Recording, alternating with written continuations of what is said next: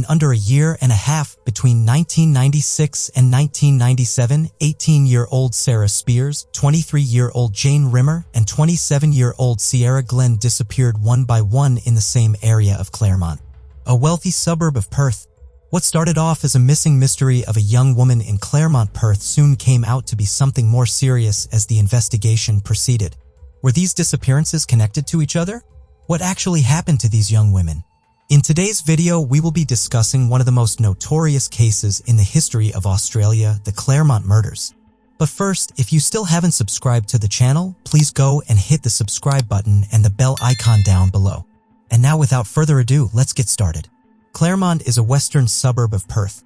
Claremont is surrounded by Airline Street to the south, Alfred Road to the north, Lock Street and Bay Road to the east, and Stirling Highway, Camden Street, and Stirling Road to the west. The majority of Claremont is primarily made up of residential areas, although there is also a significant shopping center along Stirling Highway as well as the Claremont Showground in eastern portion of Lake Claremont. The Claremont Showground and Claremont Oval, the Lake Claremont Football Club's home field, are also located here. There is also an important commercial district along Stirling Highway, primarily in the St. Quentin Avenue area. Along with various bars, the area is home to the Claremont Hotel on the Terrace and Hotel Bayview. Hotel Bayview is the place where one of the most spine-chilling cases of Australia took place from 1996 to 1997. Sarah Spears was born on September 12, 1977. She grew up in a rural area of Western Australia where her father, Don Spears, was a shearing contractor headquartered in Darkin in the state's wheat belt. As their children reached high school age, the Spears, like so many other rural families, sent their kids to boarding school in Perth, where Sarah eventually enrolled in Ionia Presentation College, located in Mosman Park. She joined the secretarial school after completing her graduation before landing a position as a receptionist at BSD, an engineering firm in Sab-ICO.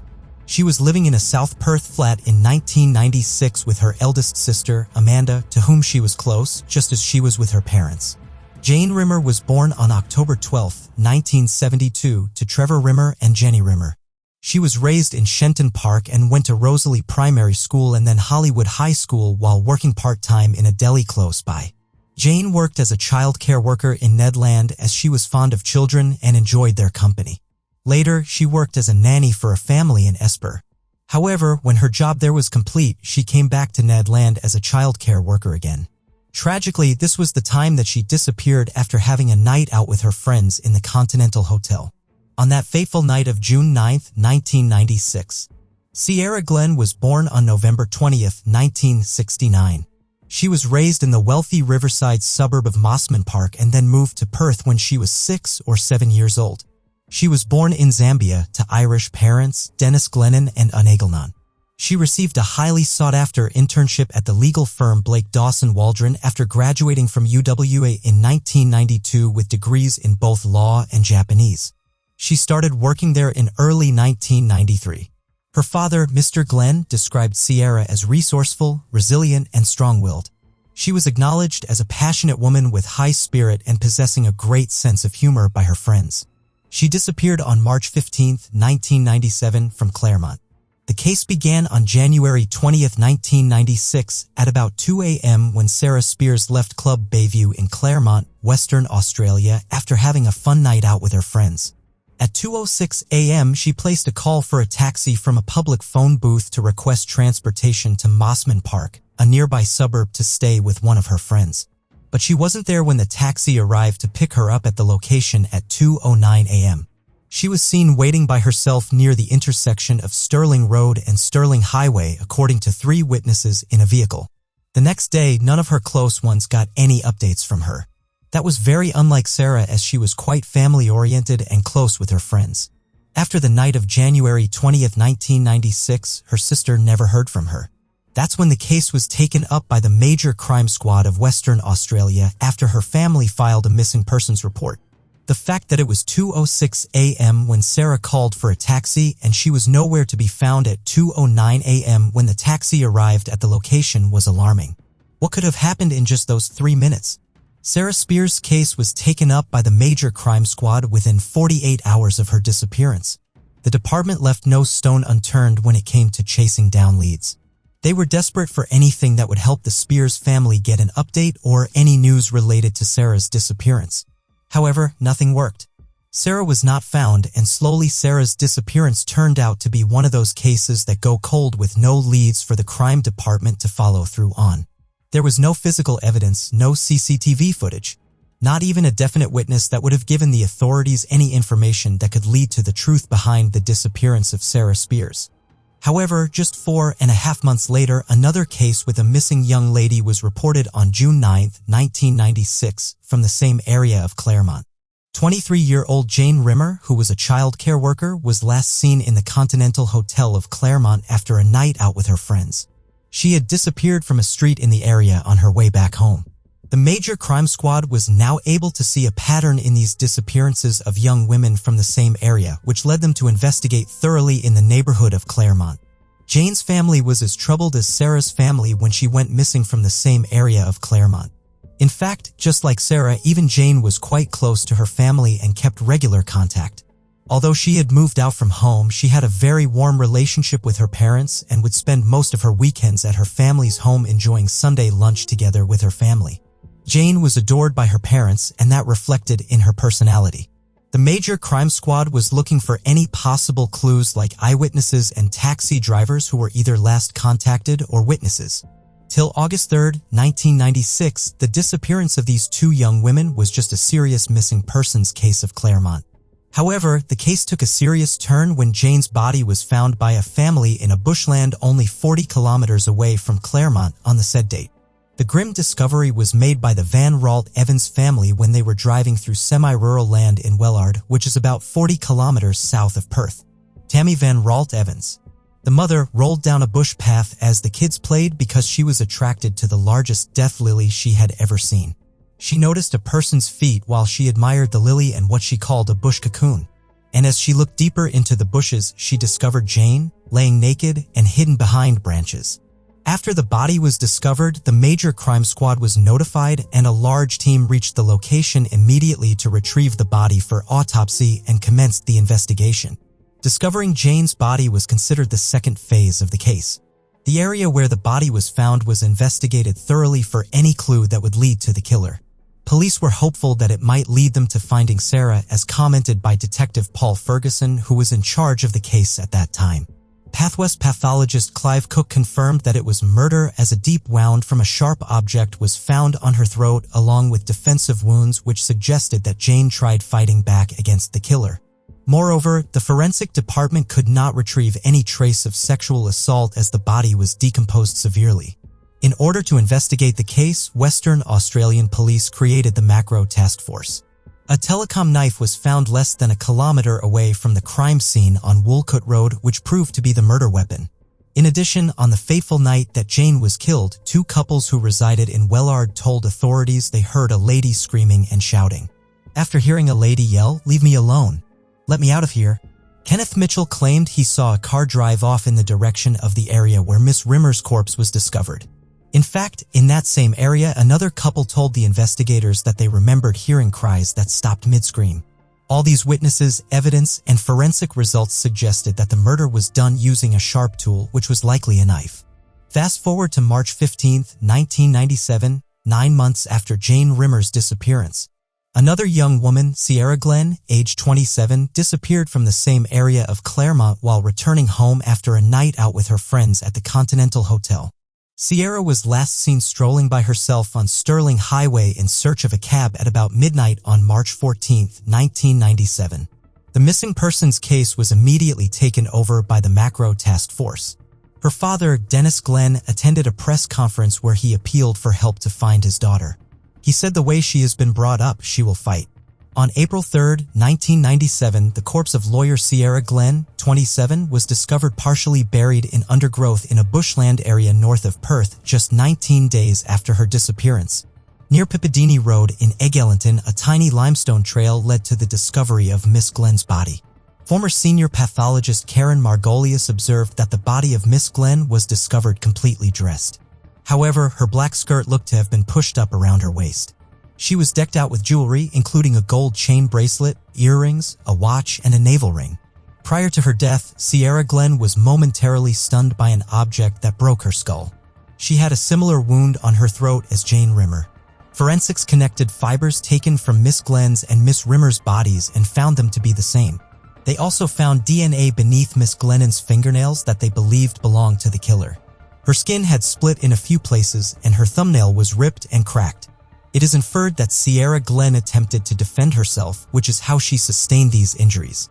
Photos of the area were then given to the larger court, revealing a number of damaged trees where branches appeared to have been severed in order to bury Miss Glenn's body. The investigation continued, and it was clear after Sierra's disappearance that it was indeed the work of the same culprit.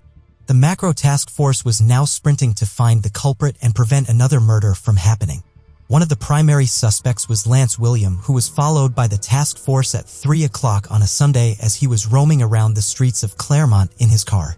He was driving through the streets without any purpose, and certain strange behaviors like driving about after midnight and doing up to 30 rounds in the Claremont region made him seem suspicious to the task force.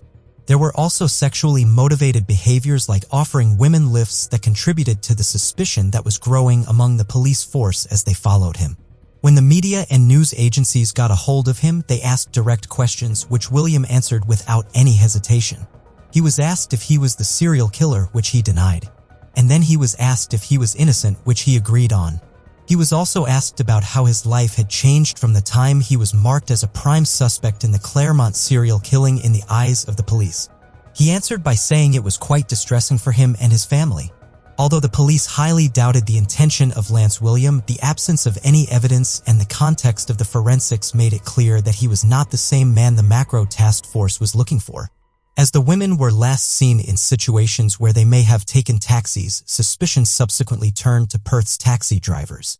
Among them was a driver who claimed to have picked up Sarah the night before she vanished. The hundreds of registered taxi drivers in Western Australia were then subjected to extensive fingerprint and DNA examinations. Considering the proof of several unauthorized operators, the eligibility standards were strengthened and 78 drivers with substantial criminal records had their licenses revoked. Also, stricter criteria were used to ensure that the equipment and logo of decommissioned taxis were removed. After months of relentless searching, there was not a single piece of evidence that could point the police in a definite direction to move in. In fact, in 2004, after 7 years of failing to find the killer, the WA police considered disbanding the macro task force but delayed this and waited for an independent review of the case. That led to some prominent raids within a short period. Police ultimately decided not to disband the task force. The report was subjected to several independent reviews over the years, including one by some of Australia's greatest investigators. The panel consisted of 2 experts from Australia, 2 forensic experts from the UK, and 1 psychological profiler. Was there a chance of getting the right lead that would help the investigators to identify the killer, or was this case going to fizzle out? After years of investigating, the Special Task Force, along with the assistance of the finest forensic experts in the country, were able to identify one piece of evidence that gave a new direction to the case. When they ran a sample from Glenn's fingernails through the Western Australia database in 2008, they discovered that it matched the samples from a victim who was assaulted and was left alive by the offender at a cemetery in 1995, the year before the killings had started. Now they had a suspect's DNA. Detectives combed through cold cases to see whether the murderer may have been involved in any previous crimes. An 18-year-old was attacked in bed at her family's hunting house in southeast Perth in an unsolved case from 1988. The intruder fled when the woman yelled for her father. Although the intruder did not assault the woman, he left behind a kimono that he had stolen from a clothing line out of fear. The authorities needed to determine whose DNA was in the samples after they realized the attacks were connected. They did this by analyzing a fingerprint that was collected from the Huntingdale Properties' doorknob in 1998. The fingerprints of Bradley Robert Edward, who had been on record after attacking a hospital employee in 1990, were discovered to match in 2008. This faceless man, who had been the mind behind the brutal killing of 3 innocent souls in Claremont, was named Bradley Robert Edward. Along with his parents, younger brother, and sister, Bradley grew up in Huntingdale. Bradley continued his father's career at Telstra by working there as a technician for the entirety of his professional career. Edwards turned into a peeping Tom when he was still residing in Huntingdale with his family. He started by stealing undergarments. Bradley, though, experienced his first run-in with the law soon before getting married. At Hollywood Hospital, where he was working on a Telstra project, he attacked Wendy Davis, 40, in 1980.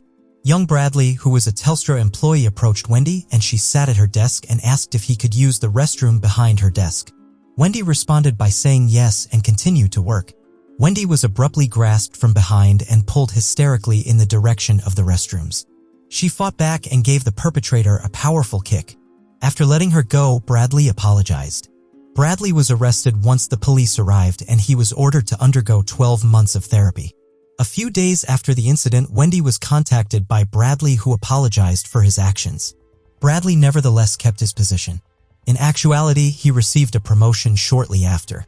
He gave the reason that his fiancée was forcing him to be married as an explanation for his actions at the time. They got married shortly after that. After marrying quite young, Bradley settled in a place that was close to his parents' residence in Huntingdale, but the union did not last long. Bradley's wife felt abandoned as a result of his obsession with his computer. She started dating when a male friend of hers moved in to help them with rent and bills. The wife left the house with her boyfriend in 1996. Soon after that happened, Sarah Spires vanished. A few months later, Bradley's now ex-wife called him to inform him that she was expecting a child with the man she had left him for. Jane River went missing shortly after that. Sierra's murder took place when he ended his relationship with a woman who he had been seeing during the first few months of 1997. Considering the matches to be significant proof, an undercover operation to collect Edwards's DNA came next. He left an empty Sprite bottle outside the movie theater when he went to the movies, and when the cops saw it, they swooped in and obtained it for examining his DNA. DNA was taken, and it was apparently found to match the DNA profile of the unknown male that was found under Sierra's fingernails. This was the proof police needed, and Bradley Robert Edwards, age 52, was arrested on December 22, 2016, and then was put on trial 3 years after the arrest. As the trial began, the prosecution requested that Edwards be tried without a jury in the form of a judge-alone trial.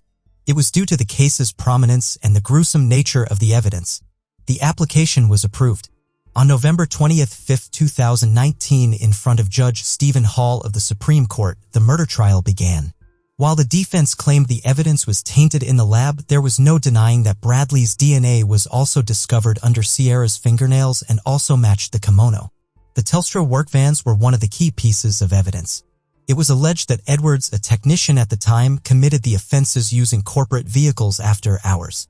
A security guard who saw the telecom van stop at the Karrakatta graveyard on many occasions for no apparent purpose, both after the 1995 incident and before Spires' 1996 disappearance, verified this. Carmel Barbagallo, the prosecutor, said that between 1995 and 1997, a guy driving a Telstra station wagon stopped to look at ladies and offer them rides. The state submitted this evidence as part of the Telstra Living Witness Project case. The fact that the blue polyester fibers found at the crime scene on the bodies of both Jane and Sierra matched with the Telstra station wagon that Bradley owned only firmed his direct connection with the murders. Edwards operated a Telstra-branded white V-Series van from April 1996 until December 1998. On the same day of his arrest, the car was located and seized. The defense argued that these fibers could have come from another source or another vehicle that was not listed in the WA crime database. But it was revealed during the hearing that the carpet fibers found in the back of Edwards' car matched those found on both Rimmer and Glennon's bodies. Bradley's defense team claimed that because Bradley's DNA had been present in the lab ever since the 1995 assault, the samples of Miss Glennon's fingernails that were taken throughout the inquiry were contaminated. Many of the scientists who worked at Perth's Path West facility where the DNA was tested were cross-examined by attorney Paul Yavich in court over their procedures.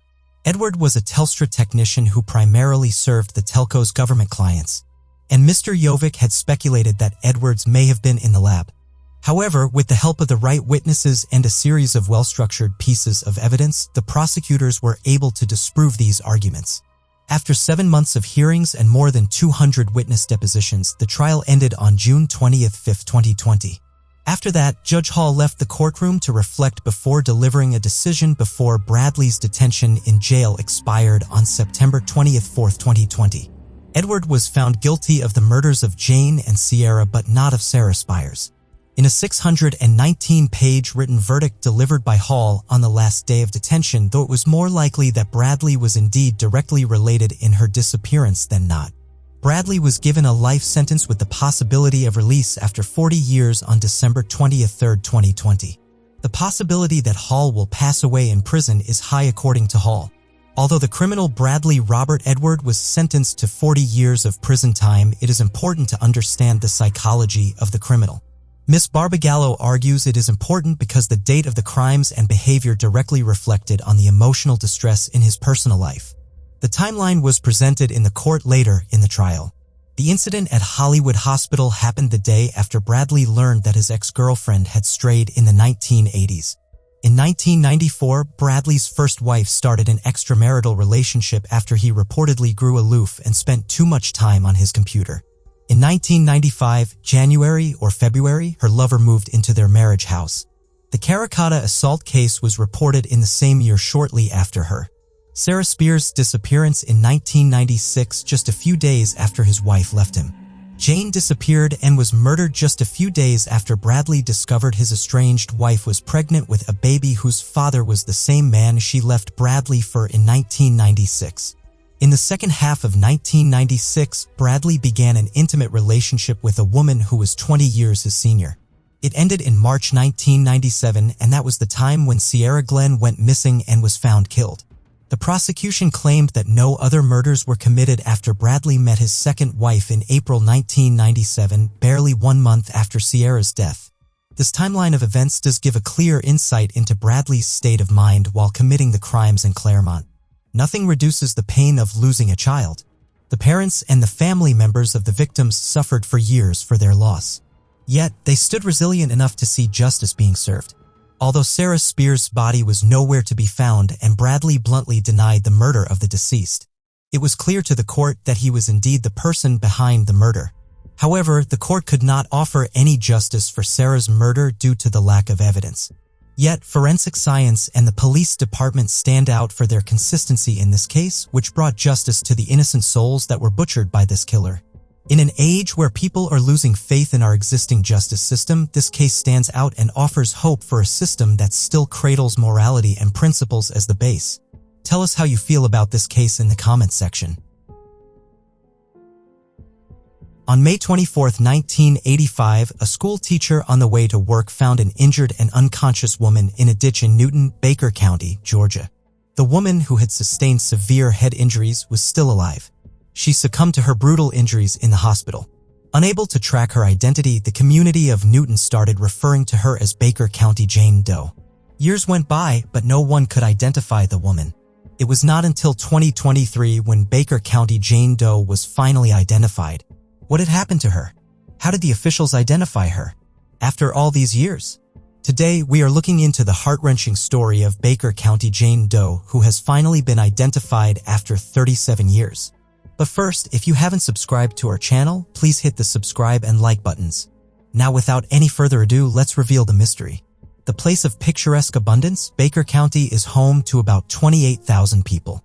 It offers a plethora of natural recreational facilities for residents and tourists alike, known for its rich cultural history. Baker County houses generational families, providing the lowest cost of living in Florida. Baker County is the first choice of families due to its proximity to major cities and higher institutions of learning, making education and employment easily accessible. Baker County boasts a full-fledged holistic lifestyle. This is where today's story begins. One fine morning of May 24, 1985, a school teacher was going to work driving along Highway 91 in Baker County, Georgia. It was a rural outpost approximately 200 miles south of Atlanta. The school teacher pulled over after noticing a body in the ditch on the west side of the road. It was a woman. She was unconscious and looked badly injured. On closer inspection, she seemed to be barely breathing. Nonetheless, she was alive. After reaching out to emergency services, she was rushed to the Phoebe Putney Hospital in Albany, Georgia with the help of an ambulance. She had no ID with her. Therefore, the investigators listed her as a Jane Doe. They had hoped it would be a temporary name for her as they believed she would regain consciousness and inform them about herself and how she ended up in a ditch. Little did they know that she would carry that name for another 37 years after she remained in a coma and succumbed to her injuries on June 1, 1985. The woman did not seem to be sexually assaulted or physically beaten up. She had multiple abrasions on her face, arms, and back, along with severe head trauma that turned out to be the cause of her death, but the manner of her death remains a mystery to this day.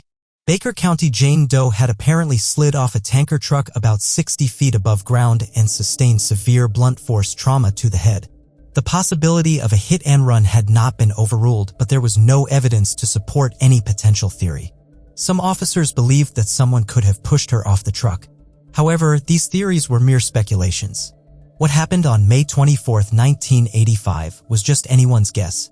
The injured woman found in the ditch wore a gray t-shirt paired with Britannia blue jeans. It had a laundry tag that read Allison Miles. So initially, she was referred to as Allison Miles, but as the case proceeded and no leads were found, she became a Jane Doe. When she was discovered in the ditch, she had white socks and sneakers on. The woman was also wearing a white, blue, and red bandana. There was a pillow by her side that resembled the pillows of hotels. It raised some suspicions of foul play, but there was neither any confirmation nor possible lead. The police were not sure about relating the pillow to her. Though it was found in the same ditch, it had been 20 yards away from her. The search for the identity of Jane Doe began with the Baker County Sheriff's Office. The day she was admitted to the hospital, the police department set out to seek her identity. With the help of GBI, the Georgia Bureau of Investigation, her picture from the hospital was released to the public. She was estimated to be a Caucasian woman in her late 20s to 30s with a fair complexion, blue eyes, and brown to dark blonde hair. She had a slim build and weighed approximately 110 to 120 pounds. She measured to be 5 feet 6 inches tall, and her abdomen and buttocks had stretch marks indicating that she could have been a mother or had a family. Some tan lines were also noticed. The investigators received several calls during the initial days. Some claimed she appeared familiar, while others just wanted to relate and inquire about their missing loved ones. A man called the police, claiming that the description sounded like that of his ex-wife. But none of the theories led the police anywhere. During the ongoing investigation, Jane Doe died on June 1, 1985. The medical examiner's office revealed that the cause of death was subdural hematoma secondary to blunt force trauma to the head. There were no signs of attack or sexual assault. She was buried as Jane Doe in Newton City Cemetery. The headstone of her grave read Jane Doe, June 1, 1985, and was taken care of by the community in the hopes that her real family would find her soon. From 1985 over the years, police did everything to find the real name of Jane Doe. They initially checked her fingerprints, but no match was found. So they released her picture to the public, but it did not lead to the case going any further. Several sketches were created and distributed, but every lead fizzled out too quickly. Even after all the struggle, the police did not give up on her. In 2008, the case was assigned to Baker County Sheriff Dana Meade, who was dedicated to finding out the identity of Jane Doe. So he appealed to the GBI to reinspect her case and find out anything that was possible. Almost 4 years went by.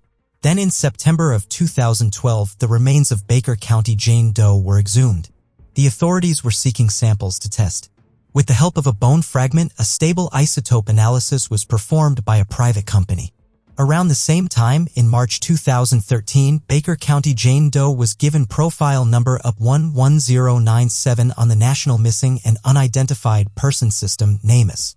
Nothing of substance followed the step. The isotope analysis looked at the oxygen and strontium isotope ratios to indicate information on the last 10-year history of her drinking water. It was an effort to lead the police to some probable areas where she might have lived.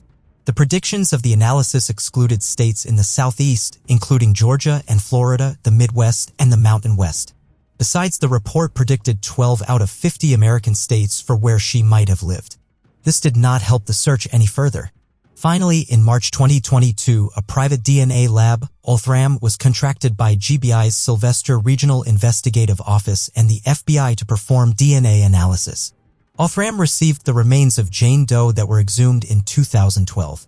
It took 10 months to create a DNA profile for Jane Doe of Baker County. After the DNA profiling was done, the results were given to the FBI to carry out genealogical comparisons. In January, the results yielded a high probability that she was Mary Anga Angie Cowan, as her DNA profile matched one of her children. When finally contacted after 37 years, the family of Mary Cowan welcomed this news with mixed emotions. Born to Davis Owens Dave Hammond and Elizabeth Marie Bess Clark Hammond on 13 December 1965 in Gary, Indiana, Mary Angus Angie Hammond Hall Cowan was the only girl among her 5 siblings: Denny, Drew, Jeff, Tim, and David. She was the second youngest child. David, her eldest brother, died in Vietnam in 1966. The family later moved to Florida. Mary Angie Cowan married Peter Irvin Hall and had 2 daughters. She then married Carl Kenneth Cowan and had 2 sons with him. She was separated from Carl Kenneth at the time of her disappearance. Her children held a warm memory of their mother for decades.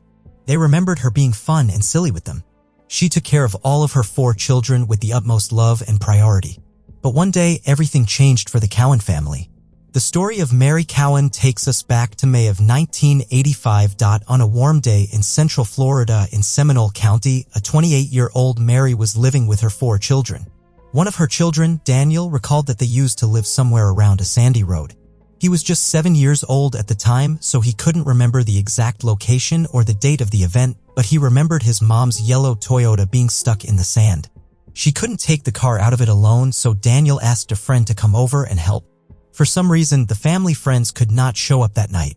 However, the family did arrive the next day and saw the car parked outside, still very much inside the sand. But Mary Cowan was nowhere around. So they looked inside the house for her, but she did not answer. There was food on the stove, so they waited for her to come back from wherever she had gone. Things in her house seemed like she had gone out for a minute and would be returning soon. When they didn't hear from her for quite a while, they went around the house looking for her. They searched, then waited for her to come back, then searched again. But there was no sign of her. The family that had come over to help Mary Cowan found her purse and ID on the counter. Daniel, Mary Cowan's son, said in a recent interview they tried filing a report with the local police station, but it was the 1980s and the rules were different than they are now. She was a 28-year-old adult at the time she went missing, therefore no official missing persons report was filed. Could this be why Mary Cowan went unidentified for almost 4 decades to come? The 2 stories of a missing mom of Seminole County and an injured woman of Baker County had been separate until now. After 37 years, Jane Doe has finally been identified as Mary Angus Cowan, the missing Florida mom of 4. About 4 decades of tedious probes led the investigators to Mary Anga Cowan. But the lack of leads, witnesses, and evidence resulted in rendering the manner of death as accidental. After 37 years considering her death accidental, the police are ready to move forward and close the case of Mary Cowan.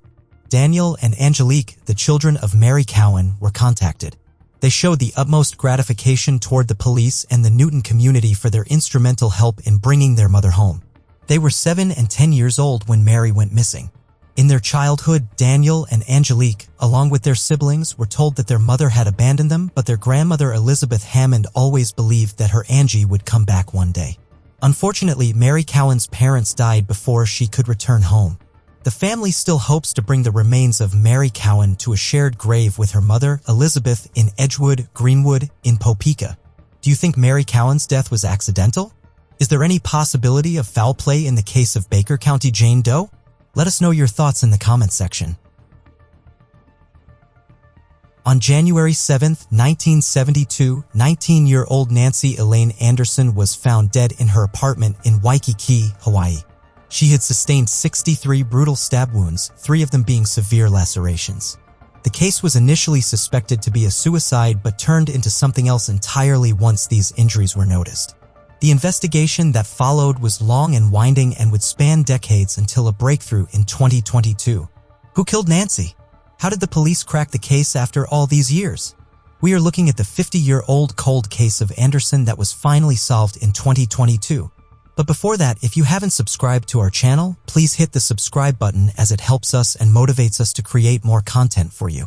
Now, without any further ado, let's dive into the story.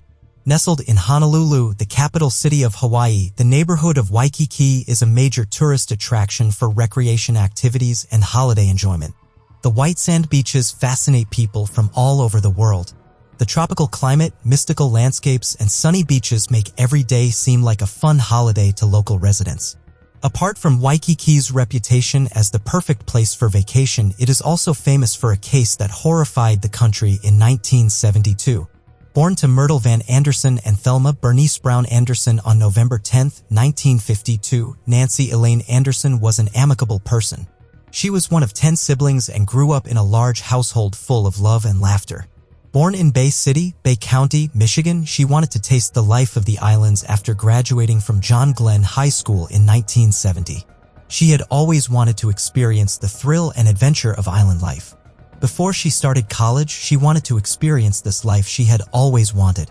She moved to Hawaii in October 1971 to live in an apartment at 2222 Aloha Drive in Waikiki and got a job at a McDonald's at the Ala Moana Center. Nancy was very friendly and too trusting with strangers, according to her roommate Jody. Her outgoing nature and amiable personality seemed to raise caution in the eyes of her friends, colleagues, and family. Everyone in her life stated that she dated several different men, which seemed to raise red flags around 19-year-old Nancy's choices. At work, however, her manager Pedro Repolio remembered her as a dependable and friendly employee. A coworker, Julie Torres, believed that she was not promiscuous but was too friendly. No one would imagine that her friendly conduct could lead her to a ruthless death. She went back to her hometown in Michigan for Christmas and New Year's that year to visit her family. She returned to Waikiki a few days into the new year, unaware of what awaited her.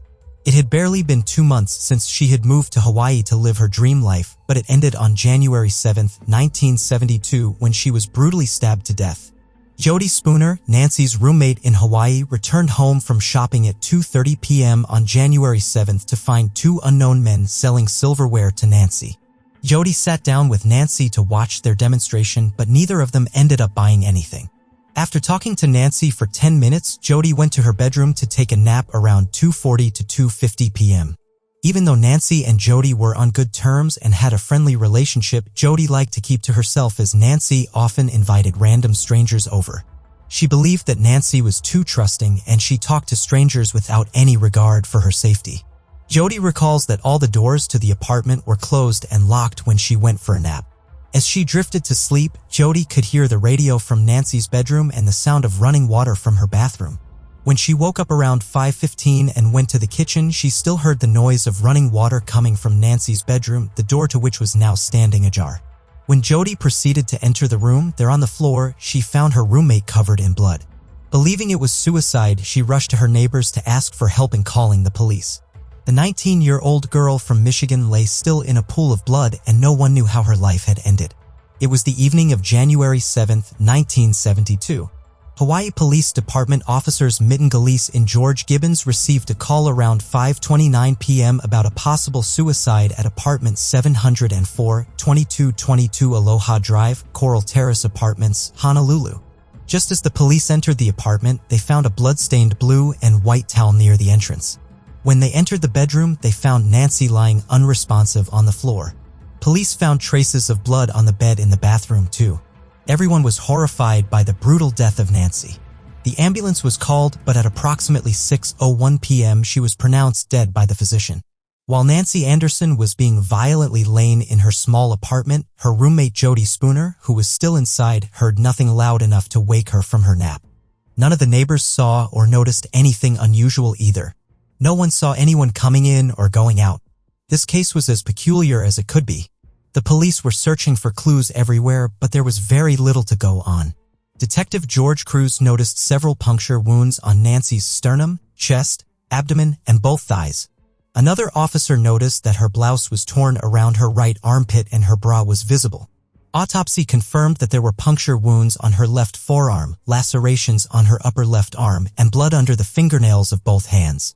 The autopsy report stated that Nancy was stabbed using a paring or penknife 60 times and she sustained 63 wounds, 3 of them being exit wounds. Nancy's death was caused by hemorrhage due to a stab wound to the heart. The instrument used was predicted to be about 10 millimeters wide and 60 millimeters long. The description of the murder instrument did not match any of the knives in Nancy's apartment. In the autopsy report, there was no trace of drugs or alcohol in her body. However, the presence of spermatozoa was confirmed, but this could just be an indicator of an active sexual life. The police relied on the recovered evidence at the crime scene to find clues. They found a bedspread, 3 towels, and 2 slippers at the scene that had blood on them. They believed that the stabbing got so violent at one point that the attacker's hand slid off the blade and received a substantial cut. The attacker then used the towel to wipe off excess blood. Police also believed that the wound on Nancy's thumb was likely inflicted in self-defense. Not only was the killer out of reach, but the murderer's motive was just as vague. Nothing was missing from the house, which meant it was not a robbery. Nancy's sweet and friendly nature also meant that she hardly harbored any enemies. It was already getting difficult for the police to find new leads in this case. However, they did have a few suspects to take a closer look at. The last people to leave Nancy's apartment 74 were the two salesmen, Parker Graham and Jeffrey Allward. They were called in for an interrogation. They had a detailed account of how they set up a meeting with Nancy. The presentation started around 1:30 or 1:45 p.m. and when Nancy and her roommate were not interested in the products, they gave them a pie cutter and left the building without going anywhere else. Both Parker and Jeffrey voluntarily provided their fingerprints, which did not match any of those obtained at the crime scene. Their polygraph test validated their initial statements. When this did not lead anywhere, police followed up on statements given by Jody's boyfriend, Kim Weaver. He said that Nancy would often invite strangers to the apartment and hang out with weird-looking men. He did not know the names of the guys with whom Nancy was often around, but he had given them nicknames like Frenchman, Reno, Nevada, Cowboy, and Dude from Detroit. The investigators checked out these people and their alibis. Reno, Nevada was William Manor, who dated Nancy but had never engaged in anything more intimate than kissing. He said that he did not visit her in the apartment and knew nothing about who could have been responsible for the murder. Stephanie Fraser, who lived at 2223 Alawai Boulevard, which was the neighboring building to Aloha Drive, witnessed a commotion the day the murder took place. She saw a car in the upper-level parking lot and a Caucasian couple could be overheard arguing in the car. After 15 minutes, they left the vehicle, but Stephanie could not see whether they moved into the street or they entered the building. She described the male as tan-skinned, 5 feet 9 inches to 5 feet 10 inches tall, 25 years old with dark brown curly hair. She believed the woman was in her 20s and had shoulder-length, dirty blonde hair. When shown multiple pictures of possible suspects, she identified a mutual friend of Jody and Kim, Richard Hacker, as the man she saw arguing in the car. However, she was not positive. Later, when the police questioned Nancy's co-workers, one of her colleagues, Karen Sullivan, revealed that Nancy had informed her during one of their lunch breaks that she had once dated a member of the mafia back home. But nothing of importance could be found and verified. The police found a Bank of Hawaii savings passbook in her purse. It said she opened an account hours before her death on January 7th. The interrogation with Paula Meyer, the bank teller, revealed that she returned from her lunch break around 2:15 and estimated that Nancy would have opened the account between 2:15 and 3 p.m. Neighbors, boyfriends, roommates, salesmen, property managers, colleagues, and family were questioned. But none of the suspects or leads the police had ended up going anywhere. Eventually, the case went cold. For the last 50 years, a number of tips and fruitless clues appeared and vanished, but police still could not find a solid suspect in the case of the murder of Nancy Anderson. However, the police department did not give up on the case of Nancy Anderson. New developments in science and technology motivated them to dig deeper and find new answers. During 2001 to 2003, blood samples found in 1972 were used to build 3 DNA profiles, 2 of males and the remaining of a woman. Everyone involved in the case was tested and ruled out as a suspect again. The fate of Nancy Anderson changed when Honolulu police received a tip in December 2021 that 77-year-old Tudor Chirilla Jr. may have been connected to the murder. The Honolulu Police Department tested DNA found at the crime and contracted Parabon Nanolabs, a DNA technology company located in Virginia, to help out with this case. The genetic genealogists used DNA phenotyping to generate trait predictions of the suspect as he might have looked at the age of 25. Chiriella resided in Reno, Nevada in 2021. Therefore, the Reno Police Department was alerted about the new development in the case. They tried getting his DNA covertly but failed after weeks of surveillance. Tudorilla's biological son, John Chirilla, was then contacted in March 2022 to assist in getting a DNA sample. On May 5, 2022, the forensic report confirmed that the DNA sample of John Chirilla was related to the DNA found at the crime site. It revealed that John Chirilla was the son of the person who was present in Nancy's room, thereby proving that Tudor Chirilla, John's father, was involved in the case. Tudor Chirila's DNA sample matched the initial profiles found in Nancy's bedroom. This was a major breakthrough in the case of Nancy Anderson, which had only turned colder over the years.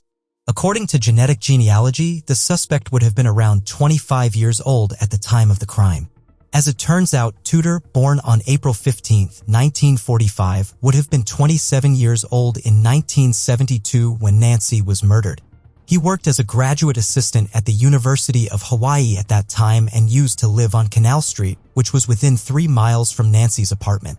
After her death, he left Hawaii and graduated from law school. Tudor then worked as Deputy Attorney General in Nevada. He is listed as a long-term attorney in the Silver State working under Attorney General Richard H. Bryan in the areas surrounding Reno, Carson City, and Lake Tahoe. He lost the election to the state's Supreme Court of Nevada in 1994. The cases that involve Tudor as a litigant are taxation or estate-related matters. Nancy Anderson's case is not the first that involves Tudor Terriella. In 1971, he reported that his car had been stolen. Later, he filed a complaint that the contents of his car were missing after he recovered it. Again, in 1995, then 50-year-old Tudor had a complaint filed against him that accused him of kidnapping, tying, and attempting to rape his then-girlfriend. However, the charges were dropped. In 1998, his name arose as an affiliation to the Mustang brothel owned by Joseph Conforte, Nevada's brothel boss. U.S. prosecutors identified him as the former president of Corp, which acted as a front for Joseph. They were allegedly involved in a conspiracy to defraud the government. In 2022, after 50 long years, justice prevailed for Nancy, and the first arrest in the case was finally made, and Tudor Chirila was charged with her murder. On September 6, 2022, detectives served a search warrant, located Tudor Chirila at his residence, and collected his DNA sample using a buccal swab. Just 2 days later, Tudor attempted to take his own life, but he survived. The results allegedly linked Tudor to the murder of Nancy Anderson. After the confirmation, a non-bailable arrest warrant was released. Tudor Chirila Jr. was finally in police custody for the fatal killing of Nancy Anderson. He was kept in Washoe County Jail in Reno, Nevada. He was later extradited to Honolulu, where he pleaded not guilty to the crime of second-degree murder of Nancy. His bail is set at $1 million. Further trials are pending in the case, but the investigation is active and ongoing. 50 years went by, but the Anderson family did not lose hope. The police department did not forget the vicious murder of the young 19-year-old Nancy Elaine Anderson. Now that a confirmed suspect has been arrested, justice for Nancy is not too far away. Developed technology and advanced genetic genealogy finally revealed the identity of the killer who had stabbed her more than 60 times. What could have been the possible motive for the killing? Do you think other people were involved in the murder of Nancy Anderson? Let us know your thoughts in the comments section. September 12, 1988 was a day that shook Lawrence, Massachusetts, to its core. The lifeless body of a girl, just 11 years old, was found brutally stabbed to death and abandoned on the train tracks near the Boston and Maine Railway Yard. Her name was Melissa Tremley, and her senseless murder left the community reeling with shock, anger, and sadness. Who could have committed such a heinous act? How did they finally catch him after 35 years? We're taking a closer look at a 35-year-old cold case finally solved in 2023 in Lawrence, Massachusetts. Buckle up and get ready to join us on a journey into the unknown. But first, if you haven't subscribed to our channel by now, please consider hitting the subscribe and like buttons. Without further ado, let's get to the story. Nestled along the winding banks of the Merrimack River, Lawrence is a vibrant and thriving city that captures the essence of small-town charm with big city excitement. The city's pulse beats with the energy of its diverse and passionate residents whose pride and joy, their beloved community, are palpable in every corner of the town. As you walk down the bustling streets of Lawrence, you can't help but feel a sense of history and heritage seeping through every brick and stone. This is the same town that played a pivotal role in American labor history, where the Bread and Roses strike of 1912 marked a significant turning point for workers' rights and social justice.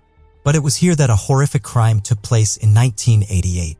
Melissa Tremley was born in 1977 to her mother Janet Tremley in Salem, Massachusetts.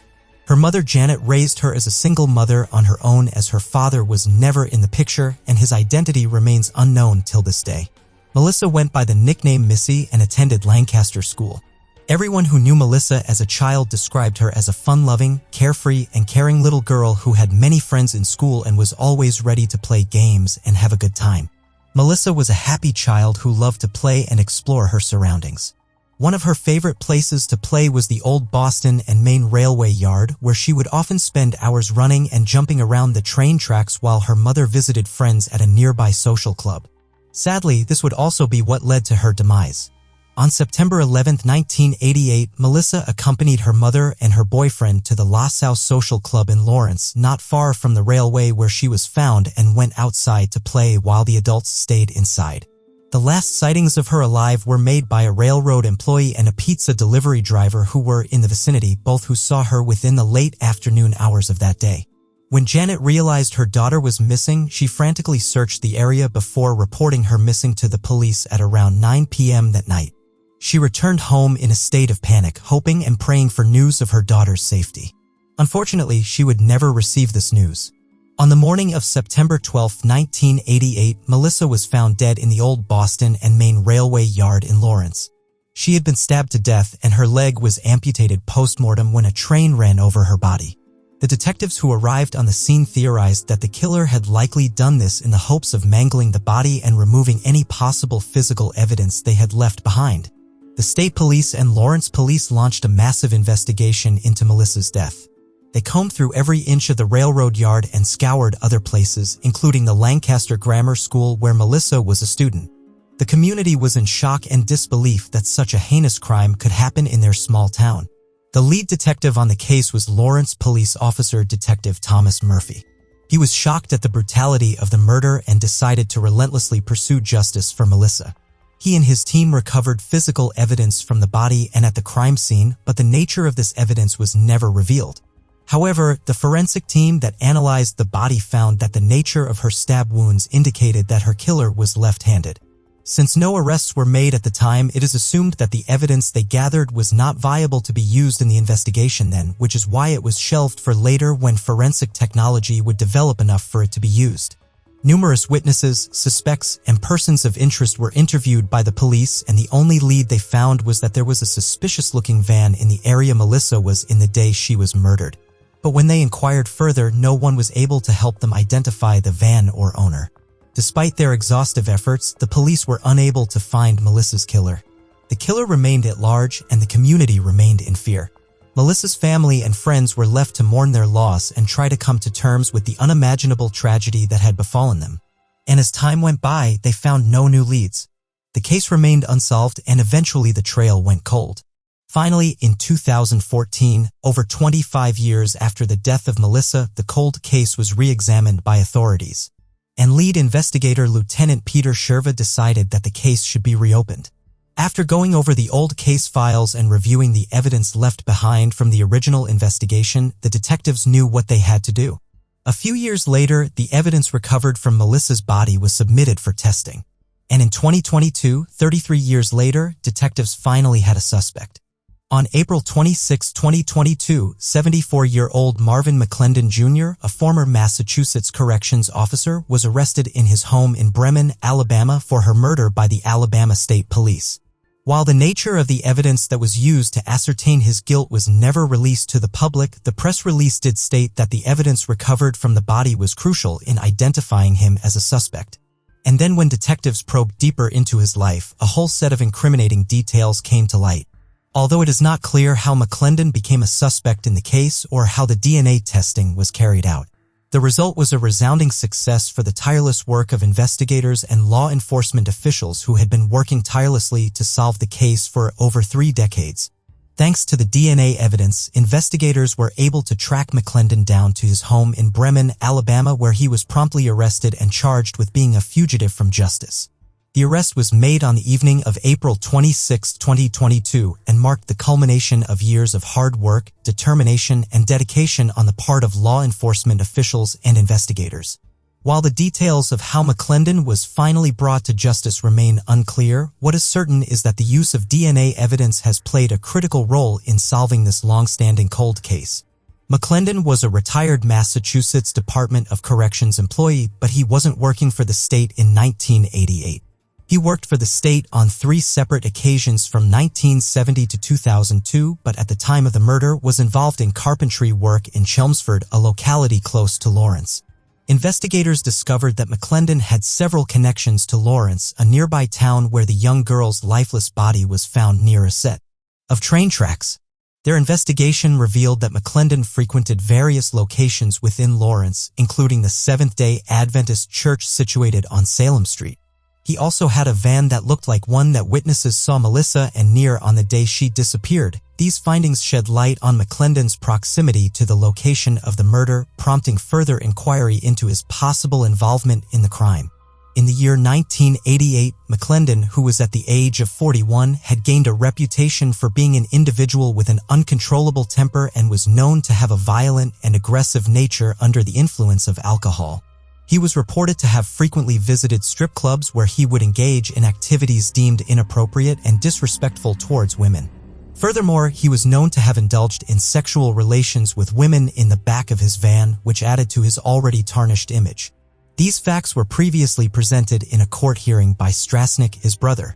Mr. McClendon was represented in his trial by a court-appointed attorney, Mr. Fazal, since his arrest. However, during a hearing, a probation employee testified that Mr. McClendon did not meet the criteria for appointed counsel during a hearing regarding the motion to dismiss by Henry Fazal, McClendon's defense attorney, McClendon's own brother. Strasnick argued against the motion. He presented evidence to counter Fazal's claim that the DNA evidence collected was not sufficient to support a first-degree murder indictment against his client. According to court documents, the lawyer representing McClendon pointed out that his client had voluntarily provided a DNA sample to investigators during his initial interview with Massachusetts State Police Lieutenant Peter Sherber, which took place in Alabama back in 2021. Despite using a walker, McClendon made his way into the courtroom in Salem Superior Court on Tuesday, where he was seated next to his attorney Fazal. In the month of April in the year 2022, during a follow-up interview conducted by the authorities, McClendon vehemently denied any involvement in the tragic demise of Melissa. He asserted that he was innocent of the accusations that had been laid upon him and even insinuated that he might have been the victim of a carefully orchestrated plot by inmates from the Department of Corrections in Massachusetts where he had worked. Such a statement was not only a blatant attempt to deflect the blame but also a preposterous attempt to mislead the authorities. Strasnick pointed out that the DNA evidence was collected from the crime scene and matched the DNA profile of a male relative of McClendon. He argued that the probability of the DNA belonging to someone else other than McClendon was extremely low. Furthermore, he stated that the DNA evidence was only one piece of evidence in the case and that there were other factors that supported the indictment against his brother. McClendon's attempts to absolve himself of any responsibility did not stop there. He went on to shift the blame to his own flesh and blood, his brother Strasnick, in an act of treacherous betrayal that demonstrated his willingness to throw anyone under the bus to save his own skin. His attempts to paint his own kin as the mastermind behind the crime spoke volumes about his own lack of loyalty and trustworthiness. Strasnick vehemently opposed the claim that his brother was a factually innocent person. He provided examples of McClendon's erratic behavior leading up to and following the murder and argued that these actions were indicative of guilt. He also stated that McClendon had a history of violence, as aforementioned, which made him a likely suspect in the murder case. This statement by Fazal indicates that the investigation centered on McClendon instead of his family members due to specific pieces of evidence that were available at the time. These included Mr. McClendon's left-handedness, his potential ties to Lawrence, his possession of a van in 1988, his lifestyle at the time, and his interactions with law enforcement during the investigation. However, the statement sounded suspicious, and this explanation was likely an attempt to absolve Mr. McClendon of any wrongdoing and may have been a calculated and misleading move. During the court hearing, Judge Salim Tabi presided over a motion to dismiss the case against the defendant, Mr. McClendon, who had been charged with first-degree murder. The judge listened carefully to the arguments presented in the motion and took the matter under advisement, refraining from making an immediate decision. It is worth noting that the charge of first-degree murder is a very serious offense and carries the potential penalty of life in prison without the possibility of parole. As such, this case is being closely watched by all parties involved, and the outcome of the upcoming hearing will likely have a significant impact on the course of the trial. Fasold has attempted in vain to secure McClendon's release on a $50,000 bond. At Middleton Jail, he is still being held without bond. Fasold also stated that there were no eyewitnesses to the murder of Tremley and there was no evidence to suggest that McClendon knew her or had any motive to harm her. Despite this, McClendon has been held in protective custody in a cell at Middleton Jail. As part of his confinement, he is not allowed to leave his cell unless accompanied by a guard. This precautionary measure has been taken to ensure McClendon's safety and the safety of others given the high-profile nature of the case and the potential risks associated with his involvement in it. By keeping him in protective custody, authorities can closely monitor his movements and interactions to prevent any potential harm or disturbance within the jail or outside. According to Sherry Kerrigan, a friend of Melissa who was present at McClendon's arraignment, she was only 10 years old when the crime occurred. And when she saw the defendant, she imagined a different person than what she saw in court. She described McClendon as a frail, old man. A day after she was reported missing, the family had never expected that it would take 33.5 years to see someone arrested and brought before a judge for Melissa's murder. Despite this delay, the family is confident that the district attorney's office will be just as dedicated to prosecuting the case as the detectives were in their years-long search for the suspect, Marvin McClendon. According to a statement, Root stated that there had been a lot of emotions since the end of April when they were informed of the arrest, ranging from excitement to sadness to frustration and all over the place. They were thrilled to see the suspect in jail, but also very saddened that some of their family members, such as their aunt, grandfather, and others, were not alive to witness him facing justice.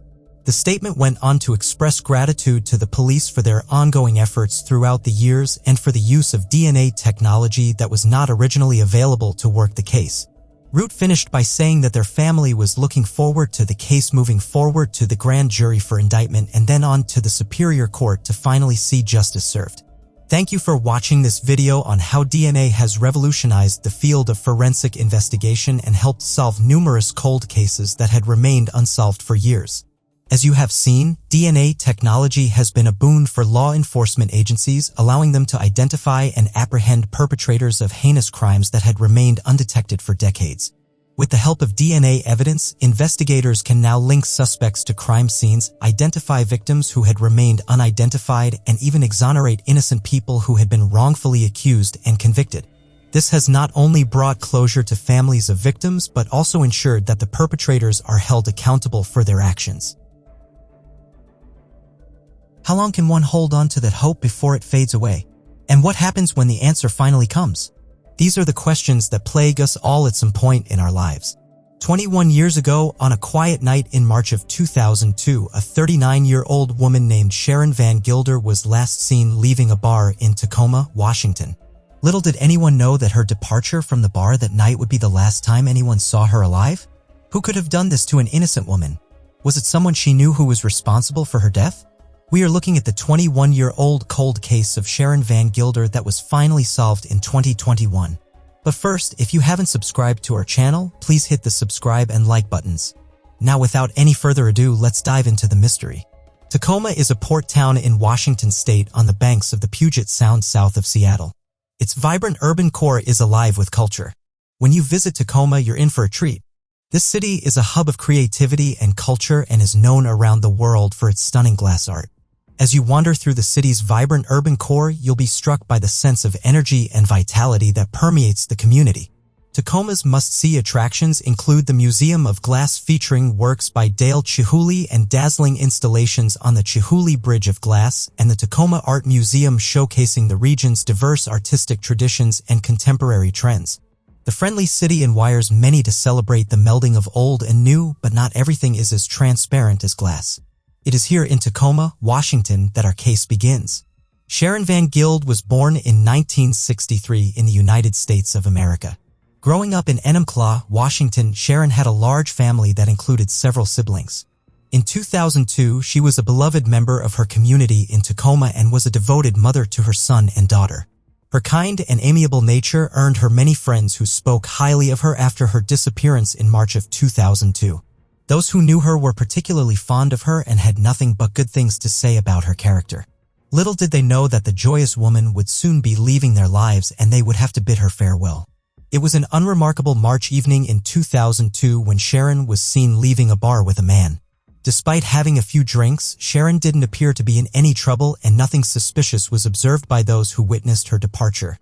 Unfortunately, it would turn out to be the last time anyone would see Sharon alive and cheerful. Barely 2 hours had passed since Sharon was last seen leaving the bar in Tacoma when an unclothed body was discovered on the side of the road near 15600 6th Street East and 704th Avenue East. The shocking discovery stunned the community, and speculation ran rampant about the identity of the deceased and the circumstances leading up to their tragic demise. The swift and brutal turn of events raised more questions than answers, leaving investigators scrambling to piece together what happened in those 2 fateful hours. The mystery of the identity of the body found on the side of the road in Tacoma, Washington was finally solved when the Pierce County Medical Examiner's Office confirmed that it was Sharon's body. The confirmation was made by matching her fingerprints, bringing a sense of resolution but also raising new questions about what could have happened to the cheerful woman seen leaving a bar only a couple of hours before her death. The discovery of Sharon's identity added another layer of complexity to the investigation, leaving the community wondering who could have committed such a heinous act and what the motive behind it could have been. With just an unclothed body lying on the side of the road in the 15600 block of 704th Avenue East, detectives could not find much evidence at the scene, and there were no marks on the body, which led them to believe that the crime had happened at a different location. The autopsy report helped in identifying Sharon's body as well as in following up on potential suspects. Detectives were determined to solve the case of Sharon Van Gilder's murder. They spoke to witnesses who had seen Sharon leaving the bar with a Hispanic male on the night of her death. After conducting a thorough investigation, detectives discovered a hair on Sharon's body that belonged to a man, and they suspected it was the man she had left with on the night as it matched the description they had of him.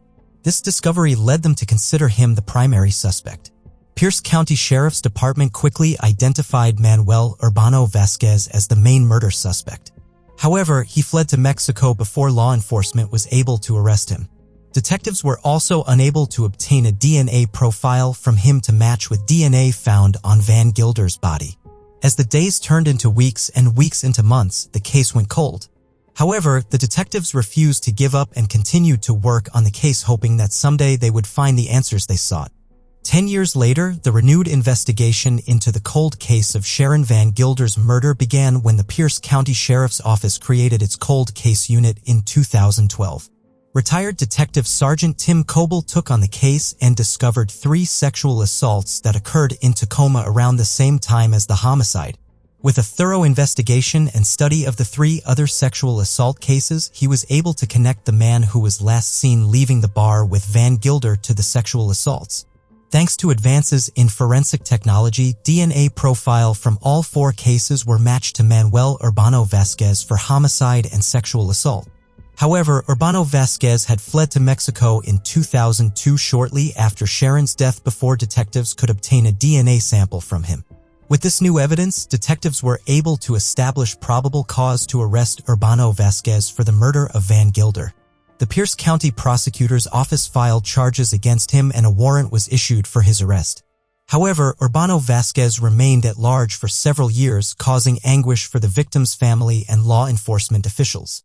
In 2019, Urbano Quiz was located in Mexico by the FBI for the murder of Sharon Van Gilder and multiple sexual assault charges committed over 2 decades ago.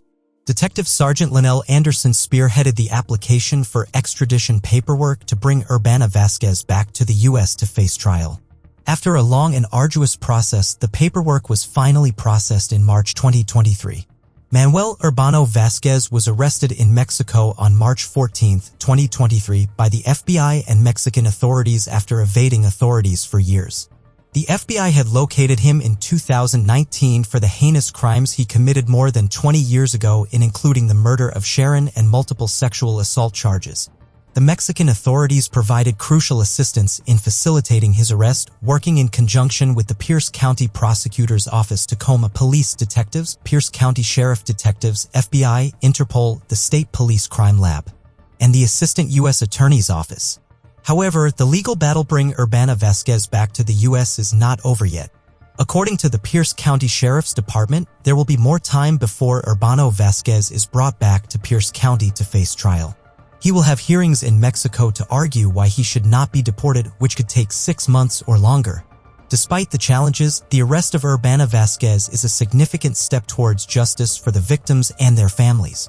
It is a testament to the unwavering dedication of law enforcement officials in pursuing fugitives who evade justice no matter how long it takes. The process of bringing Urbana Vazquez to trial may be complex, but it is a necessary step towards ensuring accountability for his heinous crime. This arrest marks the culmination of a long and difficult search for justice for the victims and their families.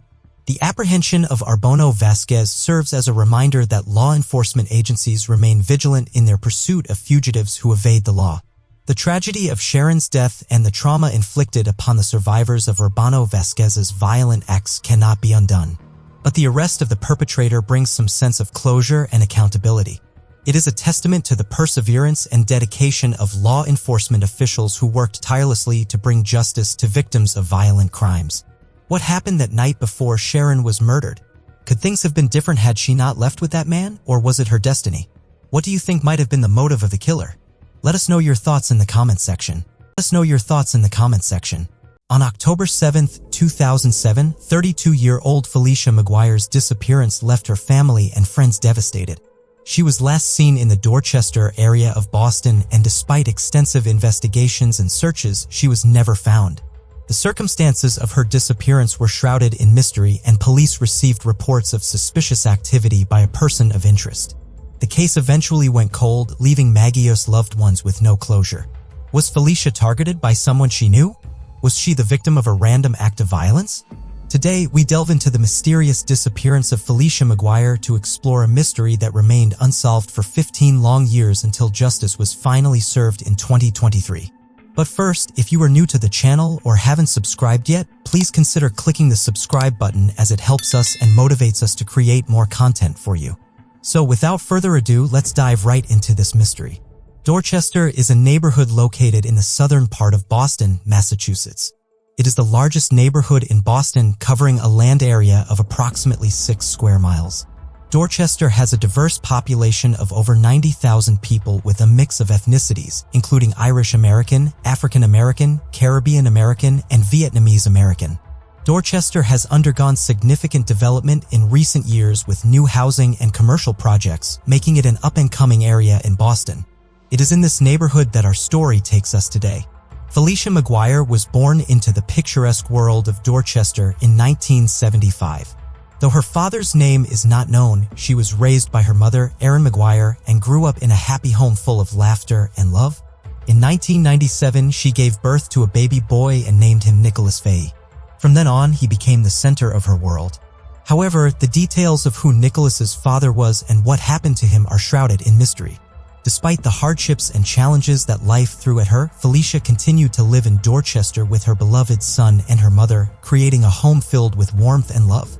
She was also in a live-in relationship with a man named David Pena. Despite facing the challenges of being a single parent, she remained devoted to her child's well-being. With unwavering determination, she worked tirelessly to ensure that her child had the best life possible. Her love and dedication knew no bounds, and she went above and beyond to provide for her child, giving him all the care and support he needed. She was a shining example of a selfless and loving mother who put her child's needs above her own and never let the difficulties of life dampen her spirit. It was a cool autumn day on October 7, 2007, when Felicia McGuire vanished into thin air. The 32-year-old mother was last seen in the neighborhood she called home, which was Dorchester in Boston, Massachusetts. She had been spotted on Rickston Street going about her business, but no one knows what happened to her after that. Her mother Sharon's heart ached with the absence of her daughter, and the uncertainty of what happened to Felicia made it even worse. She went through every phone book and every possible contact that she could think of, but it was all in vain. She felt as though she was drowning in a sea of loneliness, and there was no rescue in sight. As days went by, her friends and family grew more and more worried when Felicia failed to contact them. With numerous questions evolving in Felicia's mother's head, and after all her efforts, she eventually reported Felicia missing after 10 days on October 18, 2007. As soon as the report was filed, the Boston Police Department launched an investigation into her disappearance. They discovered that Felicia's behavior was unusual and she had stopped communicating with her young son and other relatives, a troubling sign that something sinister might have happened to her. Her family was deeply worried about her safety and well-being, as it was not in her nature to disappear without a trace. Where had she gone? What had happened to her? These were questions that remained unanswered, leaving her son and family to grapple with the uncertainty of her fate. As the investigation into Felicia McGuire's disappearance began, law enforcement officials worked tirelessly to uncover any evidence that might help them solve the case. Detectives interviewed family members, friends, and neighbors, hoping to piece together a timeline of Felicia's last known movements. They also conducted extensive searches of the surrounding area, including nearby woods and bodies of water, looking for any sign of the missing woman. As the days turned into weeks and the weeks into months, Felicia's family grew increasingly concerned. Where had their beloved daughter and mother disappeared to? The Boston Police Department, too, was troubled by the lack of information surrounding her disappearance. In November of 2013, they took to social media to post photos of the missing woman, hoping for any information that might lead to her safe return. In the post, they described her in detail, her height, weight, hair, and eye color, and expressed their deep concern for her safety and well-being. She was a beautiful woman with chestnut brown hair and piercing green eyes that sparkled with life.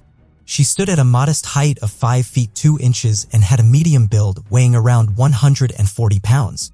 The search for Felicia had been ongoing for over 6 long years, and with each passing day, the mystery of her disappearance deepened.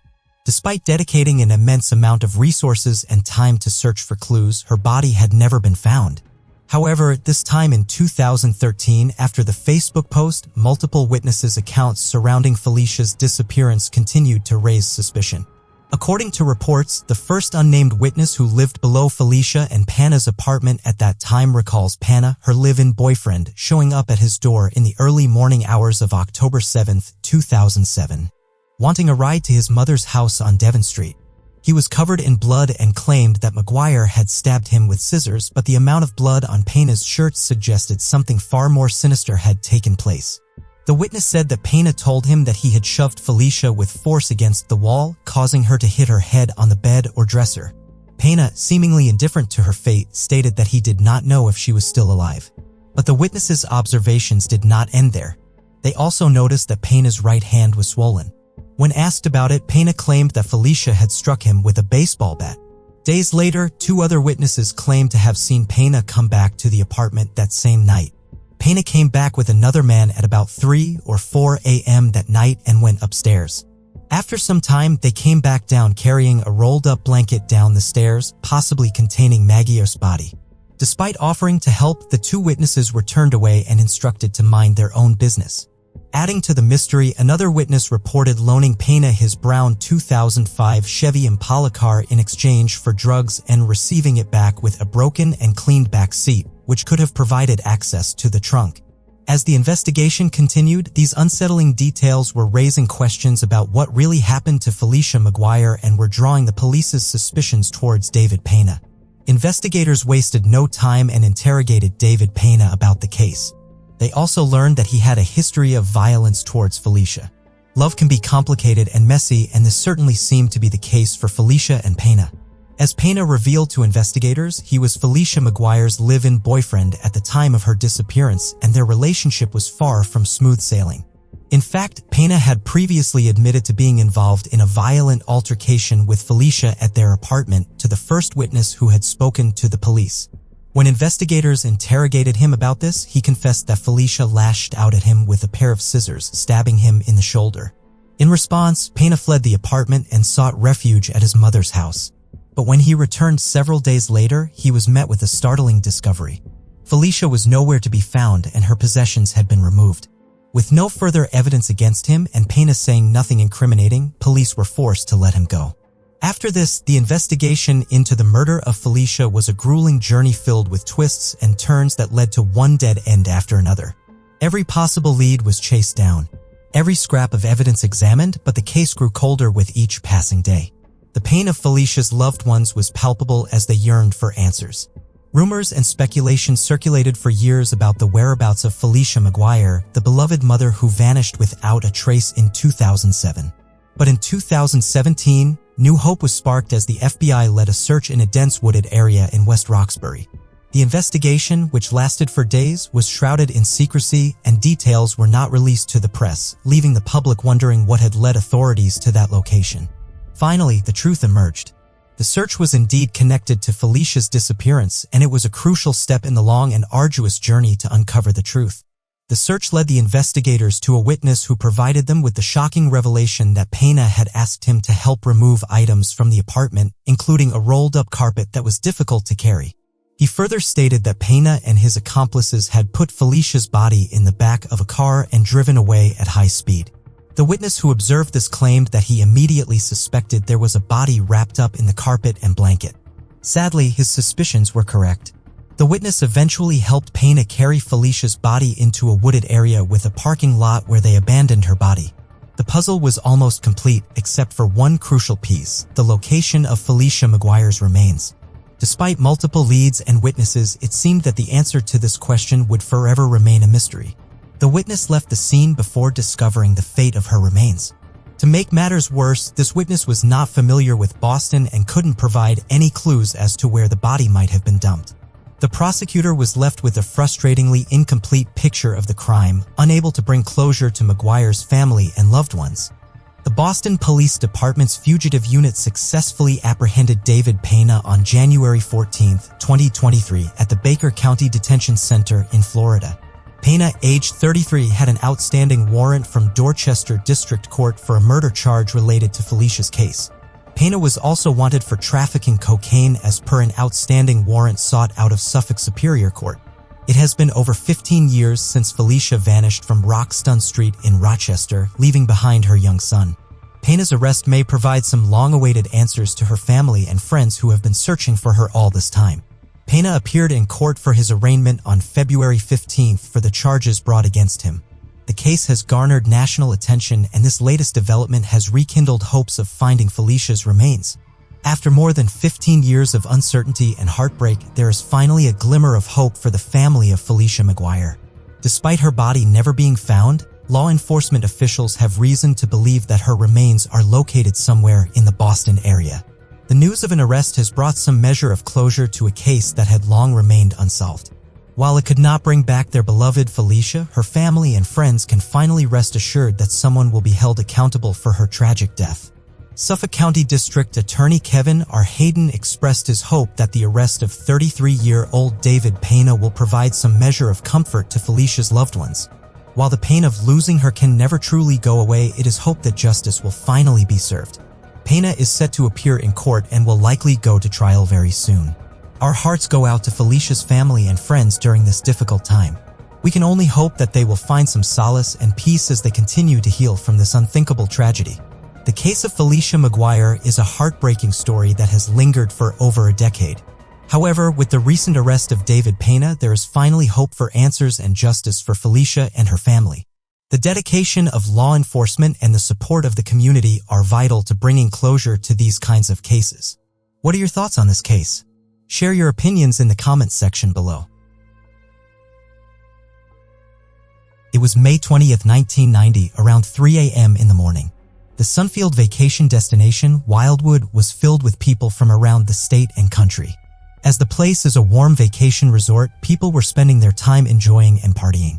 20-year-old Susan Negersmith was having a great time too, but it didn't take long before the boardwalk of Wildwood wasn't fun anymore. At least, not for Susan. Her partially clothed body, battered and left for dead, were found in the morning behind a popular restaurant called Schellinger's. What could have happened to this 20-year-old girl who was just visiting Wildwood for Memorial Day? Was it homicide or something else? But first, if you haven't subscribed to our channel, please hit the subscribe and like buttons. Now, without further ado, let's take a walk through this twisted cold case. Wildwood is a resort city in New Jersey filled with award-winning sandy beaches and world-class boardwalks. It is an ideal family destination to have a fun weekend or a vacation. It is also a place with a bustling nightlife. But the peculiar thing about Wildwood is that it has a crime rate of 1 in 16, which is more than 99% of the communities of New Jersey. And this unfortunate cold case also took place in the resort city of Wildwood. Susan Marie Negersmith was born on December 30th, 1969, in Carmel, Putnam County in New York. She was the third child of Kent Negersmith. Her father remarried on March 29 in 1986 to Colleen Barker.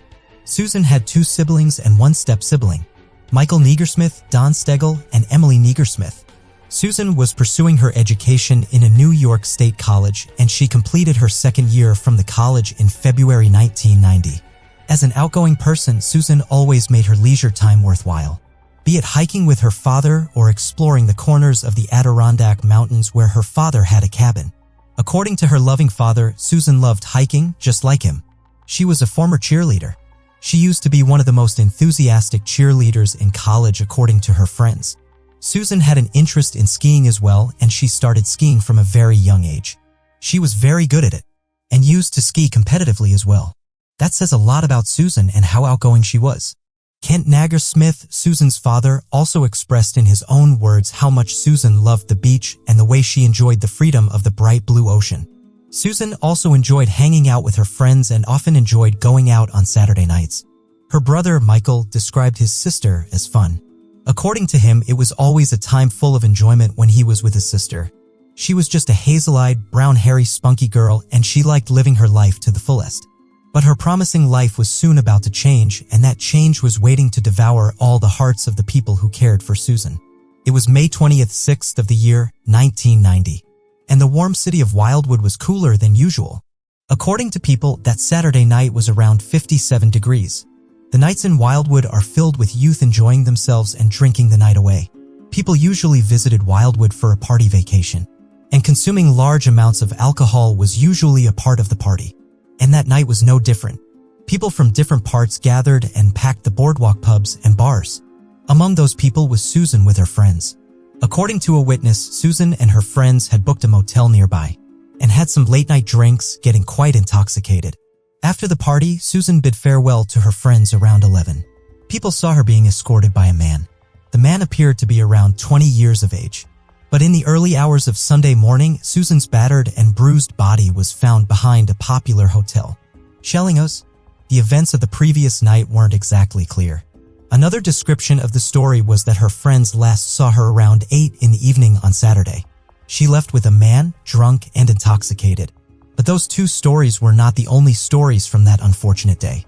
A stranger believed that he had met Susan that Saturday night, and he even wanted to escort her to the motel. But eventually, he left her in the area where she was found dead. When later he was asked if Susan could have been a victim of sexual assault, he replied that she was too intoxicated to be capable of consenting to sex. All the stories were quite different from each other, but they led to only one scenario. Her dead body, which was partially closed near a garbage dump. Her faded blue dungaree jacket was lost. Her pink t-shirt was lifted, and her black dungaree jeans were wrapped around her ankles, according to the police. If the first story was true, with whom did she leave and for what purpose? If the second story is true, then who were the so-called friends she went to party with that night? And if the third story was true, what happened after the man left her near that restaurant? There were so many questions, but all were left unanswered. There were so many stories and reports, but what was the real scenario? Susan's body was found on Sunday morning at 10:30 a.m. by 2 employees of the restaurant Schellingers. According to the reports, the police estimated that Susan passed away at 3:30 a.m. on May 27, 1990. She was found near a dumpster in an alley behind a popular restaurant called Schellingers. Schellingers was famous for its maritime theme and a wide variety of classic seafood. It was located on 3516 Atlantic Avenue in Wildwood. Her body was found in an agonizing condition. Her clothes were partially removed, and she had bruises all over her body and bloodstains on her chest. She showed clear signs of being a victim of some sort of sexual assault. Her feet were clean, which meant she did not walk there. One of her teeth was also chipped. With the superficial evidence of 27 external injuries, signs of an assault, and bruises, it was ruled to be a homicide. An autopsy said that she was assaulted before she took her very last breath. But after the medical examination of Susan's body, the cause of death was changed to accidental. After the second autopsy, a small silver glass was found in Susan's anal cavity. Dr. Mary and Clayton even found semen in the victim's body, but she never mentioned it until later. On further examination by examiners throughout the state, a suspect's DNA was found vaginally and under Susan's fingernails. Collection of many DNA samples was done, but they did not match any profiles within the system. The medical reports stated that the alcohol level in her blood was 0.285%, which was over 3 times the legal limit at the time. World-renowned forensic pathologist Dr. Michael Baden listed 26 points of trauma and declared that Susan had suffered from mechanical asphyxiation and that her death was accidental. Although asphyxiation requires nonspecific external force to decrease the level of oxygen flow in the bloodstream, the attorney's office refused to elaborate and denied that strangulation or suffocation could have led to the death. In the end, the cause of death remained accidental due to heavy intoxication. However, Susan's father, Kent Negersmith, was not about to accept this fate. He believed that his daughter was a victim of homicide, and he had no doubts about this. Kent knew in his heart that he had to do something to get justice for Susan. Kent Negersmith was a senior scientist for Bayer Corporation in 555 White Plains Road in Tarrytown, New York before he retired. He was 42 years old when he first heard about his daughter. He was at his cabin in the Adirondack Mountains in northeastern New York. He was informed by his son-in-law through a phone call. Kent drove 180 miles to Cape May County Courthouse from Westchester County to visit the hospital. He could not imagine who could have done such a thing to his daughter. He knew his poor daughter was a victim of homicide, but that was not what he wanted to hear at first. After burying Susan under a pink granite heart in Raymond Hill Cemetery, the broken-hearted father promised himself that he would not give up and would continue his fight for justice till he drew his last breath. At first, the case had been treated as a homicide, but within a month it was changed to an accidental death by the county coroner, Dr. John Napoleon. Martin Toohey, a lawyer who represented Susan's father, told him that it would be difficult to question any suspects and pursue the investigation, as the first thing the attorneys would do is point out the cause of death on the certificate. So changing the cause of death was a big priority in solving the case. Taking the words of Toby seriously, Susan's father, Kent, sent out to try to change the cause of death. Susan's father, Kent, was not going to rest easy till he found answers. He appealed to the court to re-examine the cause of death. Even though the May County coroner and medical examiner denied his request to change the cause of death on the death certificate, Kent never stopped fighting for the justice he wanted to give his daughter. Kent even took a brave step forward to ask for help from the governor. He knew his daughter very well and didn't believe that she had gone out to party with strangers. According to him, Susan enjoying herself with her friends on a Saturday night was normal, but going out with complete strangers was not possible. Kent even offered a $25,000 reward for leading to the conviction of the perpetrators of his daughter's death. Kent, after being denied by the medical examiner to change the cause of death, traveled across the state to find new results. And it was doing this that he caught a lucky break. Well, at a business convention in Texas, Kent took a bus to San Antonio to meet Dr. Vincent DeMeo, a board-certified forensic pathologist. Dr. DeMeo examined the reports thoroughly and had a totally different conclusion than that of the other examiners. According to him, all of the evidence he had seen in Susan's data pointed to a homicide and not an accidental death. He was sure of his findings that Susan was murdered. He agreed to provide his own report in order to help Kent.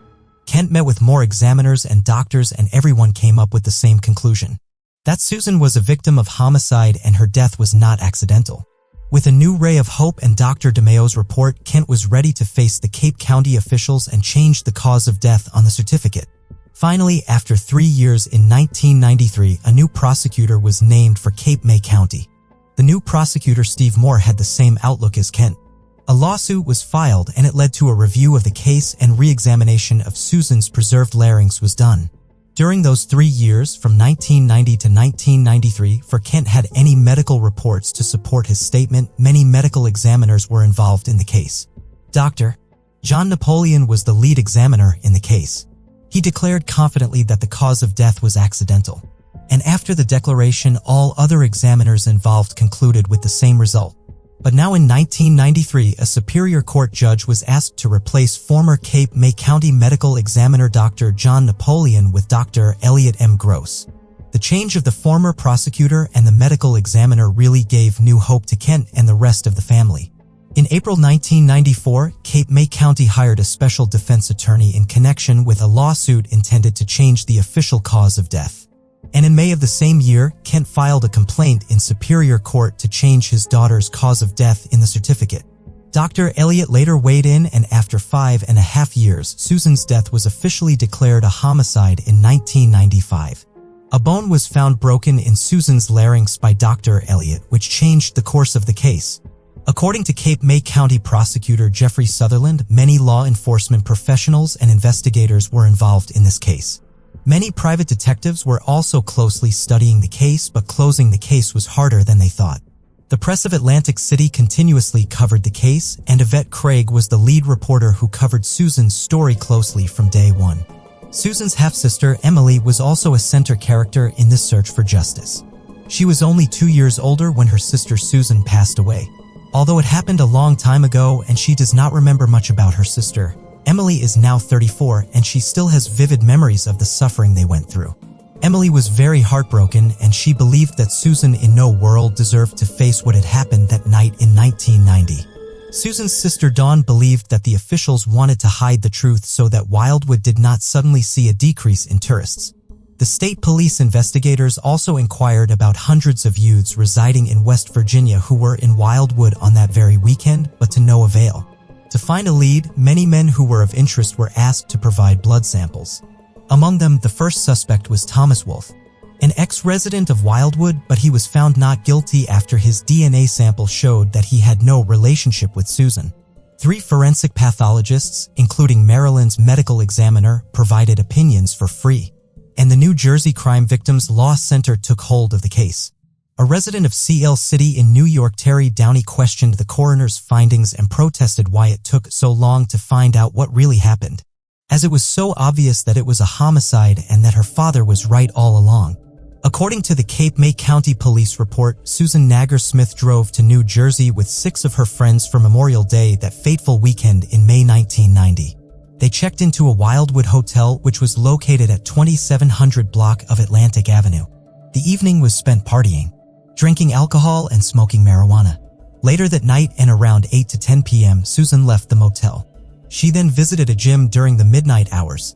The report continued saying that she left with a man she met in the gym for a party at around 2 a.m. on Sunday morning. She was then seen on the porch of a nearby house according to the police reports. The police were told by the witnesses that she was very drunk, throwing up and couldn't even speak properly.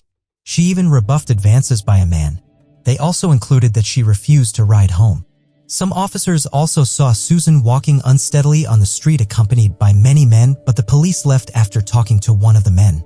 Another witness told the police that he offered to walk Susan back to the hotel, but she was too drunk to tell him the location of her hotel. So he left her leaning against the restaurant Schellinger's at about 2:30 a.m. The next morning, Susan's body was found behind that very restaurant. As the cause of death in the initial stage was declared accidental, it caused a problem for the investigators to prove otherwise. And even Susan's father struggled to get this changed for many years.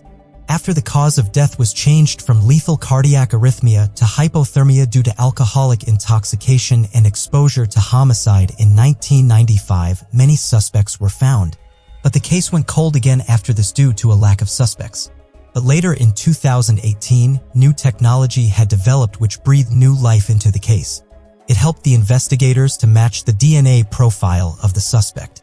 In 2018, Emily, Susan's sister, traveled to Cape May County to meet with prosecutor Jeffrey Sutherland to discuss the potential for a new avenue of investigation, something called genetic genealogy analysis. We'll never stop for the rest of my life until we can find someone. During the initial investigation, STR-DNA, or the short tandem repeat DNA, was found in the victim's body, but it failed to match any suspect's DNA. But late in 2018, with a new knowledge of DNA technology, the Major Crimes Unit of the prosecutor's office started a genetic gene trace of the DNA profile. And with much encouragement and sincerity from Emily, the Cape County prosecutor Jeffrey Sutherland, the STR-DNA test finally got a match.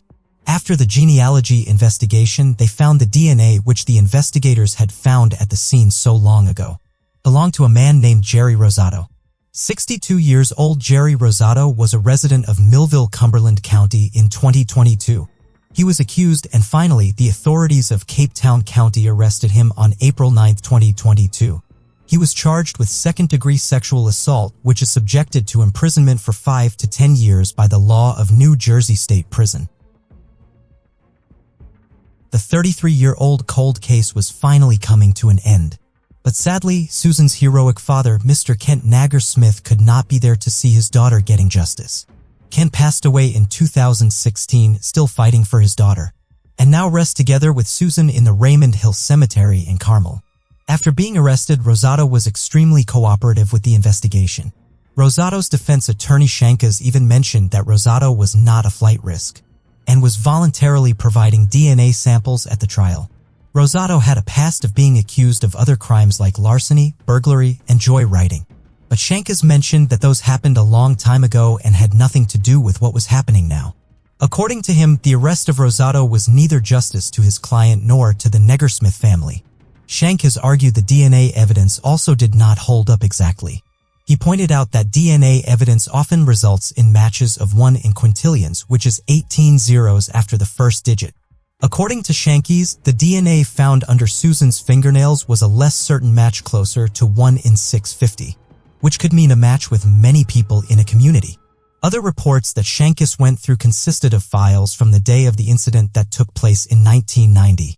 Those reports stated that Susan had indulged herself in sexual activities with at least 3 other men in the 24-hour window before her death. The witness who reported that he wanted to walk Susan to the motel but left her near Schellingos later stated that he also indulged in sexual activities with Susan that day. Emily Negersmith, Susan's sister, remained impassive in the court during the proceedings. Later, she said that she was not provoked or infuriated after hearing about Susan. What made her angry was denying the claim to the DNA match. Jerry Rosado, although arrested in 2022, was released in March 2023 after 11 months. A 3-judge panel ruled on March 2023 that the case was out of the law's jurisdiction date. It stated that the statute of limitations in 1990 required prosecution to begin within 5 years of a sexual assault, and the year 2023 was very late to fall under the same. It ordered a trial judge to order dismissal of the accusations against Rosado, with no further evidence that he was the killer. And after pleading not guilty, Rosado was released. The case remains unsolved, but now the authorities are more than confident that they will close this case once and for all. Rosado is not accused of murder, but for sexual assault. But as per the Negersmith's family's emotions, Rosado was the criminal who ended Susan's life. The investigations are ongoing, but everyone hopes that there will soon be a conclusion in this 33-year-old cold case. The 33-year-old cold case still remains unsolved. Maybe this time, Susan's half-sister Emily will take the role played by her father. This time, all the questions might finally be answered. And then Susan and her father's soul can rest in peace. What do you think actually happened that night in 1990? Was Rosado actually the killer? Share your opinions in the comments section, and then Susan and her father's soul can rest in peace. What do you think actually happened that night in 1990? Was Rosado actually the killer? Share your opinions in the comments section. In the height of summer of 1978, on July 14th in Aberdeen, Scotland, the body of 32-year-old scientist Brenda Page was found in her home. Bloodied and beaten, it was evident that Brenda's death was no accident. The Aberdeen Police Department quickly began their work in trying to find her killer. Little did anyone know that it would take 45 years for her murder to be solved. It was DNA testing, the very thing that Brenda researched in her work, that brought her killer to justice. Whose DNA did they find at the scene of the crime? What exactly happened to Brenda Page that took over 4 decades to solve? A 45-year-old cold case that was finally solved in 2023. But first, if you are new to the channel or have not yet subscribed, please consider clicking the subscribe button, as it helps us and motivates us to create more content for you. So without further ado, let's dive right into this mystery. Aberdeen, Scotland is a city rich in history. Its stunning architecture and natural landscapes make it a popular destination for tourists from all over the world. Known as the Granite City, Aberdeen offers a great variety of attractions and activities for visitors and residents alike. A vast choice of restaurants, shops, bars, and music venues make Aberdeen a city of leisure. Just outside the bustling city, Aberdeen also has mountainous ranges and beaches which are popular for skiing, snowboarding, and water sports. No matter the kind of activities you are into, Aberdeen has it all. On top of its fun atmosphere, Aberdeen is home to many top-tier schools and universities. The University of Aberdeen Medical School is the top choice for aspiring medical students looking to achieve a career in helping others. The victim of the story, Brenda Page, worked at the school in hopes of helping those in need. Brenda Page was born in Ipswich, England in 1946. She had a loving relationship with her older sister Rita, who she always looked up to. Rita, along with other friends and family, described Brenda as being very loving, caring, and extremely intelligent.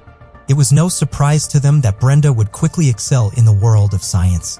Despite a 10-year age difference, Brenda greatly admired her older sister. Their bond was unbreakable, Rita often playing a motherly role in her young sister's life. Rita's motherly and protective nature over her little sibling showed the true sisterly love between them. While Rita was 10 years her senior, it was she who looked up to her little sister. Not only was Brenda incredibly intelligent, but she had a kind heart. She loved taking care of animals and owned and loved many pets throughout her life. Her kindness towards people and animals showed the true nature of her compassionate soul. Brenda also had an immense passion for learning. She never seemed satisfied with her vast knowledge and was always striving to learn more. Her love for animals and passion for science led Brenda to seek a degree in zoology at University College London. Graduating with first-class honors, Brenda happily and easily continued her education in pursuit of receiving her PhD. With flying colors, she achieved a PhD in genetics from the University of Glasgow. Brenda maintained her workaholic lifestyle and passion for learning throughout her career as a scientist. It was in 1970 when Brenda met her future husband at the University of Glasgow, Christopher Harrison.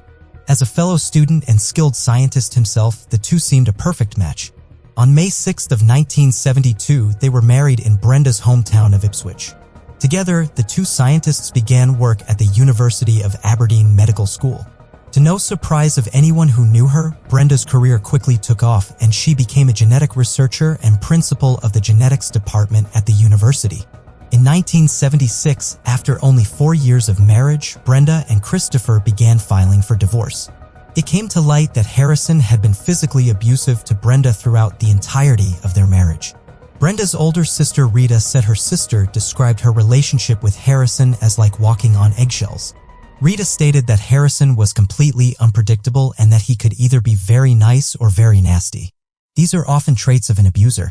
Abusers tend to reel in their victims by showing a kind personality, only to lift the mask and show their true nature. They can keep their victims hooked by inconsistently showing their nice side. After 4 short years of marriage, Brenda had had enough of the abuse and filed for divorce.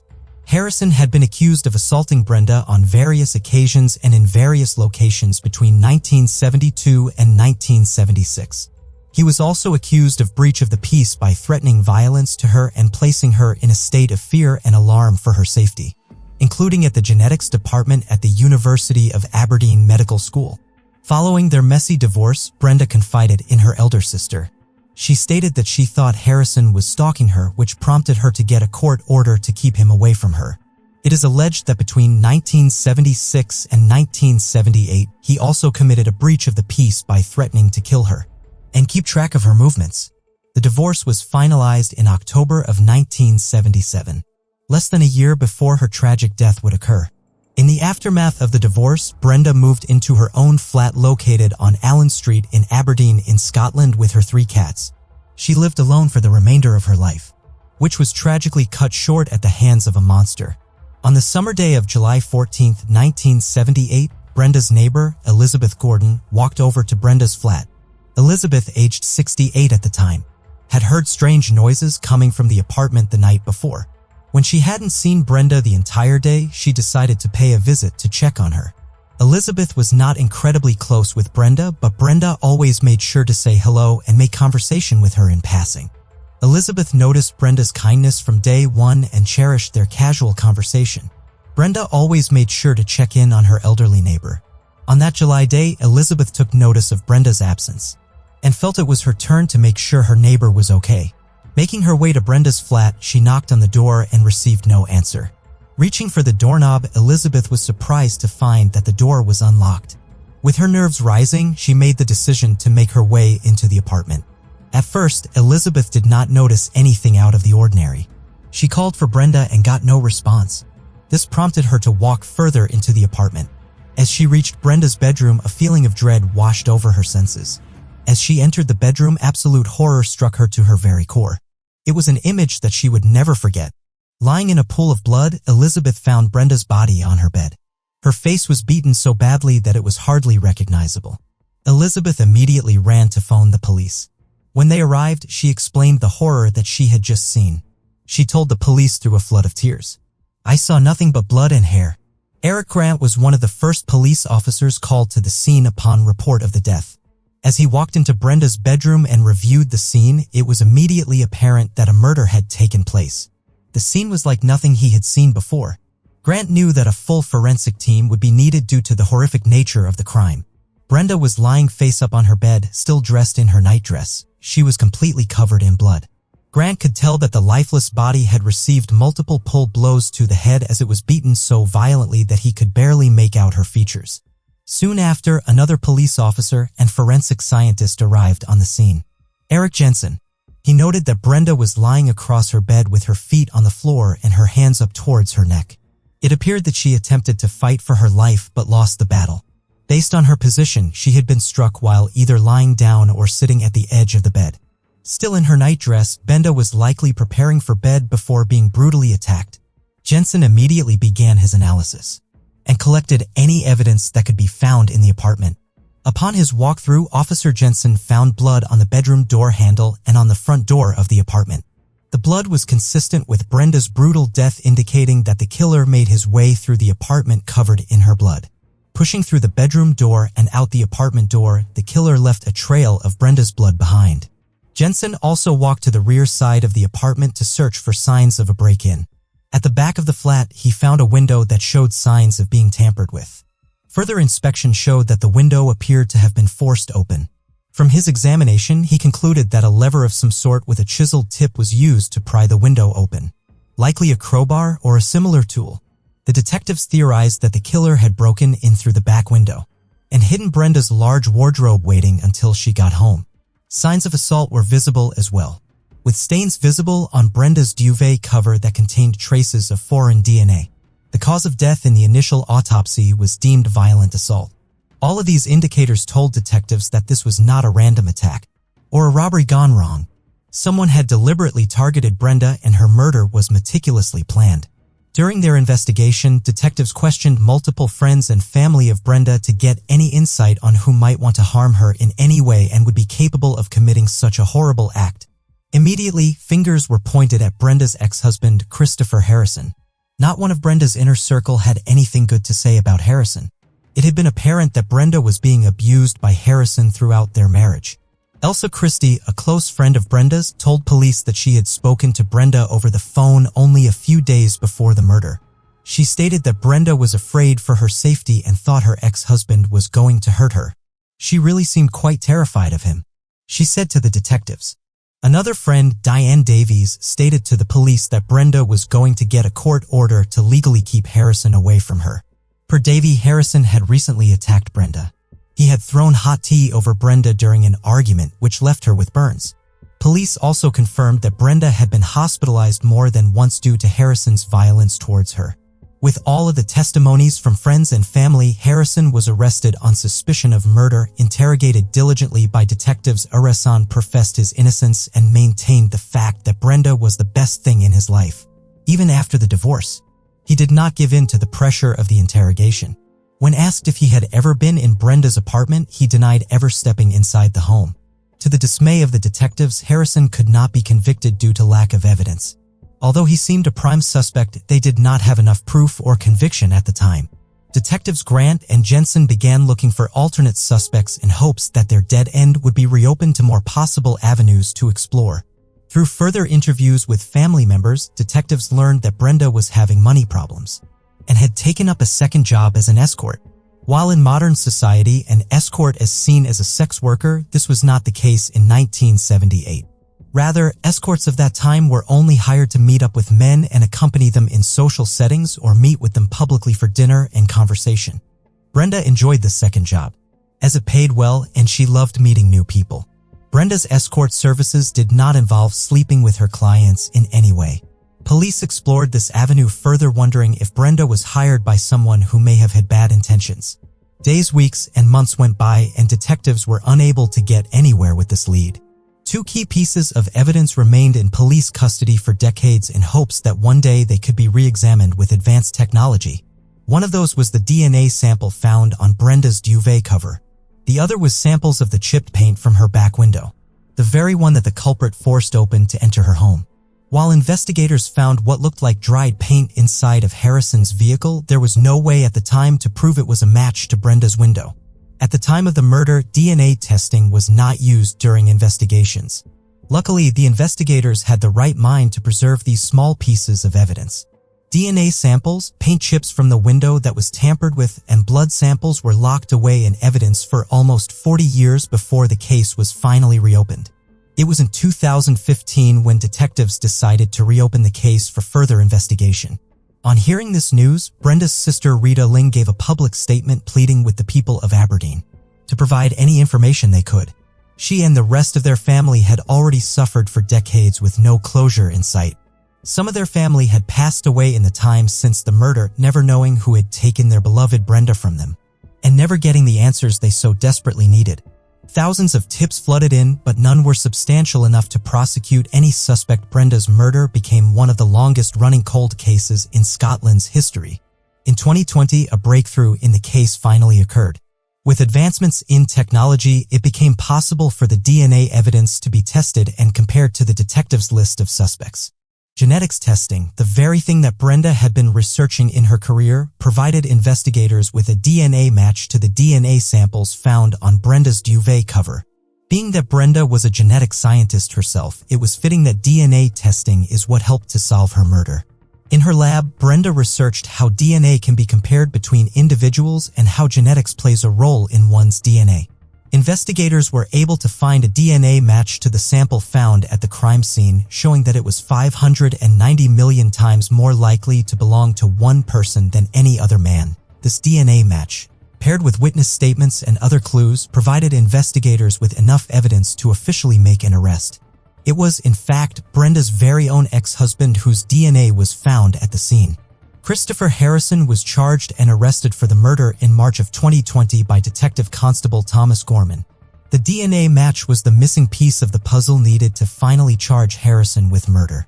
Harrison could not be charged through speculation alone based on statements by Brenda's friends and family about their relationship. In addition to the DNA evidence, a paint chip was found on the window of his vehicle during the investigation of the murder. The evidence remained locked up until it could be further tested with modern technology and compared to the crime scene. Testing showed that it was a match to the paint on Brenda's window that had been pried open with a crowbar. Harrison was further accused of attempting to defeat the ends of justice by disposing of a watch, a bag, and contents, including a pair of shoes, with the intent to destroy forensic evidence and to avoid detection and prosecution. Prosecutors Alex Prentice, a leading advocate deputy, and Crown Counsel presented compelling evidence to disprove Harrison's false alibis, which he has stood by since 1978. Over the last 4 decades, Harrison has proclaimed his innocence, stating that he would never harm Brenda, or know anyone who would want to harm her. He argued that the world lost a brilliant scientist by no hand of his own. The DNA evidence proved otherwise. It was established that the duvet stain contained traces of his DNA. With genetic testing that was not available at the time of the murder, forensic scientist Andrew Gibbs said it was 590 million times more likely that the duvet burn sample came from Harrison than any other male. It was believed Harrison had forced open a window at the rear end of the apartment and may have lain in wait for Brenda's return. After committing the late-night murder, he walked out through the front door and disposed of his blood-stained clothes, watch, and other evidence. The cause of death in the initial autopsy was violent assault. In the 1970s, autopsies were not performed as thoroughly as they are in today's society. Today, violent assault could mean an infinite number of things and would not be a valid cause of death. For this reason, a forensic pathologist named Marjorie Turner was assigned to the case after it was reopened. She was to re-examine the original autopsy notes and make an accurate and more detailed analysis in alliance with how modern autopsy reports are written. Turner was able to describe the death in graphic detail based on the original autopsy notes and pictures alone. Defensive injuries were found all over Brenda's hands, showing that she had put up a fight as much as she could. Brenda had extensive bruising on her hands as well as a dislocated finger. These are telltale signs that she fought for her life, as they were classic defensive wounds. The cause of death was deemed blunt force trauma by Turner. Brenda had been struck more than 20 times. This was indicative of severe aggression. Turner confirmed that a weapon had most definitely been used for the assault and possibly more than one. Turner confirmed that Brenda suffered an immensely violent death. With Harrison's track record for violence, Brenda had feared he would one day be the cause of her death. In February of 2023, nearly 3 years after his arrest, Harrison's trial finally began.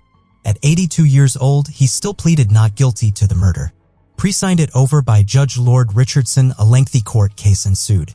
The jury was not shown photographs of the injuries, but rather were presented with a 3D computer-generated model. After reviewing the evidence and hearing witness testimonies during the lengthy trial, the jury at Aberdeen's High Court made their decision in March of 2023.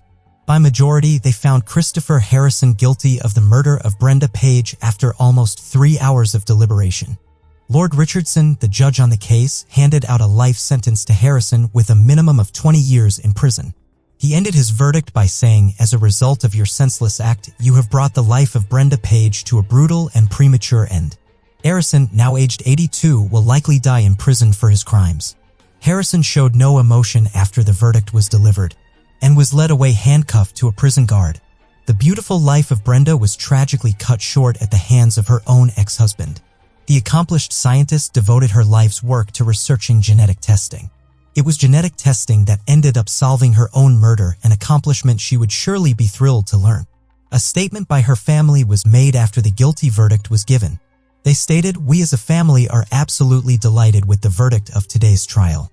Not a day goes by when we don't think about Brenda and the horrendous ordeal she must have suffered that night. Brenda was an extremely kind, intelligent woman with her whole life ahead of her. It hurts us to think of the great things she would have undoubtedly achieved." 45 years is a long time for her family to deal with Brenda's loss without receiving closure. Every time the case was reopened or reinvestigated, this only reopened old wounds for her loved ones as they had to relive her tragic loss again and again. Unfortunately, Brenda's mother was not able to live long enough to see her killer brought to justice.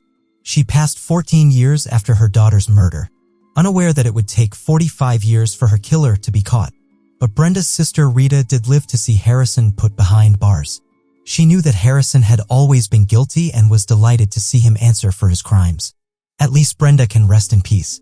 Detective Inspector Gary Winter, the lead detective in the reopened case, added Brenda was never forgotten and hope remained that one day her murderer would face the consequences of his actions. For Brenda's family, colleagues, friends, and everyone who has worked on this case over many years, after over 4 decades, justice was finally served. Brenda's family and colleagues have commented on how pertinent and fitting it is that DNA has played a part in solving her murder, given her research work in the 1970s as a genetic scientist. With future advancements in this type of research, Brenda would be elated to know her own research has helped so many others get the justice they deserved. What are your thoughts on this case? We would love to know your thoughts in the comments section below. Do not forget to like, share, and subscribe to our channel. 24-year-old Aaron Fraser and his brother-in-law were building an outdoor shower and a swimming pool in the backyard of his childhood house in Jacksonville, Northeast Florida in December 2014. However, while digging through the backyard, he found something that initially seemed like a coconut but turned out to be far more gruesome. What was discovered in 2014 in that backyard by Aaron was later found to be the remains of his long-lost mother, Bonnie Haim, who disappeared in January 1993. Who buried her in the backyard of her own house? Do you think Aaron knew anything about this event from his childhood? In this episode today, we will be discussing the twisted case of Bonnie Haim. But first, if you still haven't subscribed to the channel, please go and hit the subscribe button and the bell icon down below. And now without further ado, let's get started. Jacksonville is located in the northeastern region of Florida, 350 miles up the coast from Miami and less than an hour's drive from Georgia. It is one of the largest cities in terms of area in the United States continental territory with 747 square miles. It is the 12th most populous city in the United States and the most populous city proper in Florida with just about 950,000 people living there. Jacksonville's cost of living is 7% less than the national average, making it an affordable home for many. The Florida-Georgia game, the annual college football game between the rival Florida Gators and Georgia Bulldogs, has been held in Jacksonville almost yearly since 1933 and is one of the largest sports events there every year. Jacksonville is also home to River City Pride, which is Northeast Florida's largest gay pride parade. But it was here in Jacksonville that a terrible crime took place in 1993. Born on May 20, 1969, in Scotland, Bonnie Lynn Picciuto was one of the 5 daughters of parents Robert Picciuto and Patricia Picciuto, who also had one son. Unfortunately, there is very little information recorded of Bonnie in her early life, but testimonies from her family and everyone she was close to suggest she was calm and a peacemaker in the group. She was full of love and cared deeply for people she was close to. Bonnie was married to Michael Haim on September 12, 1987, when she was 18 years old, and the couple lived in their family home in Jacksonville, Northeast Florida. In 1989, the couple had their first and only son, Aaron. Bonnie and Michael worked in the same construction supply company, which was owned by Evie Haim and her husband. Evie Haim was Michael's aunt and was a very close friend to Bonnie. While Michael was a manager in the company, Bonnie was an accountant. Bonnie had a very problematic marriage where Michael was often found verbally abusive towards her in many incidents.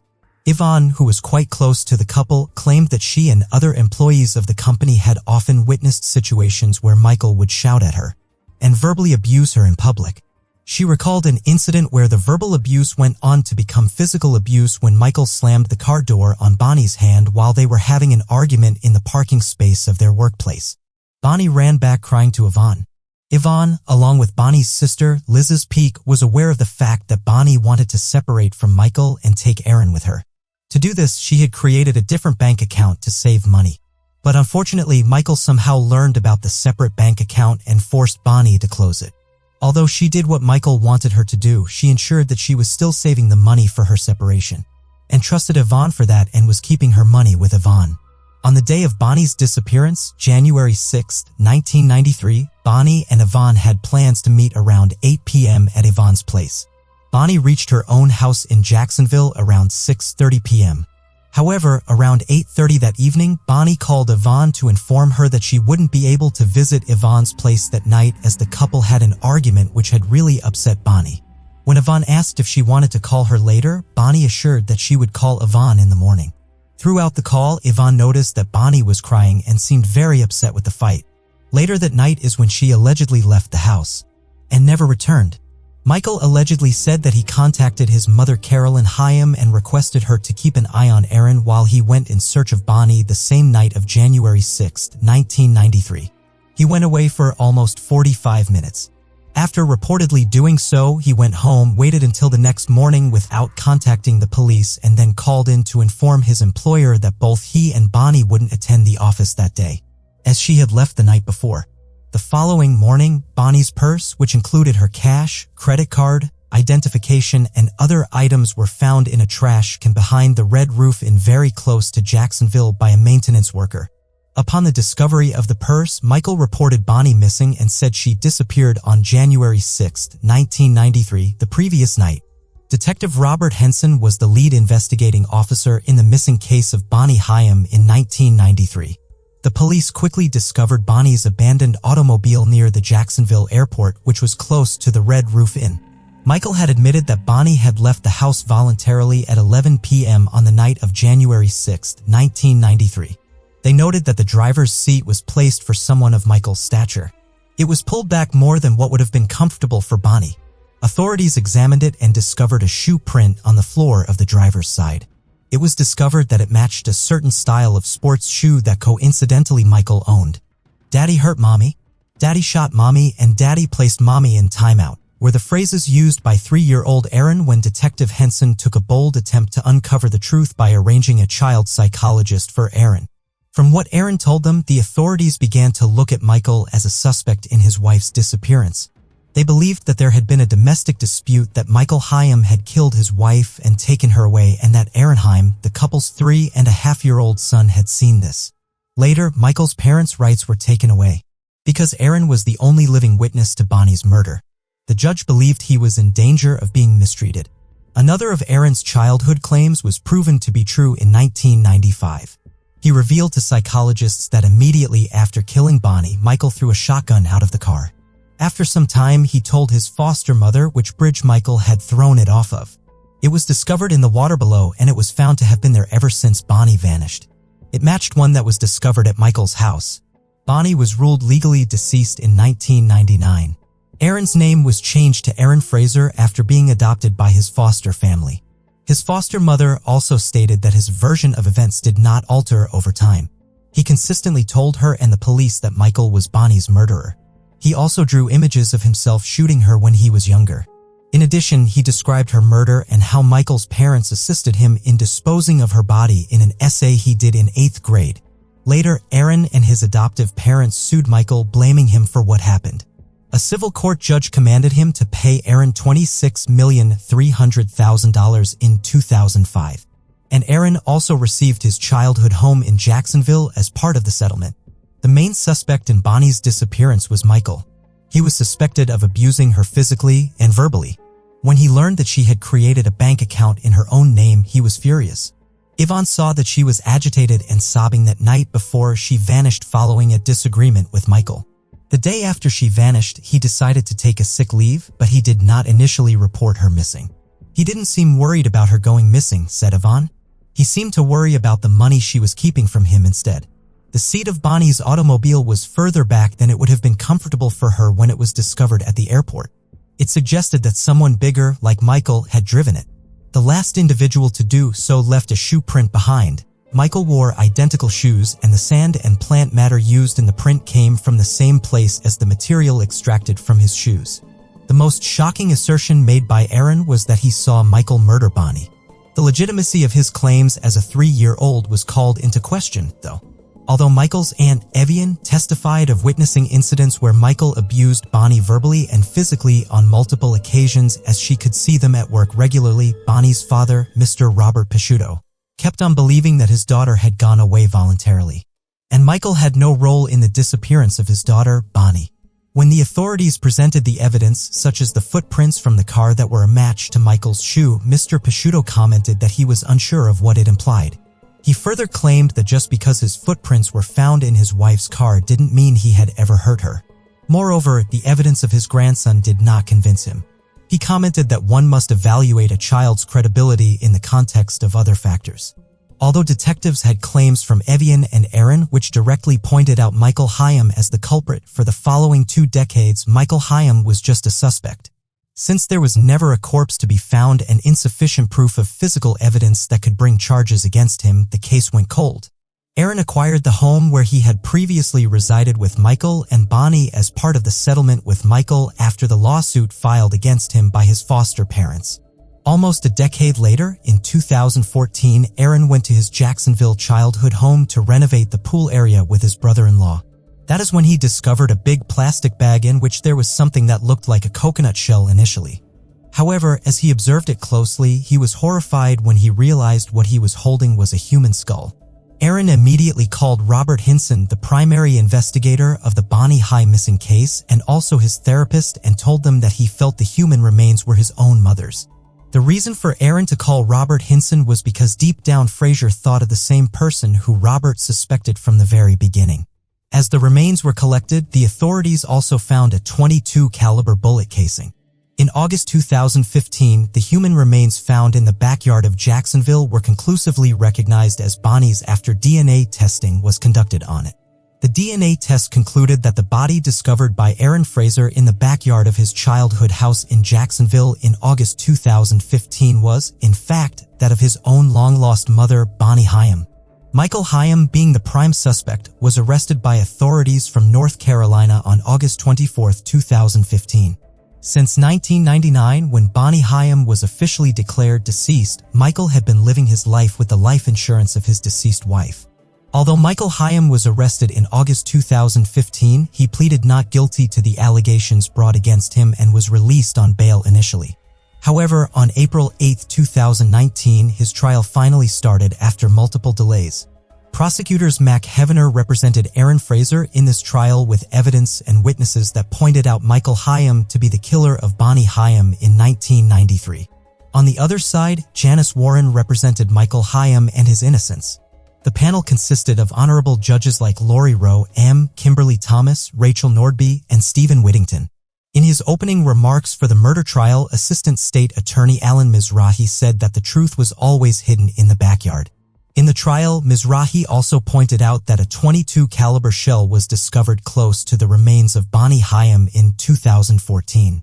And Aaron mentioned that Michael Haim had tossed his .22 caliber shotgun off a bridge shortly after killing Bonnie. In fact, officials discovered the gun in 1995 beneath the water of the same bridge. Bonnie's death was not conclusively proven by the medical examiner, but Mizrahi claimed that Michael Haim had shot Bonnie in 1993 and buried her thereafter. He asserted that Michael's actions and body language both before and after the murder show his heinous disregard for Bonnie Haim's life. When Aaron was asked to give his statement, he said that when he picked up the thing that looked like a coconut in my backyard in December 2014, it turned out to be the top of her skull. He claimed that as he turned it to face the hole, he saw what seemed to be teeth. It was quite difficult, he remarked. I think everyone can picture picking out a skull, even if it isn't a loved one, and what it would do to someone. Needless to add that it was, in fact, my own mother's. The 53-year-old Michael Haim, who was wearing spectacles and an olive-colored suit, was emotionless when prosecutor Heavener pointed at him during final arguments. As he has done ever since his wife vanished, Michael stood and insisted on his innocence during the entire trial. I loved my wife, he affirmed in court, and I would never hurt my wife. Mac Heavener chronologically set out all of the events in the courtroom that happened during the day of Bonnie Haim's disappearance. Based on the reports and claims of the witnesses at that time, he tried to focus on the areas that led to the certainty of linking anyone other than her husband behind her murder. Bonnie Haim skipped work on January 7, 1993. She left the house alone at 11 p.m., according to Michael Haim, who would subsequently claim that the pair had argued the previous evening. Heavener informed the jury that the defendant had the intent, the means, and the capacity to murder his wife. He was aware that Bonnie Haim intended to take their 3-year-old boy and separate from him. She called her close friend Evian the night before she vanished. She was upset and weeping. She promised to talk with Evian in the morning. Michael Haim was referred to as Mr. Ill Will and Mr. Evil Intent by prosecutor Heavener, claiming that he was the owner of the specific gun used to murder Bonnie Haim, and that a footprint in the sand on her car's floor matched his size 10 Nike sneakers. Heavener remarked, "You'll hear the truth scream from those floor mats." In this case, the shoe print says volumes. Just then, he had completed preparing the burial near Jacksonville International Airport, where police eventually discovered Bonnie Haim's automobile in an airport parking area. Bonnie Haim's handbag was initially discovered behind a Red Roof Inn. Bonnie's car keys, according to Heavener, were in her handbag. She had left her house key and another car key at the couple's home. The prosecutor said that it was pretty strange to think that a woman could leave her son, her job, and leave her house without a set of keys that she normally uses, leaving all her earthly belongings inside. Aside from Michael Haim's assertion of innocence, the state's case, according to Michael Haim's defense attorney Janice Warren, was founded on innuendo and hypotheticals that don't exist.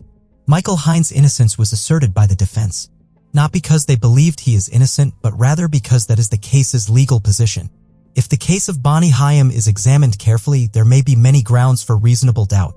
Warren said that the prosecution was fabricating evidence in order to obtain a conviction. In response, Assistant State Attorney Alan Mizrahi reminded the jury that justice was necessary because the facts of this case demanded it. Bonnie Haim is unable to receive justice. It depends on those who are looking for it on her behalf. In the courtroom, Michael Haim testified about his love for Bonnie Haim. He also provided testimony on his wife's mental state on their final night together in 1993. Before she vanished, Bonnie may have been unhappy for a month or two, according to him. He went on to say that she wasn't as bubbly as she had been in the months before her disappearance on that tragic night. In his opening remarks, defense attorney Warren argued that the prosecution lacked sufficient proof to establish Michael's guilt beyond a reasonable doubt. "We agree that she is dead. Her body is there. We all agree. But they have to show that he committed the crime," she remarked. Ladies and gentlemen, when you listen to the evidence and after you're finished, you're going to see the lack of evidence in this case far outweighs any evidence they brought you. Initially, Michael Haim appealed to the court that Aaron's statement from his childhood should be kept out of the trial as he was just a toddler, and his perception towards the whole situation of his mother's disappearance and his testimonies related to his father hurting her might have been from his own imagination. Michael Haim insisted that Aaron's statement was baseless as he was too young to even remember what happened to his mother the night she disappeared. However, the honorable judge decided to keep Aaron's statements and testimonies a big factor of the trial because back in 1995, Aaron's claims about the location of the shotgun had been proven true. Evie and Haim, who was close to both Bonnie and Michael, gave testimonies against Michael, confirming that Michael had been very abusive and controlling towards Bonnie. She believed that Michael was absolutely capable of killing and burying Bonnie in their backyard. Additionally, 2 prisoners claimed that Michael Haim admitted to killing his wife in 2015 when he was in prison with them. Terrence Richardson, one of the inmates, said that Michael started telling them about how he strangled his wife to death, how her kid was furious with him, and how he buried her in the backyard. Apart from this witness, 2 significant pieces of evidence that stood out and directly pointed towards Michael as the culprit were the footprints on the car seat that matched Michael's shoe that was found in the family home of Haim. The second was the .22 caliber shell that matched the gun that Michael owned. The jury heard testimony from the witnesses about aggravating circumstances that could result in a longer sentence for him, including whether the crime was committed in front of a family member, whether evidence was tampered with, whether it was committed in a heinous, atrocious, or cruel manner, and whether it caused the victim's family great emotional distress. The judge concluded that the crime was not conducted in a terrible, awful, or cruel way while agreeing on 3 of the aggravating circumstances. The jury found Michael guilty of second-degree murder on April 12th based on the available information and witnesses. He received a life sentence on May 21, 2019. Domestic violence can take different forms.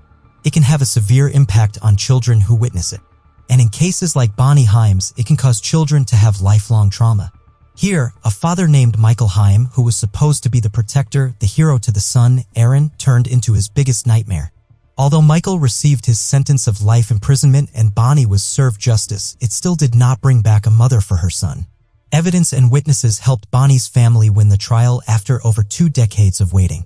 And this hopefully brought her family some form of peace.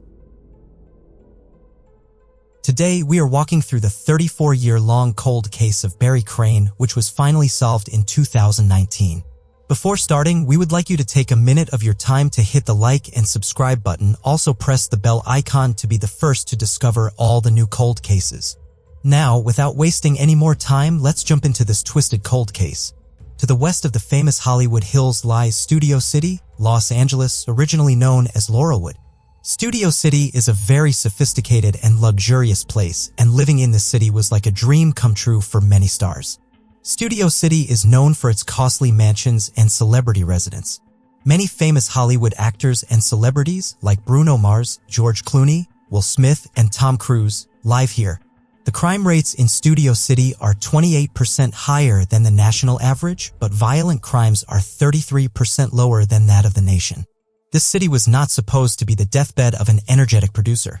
But unfortunately, this is the place where a dreadful homicide took place in 1985. But first, we go back to the beginning when Barry J. Cohen was born in Detroit, Michigan on November 10, 1927 to the family of Louis, Lou Cohen, and Sylvia Cohen. He had one sibling, Elliot David Cohen, and he was the younger of the 2 brothers. From a young age, the brothers spent a great deal of time with their father, who was a well-rounded man with varied interests. Their father-son bond became even stronger when the boys started learning to play the game of bridge from their father. Since his childhood, Barry was exposed to the entertainment business when he saw his father's business of movie theaters. His father, Lou, was the owner of many theaters and worked on civic projects while also continuing to play the game of bridge.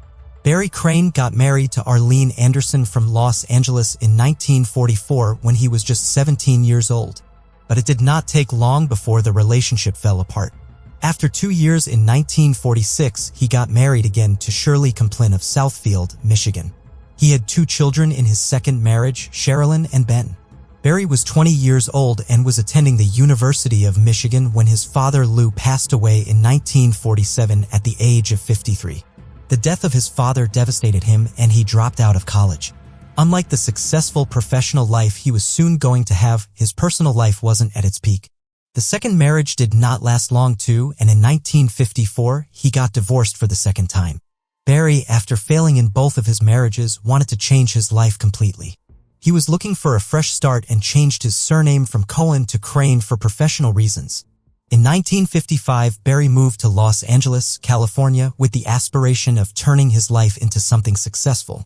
Barry really needed a change in his life, and soon his hopes were about to become true. He first worked in the Pasadena Playhouse, which is a venue for performing arts. He started his career in television entertainment and shopped an original screenplay that became part of the three-picture deal between RKO Pictures and King Brothers.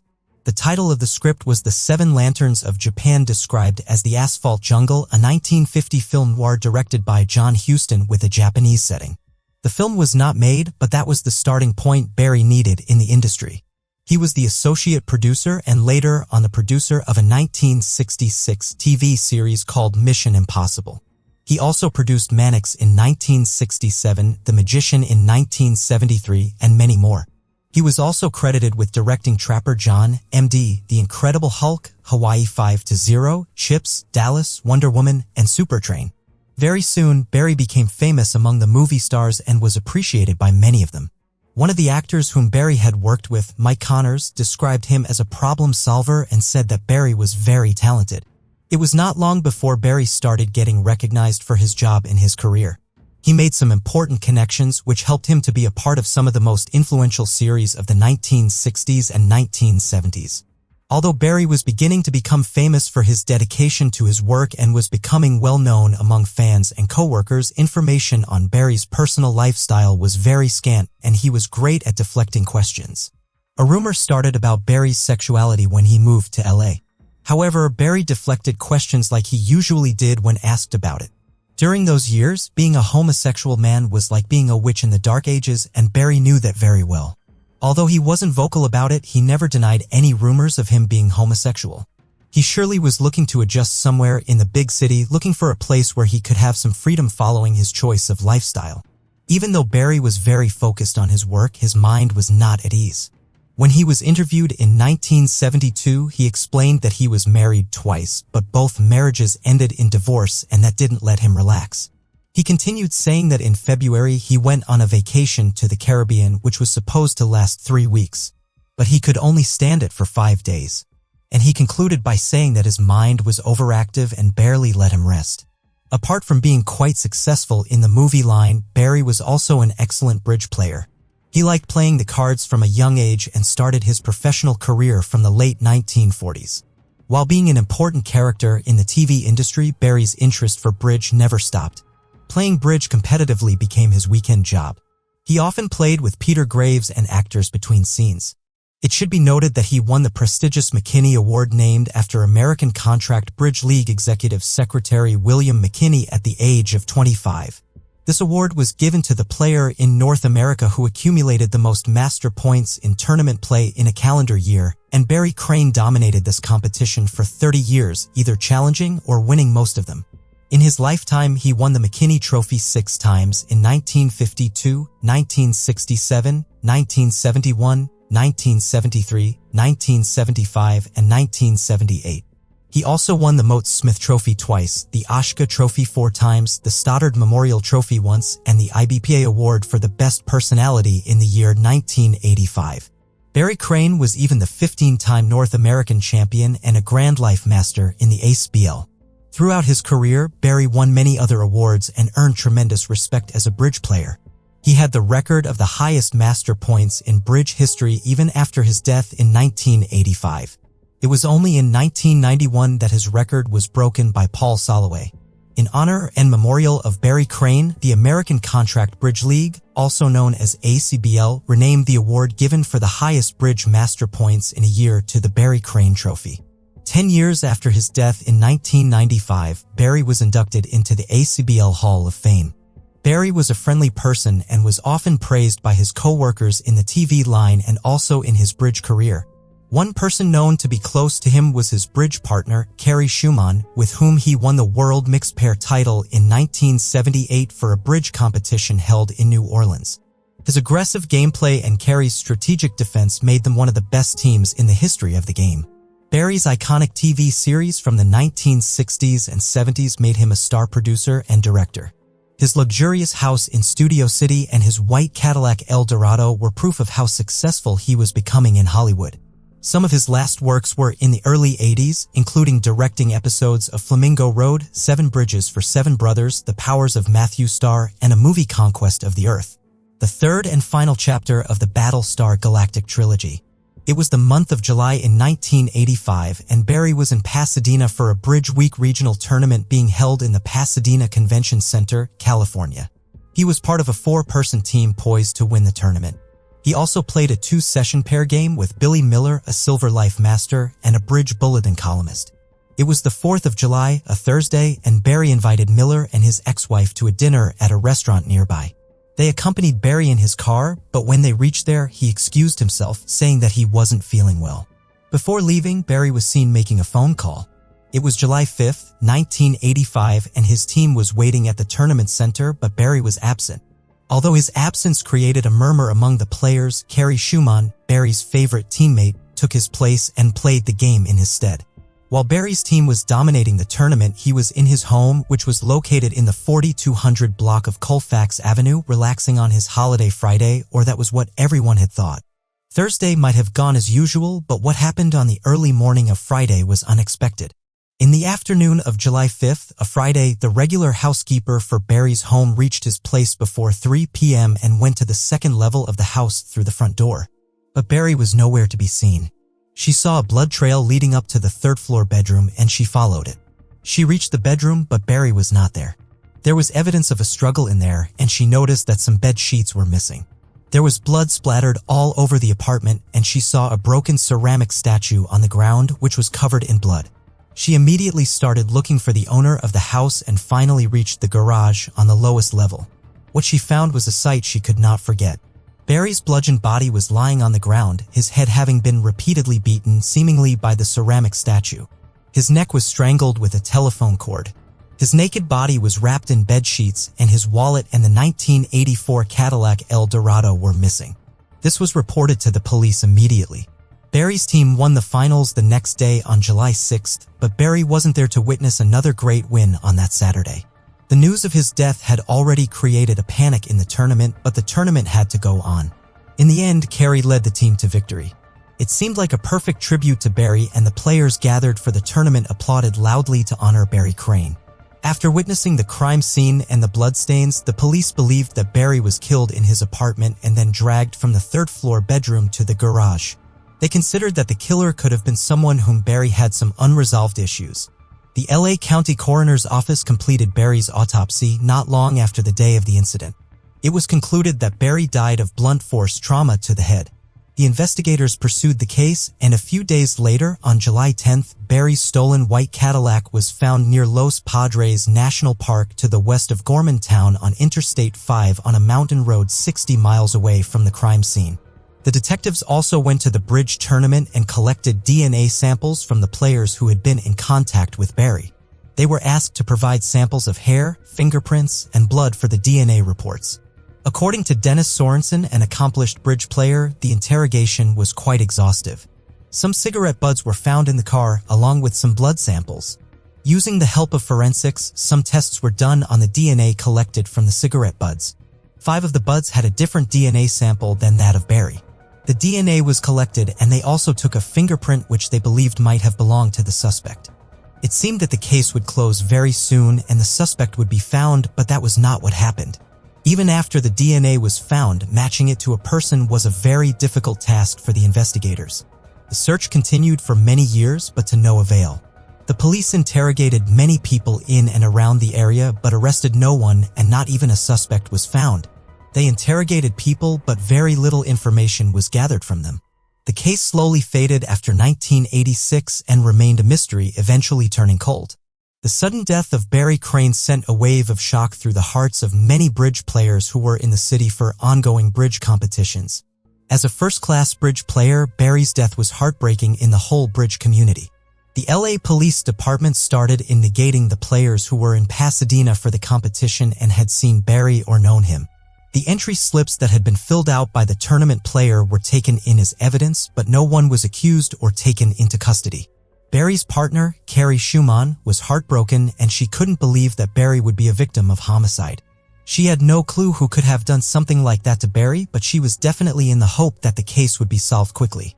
According to LA Police Lieutenant Ron LaRue, Barry's home was not ransacked, and there was no evidence of forced entry. He believed that Barry must have known the killer and let him into his apartment by will.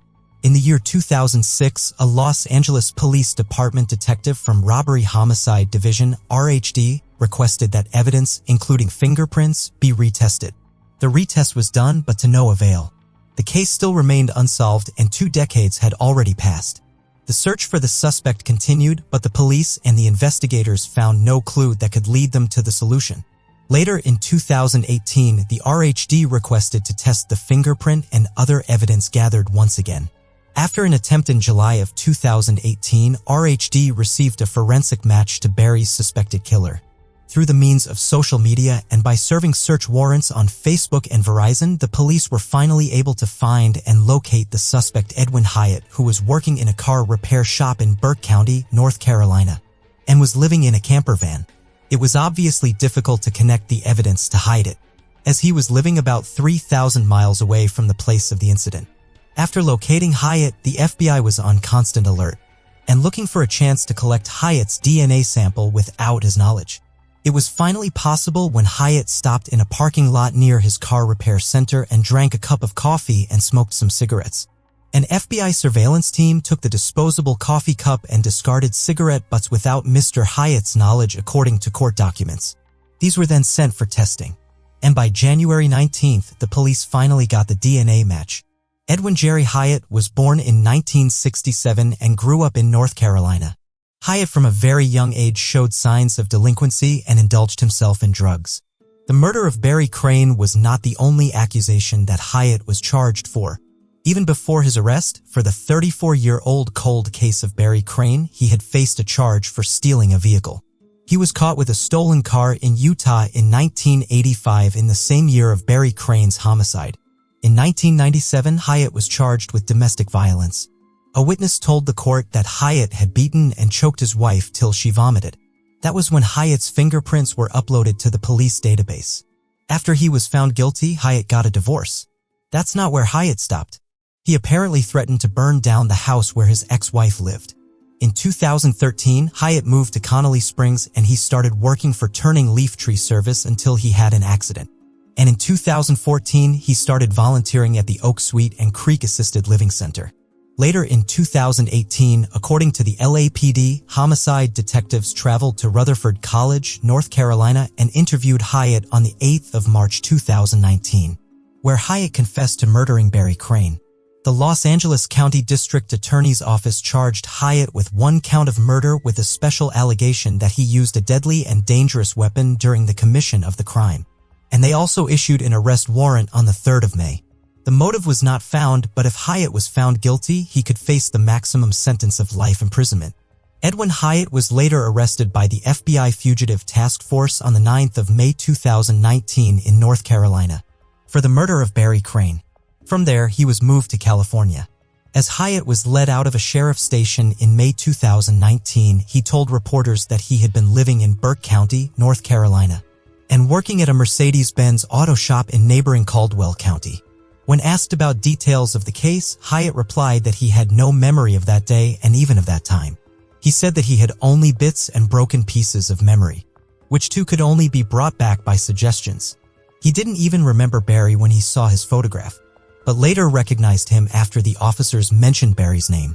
When the reporters gathered around Hyatt while he was being taken to court, he answered that he is trying his best to pass through that phase. On further interrogation, Hyatt confessed that killing Barry was very possible back then as he was addicted to drugs during that time. He would have been 18 years old when Barry was killed in his apartment. Even though Hyatt had a terrible and chaotic past, his co-workers mentioned Hyatt as a generous man. At the time of his arrest, Hyatt was working at Second Chance Engine Repair, a car repair shop in Rutherford College, North Carolina. He was described as a very humble and generous person by all of his co-workers. A co-worker, Jason Smith, said that Hyatt used to share his small earnings with him and even compared Hyatt to a father. He continued to say that Hyatt had known him for just 2 or 3 days and had earned $40 and still shared half of it with him. Another co-worker, D. Hall, told the investigators that Hyatt was very polite and he would never even hurt a fly. The most interesting part of the interrogation that they had with Hyatt's co-worker, D. Hall, was that when she was asked about Barry Crane's murder, she hesitated to speak up. And Hall ended up saying that she had nothing to say about it. She said that even if it was a homicide, it might have been self-defense from Hyatt's side. and the story should be told only by Hyatt and not by any of them. Hyatt believed that whatever he was back then, he was nothing like that now over 30 years later.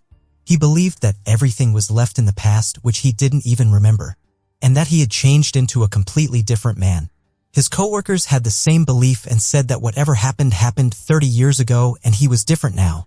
From Hyatt's friend, Ernest Ward, it was understood that Hyatt started believing in Jesus and helped everyone in the name of Jesus. Ward said that Hyatt had shared his past drug and drinking problems, and that he was glad to be delivered by God. He believed that Hyatt had faced horrible demons in his past and he needed someone to be with him, and Ward accepted that role. It was initially unsure if Hyatt had a lawyer. When asked about anything more or reasons for the killing, Hyatt denied to speak before he got a lawyer. He was appointed a lawyer, Stephen Chevron, who defended him for his court appearances. And on his first court appearance on Friday of May 9, 2019, Hyatt was using a wheelchair and spoke in a mumble. The court session was dismissed as a result of a plea agreement with the district attorney's office. The court decided on setting the next date for the proceeding, and the 7th of June 2019 was selected. Till then, Hyatt had to be held in custody without bail. Joshua Smart took over from Stephen Chevron as Hyatt's attorney and was to defend Hyatt in the upcoming proceedings. According to Joshua, Hyatt was obviously willing to take responsibility and was a religious man.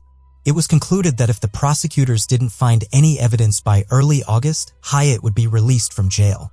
During his time at Morgantown Jail in West Virginia, Hyatt started holding Bible study groups. And one of his friends from North Carolina, Ernest Ward, said that Hyatt had become a devout Christian and had been praying to be free from that phase. On the 5th of August 2019, Hyatt was served with the governor's warrant, which ordered he be extradited to California. Hyatt was then extradited to Los Angeles, California on the 15th of August 2019. On October 8, 2019, Hyatt appeared in a Van Nuys courthouse in Los Angeles and was charged with 1 count of murder, to which Hyatt pleaded not guilty. Deputy District Attorney Beth Silverman of the Major Crimes Unit became the prosecutor of the case. According to the law, if Hyatt was found guilty, he would have to serve the maximum sentence of life imprisonment in jail. Hyatt was scheduled to appear in court on the 17th of December 2019, and on October 7th of 2021, Hyatt pleaded guilty to voluntary manslaughter of Barry Crane. Hyatt was sentenced to 12 years of imprisonment. The most interesting part of this case is that not a single motive could be gathered as to why Hyatt killed Barry. Even though there was no conclusion on the reason for murder, there were many theories. Some theories suggested that Hyatt just wanted drug money and didn't care what he had to do for it, or if he was picked up by someone back then as an escort. And it was Barry who did that. There is a theory that Barry was homosexual and wanted to take advantage of the 18-year-old Hyatt. Many believe that is the only explanation to this, as Barry had nothing in common with Hyatt and he had no reason to welcome Hyatt to his apartment. Another theory says that Barry was a very cautious man and would never pick up someone he didn't know. So Crane must have known Hyatt. And maybe they had a relationship unknown to others. And more importantly, it was confidential, but it is believed that although Barry was closeted, he was homosexual, and Los Angeles gave him the freedom that he needed. In a 2017 article, Michael Bertzold explained that though Barry was discreet and not vocal about his lifestyle, his contemporaries in Hollywood and in Bridge knew he was homosexual. So this might actually support the theory of the incident that day. Another theory explained that Barry's reports and search were kept to a minimum because he was homosexual and it was a big deal during that time. The AIDS epidemic also struck the nation during that time, and gay men were the most affected by AIDS. So it was believed that Barry's case was not taken seriously for so long because of that prejudice. Another source of speculation centered on Barry's imminent plans to disinherit his children. According to the source, Barry had an appointment with his business manager regarding his will. The late Bill Melander, a Michigan physician who played against Crane in his Detroit days and treated his mother, learned that Crane's son, Ben, owed money to Las Vegas gamblers. And after learning about Barry's plan on changing his will, Barry's son planned the murder. Although Hyatt was arrested and eventually pleaded guilty, the motive of the murder still remains unsolved. The case might have been simple from the evidence first collected, but the colder the case gets, the harder it becomes to solve, and this case was no different. Nothing can be perfectly concluded for now. It's almost clear that Hyatt had something to do with the murder, but the case was made confidential after 2019. And there's nothing to say for certain, and that's what made it the longest-running cold case in the Hollywood industry. Barry Crane lived a life of the rich and shone during his days dominating the game of bridge and engraving his name in the television industry. But ultimately his $900,000 net worth and luxurious life came to a sudden end. And we hope he now rests in his grave in Mount Sinai Memorial Park in Hollywood Hills. So what are your thoughts on this cold case? Was Hyatt the killer, or was it just self-defense? And what could have been the motive behind the case? Share your opinions in the comments section. In 1999, a mysterious disappearance occurred in the United States that still haunts people's minds today. An 11-year-old girl was left alone for 90 seconds and literally vanished. Years later, police would find a bill with "I am alive" written on it in the girl's name. In this video, we've compiled all the information we have on what happened to Michaela Bicks. On January 2, 1999, in the American city of Mesa, Arizona, two sisters, 11-year-old Michaela and Kimber, were walking close to home. It was a chilly evening and just beginning to get dark outside. Despite the height of winter, Arizona is a warm southern state, so Michaela brought her bike and rode alongside her sister. At one point, the girls thought they heard the sound of an approaching ice cream truck. They put speakers on them and turned on music to alert children to the approach of a favorite treat. The girls hurried home to ask their mother and change for ice cream, then returned to the street. However, the ice cream truck was nowhere to be found, and the girls had to wait. At some point, Kimber got cold. She told her sister that she would run inside to get a jacket and come back. When she arrived back, Michaela was no longer there. The bike was lying on the road with its wheels still spinning. Beside it lay the 2 coins the girls prepared to buy ice cream. Kimber came home and told her mother that Michaela was missing. Neither she nor her mother had yet allowed even the thought that anything could have happened to the girl. The mother thought that Michaela had gone to a neighbor with whom the family was friendly, but the girl was not there, and the mother realized that something terrible might have happened to her daughter. Immediately thereafter, she went to the police. It is worth noting that the police response was very fast. Already in 30 minutes, a helicopter was in the air. The law enforcers stopped all suspicious cars and bypassed the surrounding houses. That day, volunteers from the girls' school handed out and posted flyers with her picture. Those pictures would later appear in storefronts and on billboards along roads throughout Arizona. Police searched dumpsters and inspected hundreds of homes. Detectives Butch Gates and Jerry Giselle were assigned to the case. The cops questioned every ice cream vendor in the state and could not establish that at least one of them was in that area at the time of the girl's disappearance.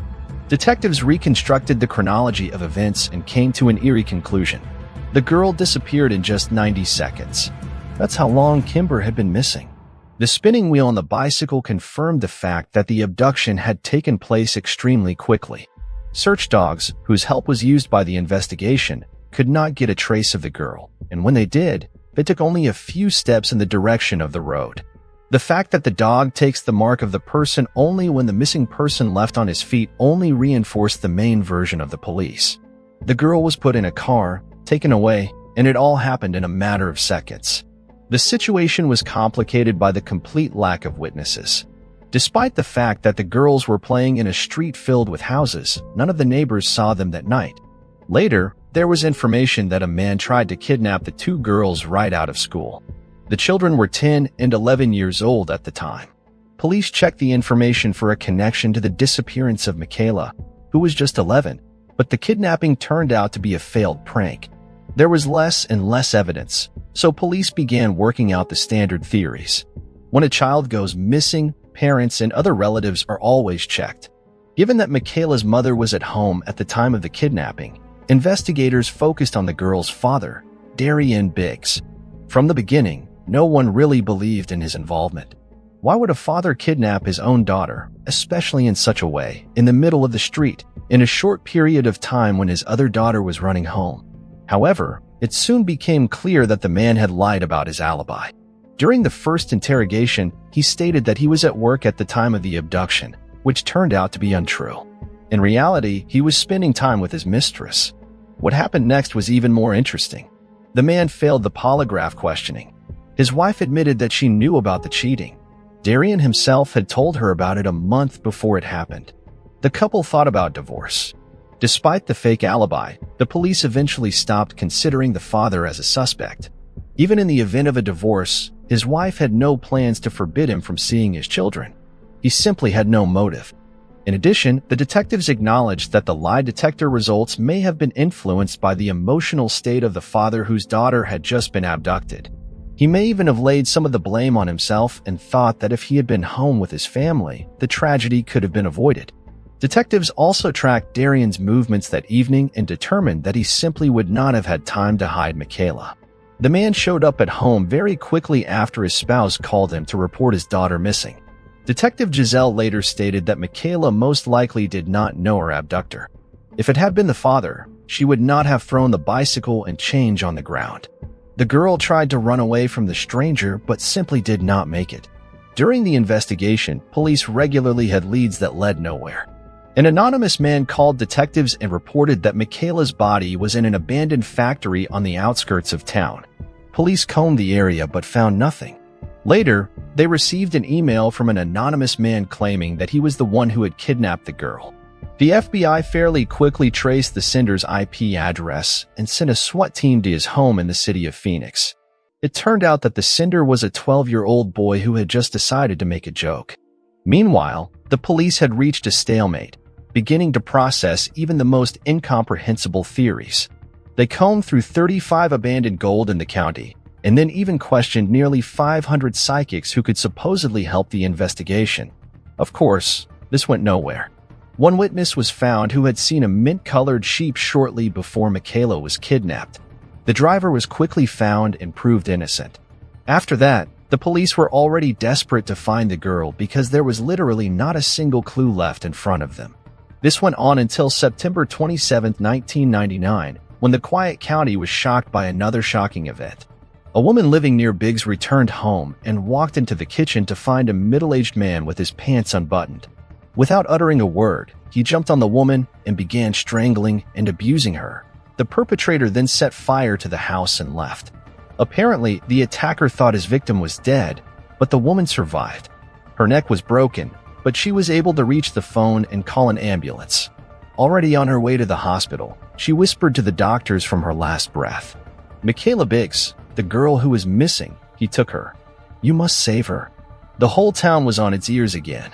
Events swirled rapidly. The police took the case and arrested the assailant. He turned out to be D. Bullock. The man was a well-known alcoholic in the area, who lived with his wife and 3 children, repaired wrecked cars, and occasionally disrupted public order. His house was only 2 blocks from Biggs. D was one of the first to volunteer to help find Michaela and willingly let police into the house to search, but not into the trailer in the backyard. For the trailer, he demanded a warrant. Agree, this behavior is extremely bizarre. A man with a bad reputation volunteering to help find a missing girl, giving the police a look around his house without any questions, and suddenly forbidding them to look in the trailer. From then on, Bullock became the prime suspect. Even though his wife provided him with an alibi for the time Michaela was kidnapped, no one believed her story, and most likely she was just afraid of her husband. Detectives began digging into Bullock's past and discovered that he had been tried 3 times for violence and molestation, as well as for kidnapping minors. He didn't get out of prison until 1995, and at that time, none of the neighbors had any idea what kind of monster lived next door. Several times a week, Michaela took private piano lessons from a neighbor who lived across the street from Bullock's house. This suggested that the man may have known the girl long before she disappeared. After Bullock was arrested for assaulting the woman, the police searched his house again and planned to investigate the trailer he had kept them out of earlier, but they were disappointed. The trailer had disappeared without a trace. This was a major blow to Michaela's parents. They were sure their daughter was there, alive or not, but he had disappeared and the police were unable to trace his location. Bullock was sentenced to 15.5 years in prison for the September 27, 1999, attack on the woman. He categorically denied any involvement in Michaela's disappearance. This is not surprising. For the attack on his neighbor and the atrocities he did to her, 15 years in prison would be a lenient sentence by U.S. standards. A confession to kidnapping an 11-year-old girl, on the other hand, could have landed him straight in the electric chair. The parents could not accept that their only hope for the truth was gone. The mother and father wrote Bullock a letter directly to the prison, and the ultimate question, whether he had anything to do with Michaela's disappearance. No one hoped to get a confession, but the criminal answer took the parents by surprise. He wrote that the conversation was too personal and suggested that her parents visit him in prison. At that moment, hope rekindled in the hearts of the parents that Bullock would confess, but they were greatly disappointed. Sitting across from the perpetrator, the father asked if he had anything to do with his daughter's disappearance. Bullock simply replied that he had nothing to do with her disappearance. The conversation continued in this vein for several more minutes, after which the perpetrator simply picked up and left accompanied by security. It looked as if he was just teasing the parents, giving them false hope, and destroying it by looking them in the eye. For a sadist like Bullock, the suffering of others can bring unsurpassed pleasure. This is apparently why he arranged the meeting with the grief-stricken grandparents. Afterwards, Michaela's father confessed that he was convinced that Bullock was involved. He stated, "I was sitting a few feet away from the guy who killed my daughter, and there was nothing I could do about it." At this point, even the most staunch hopes of solving the case were abandoned. Absolutely everyone believed that no new leads would ever emerge. Years later, they would realize that they were wrong, but more on that later. On the 5th anniversary of Michaela's disappearance, the parents buried an empty coffin, finally saying goodbye to their daughter. During this time, their marriage broke up. They changed residence and were reluctant to contact journalists. Until 2018, the case went into a long drawer. The police simply had nothing to work with. But out of the blue, an event occurred that stirred up all of America. On March 14, 2018, a dollar bill excellently dropped at a police station in Neenah, Wisconsin. On it was written in stubby handwriting, "My name is Michaela Bicks, kidnapped from Mass. I am alive." The bill was found by a local resident who was collecting coins and dollar bills in a jar. He was the one who came across the dollar, after which he reported the find to the police, and they instantly reopened the investigation. Michaela's mother rushed nearly 2,000 miles away to look at the handwriting and see if the message was actually written by her daughter. Other relatives also came to the station, but they all made a disappointing statement. The handwriting looked nothing like Michaela's, and the name was misspelled. The mother suggested that the bill might be someone's extremely unfortunate prank. The other relatives also supported this theory. Despite this, the police attempted to trace the bill's path. Alas, it was almost impossible to do so. Paper money changes owners so many times that it was impossible to find the author of this inscription. Experts who studied the bill suggested that he was made by an adult man who was trying to imitate the handwriting of a child. Despite all this, the message on the paper bill seems highly suspicious. Could it have been someone's prank? The chance of police and relatives finding out about the bill is extremely slim. It could have been passed around for years, or it could have settled in a bank vault and no one would have noticed it. The fact that it ended up in the hands of a concerned person who reported it to the police is more of a miracle than inevitability. As for the handwriting, the most obvious version cannot be ruled out. Michaela may have written in a hurry for fear of being caught. Besides, she'd been missing for 9 years before the bill appeared, assuming someone helped her captive.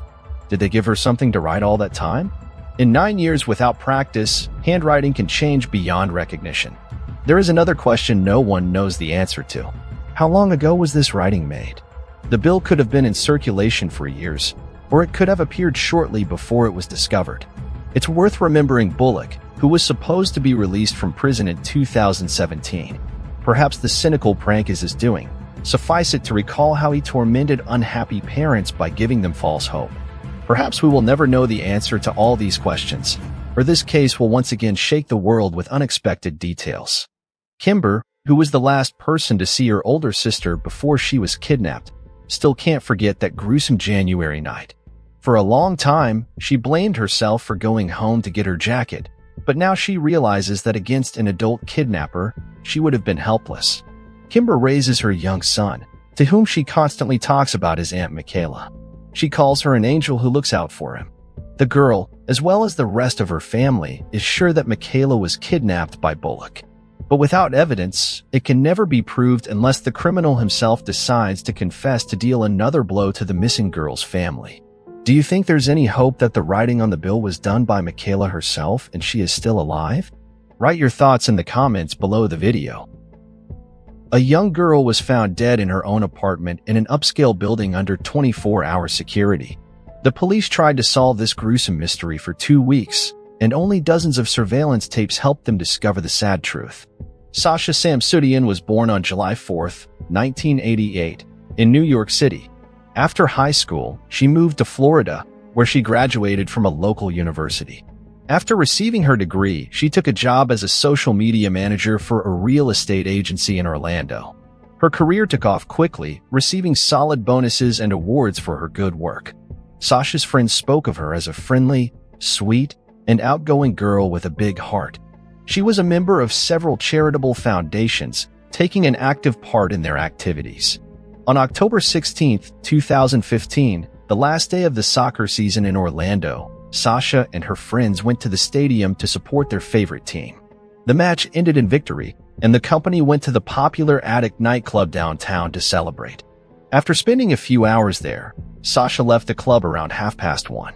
As it turned out later, she hadn't told her friends where she planned to go. She could have gone home or to another bar. Before she left, she arranged to have breakfast in the morning with a friend, Anthony, who was at the club that night. The next day, he arrived at the cafe at the appointed time, but the girl never showed up. She also did not answer her cell phone or social media messages. Such behavior was not typical for Sasha, who was always in touch and would not ignore Anthony, especially when they had agreed to meet in advance. At first, he thought she was just sleeping it off after the party last night, but several hours passed and there was no answer. Then the young man began to seriously worry about Sasha. Anthony, along with 2 of Sasha's closest friends, went to her apartment in the secure Uptown Place apartment complex, where she had rented an apartment for the past 6 months. When they drove up to her house, they found a girl's car parked in the parking lot. Inside the car, the friends noticed a box of children's toys. On that day, Sasha was supposed to go to a baby shower at her friend Quentin's house, but the gift was still in the car. When they got to the door of the apartment, they started knocking and calling out for Sasha, but all they got was silence. It all looked extremely disturbing, and the friends decided to call 911. The squad arrived at her house around 8 p.m. The cops asked the guards to open the apartment door with a spare key and went inside. At first glance, there were no signs of a struggle in the apartment, but as soon as the officers entered the bedroom, a gruesome discovery awaited them. Sasha's arm and hair were sticking out from under the blanket of the bed.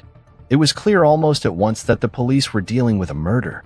There were clear signs of strangulation on her neck. In addition, her torn t-shirt was lying nearby, the same one the girl wore to the stadium. This could indicate that the attack took place immediately after Sasha came home. The pendant she always wore was also torn from her neck.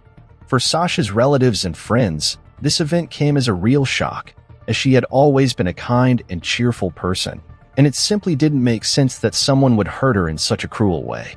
In talking to the police, her family and friends couldn't name a single person with whom Sasha might have had problems. Detectives began their search for evidence, and the first thing they noticed was the persistent smell of detergent in the apartment. The cabinet with household chemicals was open, indicating that the perpetrator was trying to wash away traces of his presence. However, he only partially succeeded. Detectives also found an empty contraceptive wrapper in the hallway and a shoe print near the girl's bed. In the bathroom, they found that the toilet seat was up despite the fact that the girl lived alone. Experts found a fingerprint on it that didn't belong to Sasha. No other clues were found in the apartment. In addition, there were no keys, no smartphone, and no purse belonging to Sasha. Soon after came the report of medical experts, confirming that the girl died of strangulation. One of the doctors said he had never seen such severe injuries to the neck as in this case. This would seem to indicate that the attacker was physically well prepared. In addition, the experts determined that Sasha had been abused. They were also able to find a DNA sample from an unknown male on the girl's body. Unfortunately, there were no matches with him in the databases. In the meantime, the detectives began searching for witnesses and first questioned the security guard who was on duty that night. It was 33-year-old Stephen Daxberry, a former Marine. The management of the apartment complex had hired men with impressive experience in the police, army, and other specialized services, but even that did not help Sasha. Stephen said he saw the girl that night, mentioning that she was very drunk and tried to get into the building, but she couldn't. The girl was missing her ID, badge, and smartphone. According to the rules, the security guard could not open her door without a valid ID or proof of residency. For this reason, Stephen refused to let her in. Sometime later, he went on a routine patrol and saw that Sasha had somehow made it onto the compound after all. He assumed that the girl had entered the building with another resident who opened the door with her pass, but the girl ran into a new problem. To get into the apartment, she needed a key, which she did not have.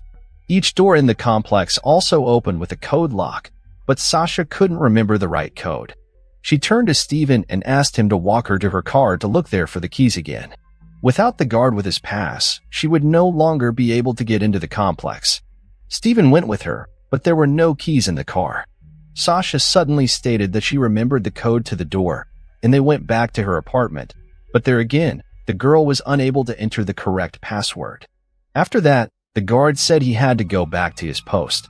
He promised to help her solve the problem if at the time of his next round Sasha still could not remember the right code. However, the next time he went to patrol the area, Sasha was nowhere to be found. It was not until the morning that Stephen noticed her in the company of a man he had not seen in the complex before. The guard failed to describe his appearance in detail, so the police had to look for this unknown man practically at random. We could only hope that this man might have been caught on one of the 15 security cameras set up on each floor of the building and near the exit. In addition, the detectives requested footage from cameras located along Sasha's route from the club to his home, a 10-block stretch. On such a stretch, there was almost a 100% chance that the girl was caught in the lens of at least a few cameras. After studying the footage from the club and the surrounding area, investigators immediately spotted Sasha. They could see her leave the establishment and head in the direction of the house. She stood out with her brightly colored outfit, wearing white pants, a purple t-shirt, and flip-flops. It was apparent in these dark shots that the girl was stumbling and staggering slightly, indicating that Sasha had been drinking quite a bit of alcohol in the club, which matched the security guard's testimony. It was also apparent that Sasha left the club alone. A little later, another camera caught her, and this time, she was walking in the company of two girls. The police showed her pictures to Sasha's friends, but no one recognized them.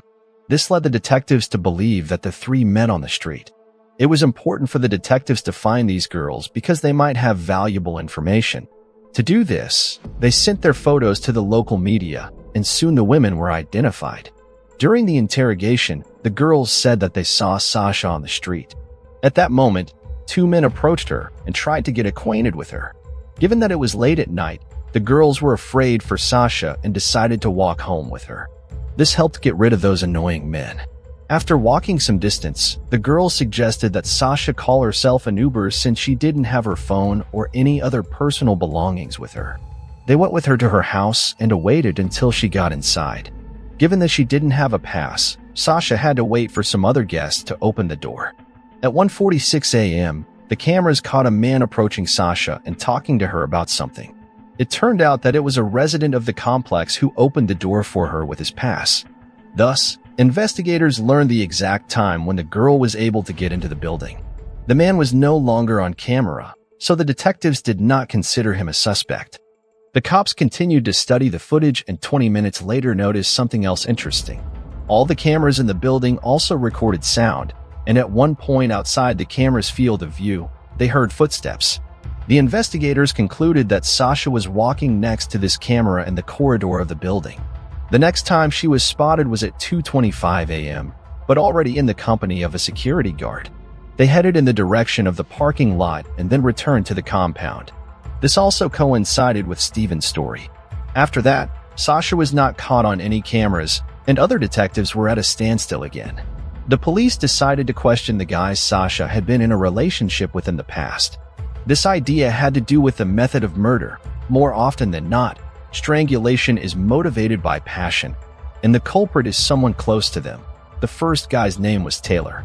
Again, Sasha broke up a long time ago but continued their friendship. He worked as a bartender and was on duty until 9:30 p.m. on October 16th. He voluntarily provided the detectives with his DNA sample, which did not match the sample found on Sasha's body. A man named Ben was called next for questioning. In addition to being in a relationship with Sasha, he was also the last person she wrote to before she died. Detectives discovered that at 5:12 a.m., Sasha had sent him a text message that only included his name, Ben. This was very strange, especially when you remember that according to the story of the security guard and the two girls, Sasha didn't have her phone when she returned from the club. Investigators also learned that Sasha had planned to meet Ben this weekend. However, the man had an alibi. On the night of the murder, he was with friends. In addition, he voluntarily provided a DNA sample, which also came back negative. By that time, the detectives had finished examining all the available camera footage and noticed something strange. The questioned security guard, Stephen Duxbury, said that his shift ended exactly at 6 in the morning, after which he went home, but one of the cameras captured him leaving the building at 6:36 a.m. And that was not all. He was holding two large trash bags with red handles. Exactly the same ones were lined in Sasha's apartment. After speaking with the management of the apartment complex, the police learned that it was not the responsibility of the security guards to take out the trash. A logical question arises. Why was Stephen late for work for almost an hour, hiding this fact from the police and carrying garbage bags allegedly taken from Sasha's apartment? Given all these suspicious points, investigators offered the security guard a polygraph interrogation. When asked if he had ever entered such an apartment, Stephen answered in the negative, and the machine recorded the lie. Next, he was asked if he knew how Sasha died. 3 different questions came up. Was she poisoned, attacked with a sharp object, or strangled? At the last question, Stephen's post jumped sharply. Information about the girl's cause of death had not been released anywhere, and the guards simply couldn't know. Even when the police came to Sasha's apartment with the other guards, they were not allowed inside. It turns out that Stephen could only know the correct answer if he was in the girl's apartment at the time of the murder. Despite all this, it is almost impossible to convict a person on the basis of a polygraph reading alone. So the police had to look for additional evidence. Investigators asked Stephen to show them the shoes he was wearing that night. He provided them with a pair of shoes, and their soles did not match the footprint found in Sasha's apartment. However, the police also obtained a search warrant for his apartment, where they found other shoes, and they showed an exact match. Moreover, the fingerprint from the toilet in Sasha's apartment matched the events. By taking his DNA sample, experts quickly found a perfect match with a sample found on Sasha's body. Police learned even more gruesome details after examining Stephen's phone. At about 5 a.m., he was searching on Google for how to quickly pick a combination lock door. The same one had been installed on the door of Sasha's apartment. Detectives finally found a severe bite mark on Stephen's arm, as well as numerous scratches on his body. All this was enough to arrest the man and charge him with murder. With that set of evidence, no one had any doubt about a conviction anymore. According to the investigation, Stephen saw that Sasha was heavily intoxicated and decided to take advantage of it. After waiting for some time after the girl entered her apartment, he opened the electronic lock, and then he abused and killed the girl. Only one question remains unclear. Judging by the bites and scratches on Stephen's body, Sasha struggled to fight back and most likely screamed. How come none of the neighbors heard that? The house she lived in was quite old, and the noise insulation there must have been extremely mediocre. After Stephen had finished with Sasha, he began to cover his tracks. The man took cleaner from her closet, spilled it all over the apartment, and even near Sasha's body. He then collected all the evidence into bags, which he later got on camera with. Apparently, he either didn't think about the fingerprint on the rim of the toilet bowl or he forgot. Stephen's trial began in November 2017. His lawyer immediately demanded that several key pieces of evidence be excluded from consideration because his client had allegedly been misled. This included boots found in his apartment, as well as polygraph evidence. The news media hyped the story as if the judge was ready to honor the request, but that never happened. All the evidence remained in the case file. However, even without it, Statement's chances of an acquittal were too small. The lawyer also tried to play on the fact that the investigation did not have any camera footage showing his client entering Sasha's apartment, but this attempt was debunked by the fact that his fingerprints and DNA were inside the apartment. Finally, the lawyer stated that there may have been voluntary sexual intercourse between Stephen and Sasha that night, and when the security guard left, someone else broke into the apartment and killed her. Of course, this attempt also went nowhere. The trial lasted only a week, which is very short by U.S. standards. After a 4-hour deliberation, the judge handed down a verdict: life in prison for the murder and an additional 15 years for the breaking and theft. After the verdict was pronounced, Sasha's parents made a speech. They thanked the police for their quick and high-quality investigation and expressed their condolences to Stephen's mother, who was present at the hearing. They noted that Stephen's parents had also lost their child that day.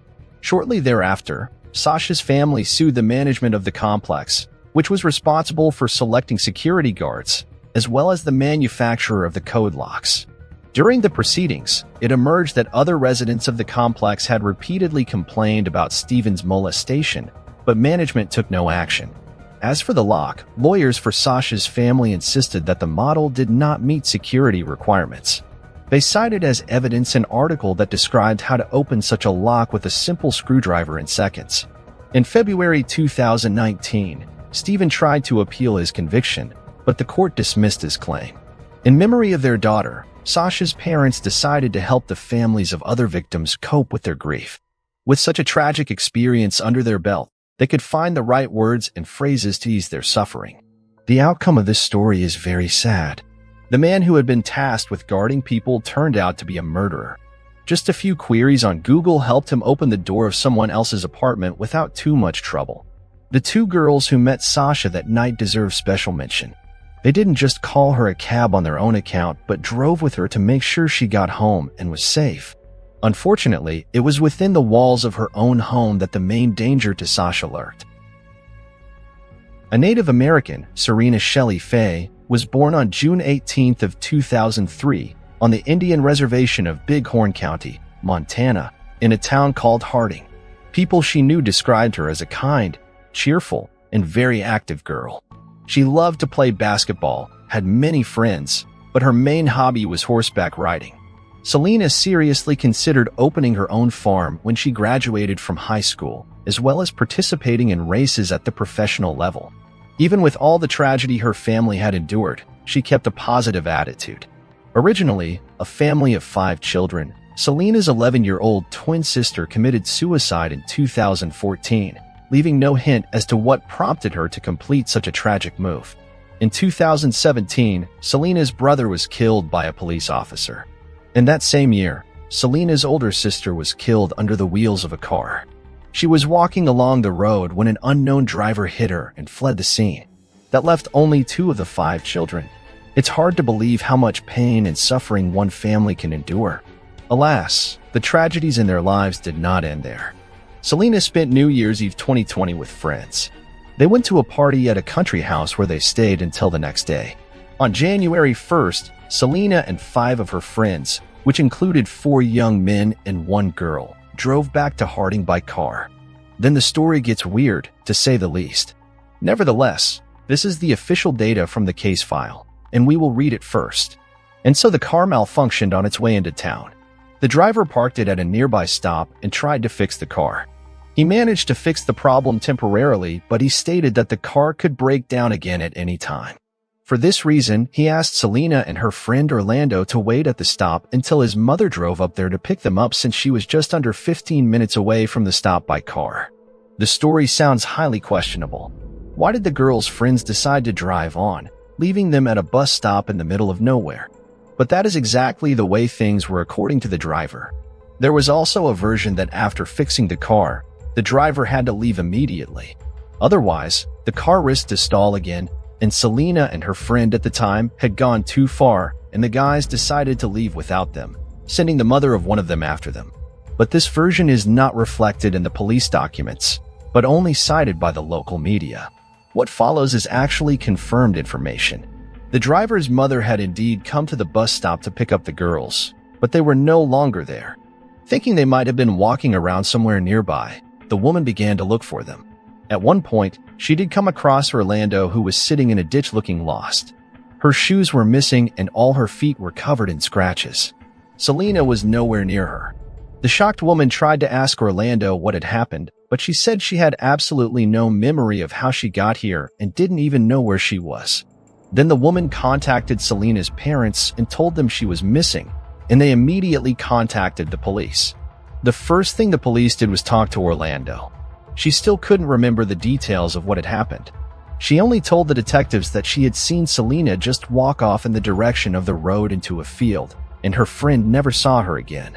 Upon hearing this story, Selena's parents couldn't understand why their daughter would go off in some unknown direction for no apparent reason. The problem was that it was freezing outside, and the girl was clearly not dressed for the weather. She was wearing a light jacket, sweater, and jeans. I think you've already realized how strange this whole story is, but that was just the beginning. On the same day, police organized a large-scale search within a radius of about 6 kilometers of the place where the girl was last seen. Hundreds of people, including service dogs, mounted police, helicopters, ATVs, and even drones with heat sensors, were involved. The FBI also became involved very quickly. The case may have taken on such proportions because of a sad statistic. Native Americans in Montana go missing far more often than other segments of the population. Most of the time, police are as reluctant as possible to investigate these cases and sometimes refuse to do so at all. Locals regularly come out in protests and try to reach out to the federal government, but Native Americans continue to go missing.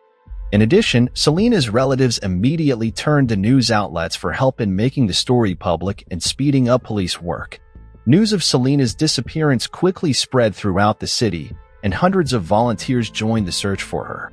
Most were also Native Americans, including students from her school. Adults helped scour the area, and teenagers posted flyers and distributed information about their classmates' disappearance throughout the city, but the search yielded no results. Of course, police examined the car in which Selena and her friends drove home, and also questioned all her friends who had been with her that day, and here are things that are just as strange. Investigators have not released any information related to this. The friends may not have told them anything useful, but the public was waiting for at least some details. Then the police decided to pursue another theory. What if Selena had been kidnapped from that bus stop? This theory ran counter to the story of a friend who claimed Selena had gone into the field, but the kidnapping theory received some support as well. A witness reported seeing a green car with Wyoming plates near the bus stop. As the days went by, the search yielded no results. So most people began to consider the kidnapping version as the main one.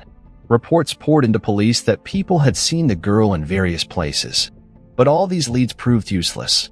Police examined security camera footage of the places where Selena was allegedly seen, and she was not there.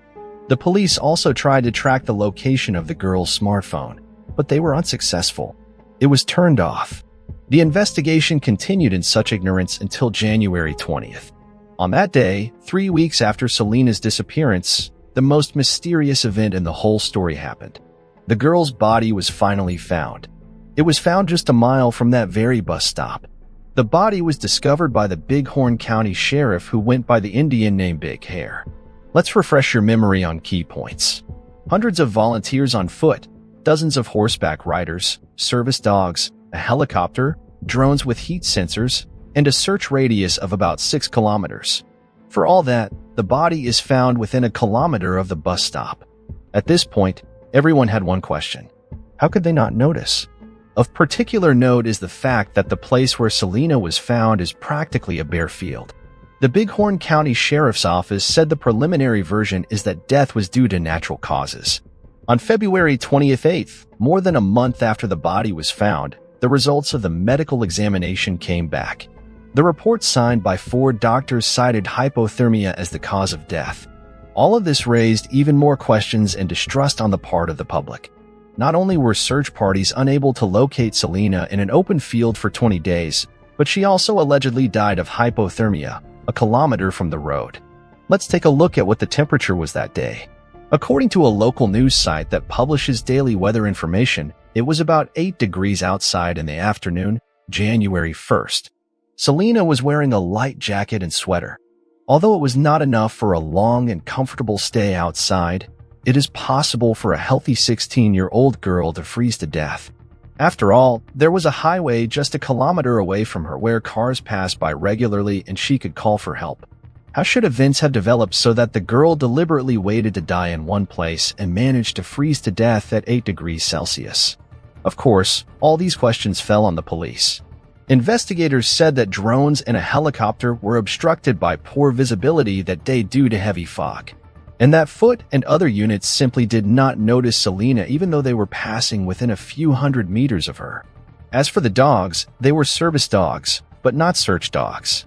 In addition, they were kept on a leash because many strangers were involved in the search, and the police were afraid to let the dogs go so that they would not attack those present. To Selena's family, as well as the entire Native American community, these excuses seemed utterly unconvincing, and they demanded a thorough investigation into her murder. To them, it looked as if the girl's body had been placed there after the first wave of the search ended. But there was one big problem here. The Big Horn County Sheriff who led the police in this case and personally discovered Selena's body had a very murky history behind him. In 1995, when he was still a simple officer, a Native American woman accused him of violence, but the man denied the charges and was not convicted. 2 years later, his service weapon was used in a murder, and the would-be sheriff was put on trial again. There, he claimed his weapon had been stolen and had nothing to do with the case. All charges were dropped again, but here's the strange thing. He paid the victim's family a portion of the amount they demanded in the lawsuit. Later, he went to court again for assault and battery, but here too, he received no serious punishment. Not surprisingly, the community was slow to take this man at his word. Despite the FBI's involvement in the case, relatives and acquaintances of Selena began to suspect that the sheriff himself might have something to do with the murder of the girl and the further cover-up of this fact. But here, another question arises. Even if we imagine that the sheriff grabbed Selena that day and took her to an undisclosed location, what next? The 4 medical examiners signed a report that clearly stated there were no marks on the girl's body indicating a violent death. They could only confirm death from hypothermia. Given the FBI's involvement, could the sheriff have gotten the 4 doctors to cover something up? Or could he have kept Selena outside until she actually died of hypothermia? Sounds doubtful. There is another version of what happened. The teens were drinking on New Year's Eve as the initial toxicology report indicates. But number 1 knows what they did the next day. They may have continued drinking or taken some kind of illegal substance. As for alcohol, it is unlikely to be relevant. A person would need to drink a lot to just go into a field, lie on the ground, and lie down long enough to die of hypothermia. Even taking into account the fact that Selena was only 16 years old, this theory is somehow not believable, but the version about banned substances could explain a lot. First, let's remember Selena's friend who was sitting in a ditch with no shoes and scratched feet. Then let's remember the extremely strange story about the broken-down car and the unclear reasons why the boys left the girls at a deserted bus stop. Perhaps the teens did take something, but it was too much for the bodies of the 2 girls. The boys could have gotten scared and just left them at the bus stop. But this theory is greatly undermined by the fact that the driver did call his mother who came to pick up the girls just 15 minutes later. Would he have done so if the girls were in an inadequate condition? Most likely teenagers would not have involved their parents in such a situation. But there are a few odd things about their company. First, Selena's friend posted several short videos on Snapchat from that trip. One of the moments shows someone standing in front of the open hood of the car trying to fix something. At the same time, near the back passenger seat, 2 guys are arguing aggressively about something. What was going on there is still unknown. All the people who were with Selena that day are silent. What's more, 2 of them have moved to other states, and Orlando has deleted her Facebook page. It's all very strange. It's been over a year, and none of them have responded to the questions that are still troubling the local Native American community and other concerned people. Nor have the police made any comment about the other teenagers.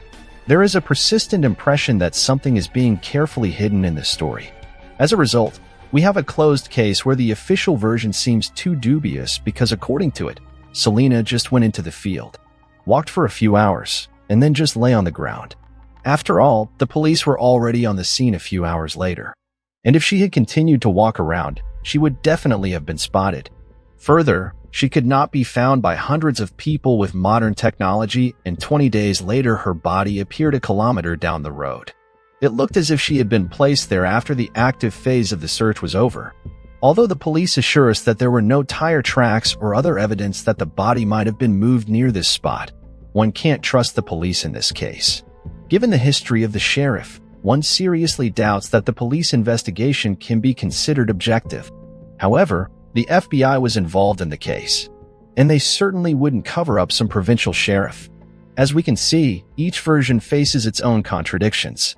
Now 1.5 years later, the girl's family is still trying to find answers. How do 5 children? They have only one son left. They are asking to spread the story about their daughter so they can have a chance at a new honest investigation. What do you think happened to Selena after all? Share your opinion in the comments. Tara Grinstead was born in 1974 in Hawking, USA. During her high school years, she actively participated in beauty contests, winning prizes. The girl, from an early age, set a goal to get a quality education. So the money earned in competitions, she put aside to pay for her education. After college, Tara earned a master's degree in education and landed the job she had long dreamed of. She became a high school history teacher in Istal, Georgia. This tiny town was a typical low-rise America. Its population did not exceed 4,000 people, most of whom knew each other well. Life was quiet and measured. None of the locals could think that any serious crime could occur in Istal. Tara Grinstead had worked at the local school for several years, and during that time, she had developed a great relationship with both staff and students. She was a kind and outgoing person who was always supportive and helpful. In October 2005, this help came in handy for Tara's students who were preparing to participate in a local beauty pageant. Given the fact that their teacher had won prizes at similar events many times, the girls were thrilled to have her support. On Saturday, October 22nd, Tara helped the students with the final touches before the pageant. Afterward, she went to a picnic with her high school friends and didn't return home until 11 p.m., having parked her car outside under a carport. Since then, Tara had stopped making contact. Her mother, who lived in another city, was the most worried. Her daughter always picked up the phone or called back, but this time, there was no answer.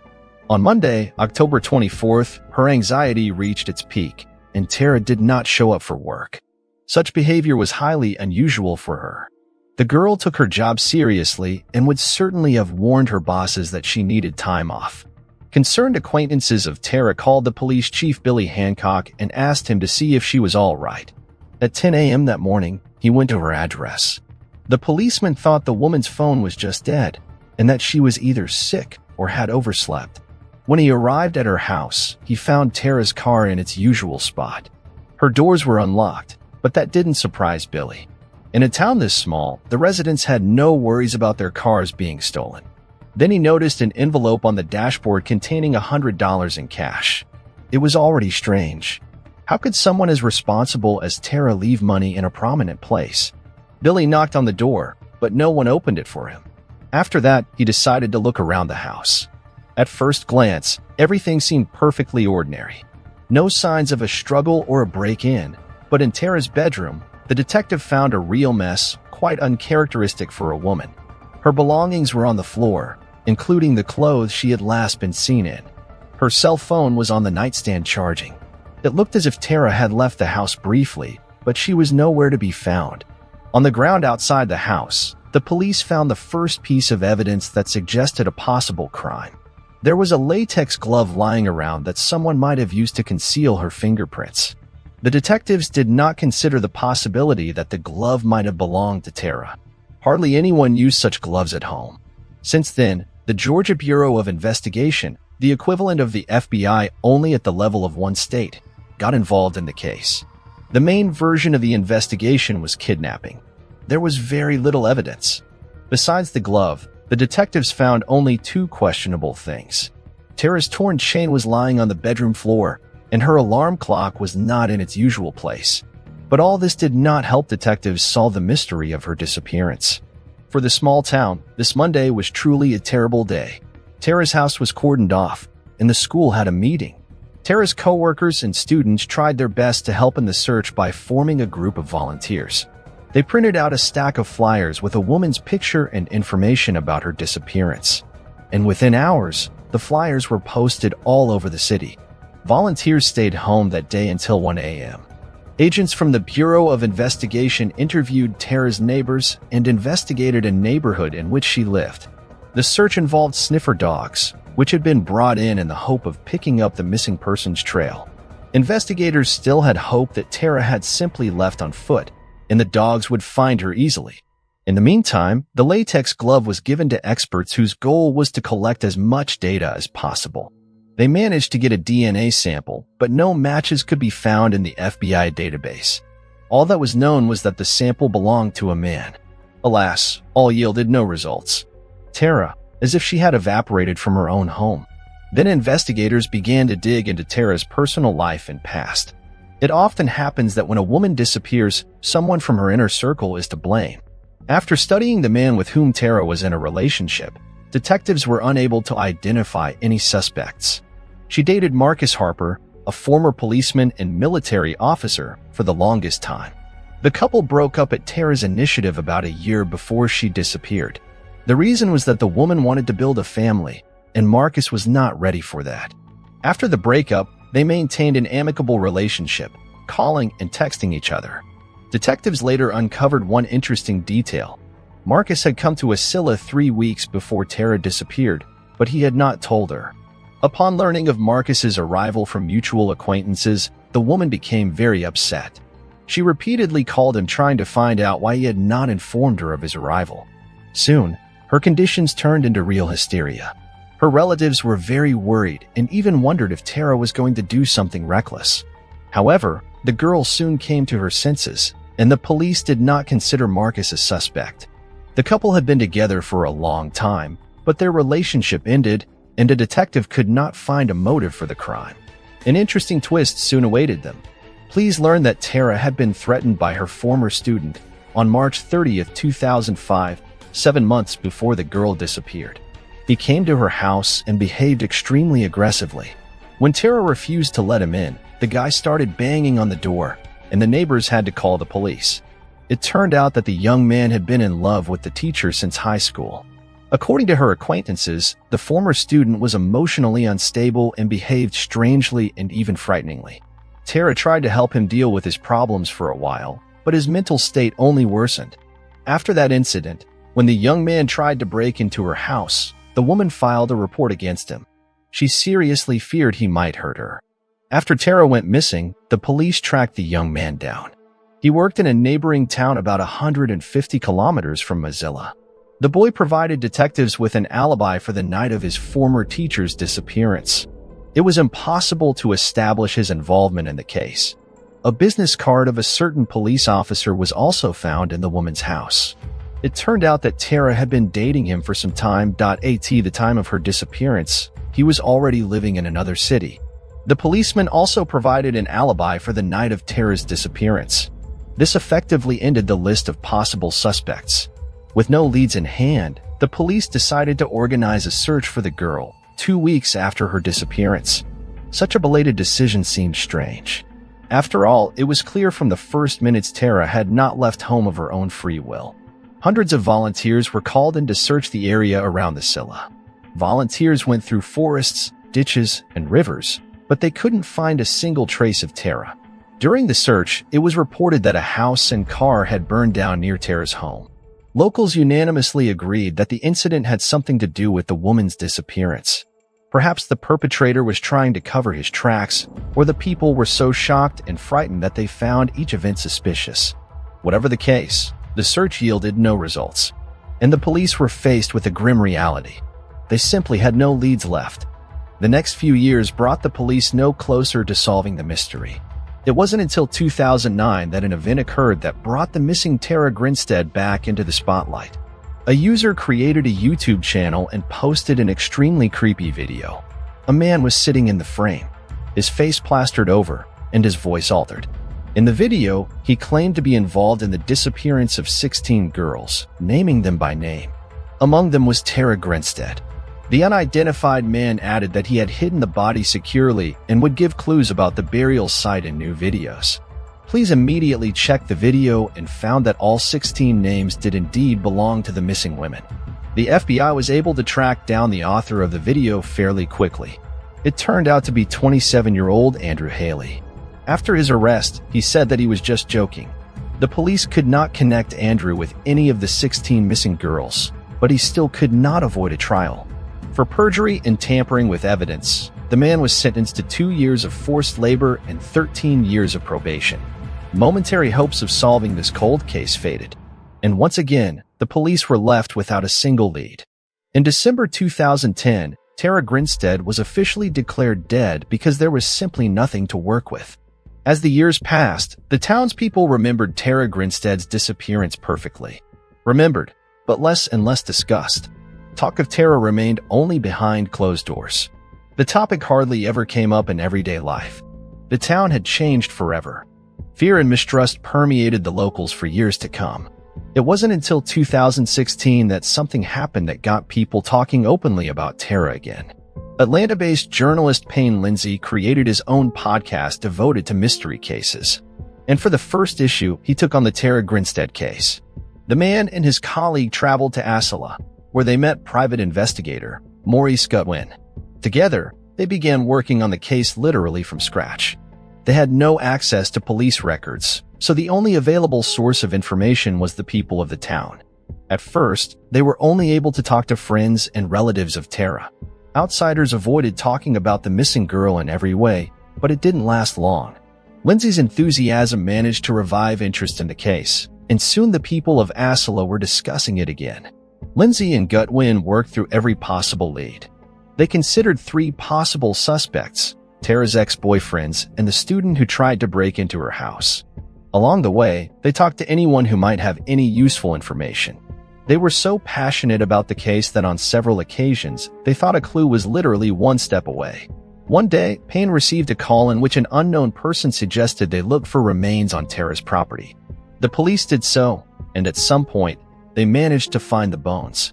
True, experts quickly determined that the bones belonged to an animal. Despite the excitement and a new wave of interest in the case, no serious progress was made.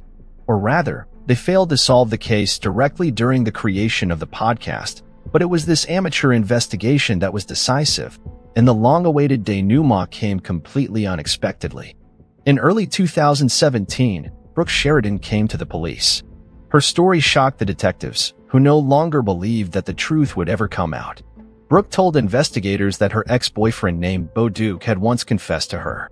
He had helped his friend dispose of Tara Grinstead's body. Upon learning of this, the girl repeatedly begged the guy to confess to everything, but he remained silent. After listening to Brooke's story, the police did not rush things. Who knows? Maybe this woman just wanted fame and attention, especially when a successful podcast got everyone talking about the case again. The detectives decided to play it safe. They asked Brooke to wear a wire and go to Bo to beat out a confession, and it worked. The man didn't deny his involvement, and the police had probable cause to arrest him. To their surprise, Bo immediately cooperated with the investigation and laid all his cards on the table. Later, detectives would say that he was just tired of living with his burden on his soul. Late that night, he got a call from his friend and former classmate, Ryan Duke. He asked to borrow a truck to help him with something, then added, "I've broken into Tara Grinstead's house to steal some money, but something didn't go according to plan, and I killed her." According to Ryan's story, after a party with friends, he went for a drive. At this point, he decided to break into someone's house to steal money, and his choice was Tara's house. He was under the influence of illegal substances at the time. After opening the door with a credit card, he broke into the house and began looking for money. Tara spotted him. A struggle ensued between them, from which only Ryan came out alive. When Bo arrived at Tara's house in a truck, they loaded the woman's body into it and drove her into the woods. The two of them then got rid of the body for several days. This story shocked the residents of Istal. Jukes and Duke were never considered suspects, for they simply had no motive. Nor were there any clues that could link these two to the disappearance of the woman. Despite a full confession, Bo Dukes would not testify against himself in court. At the trial, he spoke to Tara's relatives, wept, and apologized for what he had done. Bo spent a long time in the military, was a veteran, and had many decorations, but the court ruled 25 years in prison for helping cover up a crime. Tara Grinstead's murder trial by Ryan Duke was set for April 1, 2019, but the Georgia Supreme Court postponed the trial on March 28, 2019. After Duke's attorney said they were unconstitutionally denied funding for experts to testify on Duke's behalf. The trial began on May 9, 2022. At trial, Ryan Duke pleaded not guilty to murder and charged Bo Dukes with murder. On May 20, 2022, a jury found Ryan Duke not guilty of murder, aggravated assaults, and burglary, but guilty of concealment of death. At trial, Duke testified that his confession to the murder was false, telling the jury that he had done it under the influence of drugs and in fear of the real killer, his friend with a similar last name, Dukes. He said, Bo Dukes woke him up in the mobile home where they lived together in 2005 and told him he had killed Tara Grinstead, then showed Dukes their teacher's purse and wallet. Although her body was never found, investigators matched Grinstead's DNA of bone fragments found at the location where Ryan Duke testified to investigators that he and Bo Dukes had burned her. On May 23, 2022, Ryan Duke was sentenced by the Erwin County Superior Court to 10 years in prison for concealing the body. The sentence imposed by the judge was the maximum penalty allowed. By the time Ryan Duke was sentenced, he had already served about half of that sentence while awaiting trial. Prosecutors insisted that Duke's confession included details that only the killer knew, such as Duke telling investigators that he called Grinstead's home from a payphone after running away from home to see if she would answer. When she didn't, he returned and found her dad. Investigators also found Duke's DNA on a latex glove found in Grinstead's yard. However, his testimony raised enough doubt in a jury's mind that he was acquitted of all charges except concealing her death. Bo Dukes was subpoenaed to testify but refused to answer the court's questions, citing his Fifth Amendment right against testifying against himself. When the truth about this high-profile case came out, Tara Grinstead's friends and relatives relieved themselves of the burden of obscurity. Her mother confessed that all these years she had secretly hoped for a miracle, that her daughter would return to her alive. Alas, reality turned out to be cruel, senseless, and devoid of any miracles. At least now, the whole world knows exactly what happened in that little town back in 2005. Write your opinion about it and give it a like. Cassie Jo's daughter was born on December 21, 1989, in the American town of Pocatello, Idaho.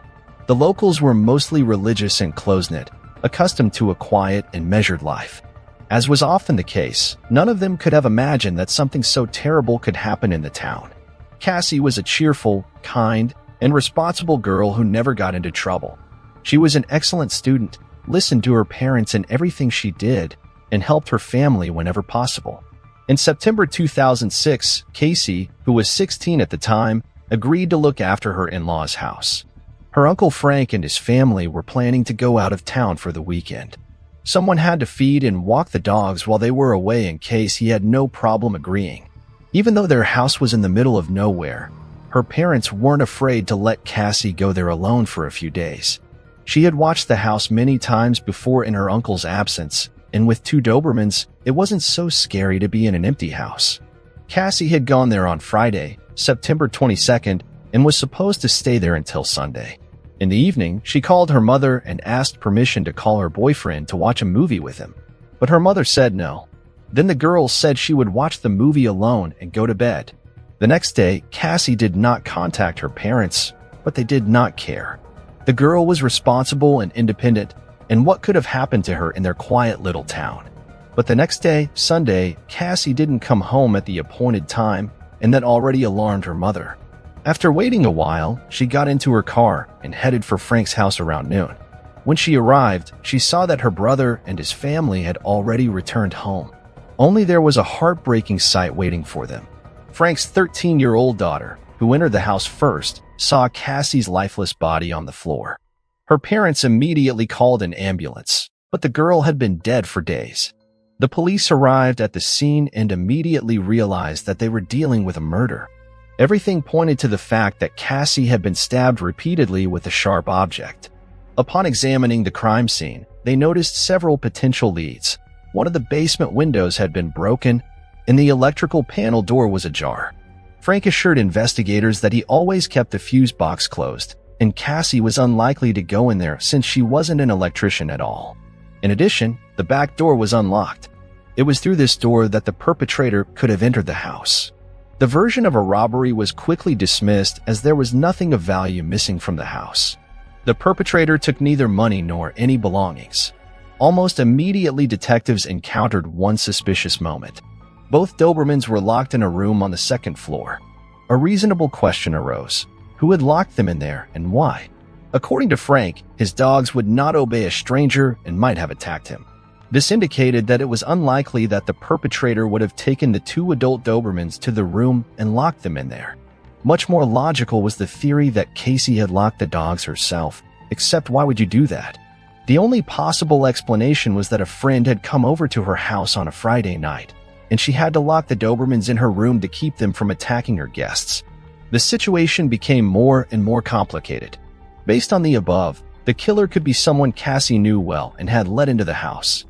The police, however, did not have to puzzle over this mystery, for the next significant clue emerged almost immediately. News of the murder quickly spread throughout the city, whose residents had never seen such a crime.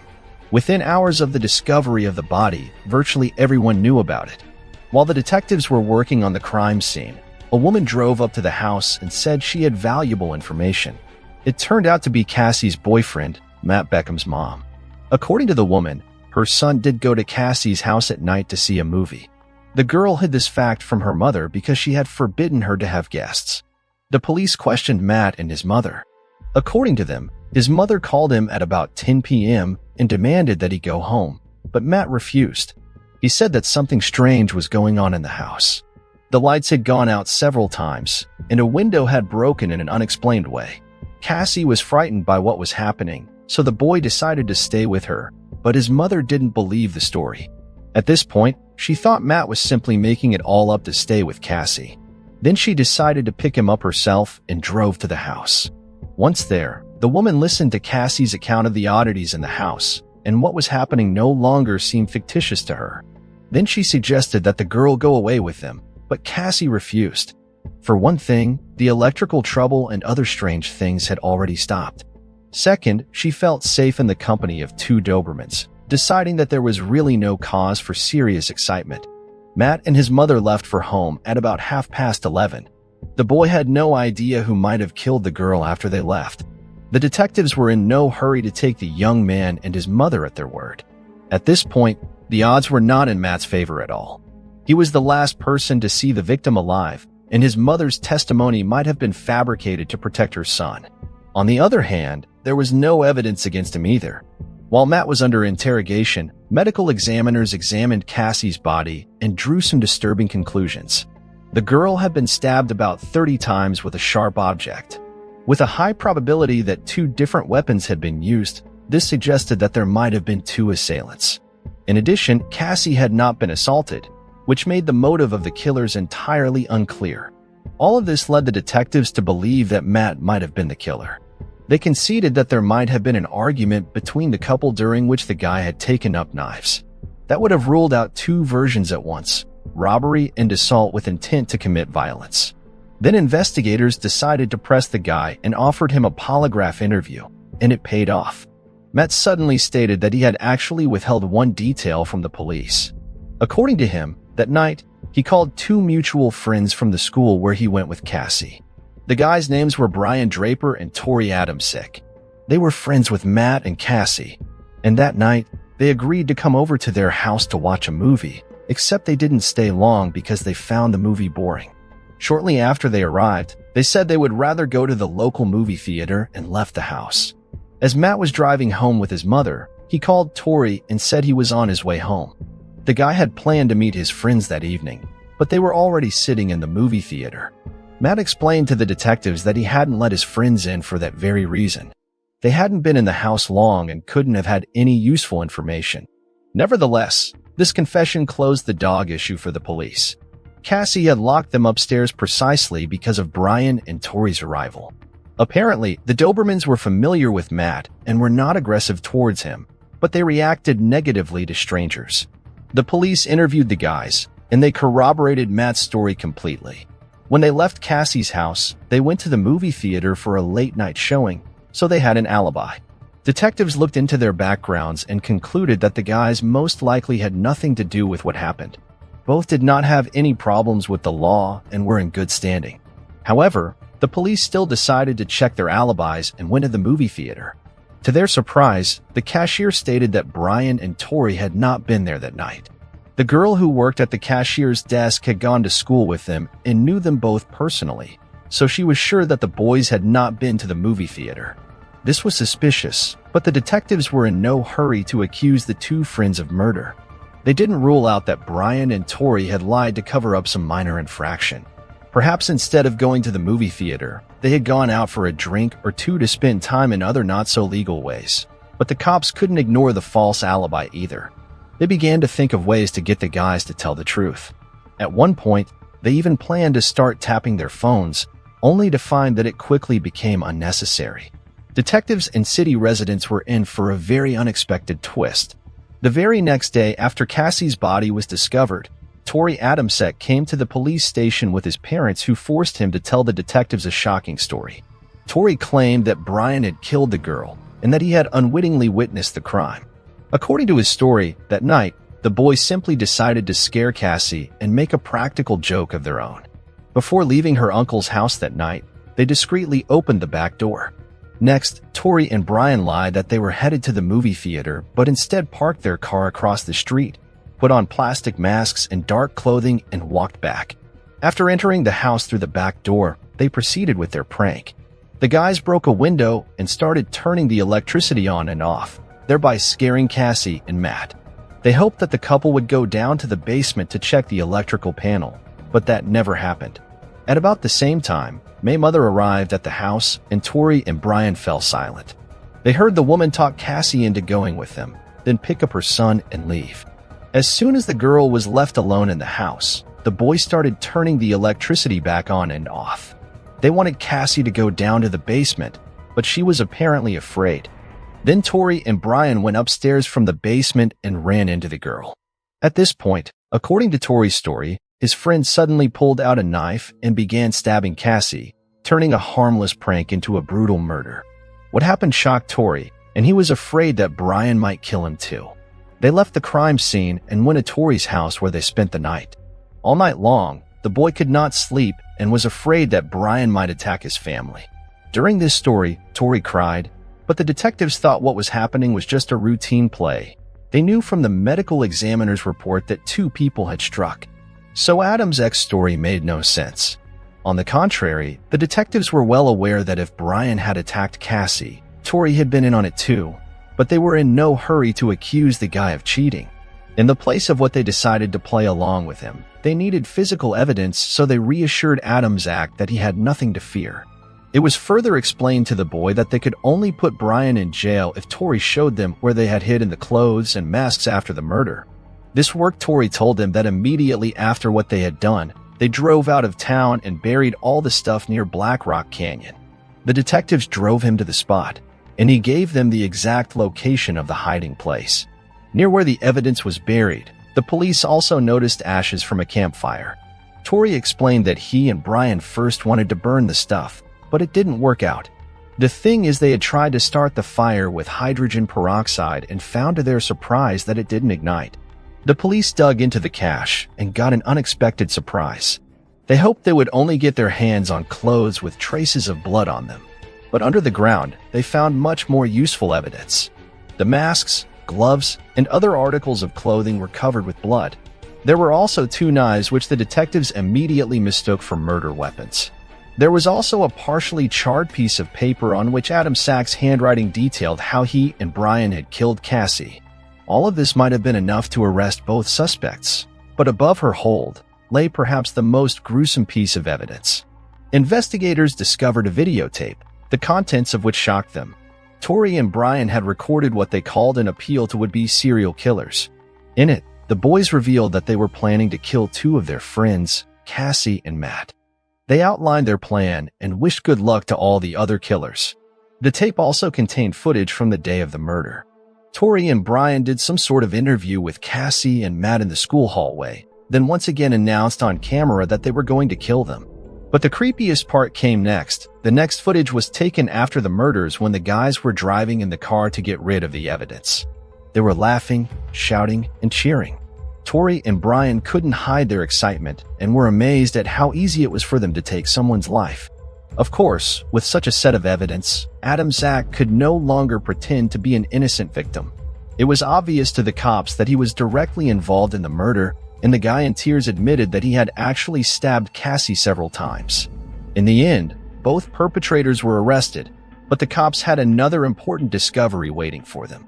They noticed that on the tape, Brian was constantly writing something down in a notebook. The detective searched his room and found it carefully hidden from view.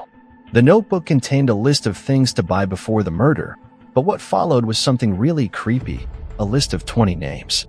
It turned out that the perpetrators were going to kill 20 people over the next 2 years, pausing for a month at a time. Among them were friends and teachers, and even relatives of Tori and Brian. The police talked to all the people on the list, and it came as a real shock to them. They all thought they were on good terms with the people who were actually going to kill them. Once under arrest, the guys began to shift the blame onto each other in the hope of avoiding punishment. Despite the fact that both perpetrators were 16 years old, they were tried as adults. The trials began in 2007 and were conducted separately. Then it was revealed that Tori and Brian had been inspired to kill by the cult movie Scream, and even tried to imitate the masked maniac. This explained their choice of weapons and attempts to frighten the victim with a blackout. In addition, they idolized serial and mass murderers such as Ted Bundy or the Columbine rifleman. In other words, their only motive was to kill, and they wanted to turn it all into a show. The boys expected that after all the murders they had committed, they would become legends and make history. In spite of all that, medical experts declared them sane, so they should not have been indulged by the court. On April 17, 2007, Brian Draper was found guilty of murder and conspiracy to commit murder. On June 8, Tori Adams' act was found guilty of the same charges. Both were sentenced to life without parole and 30 years on top of each for conspiracy. Adams' act's family resented such a harsh sentence. They felt that the court should have imposed a more lenient sentence because their son had led the detectives to the evidence. However, the judge was well aware that no credit was due to Tori himself. The boy was just scared and tried to blame it on his buddy, and that does not entitle him to any leniency. In the years that followed, Tori and Brian appealed repeatedly trying to get their sentences reduced, but each time they were turned down. Most likely, the two will never get out of prison again unless the U.S. authorities decide to cut them some slack. What we have in the end, undoubtedly, Tori and Brian are the most real psychopaths, but they were fully aware of what they were doing. They started preparing for the murders long before the attack on Cassie, trying to think through every move. It was partly fortunate for the police that the two maniacs were not brilliantly intelligent. They didn't even think about the fact that their fake alibis could be checked in a few minutes, and that would make them prime suspects right away. Now they continue to serve their sentences in the same prison, only now they hate each other for their mutual attempts to blame each other. Cassie's family has never been able to return to a normal life after all this horror. Frank's 13-year-old daughter, who first discovered Cassie's body, later tried to end her life. Frank and his family were also forced to move out of the house because no one else could be there. Even though the police department sent an expert to clean up the crime scene, the residents of the house never went in there again, except to get their belongings. Frank had been trying to sell it for years, but couldn't find any buyers. Everyone knew the history of the house and didn't want to live there. For Cass's mother, the only consolation was the fact that the killers had been caught and sent to jail, even though it wouldn't bring her daughter back. Share your opinion on the story in the comments. On June 10, 2006, 24-year-old Lori Slilsinski disappeared without a trace from Auburn, Alabama. This came after confirming that she would be attending a pre-planned girls' night out at her best friend and co-worker's house. At her trailer home, her dog was left unattended, the air conditioner on, and the telephone cord missing. What could explain her mysterious disappearance? Did Lori leave town in a hurry? Or was it something more sinister? Today, we're looking at a bizarre disappearance solved after 16 years, located in Lee County. Auburn is the largest city in eastern Alabama. It's also Alabama's fastest-growing metropolitan area and the 19th fastest-growing metro area in the United States since 1990. Unofficially nicknamed the loveliest village on the plains, Auburn is a melting pot for cultures with its southern hospitality. This historic college town is the home to Auburn University, one of the most recognized public universities in the nation. Today's story involves a former student of this university, Lori Slilsinski. Lori Ann Slilsinski was born to parents Casey and Arlene Slilsinski on September 21, 1981. Gifted with blue eyes and blonde hair, Lori was always adored by her parents and her big brother, Paul. The family was originally from New York State but later moved south to the rural Alabama farm country near the town of Auburn when Lori was just 13 years old. As a country girl being raised with animals, Lori was an avid animal lover. According to her friends, Lori was absolutely beautiful. She loved spending time with friends, watching movies, riding her bicycle, and playing video games. In addition to all that fun, she was also very studious, and her family tried to support her as much as they could. After finishing high school, Lori enrolled in nearby Auburn University, where she majored in psychology with a minor in criminology. Her parents bought her a mobile home so that she could live off campus in a manicured trailer park that was popular with students. She was living alone with her beloved dog, Peanut, a Yorkshire Terrier. Her close bond with her family remained intact, with her mother calling every day to check up on her. In 2005, she graduated with honors from Auburn University. Soon after graduation, she took up a job in the East Alabama Mental Health Center while still living in the trailer park. She also made plans to go for her master's degree in psychology in the near future. Lori's family was proud of her achievements, unaware of any foreshadowing of evil that was looming over her head. On June 10, 2006, 24-year-old Lori had made plans for a girls' night at her best friend Lindsey Brown's house. They had plans to have a few drinks and watch a movie. Lori first met Lindsey in their junior year at Auburn University, already impressed by Lori's sweet, charming, and outgoing personality. The two girls became friends. The bond only grew stronger when they both got a job at the same mental health facility after completing graduation. Around 6:30 p.m. on June 10th, Lori called Lindsey saying that she had to stop at the store, and then she'd head over to her house for the movie night. Unfortunately, she would never make it there. Lindsey grew worried when she did not hear from Lori again that night or the following day. She called Lori several times and left messages on her home answering machine, but she never heard back from her.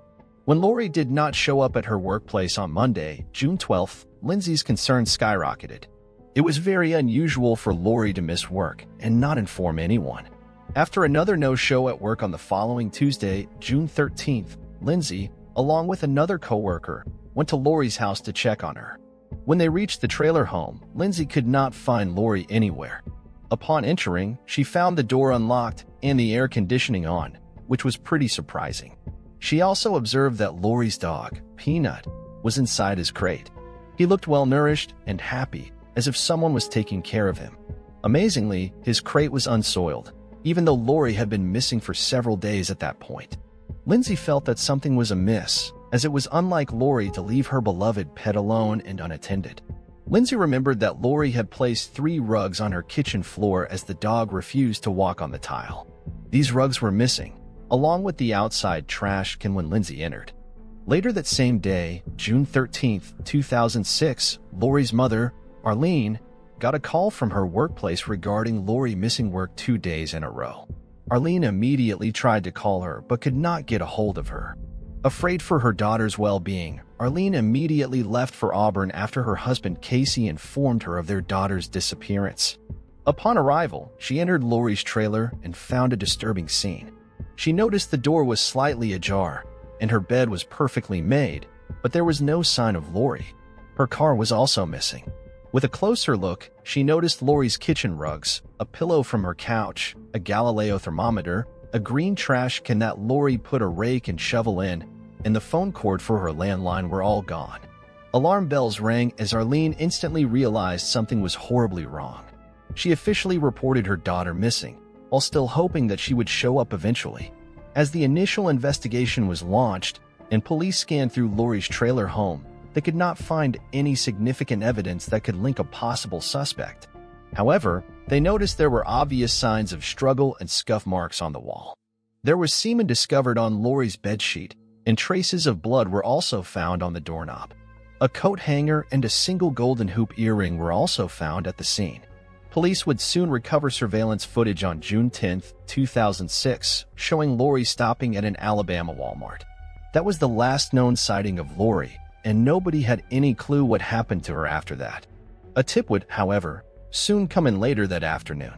Arlene got a phone call from one of Lori's friends, 25-year-old Daryl Richard Dennis, commonly referred to as Rick. Rick told Arlene that he met Lori the day she went missing, and he thought she might have gone off to make a drug deal. Lori had met Rick Dennis at a bowling alley where he worked. She often hung out there when she was still a student.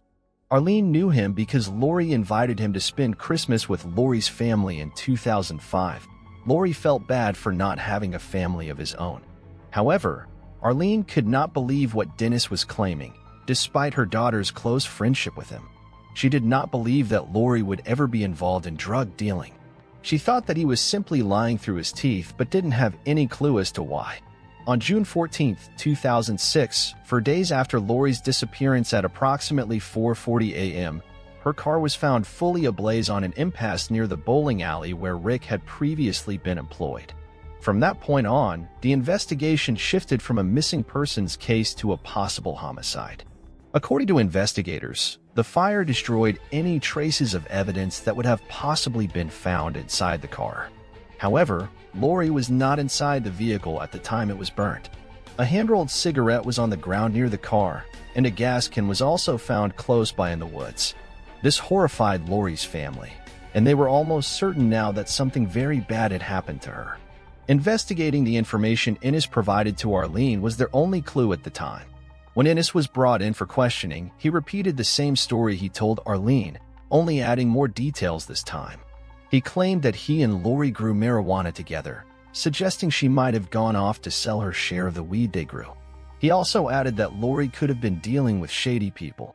Police raided Lori's trailer. However, even after a thorough search, the police were unable to find any evidence of Lori dealing drugs.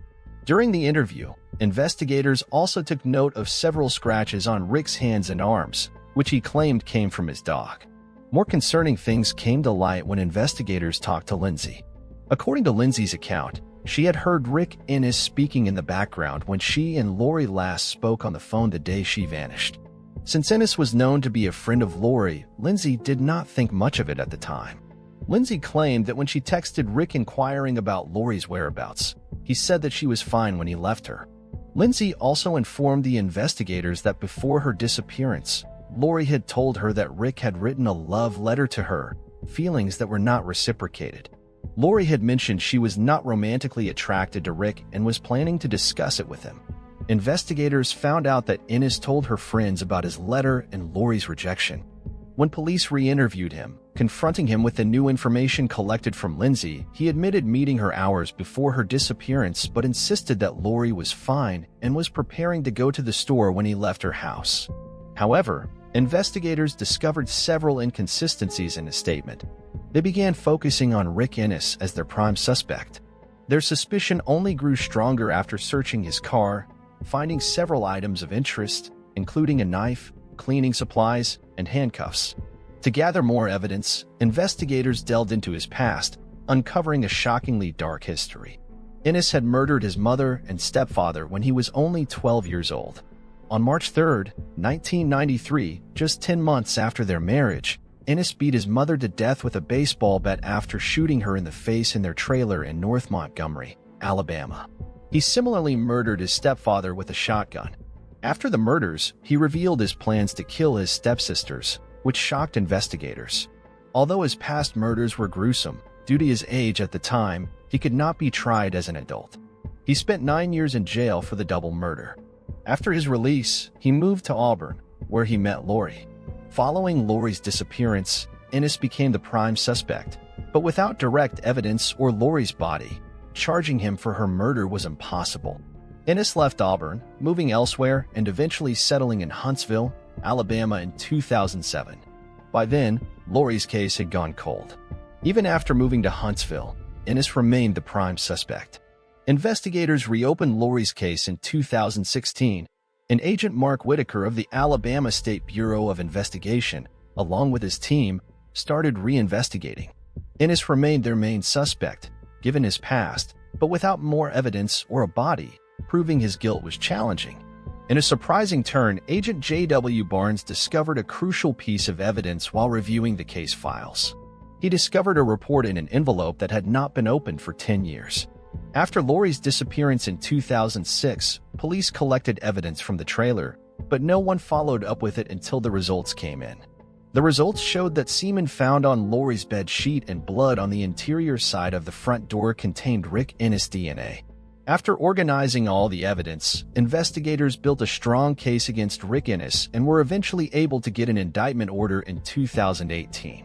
By this time, Ennis was happily engaged to a school librarian named Elena Atkinson and was living in Pilot, Virginia. There, he was working for a company that designed and built portable living structures called EARS. On August 6, 2018, on his 38th birthday, 12 years after Lori Slasinski went missing from Auburn, Rick Ennis was arrested by a task force of U.S. Marshals. While it came as a relief to Lori's family, Ennis's fiancée and co-workers were shocked by this turn of events. After being arrested on 2 counts of capital murder, his trial was postponed due to COVID-19. The trial finally began on April 1, 2022. While the prosecution presented all the evidence that suggested Ennis's involvement in the crime, including the cigarette but in Lori's bedsheet containing his DNA, the defense argued that police could have taken the cigarette from Ennis' home and planted it at the crime scene. They also attacked Lasinski's character by trying to portray her as a drug dealer. To explain how his DNA got on the bedsheet, Rick claimed that he had consensual sex with Lori before her disappearance, suggesting that they were still intimate despite Lori's rejection of his advances. However, his story did not seem very convincing, especially when 2 more witnesses came forward with jaw-dropping information. One of his former co-workers in Alabama, Jeremy Brooks, stated that on June 9, 2006, just 1 day prior to Lori's mysterious disappearance, he received a call from Ennis asking if he could bring him gas and if he could keep the gas tank. Jeremy rejected his request. Later, after police found Lori's scorched car and a gas can, it matched the description of a gas can that was missing from the bowling alley where Ennis worked. Another of his former co-workers from South Carolina, Terry Booth, testified about the chilling experience she had with Ennis years prior. Terry remembered asking Ennis why he moved from Auburn. Ennis told him that he had to get rid of a body. Although he thought Ennis was just joking with him, the announcement of his arrest for Lori's murder proved otherwise.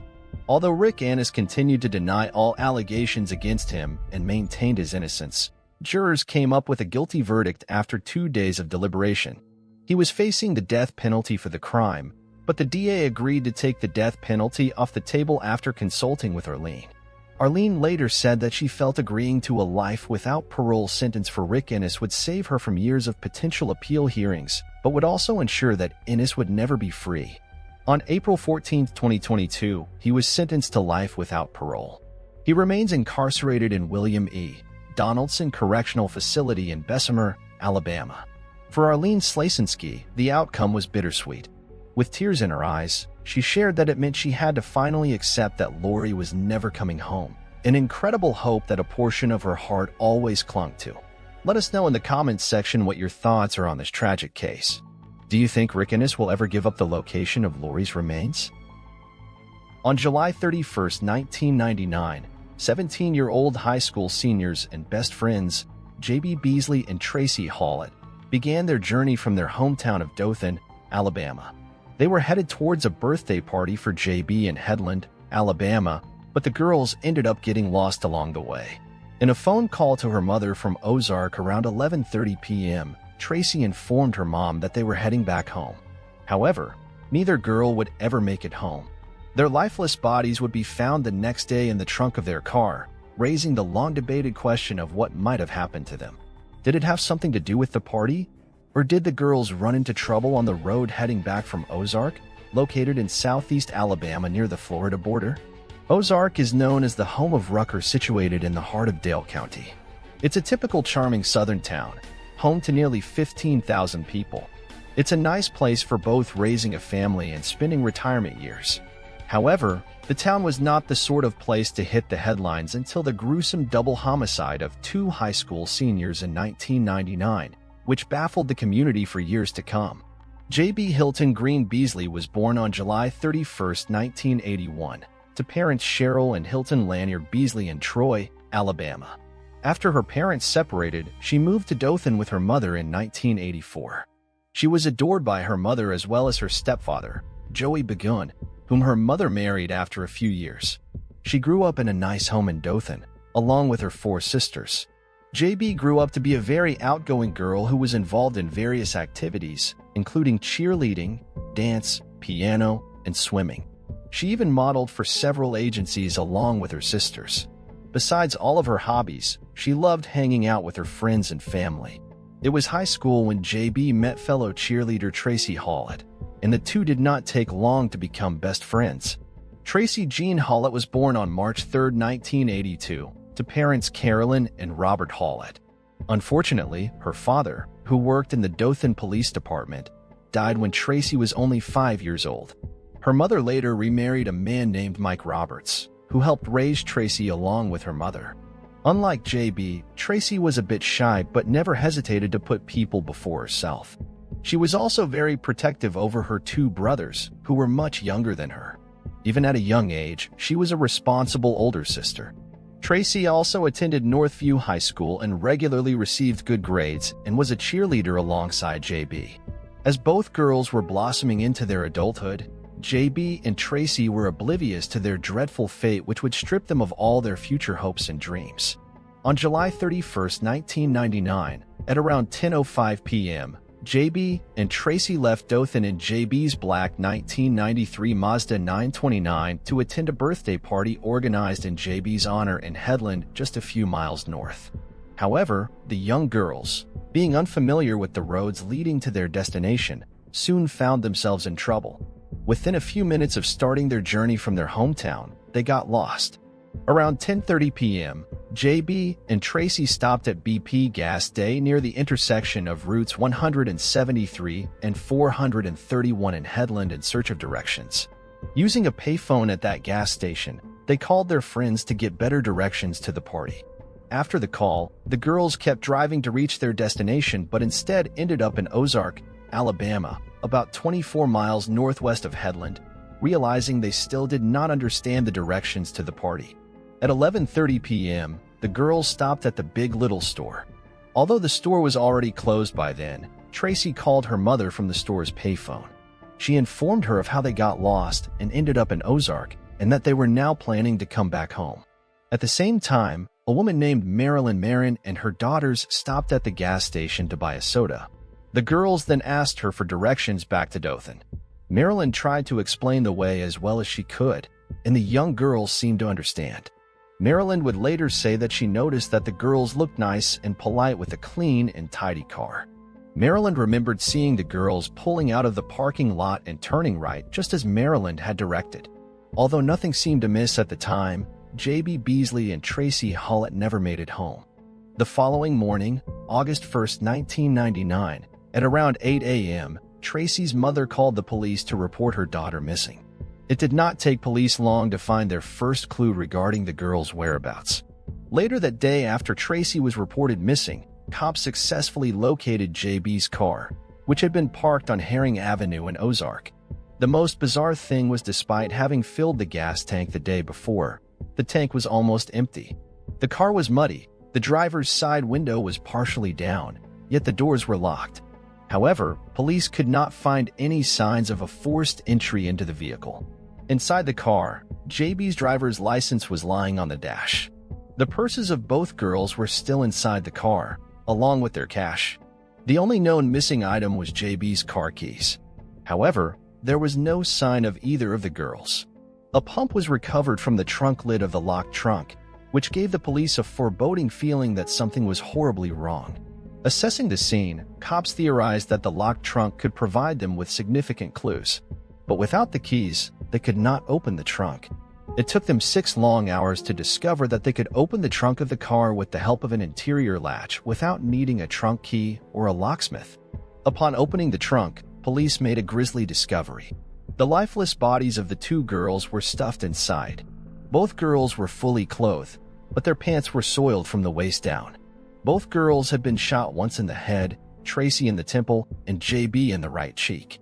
Tracy had a 9mm shell casing on her leg, scratches on her arm, and her jeans had thorn briars on them. JB's clothes, on the other hand, were muddy and dirty, especially her newly purchased shoes. Although authorities concluded that the teenagers were killed execution style, they had most likely been killed inside the trunk. As the families were informed about the heart-wrenching discovery, authorities formally started their homicide investigation.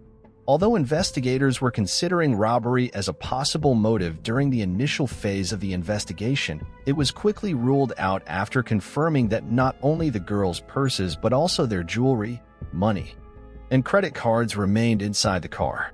Autopsies later confirmed that there were no traces of alcohol or drugs in their system.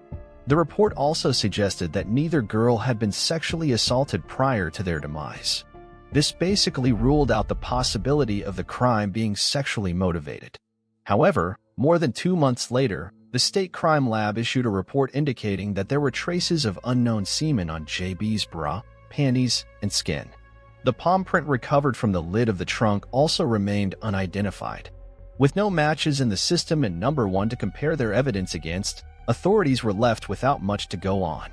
As word of a double murder of 2 teen girls spread like wildfire, authorities were no closer to zeroing in on a suspect. A reward was also put out in an attempt to gather information regarding the murder, but it did not uncover any new leads. However, authorities seemed to soon get an unexpected breakthrough. On September 1st, exactly 1 month after the bodies of JB and Tracy were found, a longtime Ozark resident, 28-year-old Johnny William Barentine, walked into the Ozark Police Department to tell a bizarre story. He claimed that he had been a witness to the high-profile double homicide of the Dothan teenagers. Barentine told police that on the night of the murders, around the same time Tracy Hollick called her mother from the payphone at the Big Little store, he went out to buy milk for his 2-year-old son. He claimed that while he was out, he had witnessed the horrendous act. He returned home at 1 a.m., visibly upset, and told his wife that he'd been hit by a black truck near Herring Road. In the days following JB and Tracy's murder, when he shared the information with some of his friends, they convinced him that he should go to the police with this information as it could be linked to the murders of Tracy JB, which would not only help police crack the case but could also get him the reward as well. Disturbingly, in the 4 hours of interview with Ozark police, Barentine changed his story 6 times. According to then Ozark Police Chief Tony Spivey, Barentine initially said that on the night of the kill he had seen a black truck speeding away from the area where the girls were found. But as the interview continued, his story kept evolving and changing. Finally, he claimed that he'd picked up a tattooed man he didn't know, and the two drove by the Big Little store. He further claimed that the man, to whom he'd given a ride, got into the car with 2 girls, whom Barentine identified as the deceased Dothan teenagers. He said they ended up on Herring Avenue, where the man forced the girls out of the car. A struggle occurred between the men and the girls as they were trying to get away. After placing them in the trunk, Barentine said he saw something in that man's hand moments before hearing 2 gunshots. And when the man returned, Barentine again gave him a ride from the scene and then went home. In another version, Barentine confessed to investigators that he knew the man he'd picked up and given a ride to and identified him to be his neighbor. Alarmingly, Barentine himself lived less than a mile from where police discovered the bodies. Police did not buy his story, naming him the prime suspect in the murder of JB Beasley and Tracy Hollick. Ozark police arrested Johnny Barentine on the spot, charging him with 2 counts of capital murder. But there were several problems with his accounts. Barentine never mentioned sexual activity that would account for the semen on JB's clothing and body. Besides, the neighbor he implicated had an alibi for the evening. Several people noted that he looked startled and like he had just awoken from a deep sleep in his mugshot. Just after arrest, Barentine immediately admitted that he had fabricated the whole story in order to collect the reward money. However, police at the time believed they arrested the right person. In the preliminary hearing on September 20th, Alabama Bureau of Investigation agent Charles Huggins testified that Barentine was able to describe the girls' clothing and other items consistent with the crime, suggesting he was there at the scene. From the time of his arrest, Barentine was held without bond in the Dale County Jail in Ozark. In an October 18th bond hearing, Barentine denied he was involved in the killings, confessing to the judge that he never picked up a tattooed man and didn't see anything the night of the murders. He said that he simply went to the BP at about 11 p.m. to get milk for his little boy and later fabricated the whole story to claim the reward money. However, he was denied the bond and sent back to jail. Even during this turbulent time, Barentine's family members never stopped supporting him. They even gave interviews to the media, professing his innocence, saying he was incapable of hurting anyone. Barrentine's lawyer, Bill Kimmons, also maintained that his client was not responsible for the double murders in any way, shape, or form. He further stated that the 4 hours of continued interrogation took a toll on Barrentine, who had wrapped himself in this massive ally. During police questioning, he was never told that he could go to the bathroom or was free to leave whenever he wanted. Barrentine's defense also pointed out the fact that Barrentine only finished the 7th grade and a portion of the 8th grade. He said his client was in special education classes, indicating his inability to plan this heinous crime. Barrentine was finally released from jail on December 17, 1999, after it was revealed that Barrentine's DNA did not match that from the semen found on JB's body and clothing. In January 2000, a Dale County grand jury declined to indict Barrentine and cleared him as a suspect in this double murder. After Johnny Barrentine was cleared of suspicion, the investigation endured a setback. The methods employed by investigators were also criticized. There began to be mutterings that the Ozark police were incapable of handling the case. However, police still had some potential suspects on the radar. One of the most viable suspects was a man from Michigan who was at a party the night of the murders near where JB's car was later found. Investigators discovered that the man, who was not publicly named, left town within days of the murders. Investigators had even traveled to Michigan 3 times to interview him. He could not account for 3 or 4 hours of time on the night of the murders and later made some suspicious statements to people. However, the police declined to elaborate on these alleged statements.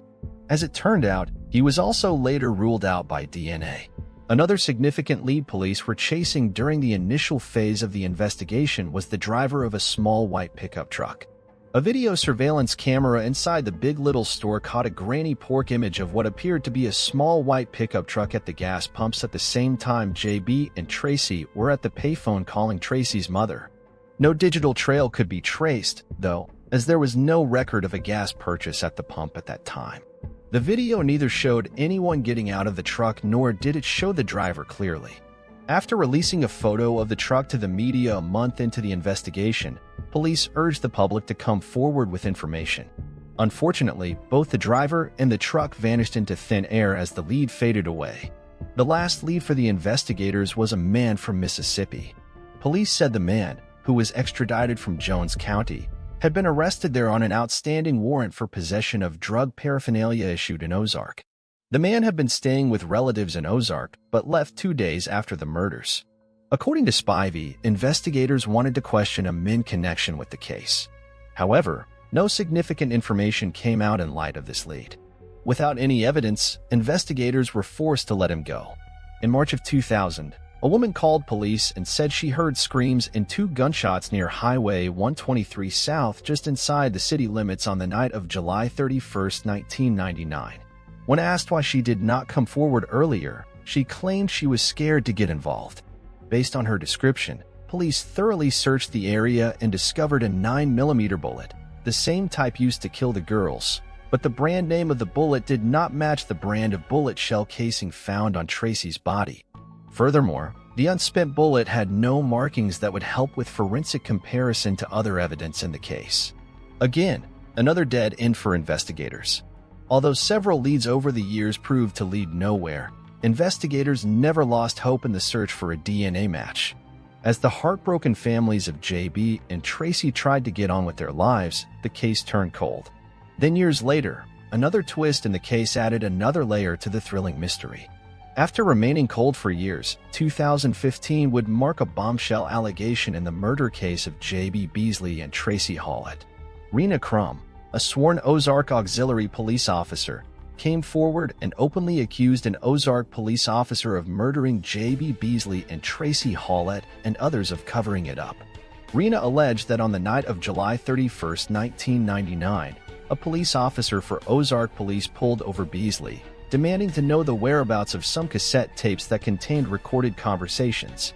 According to Rena, these tapes could have incriminated Ozark police officers regarding the illegal business of cocaine distribution and profits. The incident escalated into the murders of 2 innocent teens, she further alleged. Rena claimed that she'd been threatened by multiple law enforcement officials who had knowledge of the murderer's identity and covered it up by getting rid of evidence. Rena named 3 cops, Gary Butch Whittington, Rex Tipton, and Eddie Henderson, accusing them of harassing and threatening her. She went as far as to say that then Police Chief Tony Spivey, who handled the original investigation, had also helped cover it up. However, she shied away from revealing the name of the police officer who she claimed had actually committed the murders. Renowned American journalist and newspaper editor John B. Carroll wrote an article saying that he believed the officer in question presumed the 2 girls intended to use tapes in a court case that was scheduled for August 2, 1999, less than 48 hours after they were murdered. The tapes were to be entered as evidence into that case. In this article, Carroll also stated that Rena was severely beaten with a fall bat after coming forward, which stopped her from naming the actual killer. Law enforcement officials Rena accused had all denied having any involvement in the murders of JB Beasley and Tracy Hallett. Without any physical evidence, none of them were ever formally named as suspects in the case. Regardless of that, the allegations blew up on numerous true crime websites and social media, leading to a defamation lawsuit. On January 29, 2016, Keith Kaufman, Rex Tipton, Tony Spivey, Eddie Henderson, and Gary Butch Whittington, all Ozark, Alabama police officials, filed a lawsuit against Rena Crum, John B. Carroll, and Dean Matthews for libel, slander, and defamation of character. That case was dismissed in 2018. In May 2016, Rena Crum received a suspended sentence and a $250 fine after being convicted for harassing JB Beasley's sister. Over the years, authorities investigated many theories. They interviewed hundreds of people and took DNA samples from several suspects, but to no avail. It would take 20 years and the innovation of new DNA technologies before police could apprehend a suspect. In March 2019, investigators sent the DNA found on JB's body and clothes to the Virginia-based Parabon Nanolab, which specializes in DNA phenotyping and genetics using public genealogy databases. After analyzing the DNA, the lab finally made a connection to a suspect, Colleen McCraney. 45-year-old Coley Lewis McCraney was never on the radar of investigators in the brutal 1999 murders of JB Beasley and Tracy Hallett until DNA implicated them in the crime.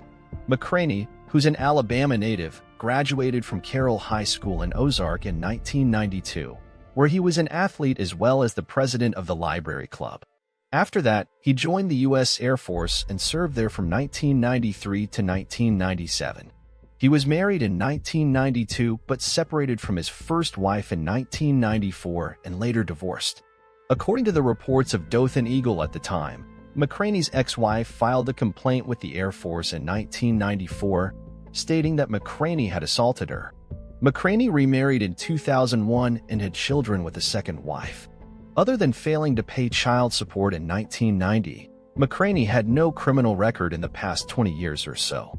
He'd been working as a trucker all of his life and had worked for several trucking companies in Alabama over the years.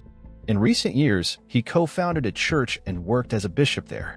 At the time of the killings, he was around 26 and living on Lisenby Drive in Ozark, about 1 mile away from where the bodies of JB Beasley and Tracy Hallett were found in 1999. 2 decades after the slain high school seniors JB Beasley and Tracy Hallett were found, Coley McCraney was arrested after a traffic stop in Daleville, Alabama on March 19, 2019. In the interview with police after he was taken into custody, McCraney said he did not know the investigators did not clarify any motive for the murder. The news of his arrest was a great shock to the Ozark community and the Ozark police chief, Marlon Walker, who went to school with McCraney. As it seemed that the many twisted strands in this baffling case were finally all being tied together, there was to be one more revelation. The now 53-year-old Rena Crum, who previously accused the Ozark Police Department of covering up the murder, recanted her allegations as she testified during a hearing for McCraney in August 2022. McCraney, now 49, is facing 5 counts of capital murder charges for the shooting deaths of JB Beasley and Tracy Hallett. He now sits behind bars in Dale County Jail as of the time of arrest. His bond has been denied pending his trial on April 17, 2023. The news of finally apprehending the killer was a relief to the families of both girls. However, reliving all the haunting memories through the trial and hearings is another painful journey still to come. We can only hope that the families can heal through a sense of peace that their daughters are finally getting justice more than 2 decades later. Do you believe McCraney is responsible for the murders? If so, what was the motive? Do you find any validity in the police cover-up claims? Let us know what your thoughts are in the comments section below. On November 24, 1989, Central Washington University student, 18-year-old Mandy Static, suddenly went missing after taking a jog through her neighborhood. Her body was discovered by a search team 3 days later in a nearby river. So what exactly happened to Mandy? Did she drown while taking a swim? Or did something much more sinister happen to her? Today's case will take us to Acme, a town in Whatcom County, Washington, United States. It's located in the South Fore Valley between the northern Cascade Mountains and Lake Whatcom. The town is locally known as a scenic area and contains several camping opportunities along Lake Whatcom. Many people who live in the place choose it because of its good reputation, as well as its close-knit proximity to several parks and recreational areas. Mandy was born on the 16th of April 1971 to Glenn and Mary Static. She was not an only child but had 3 siblings by the names of Brent, Lee, and Molly. In 1974, Glenn and Mary's marriage came crashing down, and they went their separate ways. Brent, who was Mandy's older brother, died the following year at the age of 17 during a hunting trip in Alaska. Following this, Mary relocated from Palmer, Alaska, to Acme with her 3 children, and they began a new life there. Mandy was in the 7th grade around this time. She soon got used to her new environment and also became a popular face around the neighborhood. She was full of life, and it was just impossible not to love her. At school in her new environment, Mandy excelled, not only in academics but also in other extracurricular activities. She was a member of the school band, and she could play the flute, clarinet, and saxophone. She also had a love for athletics, which made her join the basketball team. Her passion for sports did not stop there, as she could also play softball and ride on horseback. She wanted to do everything, wanted to be very good at everything she did, and she was. She was a high achiever, said Mandy's mother. She wanted to do well in everything she did. She had it all going for her. She had a bright future ahead of her. The house where Mandy lived with her mother and siblings was located on Strand Road and was about a mile from the highway. About 5 miles from the house was a river, popularly referred to as Nooksack River by the locals. Mandy was in the habit of jogging around her neighborhood. She'd often start from her house and run westbound toward the west side of the Strand Road and down to the Nooksack River. It was her favorite route, and her mother, Mary, and the family German shepherd named Kyra joined her occasionally on a run. However, Mary usually rode a bike instead of jogging alongside her daughter. By the time Mandy graduated from Mount Baker High School, she was conversant in sign language. To top it off, she graduated as an honors student, and her mother's joy knew no bounds. Mandy had big dreams and hoped one day to become a commercial pilot. With this burning desire, she went to Central Washington University at the age of 18, believing that in a few years, she would have obtained her commercial pilot's license. However, after only a few months of experiencing university life, she realized that being a commercial airline pilot was not something she was passionate about. She just couldn't see herself sitting for long hours in front of the flight instrument panel of an aircraft. Due to this, she decided to choose a different career path. At her new school, she met Yoko, a Japanese girl who was also pursuing a degree at the university. The two were roommates and quickly became great friends. From Yoko, Mandy learned the rudiments of the Japanese language, and in no time, she was speaking it fairly fluently. Mandy was also in a relationship with a guy named Rick Sender. It was an affair that her family and friends were well aware of. In November 1989, Central Washington University observed Thanksgiving, and students were allowed to go home to spend time with their families and loved ones. Mandy said goodbye to her friends at school and traveled down to Acme to be with her family. Yoko also went along with her.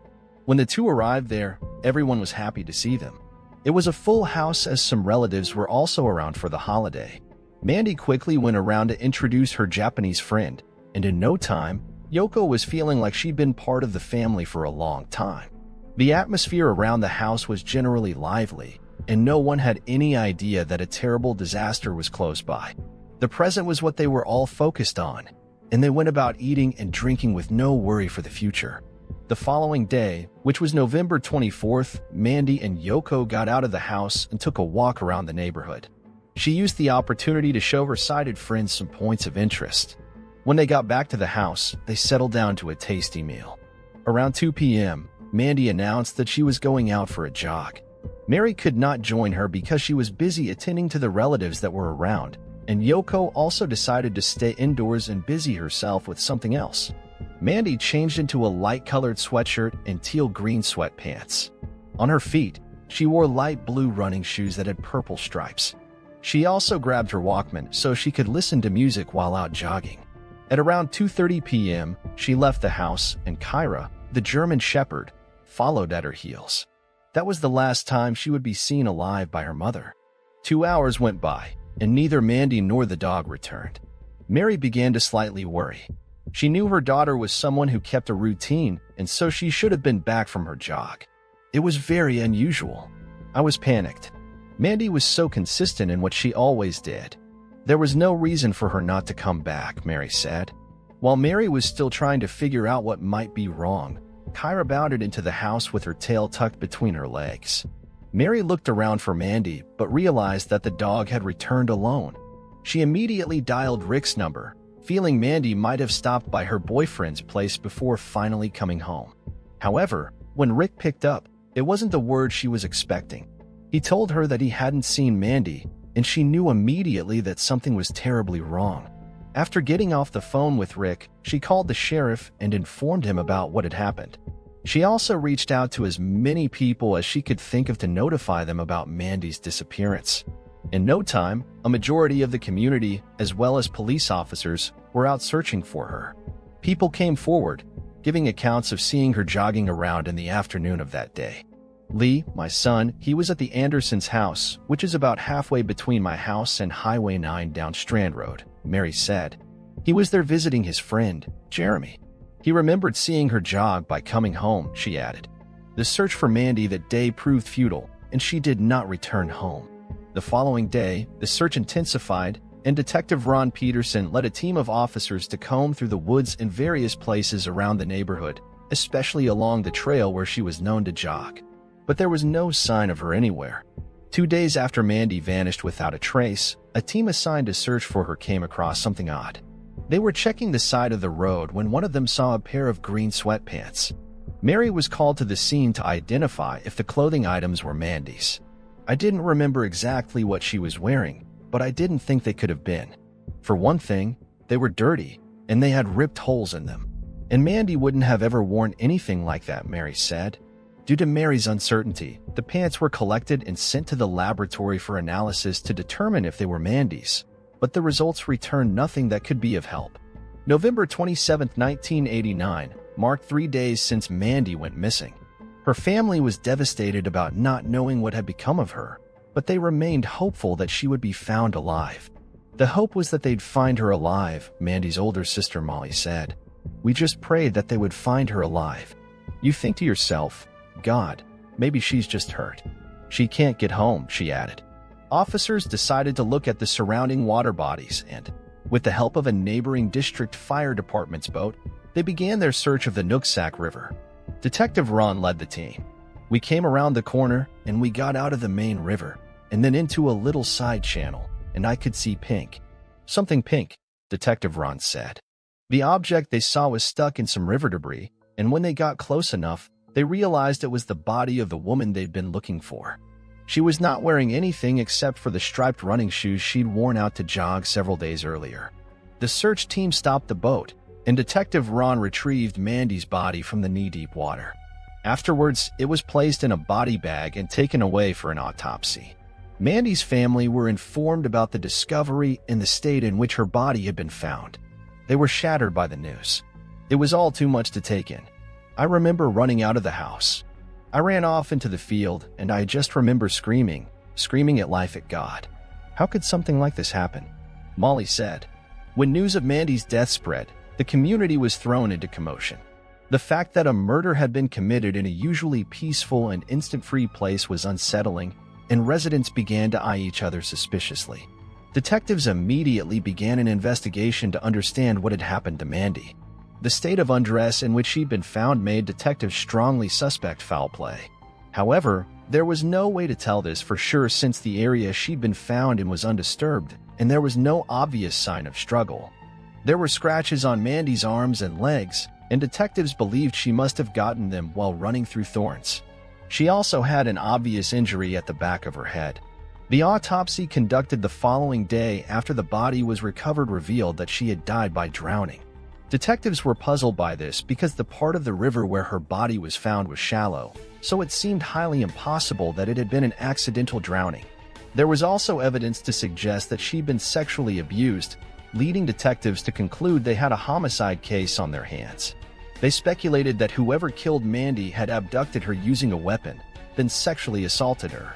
After trying to flee, the assailant caught up with her, striking the back of her head with an object and ultimately drowning her in the river.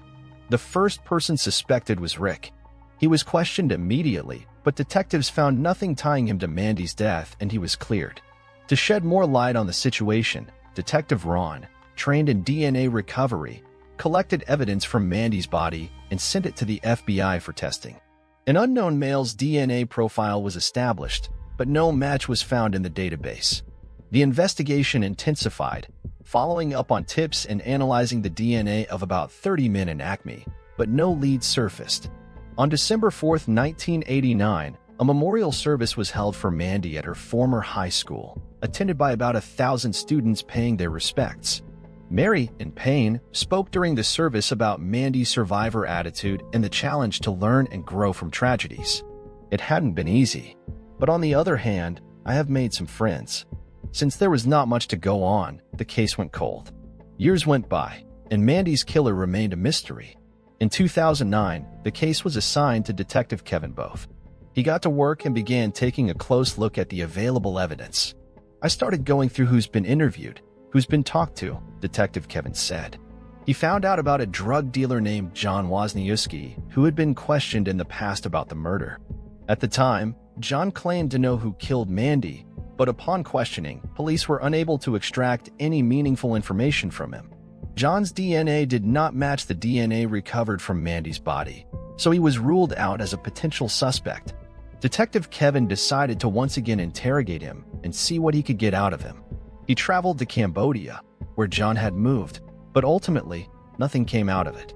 The case would remain stagnant until the unexpected happened 3 years later.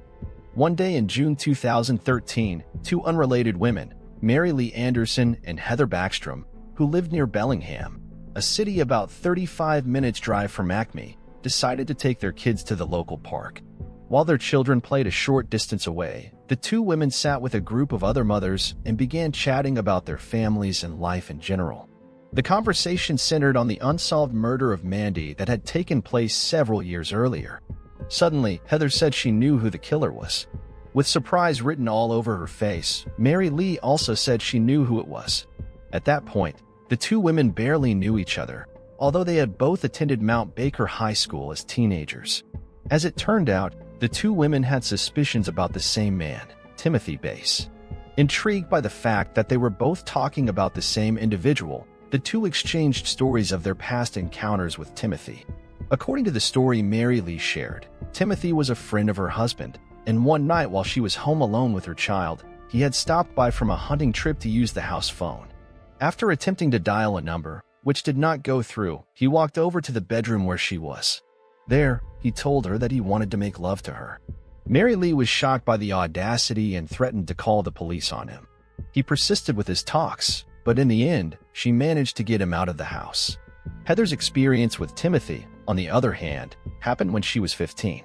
It was after a softball game in the summer of 1989, a few months before Mandy's murder, Heather said. "We decided a bunch of us to go to Dairy Queen," she added. She had been sitting in the front seat of a truck driven by a guy named Dan. Sitting beside her was Timothy, and during the journey, he began to aggressively flirt with her. He would talk about her eyes, saying they were beautiful. Then he took a pin out from a cup holder and started rubbing it along her knees because she was wearing cut-off sweatpants. Timothy did not go too far with this act, probably due to the presence of Dan. However, since that day, the memory stuck with Heather, and she tried as much as possible to avoid him in the neighborhood. After sharing their disturbing experiences, they grew more certain that he knew something about Mandy's murder. Mary Lee reached out to Detective Ken Gates, who had been her high school classmate and was working at the Whatcom Sheriff's Office. She told of her suspicion about Timothy and also gave the reasons why she had them. "I really wasn't ready because we're in a small town, and to accuse someone of something we don't know for sure is a little scary," Mary Lee said. Detective Gates and the other detectives assigned to Mandy's case began unraveling as much as they could about Timothy. What they found out was that he had no criminal record, but something else about him caught their attention. Back in 1989, at the time of the murder, Timothy and his family had been living in a house that was right along Mandy's favorite running route. Where he lived was not too far from Mandy's house. His family was well-liked in the community, and he had also attended the same high school as Mandy. In January 1990, he had gotten married to a woman named Gina Malone and moved to Everson, a city in Washington that's about 19 miles north of Acme. The union between Timothy and Gina produced 3 children, and he was leading a normal and quiet life working as a delivery driver for a bakery known as the France Bakery Outlet. Detectives also discovered that none of the male members of Timothy's family, including him, had been asked to provide their DNA for testing. Due to this, detectives decided to pay him a visit at his home. When they got there, they talked to him about Mandy, but his response suggested that he could barely remember who she was. "That was definitely a red flag for me, which indicated to me that he was obviously lying," Detective Kevin said. "Everybody knew what the Mandy Stavitt case was, and she ran past his house every day. How could you not know it?" Timothy was then asked for saliva samples so that they could obtain his DNA, but he refused. The reason he gave was that he did not trust them. He told them that he had watched crime shows and seen how people went to prison after giving their DNA. This only made detectives more suspicious of him, but since they could not force him to give his DNA, they took their leave. However, from that day, they began to watch him more closely. Detectives also went to his workplace and met with a woman named Kim Wagner, the manager of the bakery. They told her that they were investigating Timothy and needed help in obtaining his DNA, but they didn't reveal to her what exactly they were investigating him for. They came in, they said that there's an employee here under investigation for a case, and they'd like to get root information and maybe collect a cigarette but in there. At that point, I just shut them down. I was like, yeah, no, this is way above my pay grade, Kim said. She immediately directed them to the Human Resources Department, and there, detectives met with a brick wall. The owner of the bakery refused to be of help after finding out what the detectives were there for. They wanted a subpoena or a search warrant, and we didn't have sufficient probable cause to get a warrant, said Whatcom County Sheriff Bill Elfa. It was a disappointing period for detectives, and they had to accept a temporary defeat. Around 2017, the bakery manager Kim, her husband, and some friends were having a random discussion in the comfort of their home. The topic soon shifted to the 1989 murder and how Timothy used to live on the same street as Mandy. At that moment, it occurred to Kim that detectives had been to her workplace years back because they were investigating Timothy in connection to the murder. A short while after this, detectives went back once again to the bakery in the hopes of getting Timothy's delivery route. When they got there, they met with Kim. This time around, she offered to help them get Timothy's DNA sample. They had to decline her offer because they did not want to involve a civilian in their investigative work. However, they agreed to accept any evidence she brought to them. "I 100% volunteered to do it," Kim said. "The reason I wanted to know was I'm a mom now. If something happened to my daughter, I'd want someone to help me. And the thought of her mom never having an answer of who did that to her daughter. If I could help her find that piece, I wanted to do it." For several weeks, Kim had no luck with getting her hands on any item that contained Timothy's DNA. For some strange reason, he always took his trash home with him and was in the habit of wearing gloves while working. Then one day, he probably got carried away and threw away a plastic cup. Luckily, Kim saw him doing this, and she acted fast. "I looked in the garbage, and my heart was beating out of my chest," Kim said. "I grabbed it, and I put it in my desk drawer. I was like, oh my God, that just happened." She eventually passed on the cups to detectives who immediately sent them for testing. All that was left was to wait. So about 3 months later, we got the results from the state crime lab, and Katie from the crime lab says, "Kevin, we've got a match," Detective Kevin said. After hearing those words, Detective Kevin was overjoyed. He knew that after so many years, the case was finally solved. On December 12, 2017, detectives went to Timothy's workplace and arrested him there. He was charged with the rape and first-degree murder of Mandy. When he was interrogated, he denied having anything to do with the murder, but told detectives that both he and Mandy had been having a secret relationship. The reason why his DNA was found inside her, according to him, was that he had slept with her hours before she disappeared. When Mandy's family heard Timothy's claim about a secret relationship, they immediately made it clear that he was lying. "There's no way my sister would have a physical relationship with Tim Bass," Molly said. She was way out of his league, to put it bluntly. Since Timothy maintained his innocence, the case went to trial. But months before the trial began, his attorneys made attempts to have the DNA evidence rendered invalid. Their reason was that the way detectives had collected the evidence violated Timothy's Fourth Amendment right. However, much to their disappointment, the judge decided that the evidence would be presented at trial. During this period, Timothy's wife Gina filed for divorce. The trial began in May 2019, and during the 2 weeks it lasted, Timothy's attorney tried to convince the court that he was guiltless. However, many witnesses, including Timothy's younger brother Tom Bass, came forward to give testimony against him that further sealed his fate. When Tom was called to the witness stand, he revealed that while Timothy was under investigation, he had told him that he had slept with Mandy several years back. He then asked Tom to lie to the police that he had slept with her. Tom also recounted another incident where Timothy had asked his mother to also lie that they were Christmas shopping at the time of Mandy's disappearance. Despite all of these revelations, Timothy's attorney still tried to give an excuse for his actions, but the jury was not moved. They had made up their minds. On May 24, 2019, Timothy was found guilty of Mandy's murder. At the age of 50, he was sentenced to 27 years in prison. For Mandy's family, the sentencing brought a sense of comfort. Mary, who never thought the case would one day be solved, had the following to say: "Definitely closure, I feel.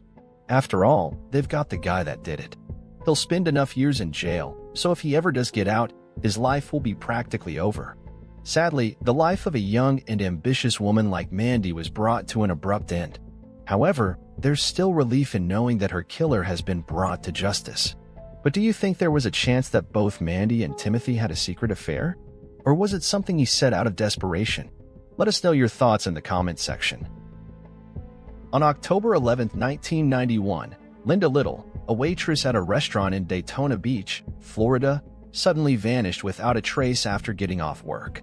Her disappearance puzzled detectives for several years until the killer received spiritual enlightenment while incarcerated, leading to a chilling confession. So what happened to Linda? Where did she go after leaving work that night? Was she followed? Or did an unfortunate twist of fate put her in the wrong place at the wrong time? Today's case will take us to the city of Daytona Beach, located on the east coast of Florida Panhandle. It's famous for its white sandy beaches and world-renowned international speedway, making it a go-to spot for racing enthusiasts. The city boasts several resorts, attractions, and, of course, beautiful ocean views that attract millions of tourists yearly. Let's first go back to the beginning, though. Linda was born on the 29th of October 1947 in North Carolina. Not much is known about her early life other than she grew up with 3 siblings and a close-knit family. Joy Little, Linda's younger sister, described her as someone with a lively spirit and whom people enjoy being around. When Linda was around the age of 19, she gave birth to her first and only child, whom she named Mike Parrish. It's not clear who the father of Mike was or at what point Linda became a single mother, but she eventually raised her son with the help of her family. In 1989, at the age of 41, Linda moved out of North Carolina and began living in Daytona Beach, Florida. Her apartment was a stone's throw away from the popular Broadway Bridge located in downtown Daytona, and she lived alone. To make ends meet in the new city, she took up a job as a waitress at the Chart House restaurant on South Beach Street. Everyone in her workplace loved her due to her positive energy. The pay she was getting at her new place of work wasn't really much, but it was enough to get by. Linda enjoyed biking and would often cycle to and from work among other places. At the time, she owned a blue and rust-colored Murray touring bike, which she rode almost everywhere. At some point, she began a romantic relationship with a man from New Smyrna Beach, an area about 24 minutes drive from Daytona Beach. Linda was at a good place in her life.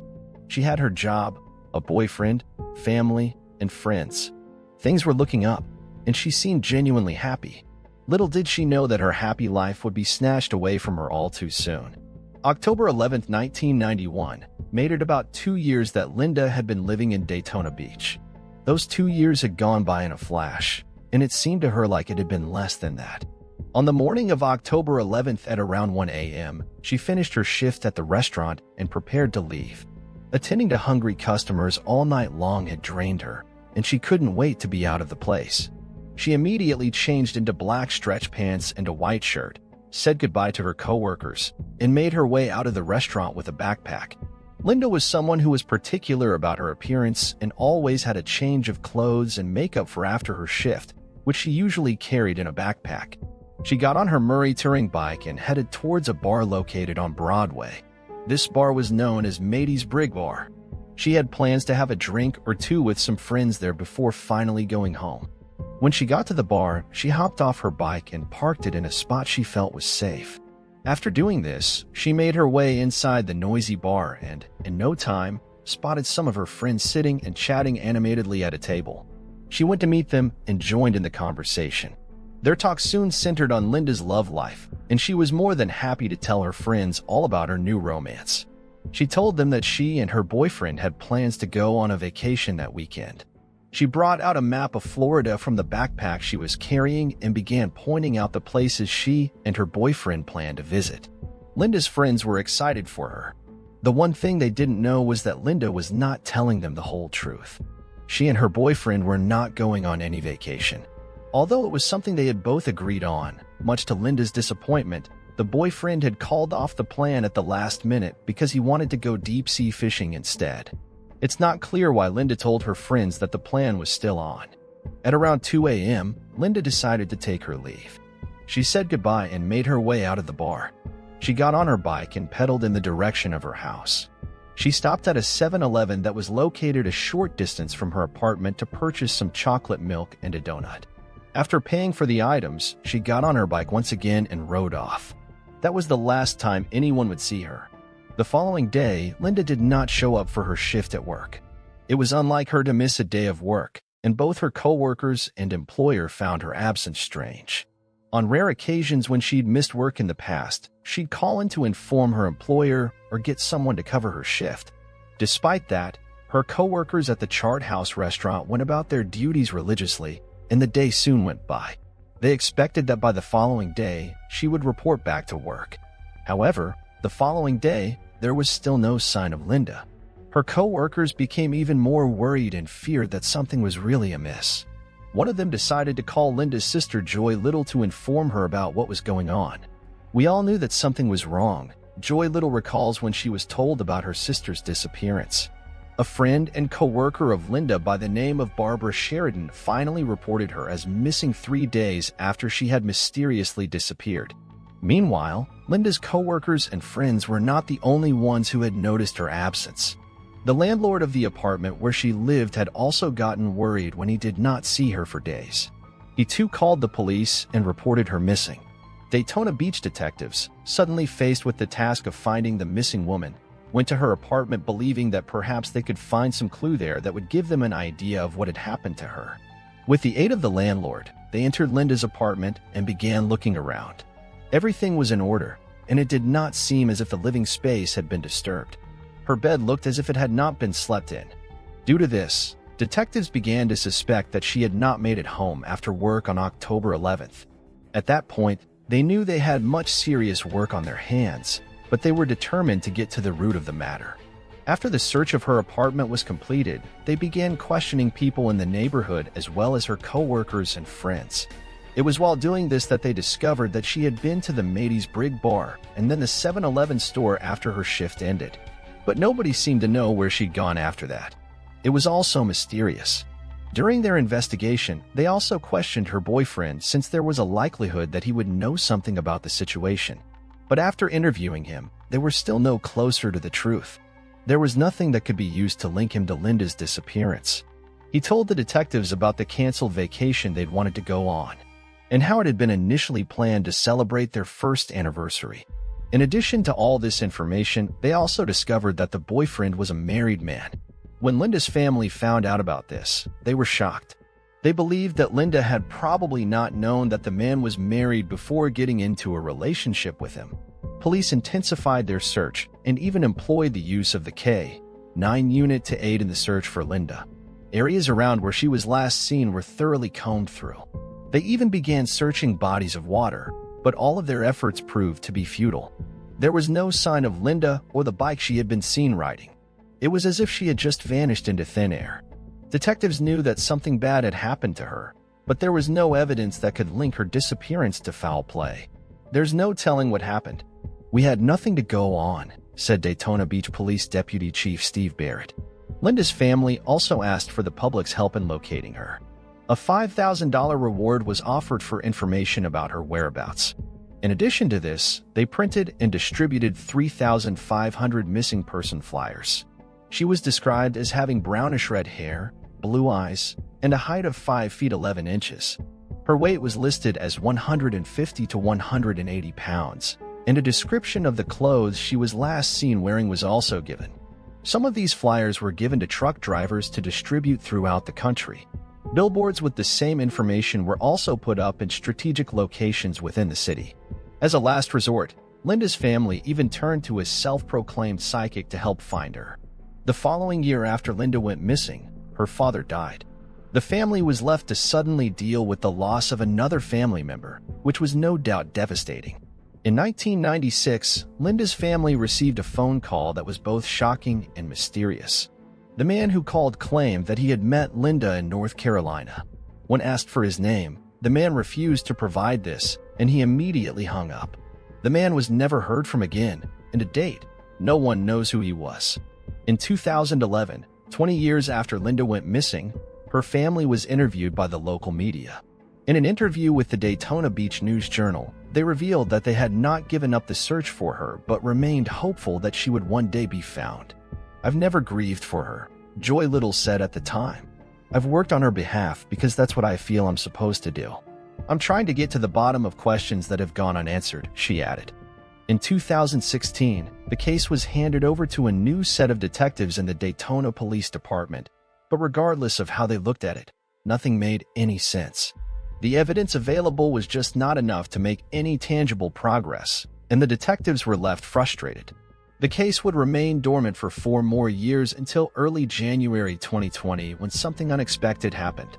The Daytona Beach Police Department was contacted by an inspector from the Tomoka Correctional Institution, also located in Daytona Beach. The inspector contacted them about an inmate who claimed to have information about an unsolved murder. The inmate in question was a 51-year-old man by the name of Michael Shane Thompson, who was serving a life sentence for the 2007 murder of a Titusville woman named Sherry Carmento. Thompson and Sherry had been childhood friends who had reconnected after he got out of prison in late 2006. He had been imprisoned back in 1994 on a long string of charges, which included robbery, grand theft, and burglary. After his release, Sherry allowed him to stay with her family for a few days. During his stay, he would end up beating her to death with a metal fence post and a hammer. He then dragged her body to the laundry room where he concealed her body under a pile of clothes. After this, he fled the scene in her vehicle. He eventually sold it to a group of people for an undisclosed amount. It did not take long for Sherry's body to be discovered by her boyfriend. Michael was soon found and arrested. During the interrogation, he admitted to killing Sherry. He revealed that she and Sherry had been intimate, and he believed that she might have knowingly given him AIDS. This, he said, was the reason why he had killed her. However, when an autopsy was conducted on Sherry's body, it was revealed that she did not have the disease. When detectives learned of these details, they were instantly curious to find out what he knew about the unsolved murder of Linda Little, which he had contacted them about. An interview was immediately set up, and Townsend sat down to talk to detectives from the Daytona Beach Police Department. During the interview, he confessed that he was the one who killed Linda back in 1991. Detectives couldn't believe their ears. To make sure that he wasn't mistaking Linda for someone else, they showed him a picture of her. He confirmed that she was the woman he remembered killing, saying, "No doubt about it, no doubt." According to his statement, he'd been living in Orlando but decided to travel to Daytona Beach to celebrate his birthday. He had arrived in the city on October 10, 1991, and had met Linda the following day at a resort hotel bar that was located at 701 South Atlantic Avenue in Daytona Beach. Unfortunately, it just appears it was a random meeting. And unfortunately, on the wrong day at the wrong time, Linda just met the wrong person, Detective Sergeant Denardi with the Daytona Beach Police Department said. After having a few drinks, they left the club in Michael's car. While driving, he suggested to Linda that they should take a shower for some reason, and she had gotten very upset. According to Thompson, she then freaked out and began to yell and scream at him. He, meanwhile, was growing increasingly angry at all the noise she was making, and when he could not bear it anymore, he hit her hard across the face with the back of his hand. Afterwards, he proceeded to strangle her to death. When he realized that he'd killed her, he immediately thought of his next step. He drove to Kenton County in the state of Georgia, and there, he dumped her body behind a movable waste container. Detectives were amazed by all the details he was able to provide. They knew then that the case was finally solved. In addition to killing Linda, Michael also told detectives he had killed 2 women in Memphis, Tennessee. After the confession, he revealed that the reason why he had chosen to finally come out and tell the truth was that he had found God in prison. Michael also claimed that his predisposition to violence was because he had been sexually abused by his stepfather and some family friends when he was a child. Daytona Beach Police Chief Jakari Young stated he blames his mother and other women in his life for not protecting him as a child. As a result, he developed a hatred for women. Detectives have tried searching for Linda's remains in the area where Michael revealed that he dumped her body several years back, but they haven't had any luck. Through the dedication of detectives, the sustained hope of Linda's family, as well as the confession of the killer, Linda's case was finally solved. But what exactly happened to Linda's body remains a mystery. What are your thoughts on this sad case? Do you think Townsend's childhood abuse reinforced his hatred towards women? Or do you think it's just a pathetic excuse of a mindless killer? Let us know your thoughts in the comments section. Please don't forget to like. Lori Nesson. Any detective will tell you that sometimes all it takes is one piece of information to solve a case. Reynoldsburg police got that tip on a cold case after 4 to 6 long years. On September 28, 1974, Lori Nesson appeared.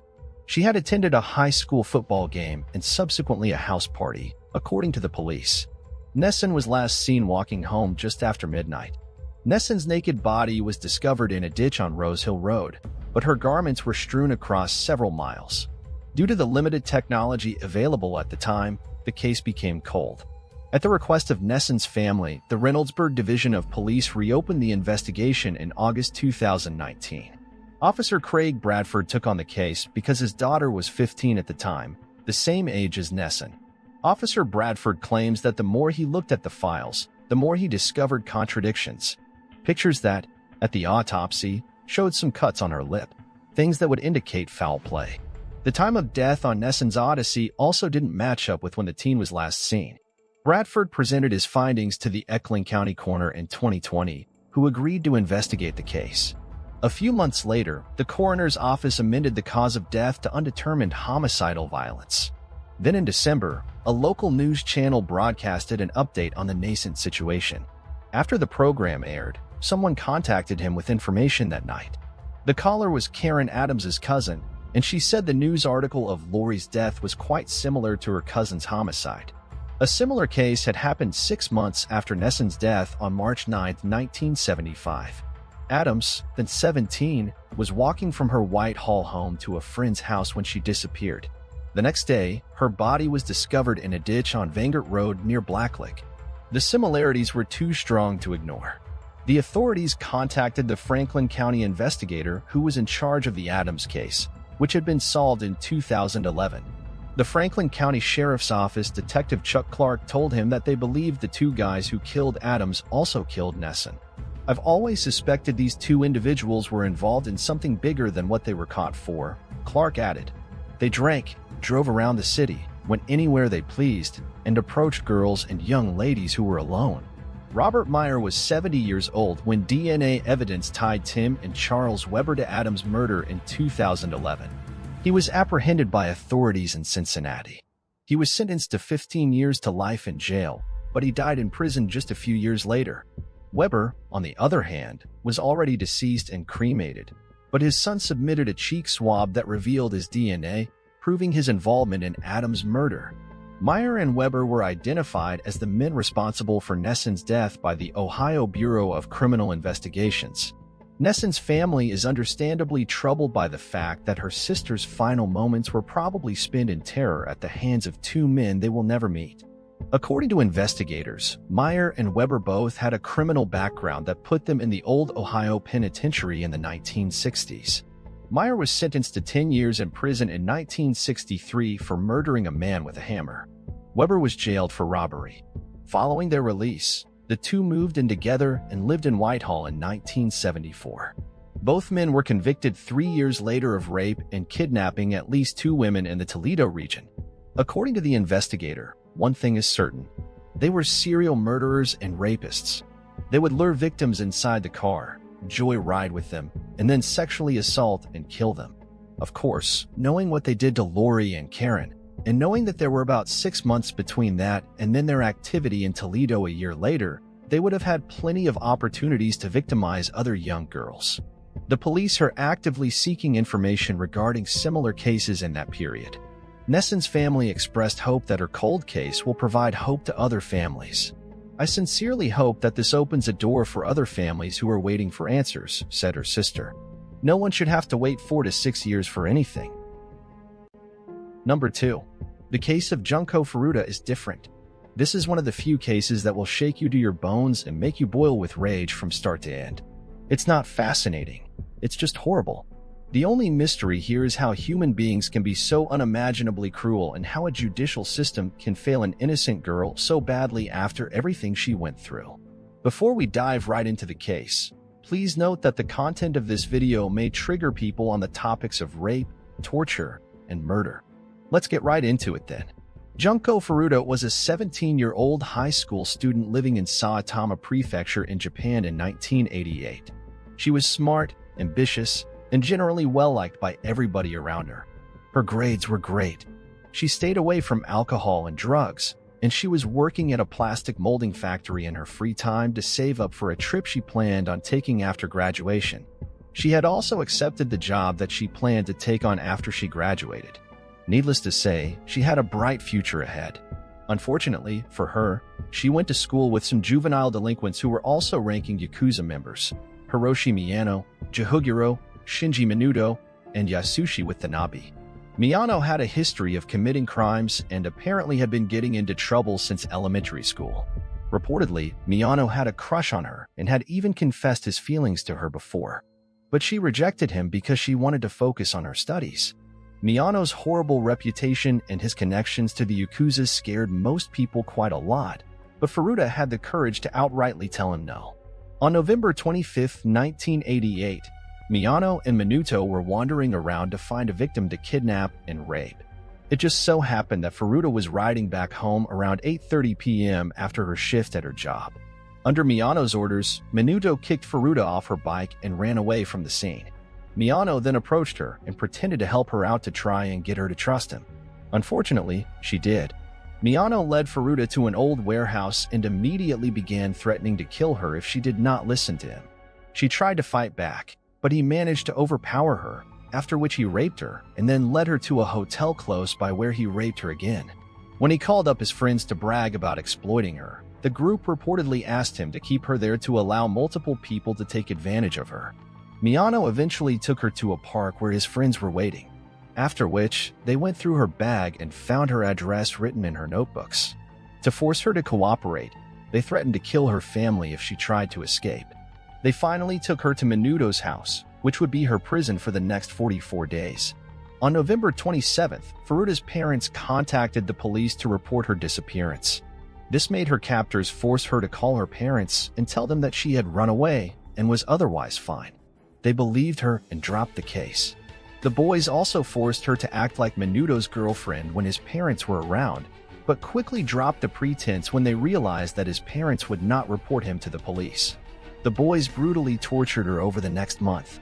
The brutality of the tortures escalated over time and initially began with humiliating her sexually before inflicting physical pain. While they also gave her limited food and water initially, they eventually stopped that and gave her a diet of cockroaches and milk instead.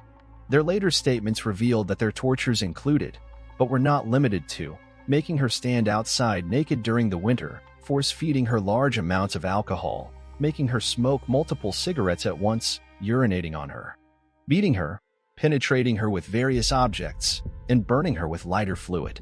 They even stated that at one point, they penetrated her with a hot light bulb that exploded inside her. Take a moment to let that sink in. Animals treat other animals better.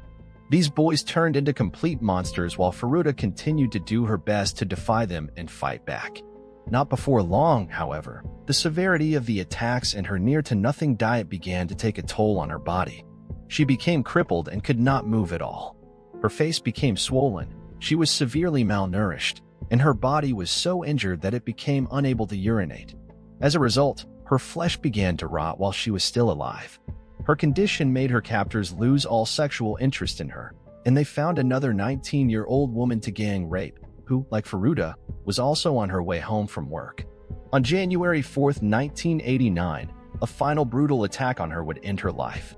Miano had lost a game of mahjong the night before and decided to vent his anger out on Faruda. For over 2 hours, her captors tortured her and beat her repeatedly. They poured lighter fluid on her and set her on fire multiple times, which she apparently tried to put out before she became unresponsive. They dropped dumbbells on her stomach, forced her to drink her own urine, placed short candles on her eyelids, and dropped hot wax all over her body. At some point, they covered their hands with plastic bags to continue beating her. She eventually went into a state of shock and began to convulse, after which she succumbed to her injuries and soon passed away. The following day, Menudo's brother called to inform them that Faruda may have died. After which, the panic group loaded her body in a drum and filled it with wet concrete. They went on with their lives until Miano and Guru were arrested on January 23rd for the gang rape and kidnapping of the 19-year-old from December. Women's underwear was found at the redresses, and they were finally questioned over 2 months later. During their interrogation, Miano thought that one officer knew about his role in Faruda's murder, thinking that Igura might have been fast. Out of sheer chance, he told the officer where to find her body, which puzzled them since they thought that he might have been talking about another unsolved murder. The police found her body in the concrete drum the next day and identified her by her fingerprints. Several arrests were made immediately afterwards. The court initially kept the identities of the boys a secret because most of them were still minors. But a Japanese magazine called Shuken Bonshu found out who the accused were and published them. They said that because of the severity of the crimes that they committed, they did not deserve to have the right of anonymity. All of the accused pleaded guilty to the charges of committing bodily injury that resulted in death instead of murder. This is where the case gets even more heartbreaking. The ringleader Miano was sentenced to just 17 years in prison. He appealed to the court, but they gave him an additional 3 years instead. The rest of the boys got much lighter sentences, serving only 7 to 8 years because they were below 18 at the time. All of them were released by 2010 and went on to commit more crimes, with Manado even being charged for beating and slashing the throat of another man. Another incident shows that after a guru was released, he was soon arrested again for beating a man for 4 hours because he thought that his girlfriend was involved with him. He allegedly boasted about his role in Faruda's rape, torture, and murder, and even told his victim that he had killed 4 and knew how to get away with it. Faruda's grave was also vandalized numerous times by a guru's mother later on because she believed that her son's life was ruined by her. Yeah, this case is beyond messed up.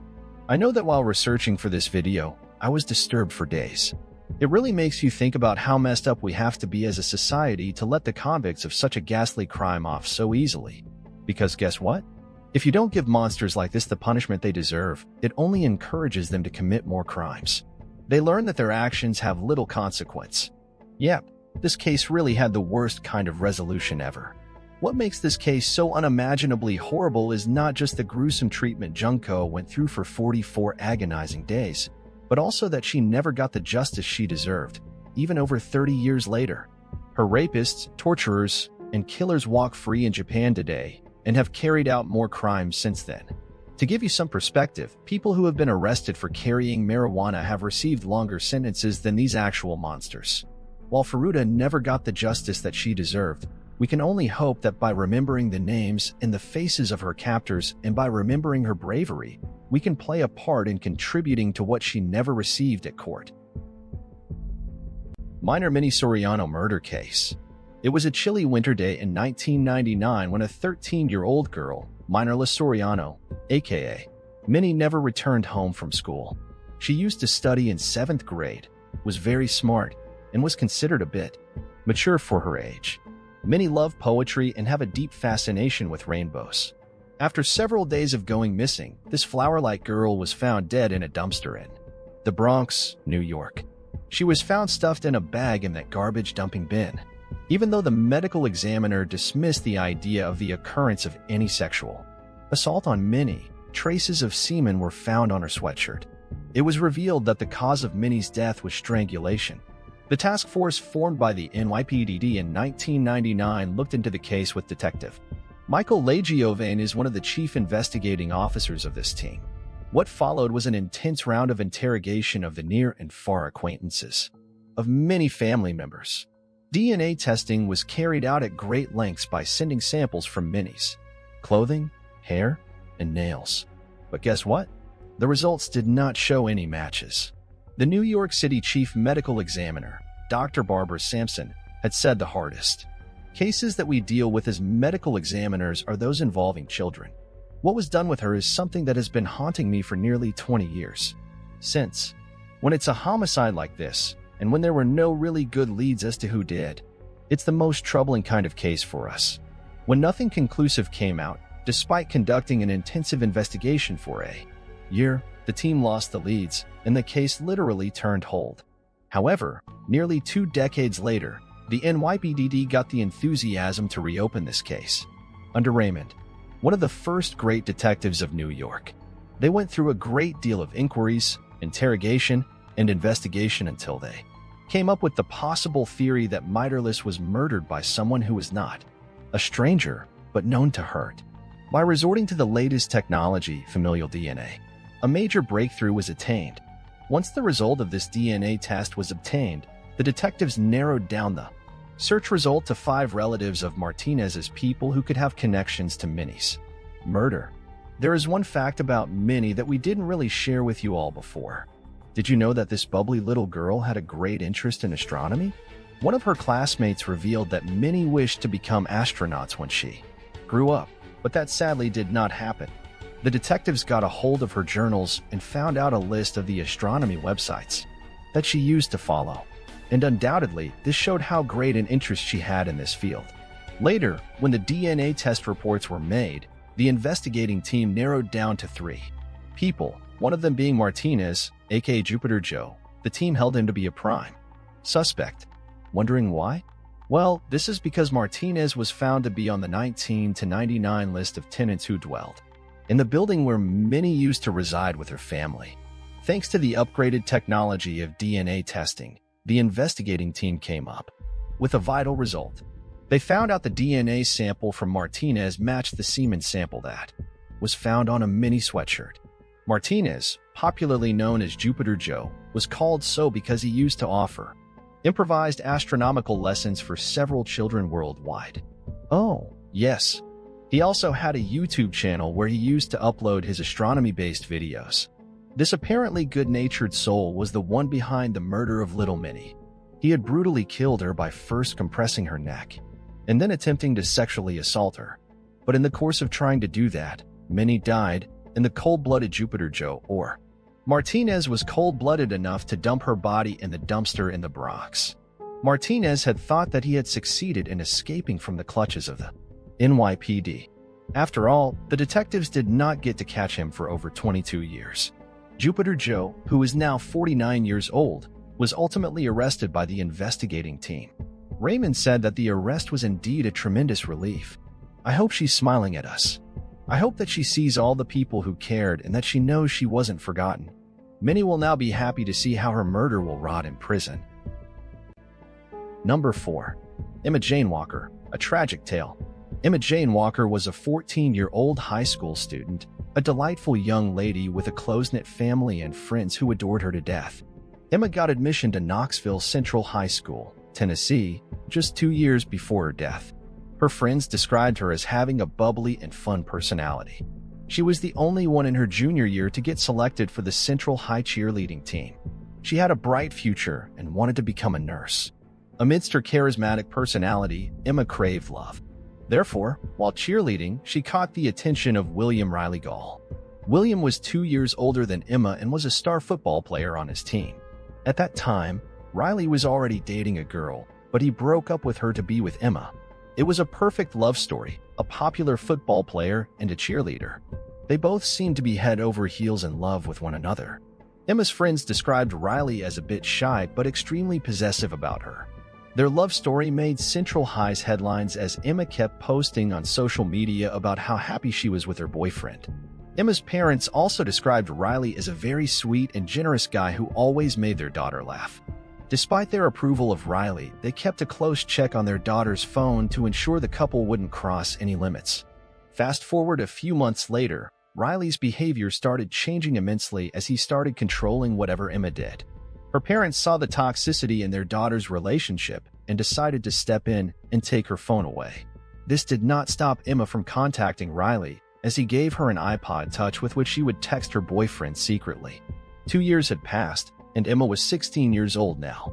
Her relationship with Riley kept getting worse day by day. Riley would text her things like, "You are dead to me," and "I won't ever see your face again," to things like, "I am really sorry. You know that I love you." It was getting harder for the Walkers to see their daughter suffering because of her boyfriend. Riley's mom, Jill Walker, asked Riley to stay away from her daughter to protect her. Finally, in the fall of 2016, Emma broke up with her player boyfriend. Around that time, Riley had graduated from high school and had been a junior at Maryville College, which was only 30 minutes away from Emma's house. This was a deal breaker for Riley as he tried to take his own life by swallowing Vicodin pills in his dorm room. His friends witnessed his behavior and how much he was obsessed with Emma. Meanwhile, Emma's life started getting better. She began spending quality time with her family and friends and realized that she deserved better. Things started getting back to normal for the Walker family, as the breakup proved to be healthy for their daughter. It was a normal Saturday, and Emma was at a house celebrating their victory in the annual football game. Around midnight, Emma started receiving mysterious texts. The text asked her to come outside alone, or they would kill someone she loved deeply. She told her friend Zach about these anonymous messages, and he suspected that it would probably be Riley trying to get back together with Emma. Terrified by the text, Emma and Zach went out and found a man lying face down near a ditch. To their surprise, it was Riley. He told Emma and Zach that he had been kidnapped and did not remember anything as he was unconscious. Nobody believed him and said that he was doing this just to get sympathy from Emma. A day or two had passed when Emma had been home alone and saw a man in a black hoodie standing outside her window. She was terrified and texted Riley out of fear, saying, "I hate you, but I need you right now." He got a text from Riley that he was speeding over to her house to save her. Jill Walker came back to check up on her daughter and found Riley sitting in her front yard. She got furious and asked Riley to leave her property immediately. Emma told her mom the entire situation and asked her to be gentle with Riley, as he was only there to help her. Emma's friends again suspected that the mysterious man who was talking to her was none other than Riley himself. Following the days after this incident, Emma's parents never left her side, as they were scared for their daughter. By Sunday night, everything had returned to normal. November 21st, 2016. It was a normal Monday morning when Jill Walker went to her daughter's room to wake her up for school. To her surprise, her daughter had no pulse. She freaked out and called 911 immediately. The ambulance came and rushed Emma to the nearest hospital, but it was too late. Emma was already dead. The hospital observed that she had been killed due to gunshots. The demise of a 16-year-old girl with a notably bright future made headlines throughout Tennessee. The investigations began as the Walkers and the entire Central High community mourned the loss of Emma Walker. Many condolences came in, including Emma's ex-boyfriend, who started posting her photos on social media, claiming how much he missed her and hoped that she would be in a better place. During the investigation, the police found 2 bullet holes outside Emma's room. The doctors told the police that Emma had been shot twice, with one bullet hitting her ear and killing her instantly, and the second one hitting her pillowcase. The police started interviewing all the suspects, and one name kept coming up: William Riley Gall. Emma's parents and friends testified that Riley had been trying to scare Emma into getting back together with him. Riley's college roommate made a statement that the night before Emma's death, Riley had asked him how to remove fingerprints from a gun. This intrigued the police, and they started investigating the 18-year-old college student further. Riley had shared a secret with his friends that after he got kidnapped, he had taken a gun from his grandfather to protect himself. This heightened suspicions even more. When the police checked the records, it came to light that Riley's grandfather had reported his gun as stolen. There was no room for confusion anymore. Noah and Alex, Riley's best friends, were also helping the police solve Emma's murder. The police asked them to secretly record Riley and try to get him to confess to the murder. They both agreed and asked Riley questions about the homicide. Riley asked his best friends if they would help him get rid of the gun in the Tennessee River, as he could go to jail because of that. At this point, it was all clear that Riley was the one who murdered his ex-girlfriend. The police took him into custody and asked him questions regarding the murder. He kept denying it, but his phone location showed otherwise. It was seen that Riley was outside Emma's house the night she was killed. It was 3 a.m. when Riley was seen going back to Maryville College. The police also found black clothing and shoes in Riley's car, making it clear that he was stalking Emma.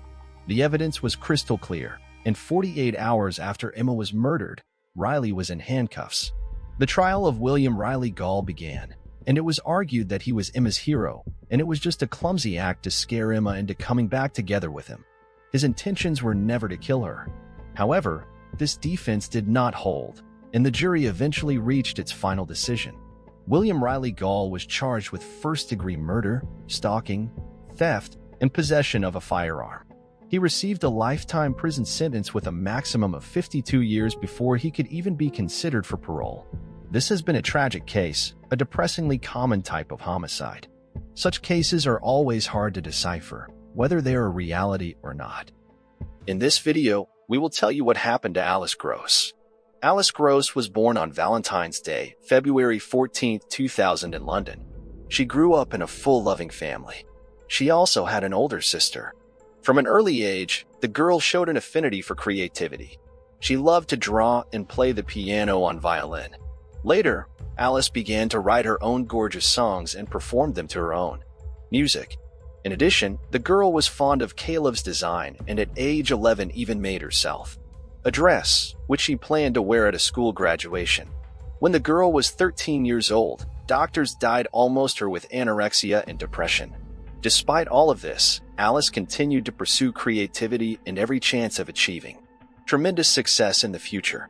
On August 28, 2014, Alice told her mother that she was going on an outing. She had school vacations and plenty of free time, so the girl looked to walk along a small water canal and river near her home. The family lived in a suburb of London called Hanwell, and her usual route was 4.5 kilometers. The girl went out at about 3 p.m., promising her parents she would return around 6 p.m. She later texted her father she would be home soon, but Alice did not return at the appointed time. And when it was already 7 p.m. on the clock, her parents began to worry. They tried calling her, but her phone was off. The fact that Alice suffered anorexia and depression only added to her anxiety. Her parents feared something might have happened to her because of her physical condition. She was constantly weak and could faint. Her parents called some of her friends in the hope that Alice might be with them, but no one had seen the girl that day, and her mother and father decided to call the police. They immediately began a search, and the first thing they did was to investigate the route Alice usually took. Her relatives and friends of the family also joined the search. Alas, they could not find any trace of the girl, but detectives were able to find several witnesses. Thanks to their testimony about the places where Alice had passed, the police were able to determine her route more accurately, which in turn allowed them to narrow the search area and select several street cameras that could have captured her. After examining the footage, detectives did locate Alice. Almost immediately after leaving the house, she was caught on the first camera, heading along the Grand Union Canal. A short time later, she was spotted in the Bryan Ford area, which was further down the canal. The last time the camera captured her was on her way back near her home. The girl was walking near the Trappers Way Bridge. The police also reported the missing teenager to the media, and they broke the news about the case all over London. In the first hours after her disappearance, thanks to that, detectives received several calls from witnesses who had seen Alice. Unfortunately, none of this brought the police any closer to finding the girl. Based on camera footage and witness accounts, she disappeared on her way home, having traveled most of her usual route. But what happened to her remained a mystery. 3 days went by as police continued to examine camera footage in nearby neighborhoods and surveyed local parks and other secluded areas. At the same time, patrol officers went door to homes along Alice's route and asked questions of local residents. On September 1st, the girl's relatives recorded a video message begging her to return home. They also asked anyone who had any information about her whereabouts to contact the police. At the time, investigators were considering several theories. The first and most troubling was the kidnapping version. Despite the fact that most of Alice's route was along city streets, there were many remote and hidden areas where the girl might have been attacked. In addition, the London police often encountered situations where people kidnapped right in the center, let alone in the suburbs. The second was a theory about running away from home. Alice's parents feared that depression might have driven her to such a decision. They also didn't rule out the possibility that the girl might have taken her own life because of her illness, but to the police, this version seemed unlikely. At 14, Alice was unlikely to be able to run away and hide, especially without help. And if she had taken her own life, she would very likely have been found by now. The case attracted more and more public attention every day, and on September 3rd, it was handed over to a special unit of Scotland Yard. Although they usually only worked on homicides, the detectives rated the chance of getting the girl home as high. Scotland Yard organized a large-scale search, which was immediately joined by hundreds of volunteers. After seeing the heartbreaking appeal of her parents and sister in the news concerned, Londoners combed the area from early morning until late at night. And the next day, detectives announced the discovery of the first tangible clue. They managed to find Alice's backpack, which contained her shoes worn that day. It was relatively close to her home. This find allowed the police to narrow their search, focusing on a small area near the canal. Investigators realized it was unlikely the girl had taken off her shoes herself, thrown them in with her backpack, and fled. She did not have a change of shoes with her, so the situation became more and more complicated. Scotland Yard decided to release all available surveillance footage of Alice. The backpack with the shoes indicated that the girl might be in serious danger. The main version was still an abduction, but the investigators did not completely rule out the possibility that the girl might have committed suicide. For that reason, they tried to use all available resources to locate her. The publication of the recordings might draw more attention among the public, and someone might remember seeing Alice that day.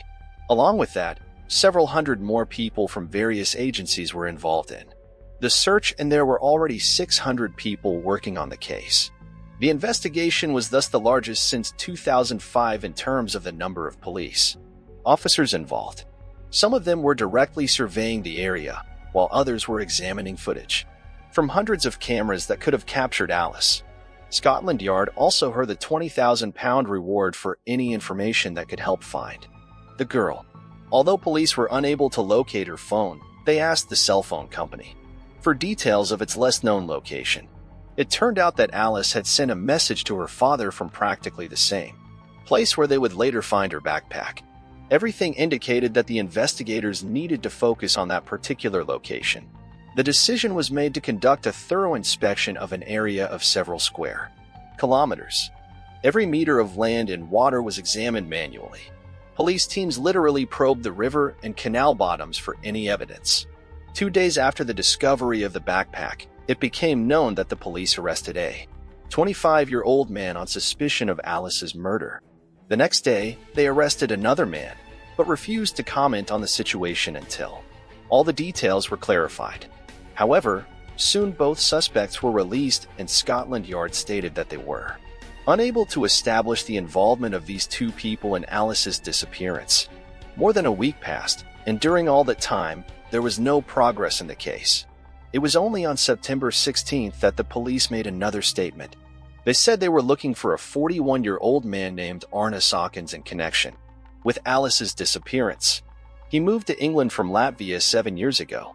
He lived in the area and worked as a construction worker. Scotland Yard became interested in him for two reasons that at first glance seemed unrelated. First, Aaron's co-worker reported him to the police about his disappearance as earliest September 3rd. The man did not show up for work, did not answer his phone, and was not at home. It seemed as if he had simply vanished. Second, detectives found that Cathy's route from home to work was roughly the same route that the girl had taken the day she disappeared. All of this was not yet enough to draw any conclusions about man's involvement in a girl's disappearance, but detectives soon discovered something really disturbing. In one of the camera recordings, a sorrow middle-aged man riding his bicycle across the bridge where Alice had passed just a few minutes before. This man turned out to be Cathy. A short time later, he came to the next camera and heard that the detectives noticed a very strange moment. The journey between these cameras should have taken only a few minutes, and it took the man on the bicycle practically a whole hour to ride down this road. A reasonable question arose. What was he doing all that time on such a short stretch? The police investigated the area and concluded that he could not have taken the longer route to the next cell because there simply was none. Even more disturbing was the fact that all this was taking place in the very area where Alice's path was allegedly cut short. The cops also concluded that the man's clothes were wet when he pulled onto the road. Continuing to study the cameras, detectives noticed Cathy's on his bicycle returning to the same location 2 hours later after riding back out 50 minutes later. In doing so, he was not caught on the camera located on the bridge. This indicated that the man had spent all that time inside a small blind spot. Besides, he was already wearing different clothes. About an hour later, he was caught on a camera at a local store buying beer. The next morning, the situation repeated itself. Cathy returned to the same spot between the cameras at about 7 o'clock and also returned there again in the evening. All this was enough to get a search warrant for his house. It turned out that the man was living there with his girlfriend and their 2 daughters together. His roommate also had no idea where Cathy had gone. When she learned that he was suspected of killing the girl, she stated that Ernest could never do something like that. She described him as a caring and loving father. Along with this, Scotland Yard examined the man's biography and discovered a truly creepy moment. It turned out that the Saul cop had a rich criminal past. In 1998, being in Latvia, he killed his wife and called blood and calculatedly, having dug a grave for her in the woods for which he got only 7 years in prison. After serving his sentence, he moved to England and the local law enforcement agencies did not even know about his criminal record in his home country. Police officers searched Cathy's home and found a recently excavated plot of land on his property. They did not disclose whether they found an evidence there, but a significant find awaited them in the basement of their house. A broken back panel from a white iPhone 4S was found there. Alice had the exact same phone. After examining the contents of his computer, the police also discovered that the man had searched the incident for information about Alice Gross's disappearance a few days after the incident. On the basis of all this, Ernest Cathy was put on the wanted list. Scotland Yard feared that the man might have fled back to Latvia or another European country, so they searched all over the EU, but law enforcement authorities were unable to find a single trace of the suspect. Meanwhile, a month had passed since Alice's disappearance, and on September 30th, police issued a depressing statement. A human body was found in a river near the Gills' disappearance. At the time, the identity was not yet known, but police shared one eerie fact. Someone had gone to great lengths to arrange for the body to remain underwater and not resurface. Only the next day, law enforcement authorities confirmed that the deceased was Alice Gross, though number one doubted it anymore. The scene was in the exact spot where she had disappeared. The cause of death was asphyxiation. It turned out that Alice's body had been wrapped in construction bags and tied to a large tree stump. In addition, the perpetrator made a whole structure out of a bicycle wheel and bricks, which also prevented the body from surfacing. She also had no clothes on except for one sock. Detectives paid the visit to the setup where Sawkins worked and discovered that the same bags used to hide Alice's body were the same ones used at his construction site. After the discovery of the body, police continued to search for Sawkins, working closely with Interpol on local European intelligence agencies, but they were still unable to find any trace of him. This went on until October 4th when investigators made an unexpected discovery. They discovered the man's suspended body in a park just 1 kilometer from where Alice was murdered. 2 days later, experts confirmed that the deceased was Ernest Sawkins. No one expected such a turn of events. The main version of Scotland Yard was the escape of the suspect to Europe. Well, in fact, it turned out that all this time he was under their noses. Medical experts concluded that the man had committed suicide on the day of his disappearance, September 3rd, and that he could not be found for a month. Nothing surprising here, however. Sawkins had chosen a very remote and hard-to-reach location where he was extremely difficult to spot. With Sawkins' DNA in hand, investigators had even more evidence. Near where Alice's body was found, police found a cigarette butt, which was sent to a lab. Experts extracted DNA from the filter, which matched the Sawkins sample. In addition, the lab said that it was highly likely that the perpetrator's DNA was found on the victim's body. They could not assert this with 100% certainty due to how long the body had been underwater. His DNA was also found on the girl's backpack and shoes. By that time, police had discovered another gruesome fact.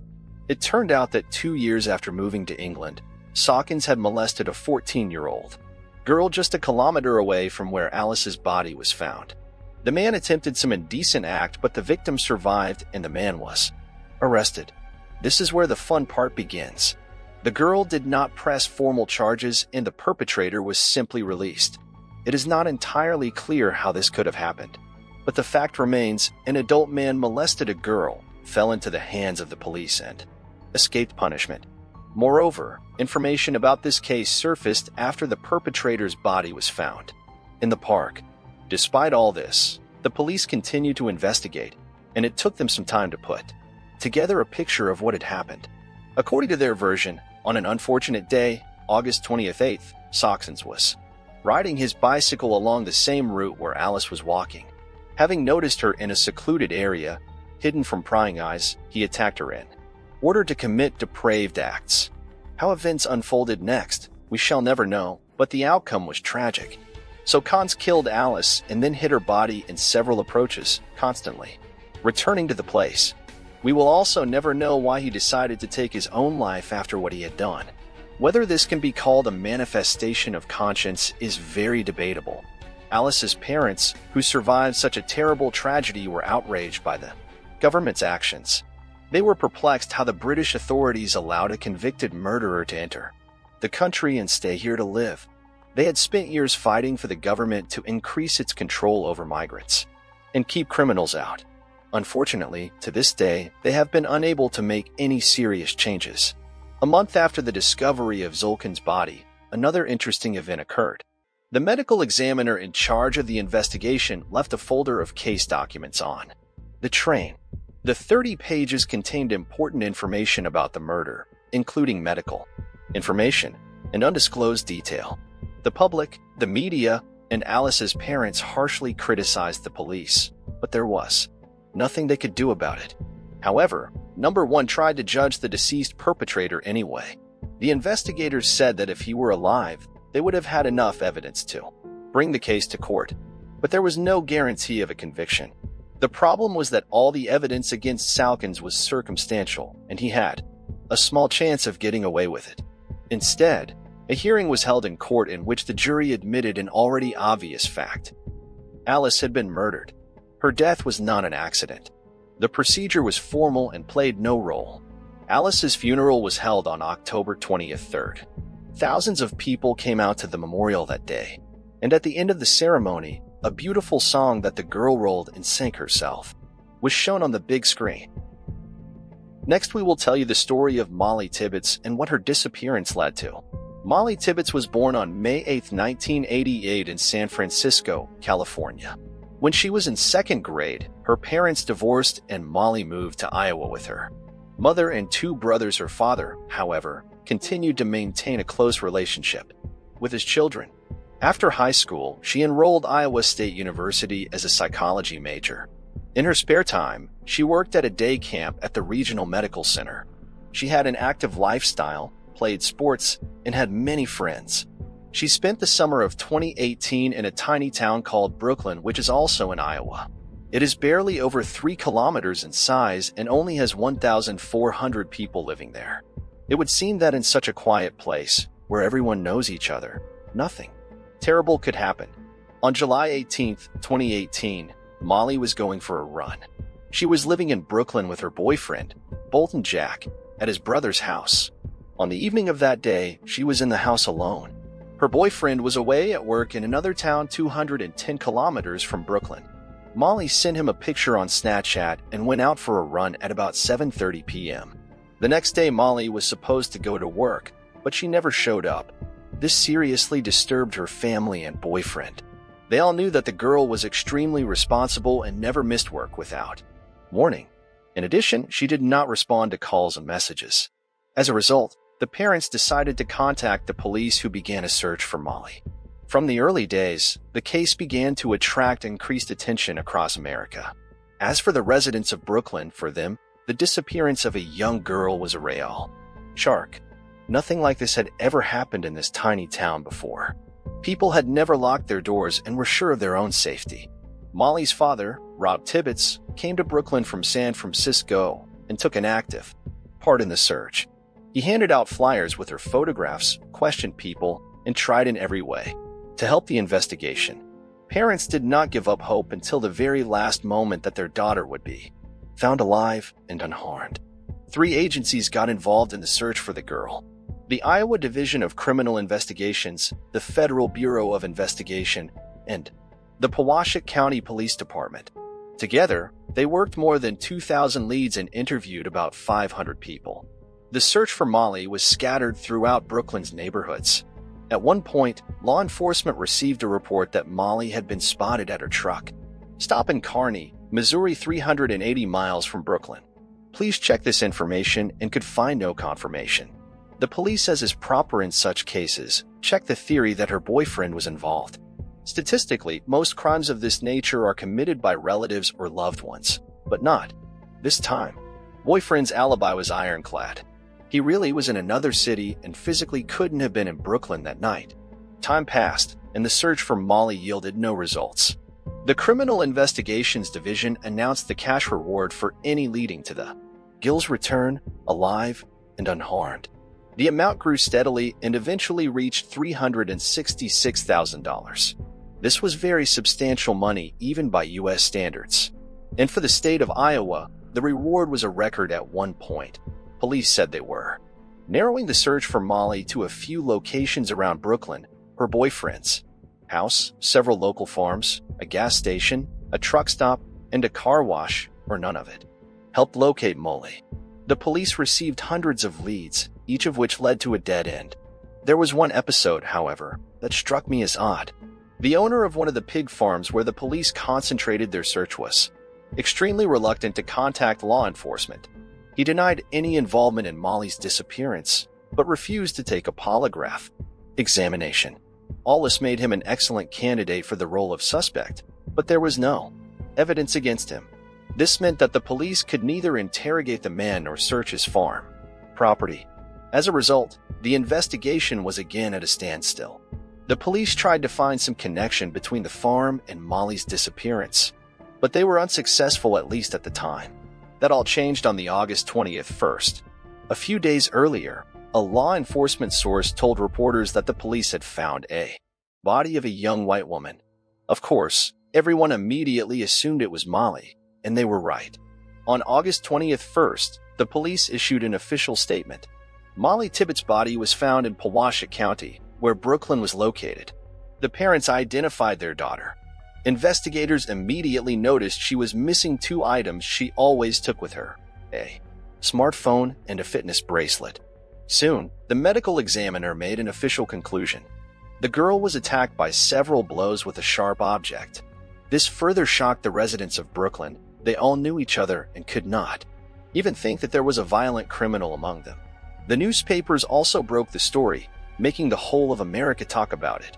The solution to this gruesome crime was not long in coming. Almost immediately after the discovery of the body, police arrested 24-year-old Christy Rivera, an illegal migrant from Mexico who had come to the United States illegally 7 years before the incident. All the time he had worked on various farms, hiding under the name John Budd. Police came to the Riviera after reviewing camera footage near the route Molly usually ran. In the footage, they spotted a Chevy Malibu car driving back and forth on the road with no apparent purpose. It's possible to say with certainty how the police got the confession. According to the official version, Riviera immediately confessed to what he had done as soon as they came in with questions. According to his story, he was driving by the road along which Molly was running. He took a fancy to the girl and drove by her several more times. Apparently, it was these movements that the police noticed on the surveillance cameras. At one point, he stopped the car, got out, and ran alongside Molly. At the same time, he began harassing her verbally, trying to gain the girl's affection. Molly did not like it and threw and to call the police. When the girl reached for her phone, Riviera attacked her. He then dumped her body in a cornfield and fled. Already under arrest, Riviera suddenly changed this strategy and claimed that he remembered nothing of that night. It is possible that his lawyer persuaded him to withdraw his confession. The charges against Riviera were filed on August 22nd. At the trial, which began on September 19th, he pleaded not guilty. The trial dragged on for 3 years, largely thanks to the lawyers. Riviera's relatives hired 2 lawyers who tried all their might to get an acquittal or the minimum possible punishment. The whole of America watched a trial. The thing is, this crime was committed during Donald Trump's presidential term. As many of you know, Trump has advocated stricter immigration laws, and it was Mexico that he focused on the most. The Trump administration used the crime that Riviera committed to its advantage. The sad fate of Molly Tibbetts was cited as an example of why Trump's reforms are necessary for America. The girl's father spoke out strongly against his daughter being used in political disputes. But number one listens to her father. One girl's story resounded across the country in the context of the immigration laws. After all, it is difficult not to agree that illegal migrants are a danger when literally under the nose appears just such a case. The speed of the criminal trial was also affected by the pandemic, and it wasn't until May 17, 2021 that the main part of the hearing began. Riviera continued to insist on his innocence, but he didn't stand a chance. On May 28th, the court handed down its verdict, guilty of first-degree murder. Riviera received a maximum sentence for the state of Iowa, life in prison without parole. He will now spend many years in prison at the expense of American taxpayers. Politics aside, Molly Tippett's story once again shows us a sad truth: danger can await anyone when they are not expecting it, and none of us are immune. Number 3. This incredible story, which began in 1977, shocked the world with this denouement. 34 years later, a young mother took her 6-month-old baby and went to a store near her home. She never returned home, and the police could find no trace of her. It took several decades for everyone to learn the truth and to see that such twisted plots do not only happen in the movies. This story began in the sunny American state of Hawaii. In early 1977, a young couple, 26-year-old Mark Barnes and 31-year-old Charlotte Moriarty, had a son named Marx. It seemed that a happy and carefree future awaited the family among palm trees, sunshine, and boundless ocean. Mark worked as a veterinarian, and Charlotte was an artist. The couple wasn't married, which didn't stop them from loving their child and giving him the best of everything. Before meeting Mark, Charlotte had been married and had a daughter who stayed to live with her father in New Mexico. After the divorce, her mother kept in contact with her and tried to visit her whenever possible. Fast forward to June 20th, 1977. On that day, Mark had been working on the property since early in the morning, and the man was planting Charlotte's favorite flowers around it. The girl told him she wanted to walk to the store so as not to distract Mark from his Work, she decided to take her son with her, put him in the stroller, and left. A few hours passed. Mark was so worked up that he didn't immediately realize. Charlotte should have been back by now since the store was only a few blocks away.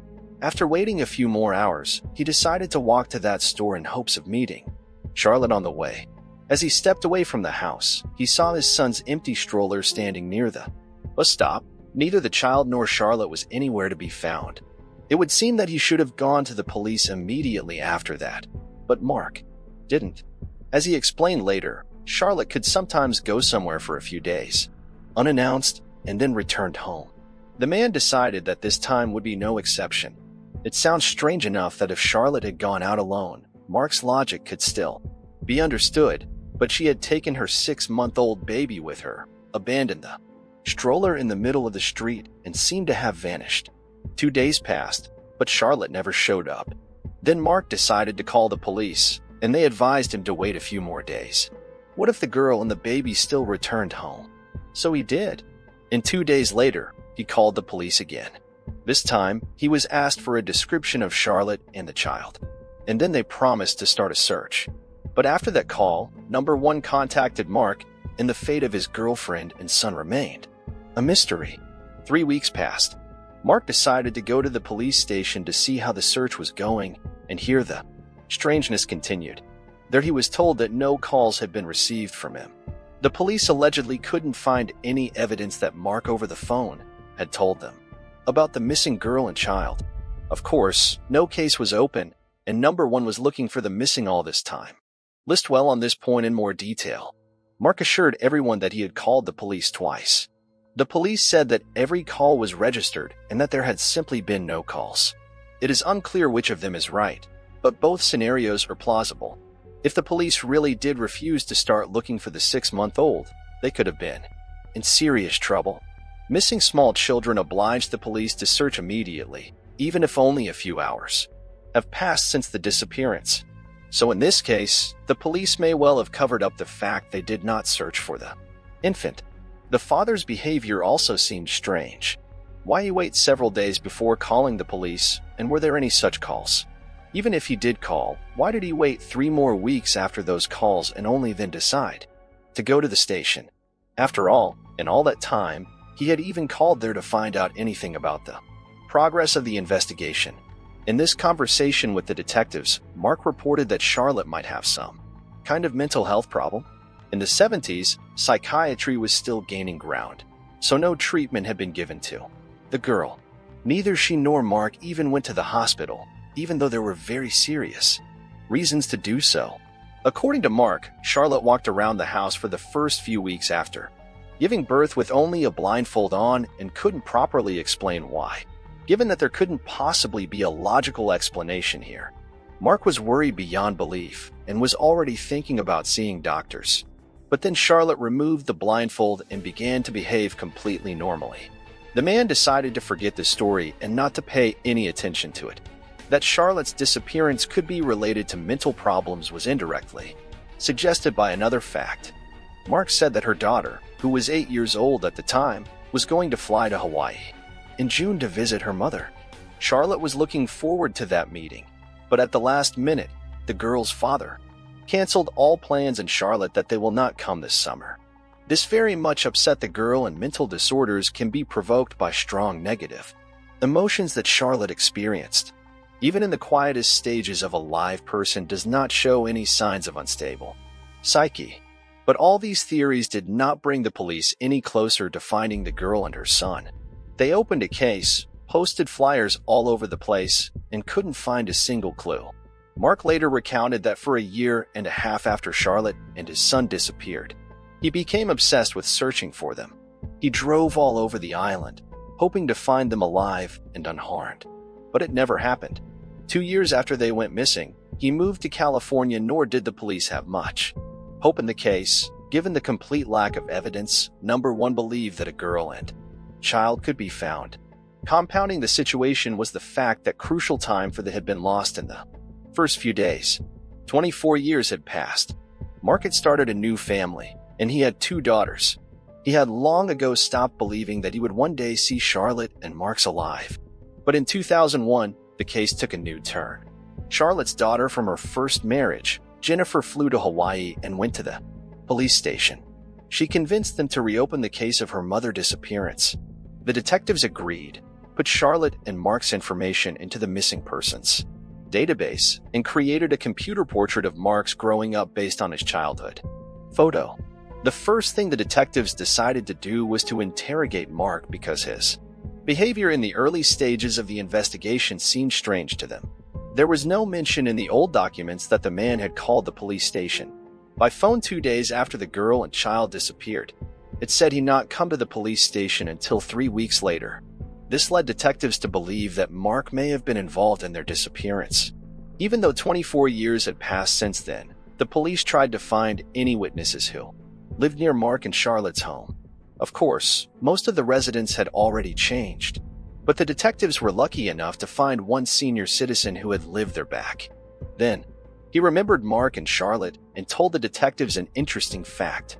According to the pensioner, the couple often quarreled, and he heard them shouting. The detectives then decided that the case was getting close to a solution and Mark was indeed guilty. He was called in for questioning and told about the witness who had heard his regular arguments with Charlotte. Mark did not deny that there had indeed been verbal altercations between them. He also asked to see a married couple who would never fight. Detectives tried with all their might to prove his guilt and offered Mark to voluntarily undergo an interrogation with a polygraph. The results were ambiguous. The specialist who read the testimony could not give a clear answer whether the man was guilty or not. A polygraph is inherently an overrated instrument. It is not physically capable of showing whether a suspect is lying or not. Dozens of factors can affect its results can be mistaken for the truth and vice versa. If an innocent person is very nervous during an interrogation or withholds completely different information that is relevant to the questions, the polygraph can make him out to be a liar. In Mark's case, the polygraph was of no use there, but the detectives decided to go at it from a different angle. They obtained a warrant to examine the house where Charlotte and Mark lived in 1977. What interested them the most was the terrace, built shortly after the girl and child went missing. They speculated that Charlotte might not have gone anywhere that day, but might have been hurt by her husband in another quarrel and ended up in the ground under the terrace. It is not clear how the police imagined the events of that day and how an infant fits into the story, but they had no other versions. Forensic dug through the backyard and examined the terrace, but they were unable to find any trace of anyone's remains there. It is not known if they compensated the new owners of the house for the 2 days of digging in the backyard. The detectives admitted they had nothing else to work with and set the case aside. Again, as the last resort, they took DNA samples from Jennifer and Mark, hoping it would someday help. The case went into a long drawer again for a full 10 years, but after that time came the finale to this whole tangled story. Steve Carter, 35 of Philadelphia, had wondered about his past from an early age. He grew up in an orphanage, and at the age of 4, he was installed by a wealthy New Jersey couple. The U.S. Army officer and his wife loved the baby and cared for him as their own. Steve also loved his foster parents, but he always wondered how he ended up in the orphanage. In 2011, he stumbled upon an internet article that told the amazing story of Caroline White, who had been kidnapped from the hospital when she was just 19 days old. Decades later, Caroline was browsing missing children's websites, found her childhood photo there, and realized with horror that it was her current parents who kidnapped her from the hospital. Steve Carter was inspired by the story and began researching the same sites. He entered his birth information on his certificate, was immediately speechless. The first result showed an adult photo of him taken by artists based on a baby picture. Resemblance was so strong that Carter could not even move in shock. He realized he was the same Marx Barnes who had gone missing in Hawaii with his birth mother. After recovering from his shock, Steve made the decision to take a DNA test, taking the opportunity through a missing child search service. Their database contained DNA samples of Mark and Jennifer taken by the police 10 years earlier. After 8 months of waiting, the test showed an exact match. Steve Carter turned out to be Mark Barnes. Police instantly reopened the investigation. The missing infant found himself 34 years later, but the circumstances of his disappearance were still a mystery. but not for long. His birth certificate helped solve the mystery. First, the certificate was not issued until a year after the birth of the child. Second, his name was Tenzin Amaya, and his mother's name was Jane Amaya. That's what helped the police to connect the two key strands because that name had already appeared in the reports not long after Charlotte and the child disappeared. The police received a strange call. A woman reported that a girl with an infant baby had knocked on the door in her house and asked for milk to feed her. The police arrived on the believing that the girl was in an inadequate state. She was taken to a psychiatric clinic for evaluation, and the infant was handed over the guardianship authorities. This girl was Charlotte. After a few days in the hospital, she secretly escaped and was never seen again. And the child remained in the care of the state because he did not even have a birth certificate, and it was impossible to identify his relatives. When the truth came out, everyone had a legitimate question: why the police did not compare the disappearance of the girl and the baby to another situation, especially when the infant was left in the care of the state. Couldn't they have realized that they had the very same child in front of them? Now, 34 years later, it's hard to answer that question. Perhaps the police simply didn't know about the disappearance because the two cases, handled by two different precincts. Steve, who by then was working in a prestigious job and had a family of his own, decided to make contact with his half-sister and biological father. They were shocked when the man revealed his own disappearance. Number one believed anymore that the infant might still be alive. Although we don't know what happened to Charlotte, the ending of the story can definitely be considered happy. Sad statistics tell us that the chances of finding missing children after so many years are 0, but the case of Marx Barnes was one of the rare exceptions. He grew up in a wonderful family, received a good upbringing, and became a successful man. Most likely, Charlotte was indeed suffering from serious mental disorder. She knocked on the door of a stranger asking for milk to feed her son. Perhaps the call to the police saved infant's life. Who knows how Charlotte's mental state would have changed in the future? It is still unknown what happened to her, and it is unlikely that the mystery will ever be solved. Considering that she never tried to contact her husband or find her son, the woman could have died time after escaping from the asylum. Perhaps timely medical care could have changed the girl's condition for the better, and this whole story would have never happened. Number 4.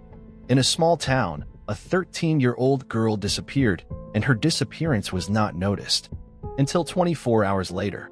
This case could not be solved for more than 10 years, and only in the summer of 2021, it came to its conclusion.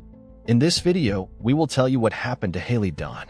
This story took place in the American town of Colorado City, Texas. This place is a typical low-rise America, with an area of 14 square kilometers. Only 4,000 people lived in the town. On Christmas Day 2010, the town had a New Year's atmosphere. Residents decorated their homes, participated in festive events, and had fun. 13-year-old Haley Dunn was no exception. For Christmas, she was given a new iPad, which she was very happy about. Haley lived with her mom, Billy, and her boyfriend Sean, an older brother dated. Her mother divorced her own father named Clint when the girl was 10 years old, but they never stopped communicating. In fact, her father lived literally across the street from Haley's house, so they saw each other almost every day. The girl was very close to her father and tried as often as possible to spend time with him. Family and friends described the girl as cheerful, funny, and energetic. She was a member of her school's cheerleading team, participated in athletics, and played the saxophone. Haley was also on 3 sports teams. On December 26th, the girl spent most of Christmas at her father's house, unwrapping presents. Afterwards, she came home, played video games, and went to bed. The next day, her stepfather and mother went to work. As usual, Billy left her cell phone at home so the children could contact her. Before she left, she peeked into her daughter's bedroom while she was still asleep. Sean was working in another town, which was about a half-hour drive away. According to him, he had an argument with his boss that day, which resulted in him being fired and leaving work just 10 minutes after he arrived. He then drove to his mother's house, spent some time there, and returned to Colorado City about 3 p.m. In the evening, Sean went to pick up Billy from work. When they arrived home, Billy noticed that her daughter wasn't home. Sean told her that the girl had gone into his room that afternoon and told him she was going to her father's house. After that, she planned to go to a friend's house and spend the night. Haley often stayed overnight at her friends' houses, so her mother took this information calmly. Small towns like this often have the illusion of safety, so parents are less worried that something might happen to their child. The next day, December 28th, Haley never came home. Billy decided to call the parents of a friend at whose house her daughter was supposed to spend the night. To her mother's surprise, they weren't even aware that Haley had planned to spend the night at their house. She hadn't shown up. It was further revealed that the girl hadn't even stopped by her father's house. Then, Billy got worried and decided to ask her neighbors if they had seen her daughter. She went door to door, and number one had seen the girl that day. Around 2 p.m., Billy went to the police, but they decided to take easiest route. The police main theory was that she had run away from home, which initially hurt the investigation. A voluntary escape is not investigated on the same level as a missing minor.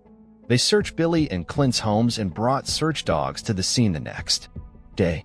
They picked up Haley's trail from the house to a local motel. It was very strange.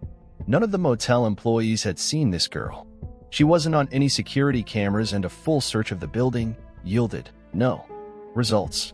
Trained dogs pointed to a motel, but the girl apparently never showed up there. As news of Haley's disappearance spread through the city, dozens of concerned people joined the search. Some looked around the area, others printed and handed out flyers, and here we come to another strange moment. Clint, the girl's own father, practically never left the street. He looked in every corner, looked in every possible nook and cranny, even looked in dumpsters. According to him, he just couldn't sit at home and wait. Meanwhile, Billy and Sean were not so enthusiastic. The mother handed out flyers, but refused to go around the neighborhood looking for her daughter. She explained that searching gave her the impression that they were already looking for her body and that there was no chance of finding the girl alive. As for Sean, he took absolutely no part, but that's not the strangest thing either. On December 31st, 4 days after the girl went missing, Billy and Sean threw a New Year's Eve party. They had friends over, listening to music, drinking, and partying. Such behavior on the part of a mother whose daughter had disappeared without a trace seemed simply absurd. On January 3rd, a week after Haley's disappearance, the police finally officially declared her missing. This meant that more serious agencies such as the FBI and the Texas Rangers could become involved. And so it happened. Representatives of these agencies arrived in Colorado City and began their investigation.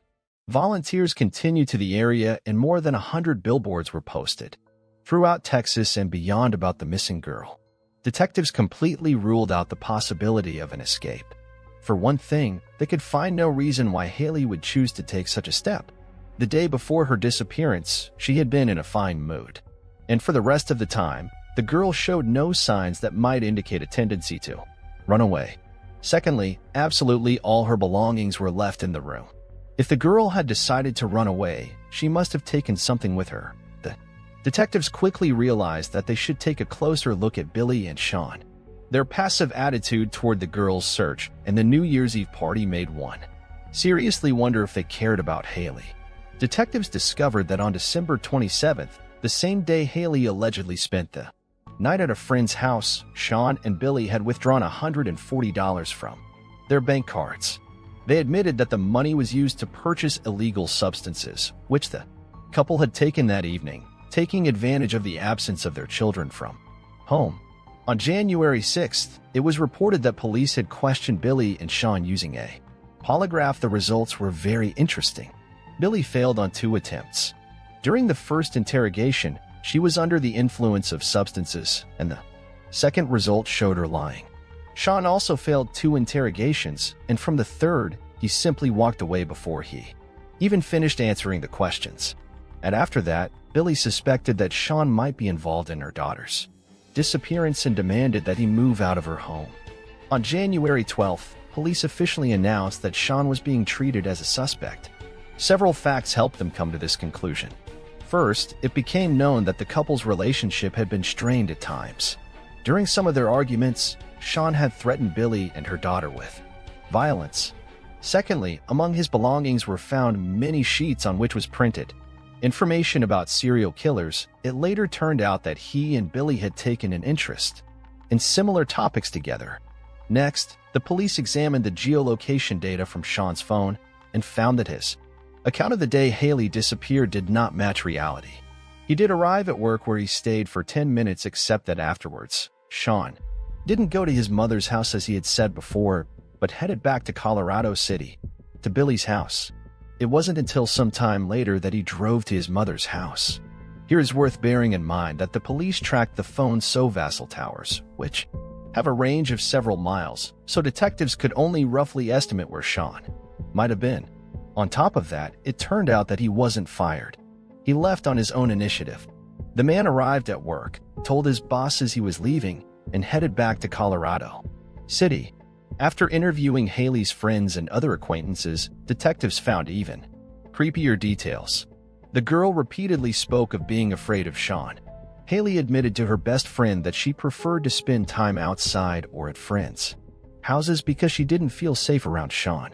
She once told her grandmother that she often saw Sean standing in front of her bedroom door in the middle of the night. Each time, she was afraid he would come into the room. Soon, the police became aware of a conversation with Haley's uncle. Discussing the girl's disappearance, her uncle said roughly the following: "I can't believe anyone would hurt a child." Sean's response was extremely strange. He said, "It's like killing a deer." With all this information in hand, the detectives concluded that Haley had not lived in the most prosperous family.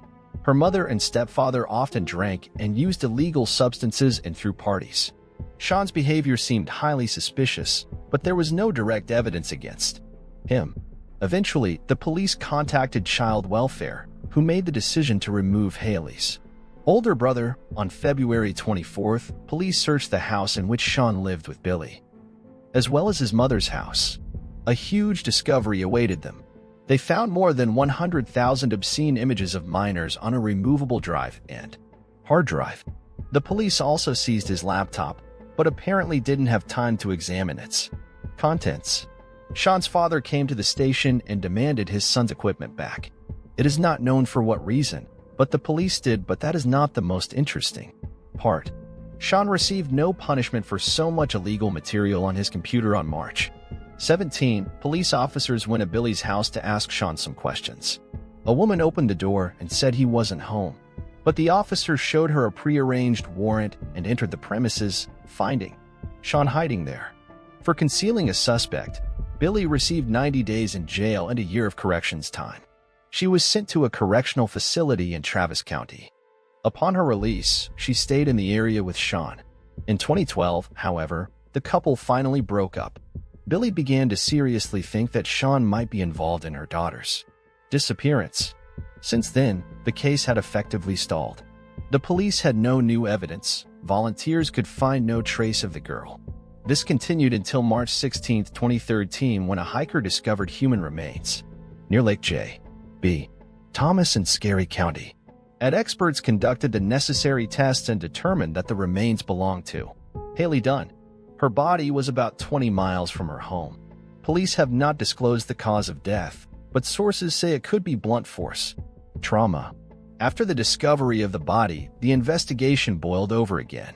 Authorities offered a $15,000 reward for any information leading to the capture of the culprit. Their eyes turned back to Sean, but nothing had changed since the girl disappeared. The police simply didn't have direct evidence against him, but they had circumstantial evidence. The girl's body had been found only a few miles from Sean's mother's house that matched the geolocation data on his phone because they are determined by the towers. Given such a short distance, Sean could very well have left the body in said area, and number one would have known about it. Moreover, he grew up in the area and could easily orientate where it was best to hide the body. But the investigators could not find any other clues, and the case was frozen again for many years. Despite this, the girl's family had to wait 4 years to bury her remains. A memorial service was held in January 2017. In 2018, Haley's father, Clint, said he believed Sean and Billy were guilty. In his version, his mother either helped cover up the truth or was directly involved in the murder. In the same year, he began giving numerous interviews and tried to actively publicize the case. The man said that in the early years of the investigation, he tried not to pester the police with constant questions, but his patience had run out. The detectives did little to investigate, and his last hope was to spread the word widely in an effort to bring the perpetrators to justice, and it did pay off. In 2019, an unknown person wrote to Clint and told him that in 2011 he had found several items that might have belonged to Haley. At the time, this person was in high school and hadn't heard about the missing girl, so it didn't even occur to him to report his find to the police. True, information about the items has not yet been disclosed. The police have not disclosed what the items are. Clint only mentioned that they were found in an area that had been repeatedly combed by volunteers and police. Sometime later, new information emerged. Private investigator Erica Moore, who was handling the Haley case and kept in touch with Clint, presented some very creepy information related to Sean. In October 2019, she began receiving messages from various women in Texas. They all said they were being harassed online in an aggressive manner by a man registered under the name Casey. Not only was he harassing them with lewd messages, but he was also sending them explicit photos and videos of himself. Given that Sean had the same middle name, Erica asked the women to send her photos and videos of the man sending the girls. Her theory was confirmed. It really was Sean. She persuaded one woman to go to the police station and file a report on Sean, but they refused to press charges and even accused the woman of falsifying the facts. Erica's plan was simple. She was convinced that Sean was involved in Haley's death. Given that the police couldn't arrest him for it, the story of stalking women on the internet could have put a potentially dangerous criminal behind bars, at least for a while. But that plan didn't work. The case went quiet again until something really unexpected happened in May 20th, 2021. Erica and Clint were invited to the district attorney's office for an urgent talk. There, they received the long-awaited announcement. Hagley's killer would be arrested in June. Of course, this information was not disclosed after the meeting. It was kept secret until June 14th, 2021, when after 10 years of waiting, the arrest finally happened. Police took Sean into custody and charged him with the murder of Haley. He is currently in bail awaiting trial on $20 million bail. But police are still not disclosing what new evidence allowed them to make this arrest. Apparently, this information is being kept secret until the trial. All we know now is that shortly before the arrest, the police received permission to take a DNA sample from Sean. There may be some connection here to Haley's belongings, which were found back in 2011. Upon learning of her ex-boyfriend's arrest, Billy made a very strange statement. She said she wasn't the least bit surprised that Sean was involved in the murder and added that she wanted to believe in his innocence until the last minute. She also thanked God that the man would now be punished for what he had done, which Billy herself had actively obstructed during the early investigation defending Sean. A date for the trial is to be announced in the near future. At this point, it's hard to say whether a conviction will be obtained. It will depend solely on the significance of the evidence that police are now withholding. In any case, Sean spent more than 10 years at large, even though everything pointed to his involvement in the murder. Haley's complaints to friends and relatives, forbidden materials with children, and constant lies during interrogations. The man looked suspicious on all sides. As for Billy, she initially showed no desire to get justice for her daughter. Clint, unlike her, put forth his best efforts and got his way. Erica Moore in one interview hinted that the case would not have been solved without his active participation. She didn't give any details, but here again, we can remember the story of Haley's found objects. The person who discovered them only found out about the whole story thanks to Clint's social media posts. More details of this case, and most importantly, a court decision, are sure to come our way in the near future. Right now, all indications are that Sean could really get a conviction, and in Texas that would mean only one thing: a guaranteed death penalty for what he did to the child. Too bad there's no way this is going to help Haley Dunn live a long and happy life. Number 5. A 16-year-old girl who lived in the same house as her parents and younger sisters had gone to sleep in her room, and in the morning she was found dead. The police immediately realized they were dealing with a murder, but none of her relatives heard anything that night. It took 31 years to finally solve the case, but number one was prepared for this turn of events. Fawn Cox was born March 24, 1973 in Kansas City, Missouri. Her parents soon had two more daughters. The family lived in a small two-story house located in a rough residential neighborhood. From an early age, she helped her parents take care of the younger children, went to church regularly, and enjoyed swimming. When she turned 16, Fawn got a part-time job at a local amusement park. Her family lived quite poor, and the girls sought to earn at least some money in her spare time from school. She spent most of the summer vacations of 1989 at work. Mostly, the girls stood behind the cash register and sold tickets to amusement rides. On Wednesday, July 26th, she finished her shift at about 10 p.m. Her mother and younger sister picked her up in the car as it would have taken a long time to get from the park to her home on public transportation. Almost immediately after returning home, Fawn went to bed since she had to go to work again the next morning. The girl slept on the second floor. She had her own room. Her sisters usually slept in the next room, but that night, she was alone on the floor. Her sister Amber, who was only a year younger, was babysitting for a familiar family. That night, the other sister, Felicia, decided to sleep on the first floor because it was much cooler there. It was a very hot night, and the only air conditioner working was downstairs, and their parents also slept on the first floor. The next morning at about 9 o'clock, the whole family woke up to the sound of the alarm clock in Fawn's room, but the girl wouldn't turn it off for some reason. Then her younger sister and mother went up to her room, where a horrible sight awaited them. Fawn lay on the bed with no sign of life, her neck visibly bruised. The girl also had no pulse, and her parents immediately called an ambulance, but they were no longer able to help her. It was apparent that Fawn had passed away hours before. After examining her body, medical experts determined this triangulation was the cause of death, and the girl had also been abused. From the first hours, the police realized they had a very difficult investigation ahead of them, despite the fact that Fawn was killed right in her room in a small house with very poor soundproofing. Her parents and sister heard absolutely nothing. However, there was an explanation. The air conditioner on the first floor was old and very loud, blocking out any other noise. In the house, the only strange thing that night was noticed by Fawn's sister. Their poodle was behaving anxiously and barking, but they did not pay much attention to it. This behavior was attributed to the fact that the dog was pregnant.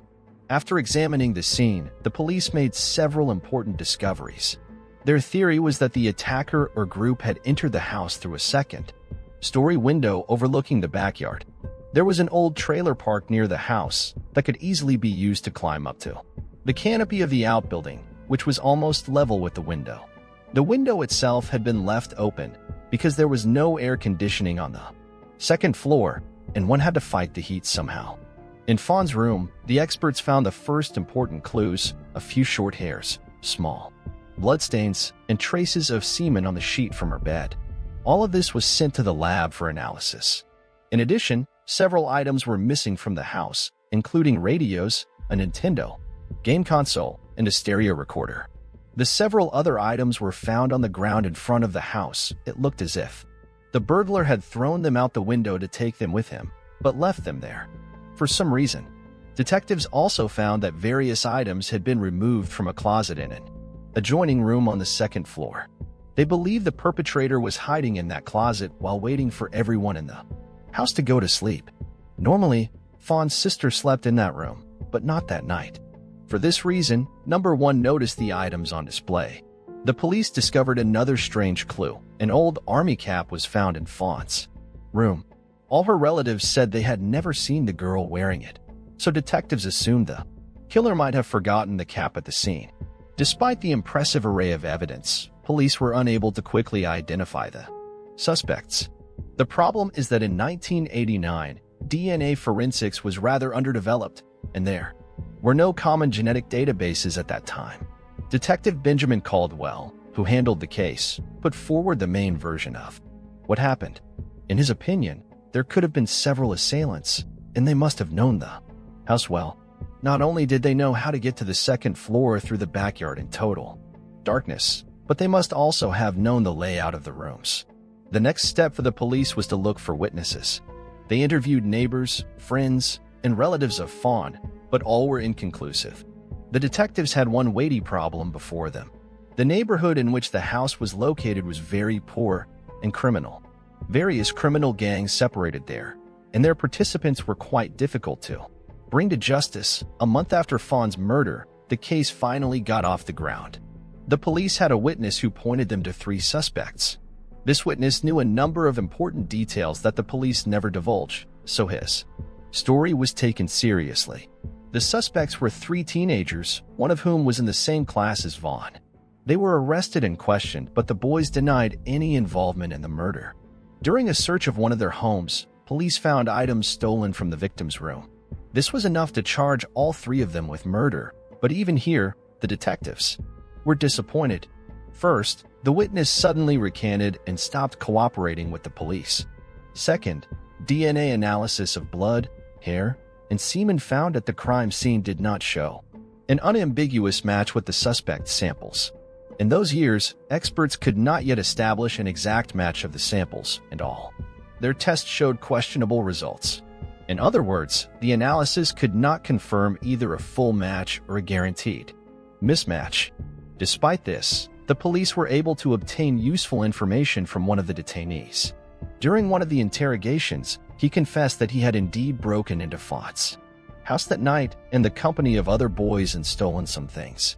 He painted how he made his way to the 2nd floor through the canopy of the canopy, and even revealed unknown details. According to him, when he threw a tape recorder out the window, its handle fell off.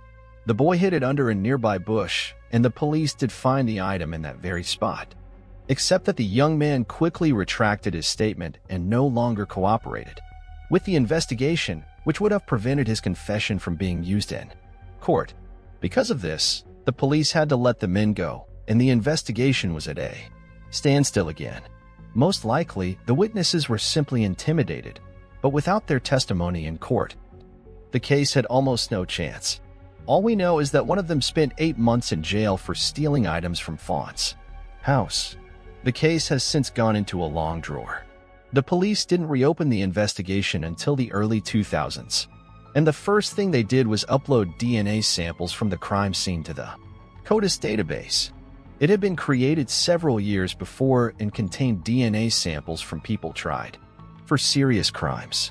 Unfortunately, no matches were found for the Fawn killer. The emergence of this database was the result of major scientific advances in the study of DNA.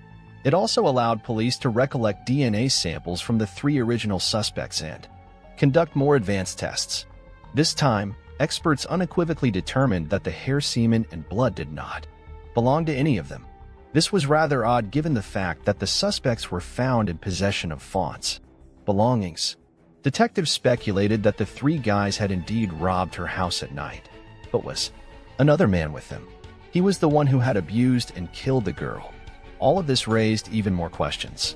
Could it be that 4 criminals entered the house unnoticed, killed Fawn, and just as unnoticed left the scene of the crime? The police still had no answer to this question. Since then, the case has once again stalled. With each passing year, the Fawn family believed less and less that the murder would ever be solved. They continued to believe that those 3 suspects had been in their house at night and could point to the killer, but would never do so. The only thing that could help them learn the truth was a DNA sample stored in the police lab. In 2018, something interesting happened. Amber, Fawn's younger sister, revealed some disturbing details about the crime. She put her thoughts and facts unknown to the police on a popular American forum for unsolved crimes. Over the 20 years of its existence, the forum had gained a very reliable reputation, and as participants have helped the police solve several high-profile cases. Amber has been verified and confirmed that she really is who she says she is, so her post is worthy of attention. She herself worked as a nanny from Monday to Friday and was only at home during the day. On weekends, the girl slept in the very room on the 2nd floor through which the burglars had snuck in. Accordingly, the criminals would have been immediately spotted. In addition, they would have watched the house and waited until Fawn's mother and her younger sister went to pick up the girl from work. Despite all this, Amber's story didn't bring the case any closer to solving it. But it was already 2018, and the science of DNA research had come a long way. Dozens, if not hundreds of long-forgotten cases were being solved, thanks to new analysis tools. Fawn's relatives saw it all and resented why the police were in no hurry to reopen the murder investigation. They kept talking to detectives about the case, and each time they got the same answer: extended DNA testing requires money, and the police have dozens of cases. For that reason, the relatives were left to wait for their turn and funding to come in. But they decided to take the initiative and launched a fundraiser in 2019. The family wanted to cover the full cost of the DNA samples and also offered a $10,000 reward for any information that would lead to the perpetrator's capture. Due to the extensive media coverage of the case and numerous interviews given by the family, many people who cared respond to request for help. The family quickly collected the necessary amount of money. But even here, they were disappointed. The police department refused to initiate this investigation at the expense of the relatives of the victim. The lead detective explained that there was bound to be a big problem in such a situation. If the relatives of one victim could pay for such tests and expedite the results, then hundreds of other families who have been searching for years for the murder of their loved ones should have the same right. But it is simply impossible to implement such a thing in practice, since only a few laboratories in the world conduct innovative DNA tests. And with such a simultaneous influx of those wishing to do so, their resources are simply not enough. The leading company in this field is Parabon Nanolabs, which we have already repeatedly mentioned in the other reels. They have made tremendous progress in the study of DNA, from finding a person's relatives from the smallest genetic samples to creating an approximate portrait of the owner of the DNA. It was this lab that was to take over the study of the samples left in Fawn's bedroom the night she was murdered. The girl's relatives believed that the police were in no hurry to pursue their case for another reason. They were a poor family from a bad neighborhood, and murder was not a priority for investigators there. In an interview, Sister Fawn said that if it had been a murder of a family of rich or high-ranking people, all the necessary investigations would have been done instantly. Unfortunately, they never managed to expedite the process, and it wasn't until late 2020 that the long-awaited breakthrough happened, but the family wasn't ready for that kind of truth. With funding from the FBI, the police did send samples from Vaughn's room to a lab. There, they began a detailed examination of the DNA and a search for possible relative of its possessors. It was the semen sample found at the murder scene that they mostly worked within. November 2020, they are finally able to find the person to whom that DNA belonged. It turned out to be Fawn's cousin, Donald Cox. Of course, such news shocked the whole family. At the time of Fawn's death, Donald was 21 years old, and number one had even considered his possible involvement. That said, Donald was a pretty troubled man and was constantly behind bars. He was tried for misdemeanors such as theft and possession of illegal substances. Unfortunately, in those years, they did not yet take a DNA sample from such criminals. Otherwise, this case would have been solved much earlier. Donald died of an overdose in 2006, but the police investigated his death because certain circumstances seemed suspicious to them. It was because of that investigation that a sample of his DNA was preserved, but it was not entered into the FBI database because the man in that case was a victim, not a perpetrator. Once the experts informed the police of their discovery, they matched the SAM with the semen found at the murder scene and got a 100% match. Despite the gravity of this discovery, the relatives have received an answer to a question that has plagued them for 31 years, but there remained one very important point in the whole story. A great deal of evidence indicated that the three original suspects had also been in the Fawn house that night. It was now becoming clear how the perpetrators knew the house and the family's routines so precisely. Donald was a frequent visitor and knew all these nuances. However, the police closed the case, and no new charges were filed against the three men. Sister Fawn said she saw no point in trying to get a confession out of them, even though the men had been present in the house at night. They may not have even witnessed the murder itself. Donald may well have stayed in the house alone and only then attacked Fawn. Felicia added that the three suspects had already paid for their act. Throughout this time, while the case remained unsolved, the entire neighborhood was 100% certain of their guilt. Because of this, they were treated very negatively, with all the consequences that would follow. According to Sister Fawn, their lives were effectively ruined. In addition, after the case was closed, it turned out that the police had originally learned about the suspects from the family of one of them. Relatives noticed a Nintendo set box among his belongings and remembered that this was the one that had been stolen from Fawn's house. It was on the news and everyone in the neighborhood already knew the details. In any case, it is simply impossible to prove their guilt, and the relatives of the victim finally know the name of the killer. He lived for 17 years without any punishment for what he had done, and all that time, as if nothing had happened, communicated with his family, but eventually his addiction to illegal substances drove him to his grave, and he was no longer a threat to anyone. Share your opinion on this story in the comments. At 42, she had spent her entire adult life locked in a basement cellar and used as a sex slave by her own father, who raped her over 3,000 times and fathered 7 of her children, one of whom even died due to neglect. This is the story of Elizabeth Fritzl that shocked the whole world. The horrific story unfolded in 2008 in a small Austrian town and inspired a hit US movie, but the true story of Elizabeth and her surviving 6 children is far more chilling than any fiction could ever be. With a warning of adults and triggering content ahead, we take you through the frightening events of this case in this video. Let us start the story with some background on Elizabeth's father, the Austrian pensioner, Joseph Fritzl. He was an oppressive patriarchal figure in the family, and the fact that his daughter wanted to go out with friends, party, kiss her boyfriends, and live her life bothered him to such an extent that he eventually used criminal means to put chains around her. Joseph's grandfather had been married to a woman who couldn't conceive children. Because of this, the grandfather would have affairs with other women, and then coerce his wife into adopting the children they bore. Joseph's mother was one of those children, whom a trial lawyer described as unloving and sadistic. It's common that child abusers have often suffered child abuse themselves, and the people who mistreat others have often been treated in various ways themselves. This is no excuse or justification for the monstrous acts of Joseph, but just speculation on what could have triggered his descent into pure evil. Monsters are not created overnight. They are bred and fed over the generations. With that in mind, let us look at what happened to Elizabeth Fritzl during those 24 years in the basement and how it all began. On August 28, 1984, 18-year-old Elizabeth Fritzl went missing. Frantic over the whereabouts of her daughter, Rosemary hastily filed a missing persons report.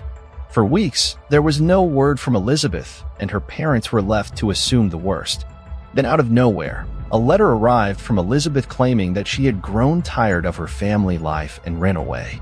Her father, Joseph, told the policeman who came to the house that he had no idea where she would go. He told the police that she had most likely joined a religious cult, something she had talked about previously. But the truth was that Joseph Fritzl knew exactly where his daughter was. She was about 20 feet below where the police office was standing. Elizabeth was a girl full of dreams and aspirations, and she grew tired of her father consistently imposing harsh restrictions on her. She had previously expressed to her mother and her sister about her interest in leaving the family, traveling around the country, and starting a new life on her own as soon as she turned 18. Joseph overheard this conversation and decided to do something about it. On August 28, 1984, Joseph called his daughter into the basement of the family's home. He was refitting a door to the newly renovated cellar and needed help carrying it. As Elizabeth held the door, Joseph fixed it into place. As soon as it was on the hinges, he swung it open, forcing Elizabeth inside and knocking her unconscious with an ether-soaked towel. For the next 24 years, the inside of the dirt-walled cellar would be the only thing Elizabeth Fritzl would see. Her father would lie to her mother and the police, feeding them stories about how she had run away and joined a cult. Eventually, the police investigation into her whereabouts would run cold, and for a long time, the world would forget about the missing Fritzl girl. But Joseph Fritzl wouldn't forget, and over the next 24 years, he would make that very clear to his daughter. For the rest of the Fritzl family, Joseph was a hard-working husband and father, thoroughly dedicated to his career. For them, he would head down to the basement every morning at 9 a.m. to draw plans for the jeans that he sold. And occasionally, he would spend the night there. Joseph's wife never doubted the actions or intentions of her husband since she didn't know what disgusting acts were happening right beneath her feet. At the minimum, Joseph would visit his daughter in the basement 3 times a week, usually every day. For the first 2 years, he left her alone in captivity. Then he began to rape her, continuing the nightly visits he had begun when she had not even entered the adult phase of her life. 2 years into her captivity, Elizabeth became pregnant and miscarried 10 weeks into the pregnancy. 2 years later, she fell pregnant again, this time carrying to term. In August of 1988, a baby girl named Kirsten was born, and 2 years later, she gave birth to another baby boy named Stefan. Kirsten and Stefan remained in the cellar with their mother for the duration of her imprisonment, and Joseph brought weekly rations of food and water for them. Elizabeth attempted to teach them with the rudimentary education she herself had and gave them the most normal life she could under terrific circumstances. Over the next 24 years, Elizabeth Fritzl gave birth to 5 more children. One more was allowed to remain in the basement with her. One died shortly after birth, and the other 3 were taken upstairs to live with Rosemary and Joseph. In order to conceal what he was doing from Rosemary, he staged elaborate discoveries of the children. He often placed them on bushes near the home or sometimes on the doorstep. Each time, the child was swaddled neatly and accompanied by a note allegedly written by Sabbath, claiming that she couldn't take care of the baby and was leaving it with her parents for safekeeping. Shockingly, social services never questioned the appearance of the children and allowed the Fritzls to keep them as their own children. Officials, on the other hand, remained under the impression that Rosemary and Joseph were the baby's grandparents. It is not known for how long Joseph Fritzl intended to keep his daughter captive in his basement. He had gotten away with it for 24 years. And for all the police knew, he was going to continue probably for another 24. However, in 2008, one of the children in the cellar fell ill. Elizabeth begged her father to allow her 19-year-old daughter Kirsten to get medical attention. She had fallen rapidly and critically ill, and Elizabeth was beside herself. Grudgingly, Joseph agreed to take her to a hospital. He removed Kirsten from the cellar and called an ambulance, claiming that he had a note from Kirsten's mother explaining her condition. The police eventually grew suspicious of Joseph and reopened the investigation into Elizabeth Fritzl's disappearance. They began to read the letters that Elizabeth had supposedly been leaving for the Fritzls and began to see inconsistencies in them. Police questioned Kirsten and also asked the public for any information on her family. Naturally, no one came forward, as there was no family to speak of. Whether Joseph finally felt pressure or had a change of heart regarding his daughter's captivity, the world may never know. But on April 26, 2008, he released Elizabeth from the cellar for the first time in 24 years. She immediately went to the hospital to see her daughter, where hospital staff alerted police to her suspicious arrival. That night, she was taken into custody to be questioned about her daughter's illness and her father's story. After making the police promise that she never had to see her father again, Elizabeth Fritzl told the tale of her 24-year imprisonment. She explained that her father kept her in the basement and that she bore his 7 children.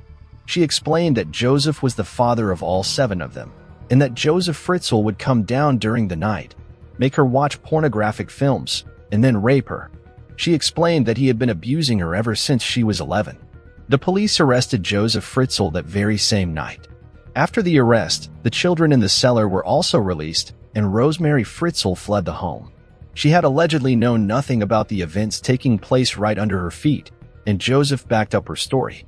The tenants who had lived in the apartment on the first floor of the Fritzl home also never knew what was happening right beneath them, as Seth had explained away all the sounds by blaming faulty piping and a noisy heater. Prior to his trial, Joseph confessed to the repeated rapes, claiming that the rape of his daughter was an addiction and the redirection of incestuous feelings he felt towards his own mother. He also claimed to be a loving, attentive father to the children he sired in the basement, bringing them books and stuffed animals, watching videos, and eating dinner with the children just like a family. At the trial, the father admitted guilt on an incest charge, but pleaded innocent to enslavement and to the murder of his child. After he saw Elizabeth's taped testimony, he changed his plea to full guilt, acknowledging that his failure to care for medical care for the newborn may have directly contributed to the death. For his crimes, Fritzl was found guilty on all counts: negligent murder, enslavement, incest, rape, coercion, and false imprisonment. He was sentenced to life imprisonment in 2009. He has been in solitary confinement in Austria's Kremlin prison since that time. According to Austrian media, he now suffers from dementia, and none of his family has visited during his decade behind bars. Today, Elizabeth Fritzl lives under a new identity in a secret Austrian village known only as Village Acts. The home is under constant CCTV surveillance, and police patrol every corner. The family doesn't allow interviews anywhere within their walls and has declined to give any information about themselves. Though she is now in her mid-50s, the last photo taken of her was when she was just 16 years of age. How do you form an intimate relationship after the people who are supposed to protect you have done so many horrible things to you? What do you guys think? Let us know your thoughts in the comments below. This is the story of 9-year-old Marie Shirella and her family. The tragic story began on the morning of March 18, 1964. Marisha Varela, a quiet girl from Hazleton, Pennsylvania, enjoyed playing the organ and aspired to be a nun. One day, she set out to bring some canned goods to her teacher at St. Joseph's parochial school. She then later planned to attend the morning mass. But Shavarella never made it back.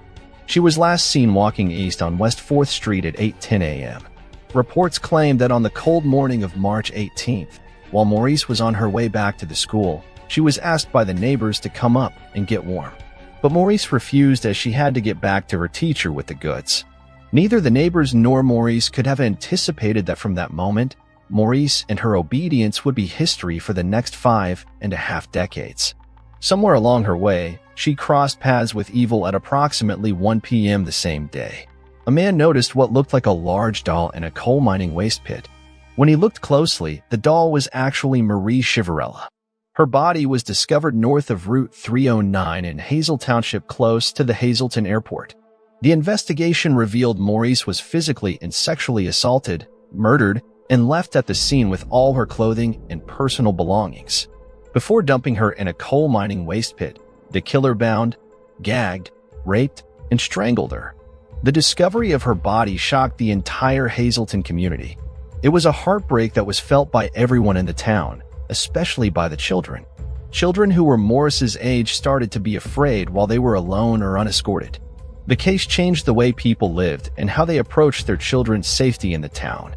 It didn't take long for the Pennsylvania State Police to begin their investigative efforts, which would ultimately last for decades. The authorities did not know that in this case, to even get a lead to work on, it would take years of grinding and scanning through databases. There were no lead suspects immediately after the killing. The police could not retrieve any useful evidence from Maurice's body that could lead them to her killer. They had no idea that it would take them over 50 years to find a single lead in 2007. Investigators were able to develop a DNA profile of the suspect from fluids left on Shirellah's jacket, but the DNA didn't match any criminals in their system. They checked the database monthly against all other criminals that had DNA in the system, but there was no successful match. Then in 2019, police tried a different approach and uploaded DNA from Shirellah's jacket to the genealogical database. This time, there was a match, but to what appeared to be a very distant relative. The DNA match was insufficient to get the relative into custody or charge him with murder. To generate public interest and garner leads in the case, in 2018, Pennsylvania State Police used technology provided by Paraben Nano Labs to generate a snapshot phenotype facial prediction of the suspect from his DNA. The technology generated possible photos of the suspect at 25, 40, and 60. The pictures generated were released in the public domain. Unfortunately, no witnesses came out with any leads that could lead to Maurice's killer. This was at a time when even Maurice's parents had died. They did not live enough to see what would unfold in Maurice's mystery ahead. Her siblings had said that her parents never sought revenge or punishment for their daughter's killer. They just wanted justice, but they did not make it alive to the other end of this investigation. Finally, in 2020, the police got help from an unlikely source. An 18-year-old named Eric Schubert emailed the department and offered to build out a family tree. He had volunteered with other cold cases before, and police accepted his help since Eric was known as a hard-working boy and a genius genealogy wizard. Schubert identified a number of family members, many of whom voluntarily shared their DNA with the police. The family tree eventually led the police to Maurice Varela's killer, James Paul Fort. Fort was 22 years of age back then, and he had a criminal history of sexual assaults prior to chivalrous killing. A lot of emotion surfaced as state police announced they now know who killed a 9-year-old girl back in 1964. Unfortunately, police could not prosecute Fort because he had already died in 1980, and the cause of his death had been a heart attack. Police exhumed his body in January 2022. They found out a month later that his DNA was a match to the fluids left on Shavar's jacket. This information was released to the press in a press conference by Pennsylvania police, which left for more than an hour for Shivarella's surviving family. The news was bittersweet. Her sister Carmen Marie Radke stated that their family will always feel the emptiness and the sorrow of Marissa's absence. She added further that they will continue to ask themselves what would have been or could have been on that fateful day. Her family also went ahead and praised the persistent effort of Pennsylvania State Police because now they have gotten closure and a sense of being at peace with Morris's murder, and the determination of the Pennsylvania police to solve this case was applaudable. They left no stone unturned to find out who the killer was, and this was also a success story of a 19-year-old Eric Schubert who utilized his genius for very right purposes. But the question here still remains. After 5.5 decades into the investigation, when the killer was already buried in his grave, was justice actually served to Maurice and her family? Let us know your thoughts in the comments below. This is the story of Pette Gubara. It's every parent's worst nightmare to put their child to sleep at night and then find them vanish before daybreak. Well, that's exactly what happened to Pette Gubara. The worst part was that she was unexpectedly found between something no one ever thought about. Pette Gubara was 4 years old when she disappeared from her house on March 22, 2010. The case became prominent because she lived in one of the most upscale neighborhoods in Mexico, Huixquilucan. She had recently returned from a trip with her father, Mauricio Gubara, and sister. But her mother, Lizette Farah, had gone on a trip with her friend, Amanda de la Rosa, her lover, and multiple other men. Suspicions of her infidelity made Lizette the prime suspect in the case. The case became even more complicated when the family and 2 housekeepers provided inconsistent statements to the authorities. Pette was born with both a physical disability and a language disorder and had 2 nannies who helped care for her, Erica and Martha Casimiro. The family was considered relatively affluent. Pette's father, Mauricio Gubara, worked in real estate while her mom, Lizette Farah, was an attorney. One evening in 2010, Lizette claimed she had put her little girl to bed as normal, but when her nanny Erica came into her room the next morning, the little girl was nowhere to be seen. There were no signs of forced entry into the house or any indication that a struggle had taken place. The CCTV cameras surrounding the property where Pette Gubara lived failed to show either when the child was leaving or being taken. The house had 2 family dogs that never made any noise during the night either. Where could the 4-year-old have gone without a single trace? This story quickly turned into a media frenzy. Flyers were posted, billboards were erected, and ads were all over the TV and on public transport. Lizette even made a public plea on television for her daughter's abductor to come forward. The search sparked a great deal of public interest, but soon, many started placing the blame on Pette's parents. The local community all came together to search for Pette, but nothing was found. Albert Buzz, the Attorney General of the state, became involved and launched what would become a huge 9-day intensive search investigation. His involvement became the initial controversy. Many children are said to be reported missing in Mexico, but it wasn't until Pette Gubara, from a richer family, went missing that authorities put all their resources into finding her. Ultimately, police were baffled and found it very difficult to find a lead.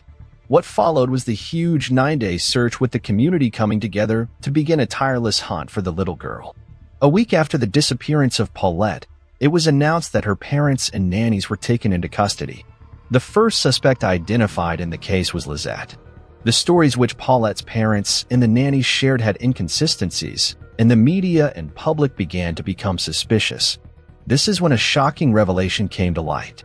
According to a Mexican news report, Zocalo, there were some undercover recordings of Pette's parents and their other daughter found.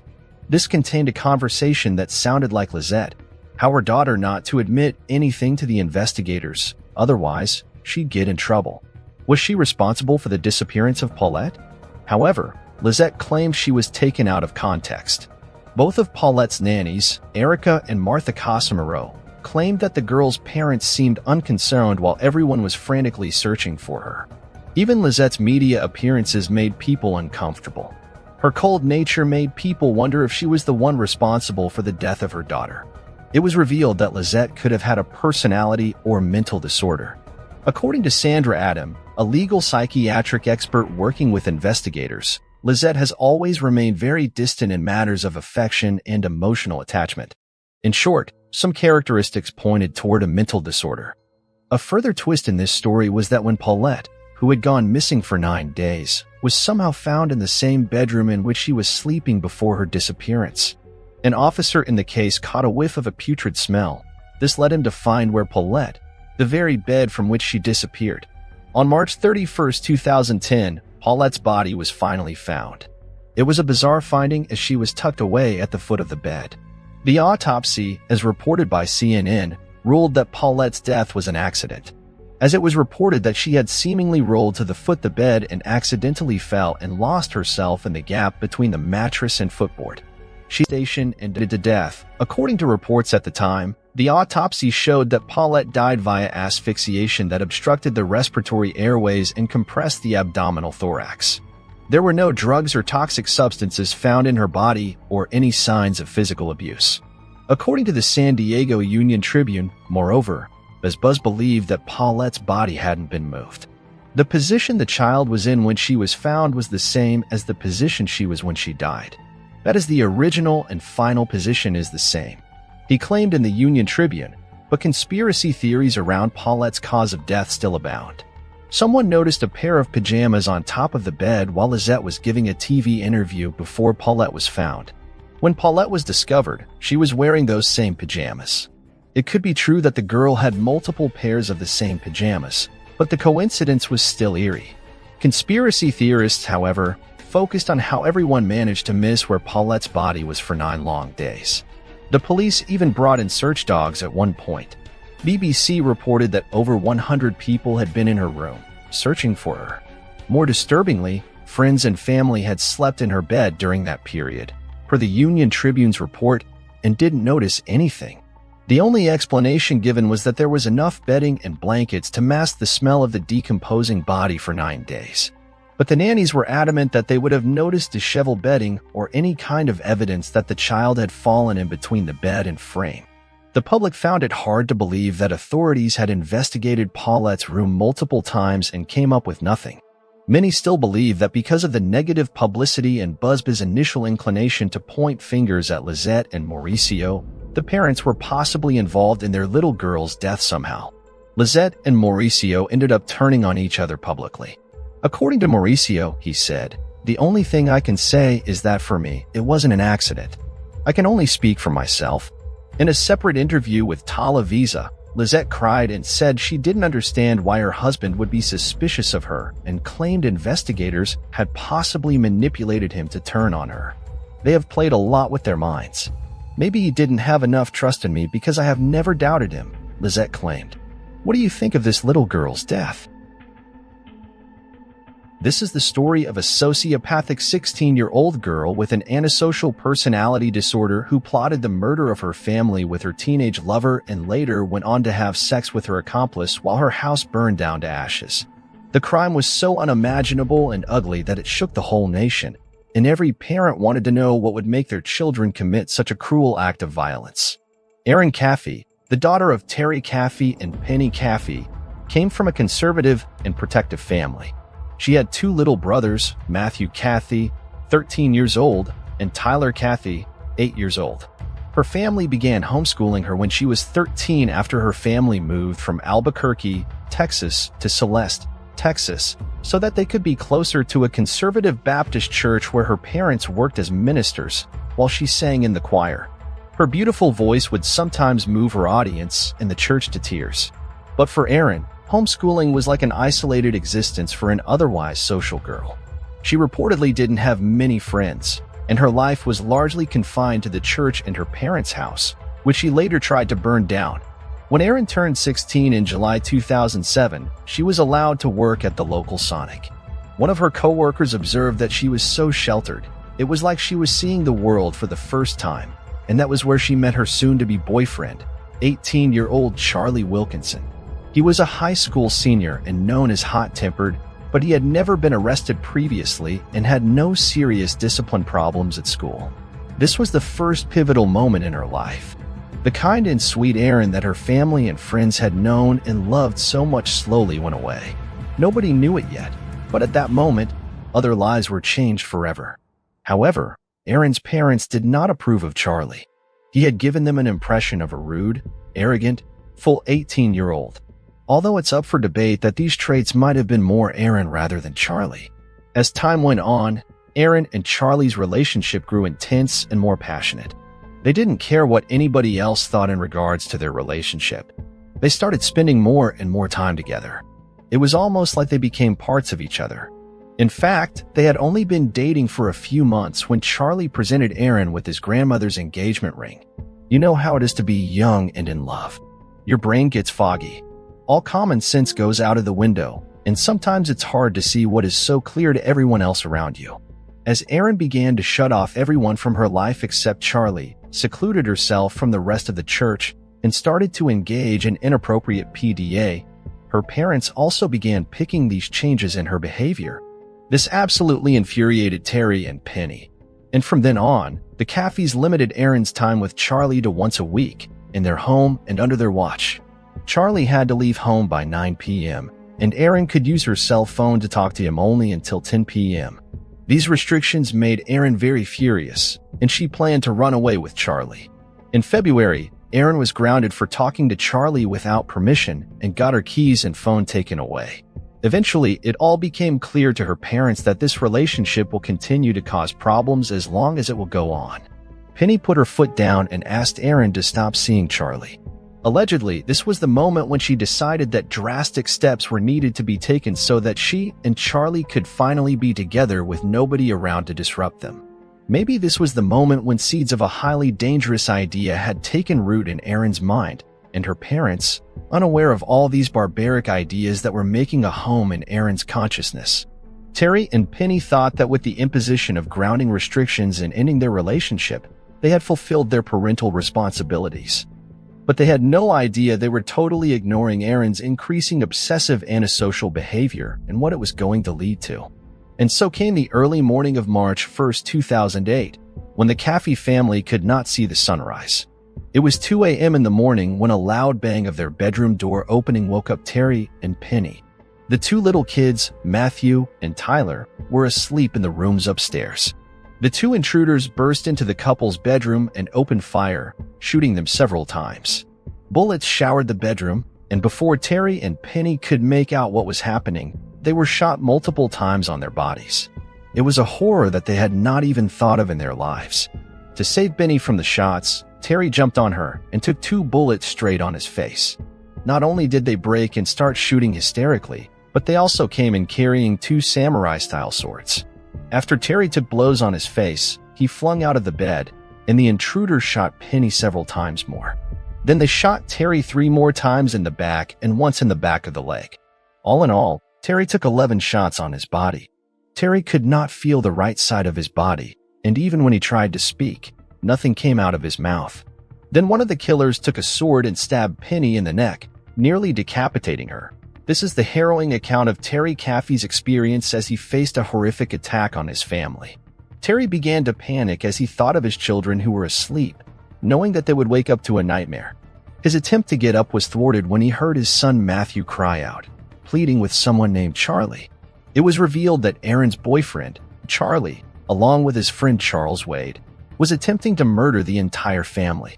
Upon hearing Charlie's name mentioned by Matthew, Terry realized who was in the house and why. A gunshot rang out, and Terry, trying to get up, collapsed as blood rushed to his head.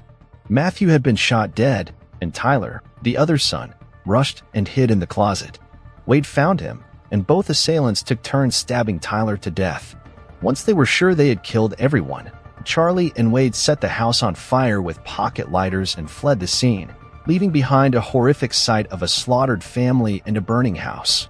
Despite the assailant's intentions for the entire family to die, Terry miraculously survived. He managed to crawl through the woods to a neighbor's house roughly 2 hours after the attack. When the neighbor, Tommy Gaston, called 911, Terry, bleeding from various wounds, was taken to East Texas Medical Center in Tyler and admitted to the critical care unit. In the ambulance, Terry named his daughter's boyfriend, Charlie Wilkinson, as the killer. Chief Deputy Commissioner Kurt Fisher realized that Charlie was a friend of his son and had even gone fishing and four-wheeling with him many times before. Fisher spotted Charlie's car parked outside Matthew Wade's trailer, the brother of Charlie's accomplice, Charles Wade. The detectives rushed to Matthew Wade's trailer, where they encountered a teenager named Grugley. As the officers entered the trailer, they discovered Wade and his girlfriend, both of whom were woken up by the officers. Fisher informed them that he needed to talk to Charlie Wilkinson. During the search, they found Charlie lying on a mattress, wearing only blue jeans, with a semi-automatic handgun on the floor beside him. Charlie was taken outside in handcuffs, and Fisher asked him about the attack. Charlie denied involvement, claiming he got drunk the night before and passed out. Upon further investigation, the officers found evidence linking Charlie to the crime scene, including blood-spattered clothing. Charlie was brought to the county jail, where he hung his head in silence. Fisher questioned him about his involvement, and Charlie maintained his innocence, asserting that he got drunk and passed out. The story continued to unfold, revealing that Aaron, initially claiming to be drugged, had lied about the events of that night. Despite her father's belief that Charlie sought revenge, Charlie's version of the story differed, stating that he did it for love rather than rage. As the investigation progressed, Charlie eventually disclosed his accomplices' names. Charles Wade and his girlfriend, Bobby Johnson, were promised $2,000 by Aaron within 24 hours. All four suspects, Charlie Wilkinson, Charles Wade, Aaron Cathy, and Wade's girlfriend, Bobby Johnson, were in police custody, and they were all talking. According to the boys, Bobby drove Charlie, Aaron, and Wade to Cathy's home. They wandered around the house for a long time before being scared away by the house's dog, which immediately started barking loudly. Aaron repeatedly called Charlie, forcing him to come back and kill his parents. She said she would bring the dog inside so it wouldn't wake anyone up. But as the boys hesitated, Aaron, in her pajamas, convinced them to continue. Bobby drove them to a cemetery where they sat for an hour and planned the murder of the Cathy family. Charlie tried to convince Aaron to run with him, but she insisted on permanently getting rid of them. Not just her parents, she wanted her little brothers killed too. As she put it, they were annoying. They drove back to the house again. This time, Aaron took care of the dog and sat in the car with Bobby outside the house, while her friends carried out the murder of her family inside. Once Aaron confirmed that her parents were gone, she gave Bobby and Wade the combination to the lockbox in which the money was kept. They also took $400 from Terry and Penny's wallets. As the plan was being executed, Aaron's words were, "Holy shit, that was awesome." She celebrated the death of her family by sleeping with their killer the same night. Aaron was under arrest but denied plotting the murder. She couldn't be questioned immediately as she was a minor, and she didn't agree to speak with investigators. So she wrote a statement claiming that she was forced by her boyfriend into this act, and she was just going along with it. Aaron was sent to a juvenile detention center where she was held on murder charges. On January 2, 2009, she was sentenced to 2 life sentences plus 25 years for capital murder. Charlie and Wade were sentenced to life imprisonment without any possibility of parole. Bobby, on the other hand, was sentenced to 40 years in prison. Terry Cathy, the only member of the Cathy family who survived that night except for Aaron, still visits his daughter's jail and fights for her early release. To this date, he cannot believe that his daughter could do such a thing, maybe because during those jail visits, Aaron has told him a different story of her innocence. Terry later went on to remarry and now has 1 more biological child and 3 adopted children. He even wrote a book on the horrors of that night. It's called The Terabyte Night, The True Story. Aaron's case is no less than an alarm for mental health issues among teenagers, and this case goes to the extremes of it.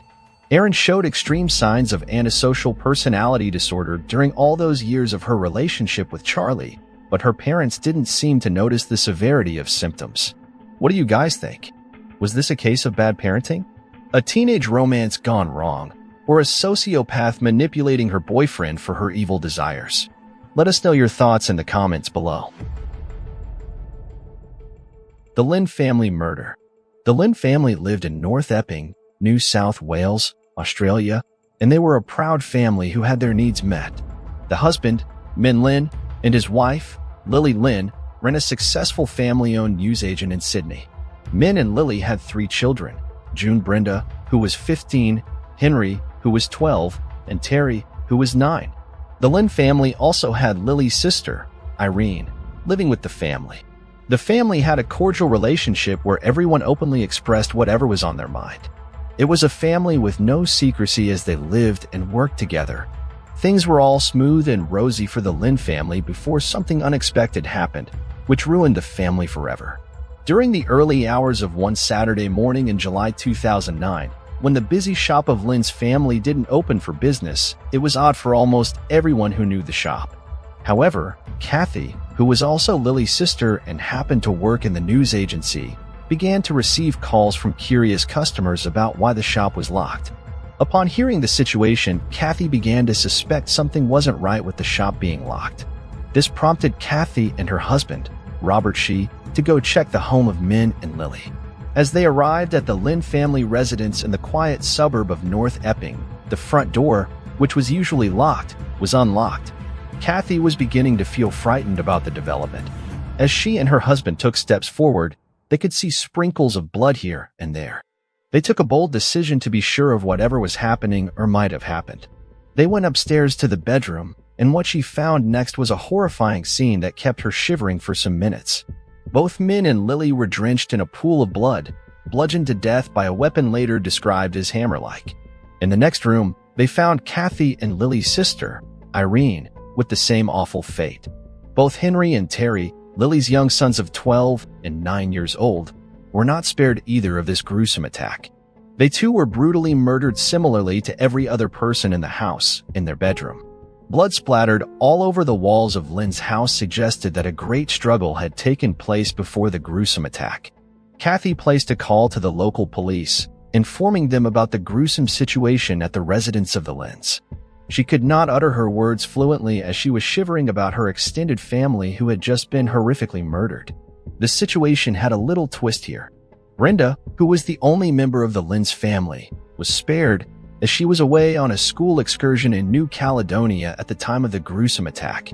Brenda is still on the school excursion when she learned about the gruesome killing of her family through Facebook.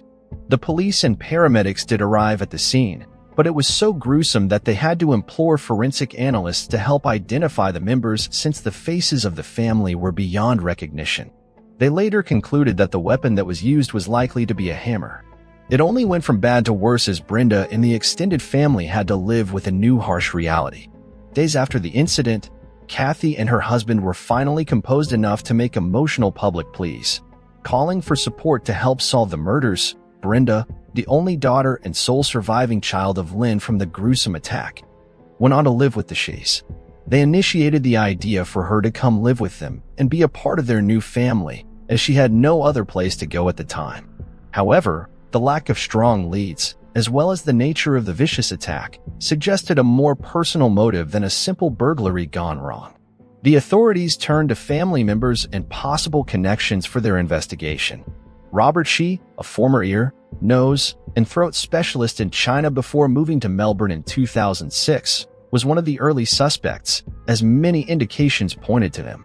According to the Daily Telegraph, he had opened a restaurant in Melbourne, but when his new venture soon failed, he and his wife, Cathy, moved to Sydney and had been unemployed ever since. Various reports also suggested that he was close to his extended family. It would take over a year for any breakthrough evidence to surface. During a forensic examination of Shee's garage in May 2010, experts found a tiny stain on the floor of the unkempt garage known as TY91. According to The Australian, one of the forensic experts trained in blood-taint pattern analysis was convinced that TY91 looked like a transfer stain, the kind produced from coming into contact with an object such as clothing, a weapon, or a bag with blood. Lab tests, however, proved that the tiny mark was consistent with the DNA of the Lynn family members. She was subsequently arrested in May 2011, while his wife Cathy maintained his innocence. As all these new developments were happening, Brenda was still living with her new family. It took 4 trials spanning over 7.5 years before he was convicted. The first trial was aborted when a possible sexual motive emerged, but the court refused to identify the victim as she was still a minor at that point. She later opened up on how Robert has been sexually assaulting her in her home while her parents were still alive, and how he continued to assault her after Cathy and Robert took her in as a new family. The second trial was halted when the judge fell ill, while the third trial ended in the hung jury. Finally, in 2017, she was found guilty of murder. After the verdict was announced, she proclaimed, "I did not murder the Lynn family. I am innocent." In a recount by Brenda, the only surviving child of the gruesome incident that claimed the lives of the Lynn family, she said that it was 2009, and the high school student was preparing to fly to New California for an excursion, and looked around a departure gate to see her classmates kissing their families goodbye. Being a prideful teenager, I did not say anything to my father. I just stood there awkwardly and thought to myself, it's just going to be a week. I am going to see them again really soon. Miss Lynn, now in her 20s, told the sentencing hearing for her uncle Robert she last week. But while she was overseas, she murdered her entire family. Her father, Norman Lynn, her mother Unli Lily Lynn, her aunt Yun bin Irene Lynn, and her 2 little brothers Henry and Terry in the bedrooms of their North Epping home on July 18, 2009. To this day, my biggest regret was not hugging my father and telling him I loved him to say thank you for being an amazingly loving and caring parent. This is a story of love gone bad. Ryan Poston was born on December 30, 1982, in Fort Mitchell, Kentucky, to Lisa Carter and Jay Poston. He had 3 younger sisters, Allison, Catherine, and Elizabeth Carter. He attended the International School Manila in the Philippines and the International School of Geneva in Switzerland during high school. Later, he attended Anna University, where he triple majored in history, geography, and political science, then went to school at the Salmon P. Chase College of Law, Northern Kentucky University, and Highland Heights. Poston was a promising American attorney working in Cincinnati, Ohio, and was 28 years old when he met his post-lover. While his lover, Shane, and Michelle Ubersa was born on April 8, 1991, in Lexington, Kentucky, United States, she was 19 years old when they met. Ubers was a student at the University of Kentucky in Lexington, majoring in psychology. In 2011, Shayna Ubers and Ryan Poston met on Meta, formerly known as Facebook. Poston stumbled upon a beautiful profile picture of Ubers on his mobile phone while surfing the social site. He was intrigued by Ubers' beauty, prompting him to further check her profile.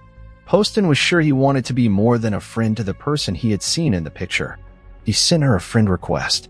The duo began talking, and things were going smoothly with their conversation. During their talking stages, there were arguments, but that didn't put off a relationship, as the duo were so attached to one another. The reality between the duo differed from what had appeared to the public. However, the two shared an on-again, off-again romance for 18 months, often arguing over trivial matters. Poston and Ubers' on-off relationship was noticed by friends of the duo, which helped in figuring out what transpired when things got out of hand. Something bizarre happened, which turned a supposed beautiful evening into a mourning evening. During the recount of Ubers before the major incident that happened in the story, she claimed on October 12, 2012, she was in the condo over ex-lover Poston. The duo was reported to have ended the relationship between them before the aforementioned date. On the said date, her ex-lover had a date with Miss Ohio USA 2012 Audrey Bolt that evening. Ubers, at some point, had claimed her relationship with Poston was abusive, and that was one of the main reasons the relationship with him didn't work out. On the evening Poston was to have a date with Miss Ohio USA 2012, things went sour with him and Ubers, his ex-girlfriend. In the pace of the evening, Ubers claimed Poston was calling her mother stupid and crazy. She further said he called her unstable and deranged, which triggered her, and she decided to leave his condo. But things didn't go as planned as he came for her as she approached the exit of the condo. Ubers said Poston grabbed onto her body, onto her person, with both hands. She claimed he had picked her up from an awkward angle in the house and threw her from the doorway of his bedroom into the other room to the edge of the short sofa.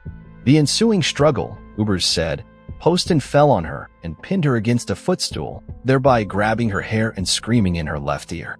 She thought he was going to snap her neck because of the way he was jerking her head around. Ubers claimed all of his weight was on her at this point, and there was no way for her to escape for her life.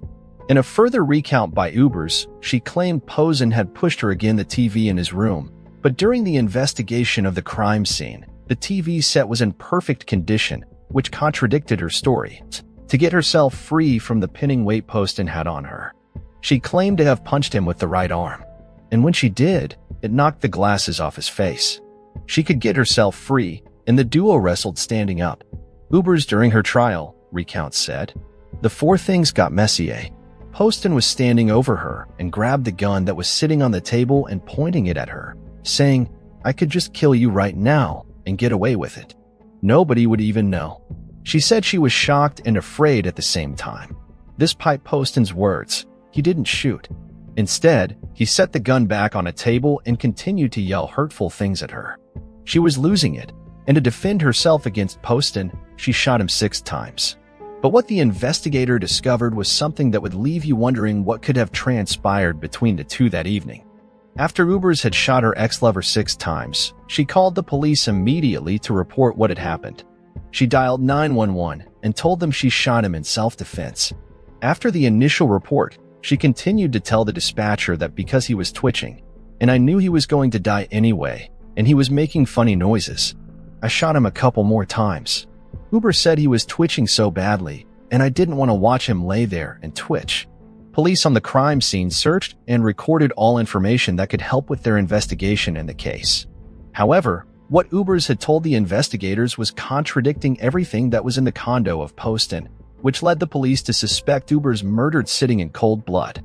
Police brought Ubers to the police station for further questioning and interrogation. Officer Dave Fornash was the officer who interrogated her.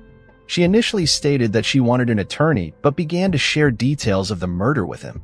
During an interview with police, she said she knew Poston would die or be seriously injured. This was referred to according to a clip that emerged from her trial. Officer Four stated Ubers appeared unremorseful during a recount of the ugly incident and made several morbid jokes about the murder, including telling officers, I shot him right there, pointing to her nose. I gave him the nose job, which he had wanted. After the back and forth between the interrogator and Hubris, he left the interrogation room, and Hubris' behavior got stranger at this point. As she danced around the room, singing aloud and snapping her fingers as if she had just won a huge sum of money from a lottery. With all of Uber's actions and what she had recounted, it was evident that she had an active motive for killing Poston, which the police couldn't find out. However, most people who had weighed in on this case believe Ubers hadn't originally killed her ex-boyfriend for letting go of her and having a date with Miss Ohio USA. In April 2015, Ubers claimed Poston was violent toward her, while the prosecution countered all she had to say with evidence that what she was saying was the opposite of what had happened. At some point, the prosecutor said that she was obsessed with the attorney. As the investigation revealed, she was sending about 50 to 100 texts per day, sometimes to her ex-boyfriend. During the back and forth, the jury concluded and sent her to 40 years in prison for Poston's murder. She appealed, and her sentence was overturned the following year because it was revealed a convicted felon had served on the jury, which is not allowed by Kentucky law. While she was still in prison awaiting a conclusion to the case, Ubers was granted a second trial. Nivens and other former cellmates testified about her behavior behind bars and what she allegedly told them about Poston and his killing.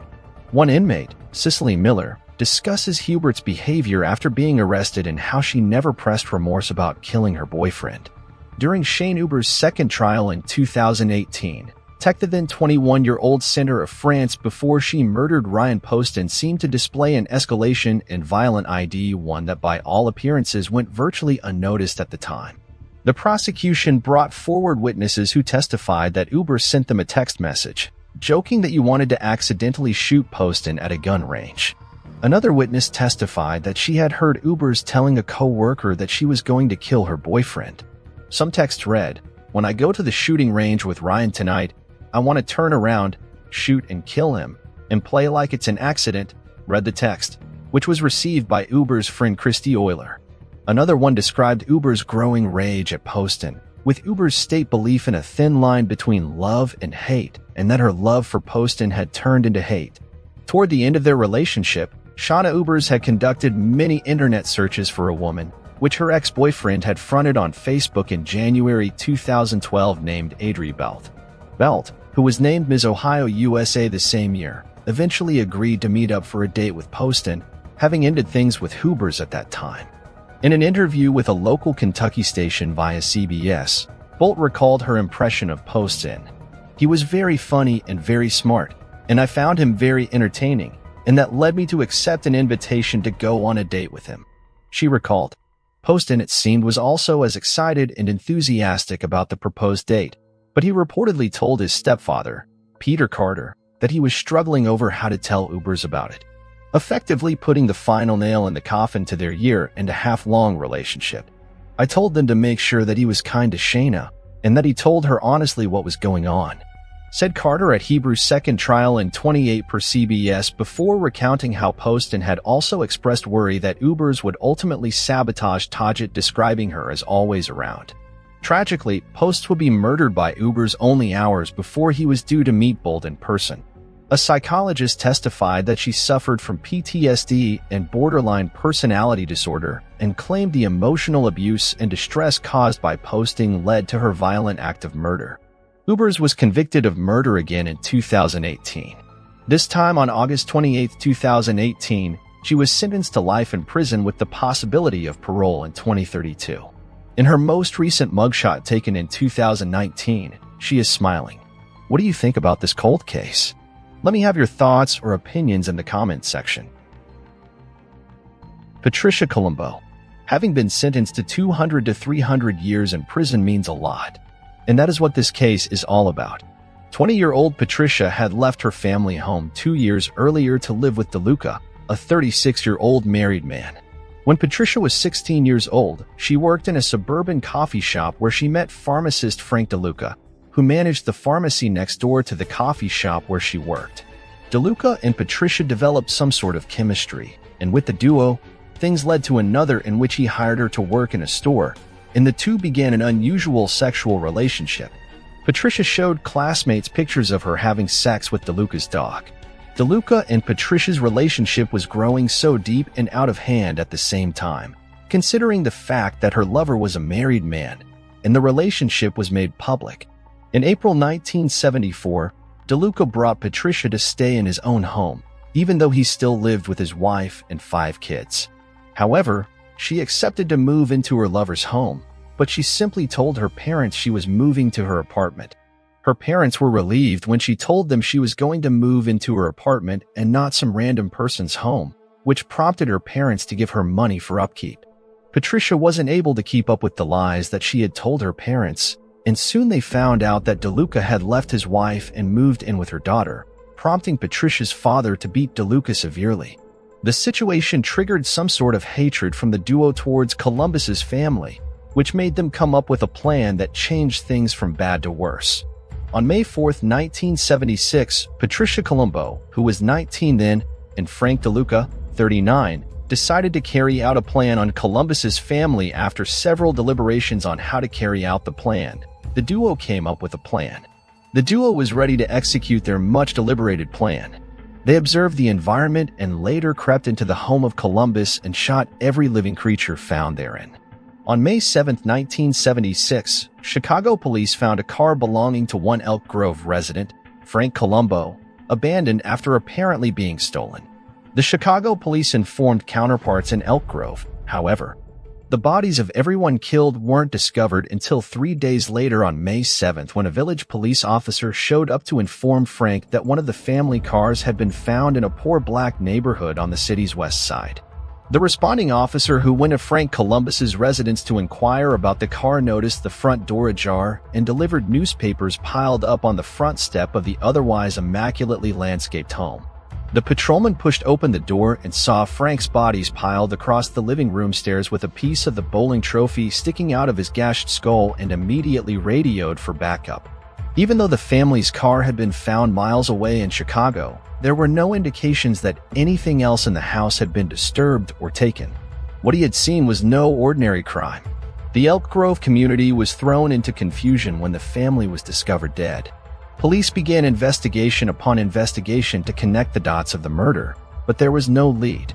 Frank, 43 years old, who was the father, had been shot 4 times in the hat. Before he died, however, he had been cruelly tortured and beaten. Police reported he had been beaten with a bone trophy and the lamb so severely that the back of his head was disintegrated.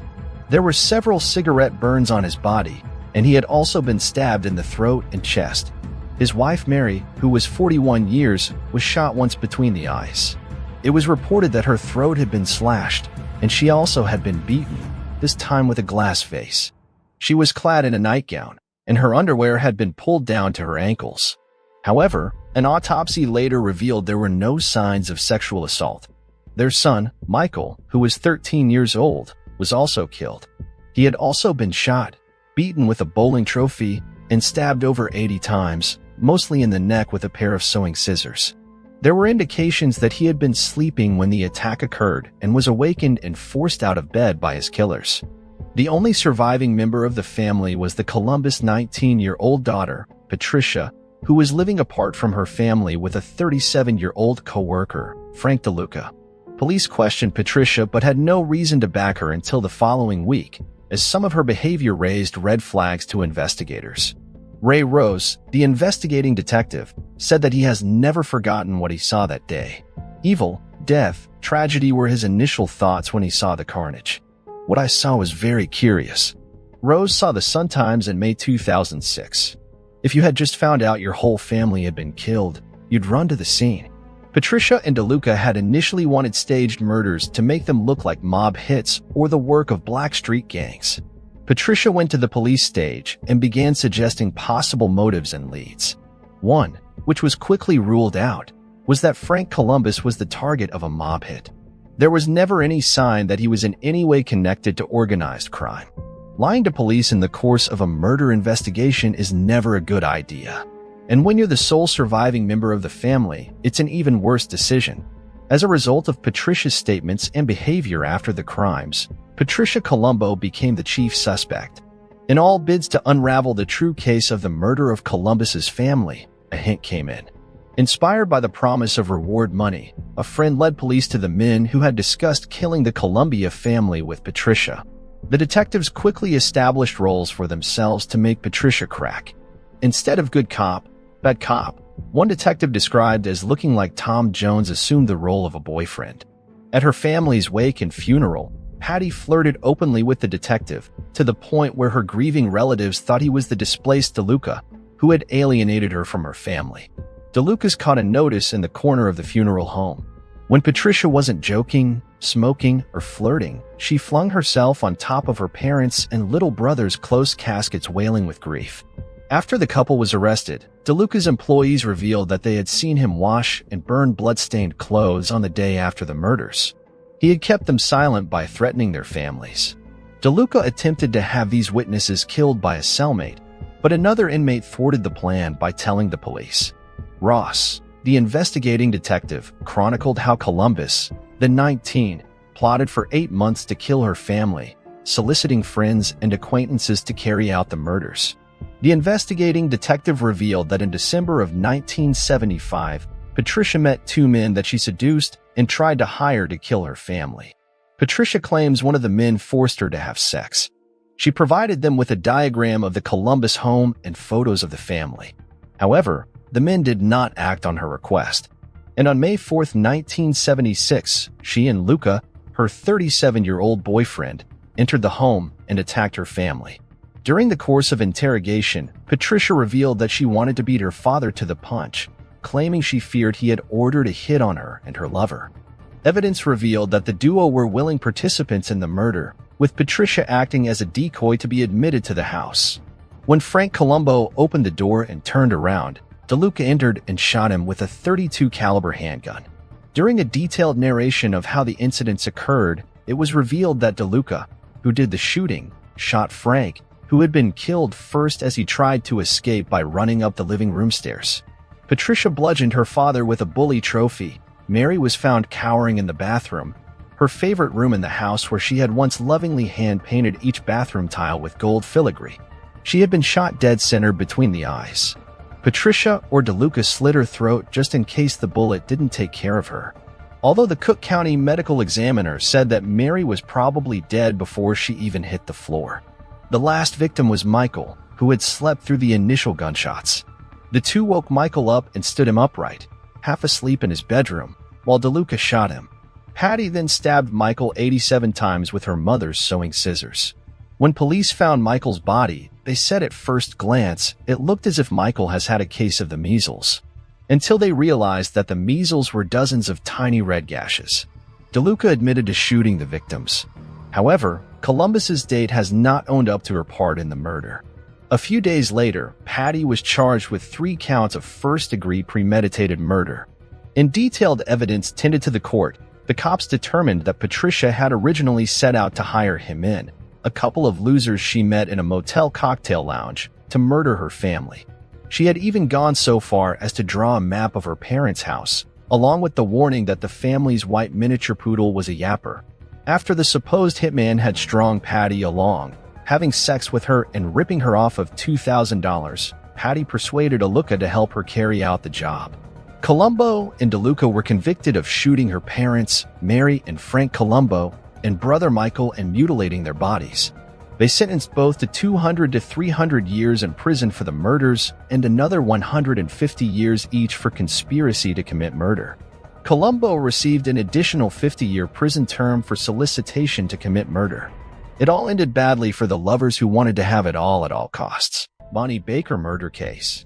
It was June 19, 1998 when Bonnie Baker was last seen alive. She had a vibrant personality and had gone partying with her friends at the Fort restaurant in Morrison to celebrate her pay raise at work. And guess what the most horrifying thing is? Her body was not even discovered until the following year. It was only in 1999 that her body was discovered on Navajo land. But this is not yet the end of the mystery. Sadly, the identification process of the skeletal remains took another 14 years. An unknown woman dialed 911 to inform the police that a woman had been murdered in her apartment on Louisiana Avenue. She even informed the Denver police that the suspect, Cressman Nina Perez, who was Bonnie's boyfriend, was heading towards Mexico with the body of the woman being stored in the trunk of his car. Later on July 1, 1998, a great breakthrough was achieved. The police got their hands on a red Geoprism car that had crashed near Globe, Arizona. The striking thing is that the car had a resemblance to the description that the caller had supplied the police with. Police visited the site of the car crash and got evidence of blood from the car's trunk. Yes, things do get murkier at this point. Coming to the most horrifying point, it was on July 31, 1999 when a couple of boys who were enjoying horse rides came across a human skull on Navajo land in New Mexico. Not only the skull, but several other skeletal remains were also found. Exhaustive forensic research and an autopsy failed to identify whose body it was and what was the cause of death. After several years passed on, it was only in 2021 that the Denver Police Department came to know that the DNA samples from the skeletal remains actually belonged to Bonnie Baker. The police, after getting confirmation that these skeletal remains were that of Bonnie, took rapid action to arrest her boyfriend, Nina Perez. The very day when Bonnie was partying with her friends for her pay raise, Perez was fired from his job. Both of them had the same workplace. He was already furious with Bonnie celebrating with her friends. When he had come to the party, he struck out. It was only in 2021 that named Perez was arrested by the Denver Police Department from Mexico. He will now have to go through a series of trials, hearings, and whatnot. Bonnie Baker's soul will now rest in peace, and we are happy that she deserved her share of justice. Murder in the Vatican. Emanuel Orlandi was born and raised in Vatican City, the Pope's residence and a major tourist destination. She was on her way home from a flute lesson on June 22, 1983 when she vanished. She called home later that evening and spoke with one of her sisters, but her family never heard from her after that. Orlandi was last seen at a bus station in Rome City Center before disappearing forever. In July 2019, forensic researchers discovered a strangely empty crypt while searching for Orlando's remains.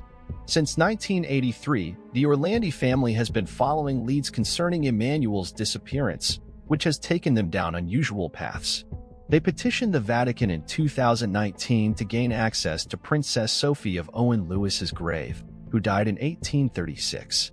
In an anonymous letter, a source directed them to the tomb, and they opened 2 burial sites where Orlando's remains were allegedly buried. There was no trace of Orlando or anyone else when the experts opened the tomb. Although no one had been inside the tomb since 1836, it was evident that something unusual had occurred. There were no human skeletons or burial urns to be found.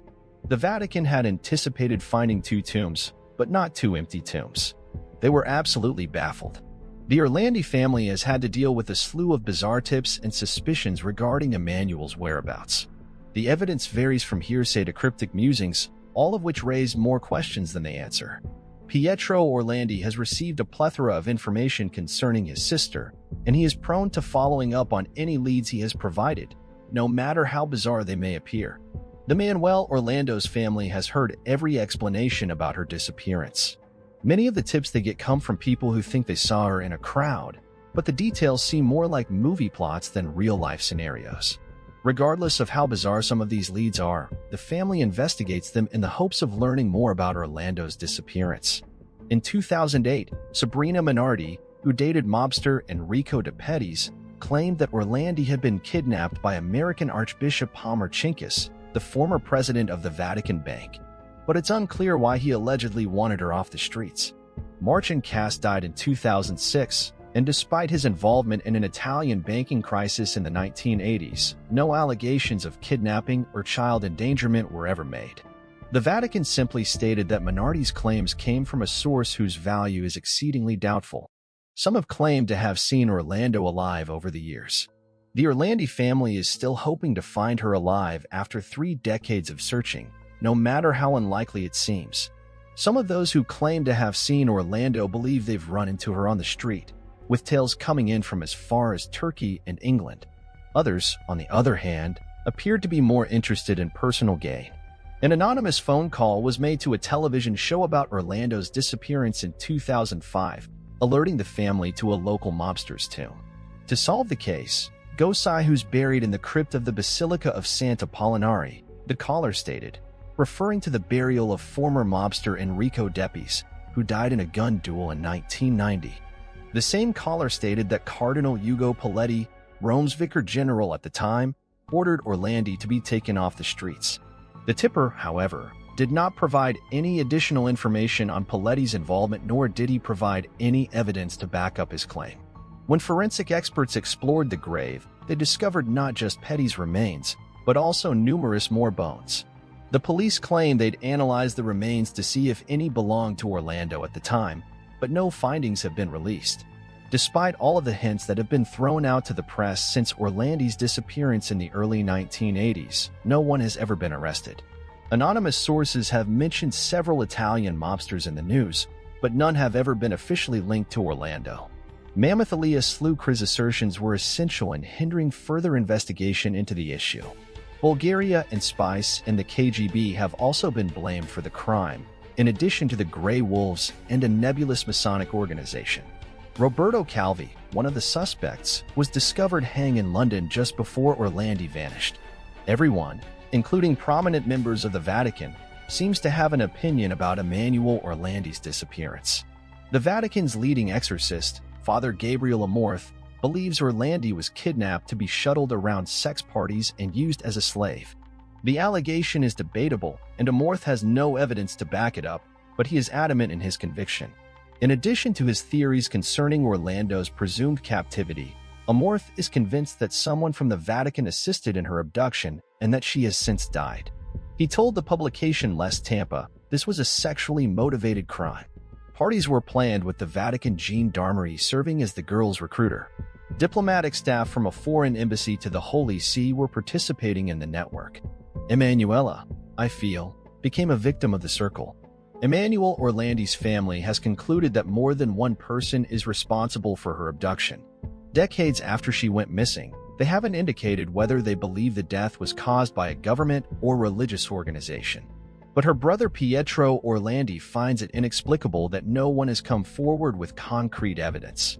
I'm incapable of accepting injustices, especially when it involves my sister, especially knowing that there are people who know what transpired throughout the years. Their right to know the truth and their right to be treated fairly are precious rights to me that no one can ever take away. Ricky McCormick's last and only cipher.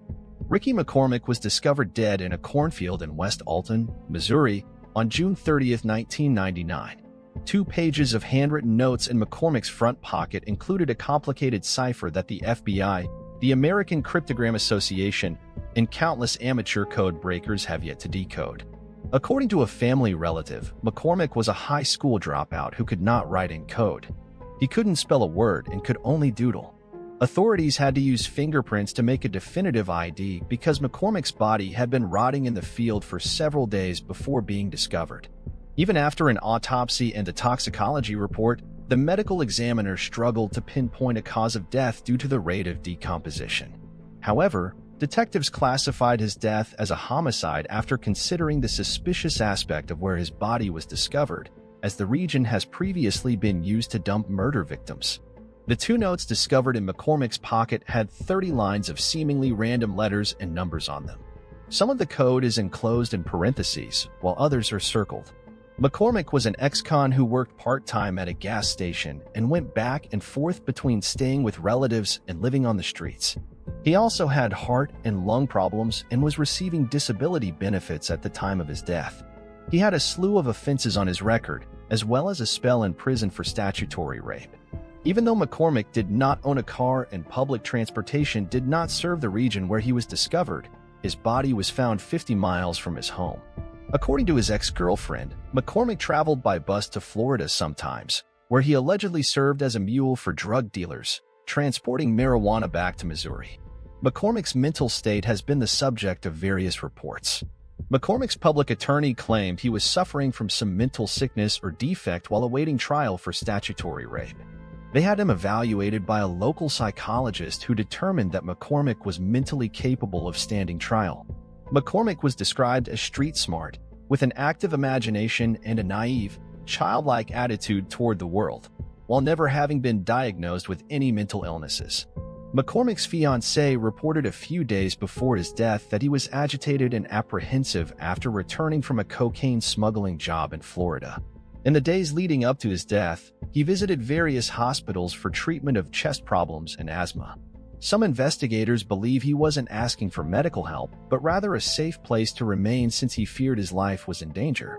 The FBI's Cryptanalysis and Racketeering Records Unit had spent all of its efforts cracking the encryption by 2011. In a 2011 statement, the FBI stated, "Breaking the code could expose the victim's whereabouts before his death and potentially lead to the solution of a homicide."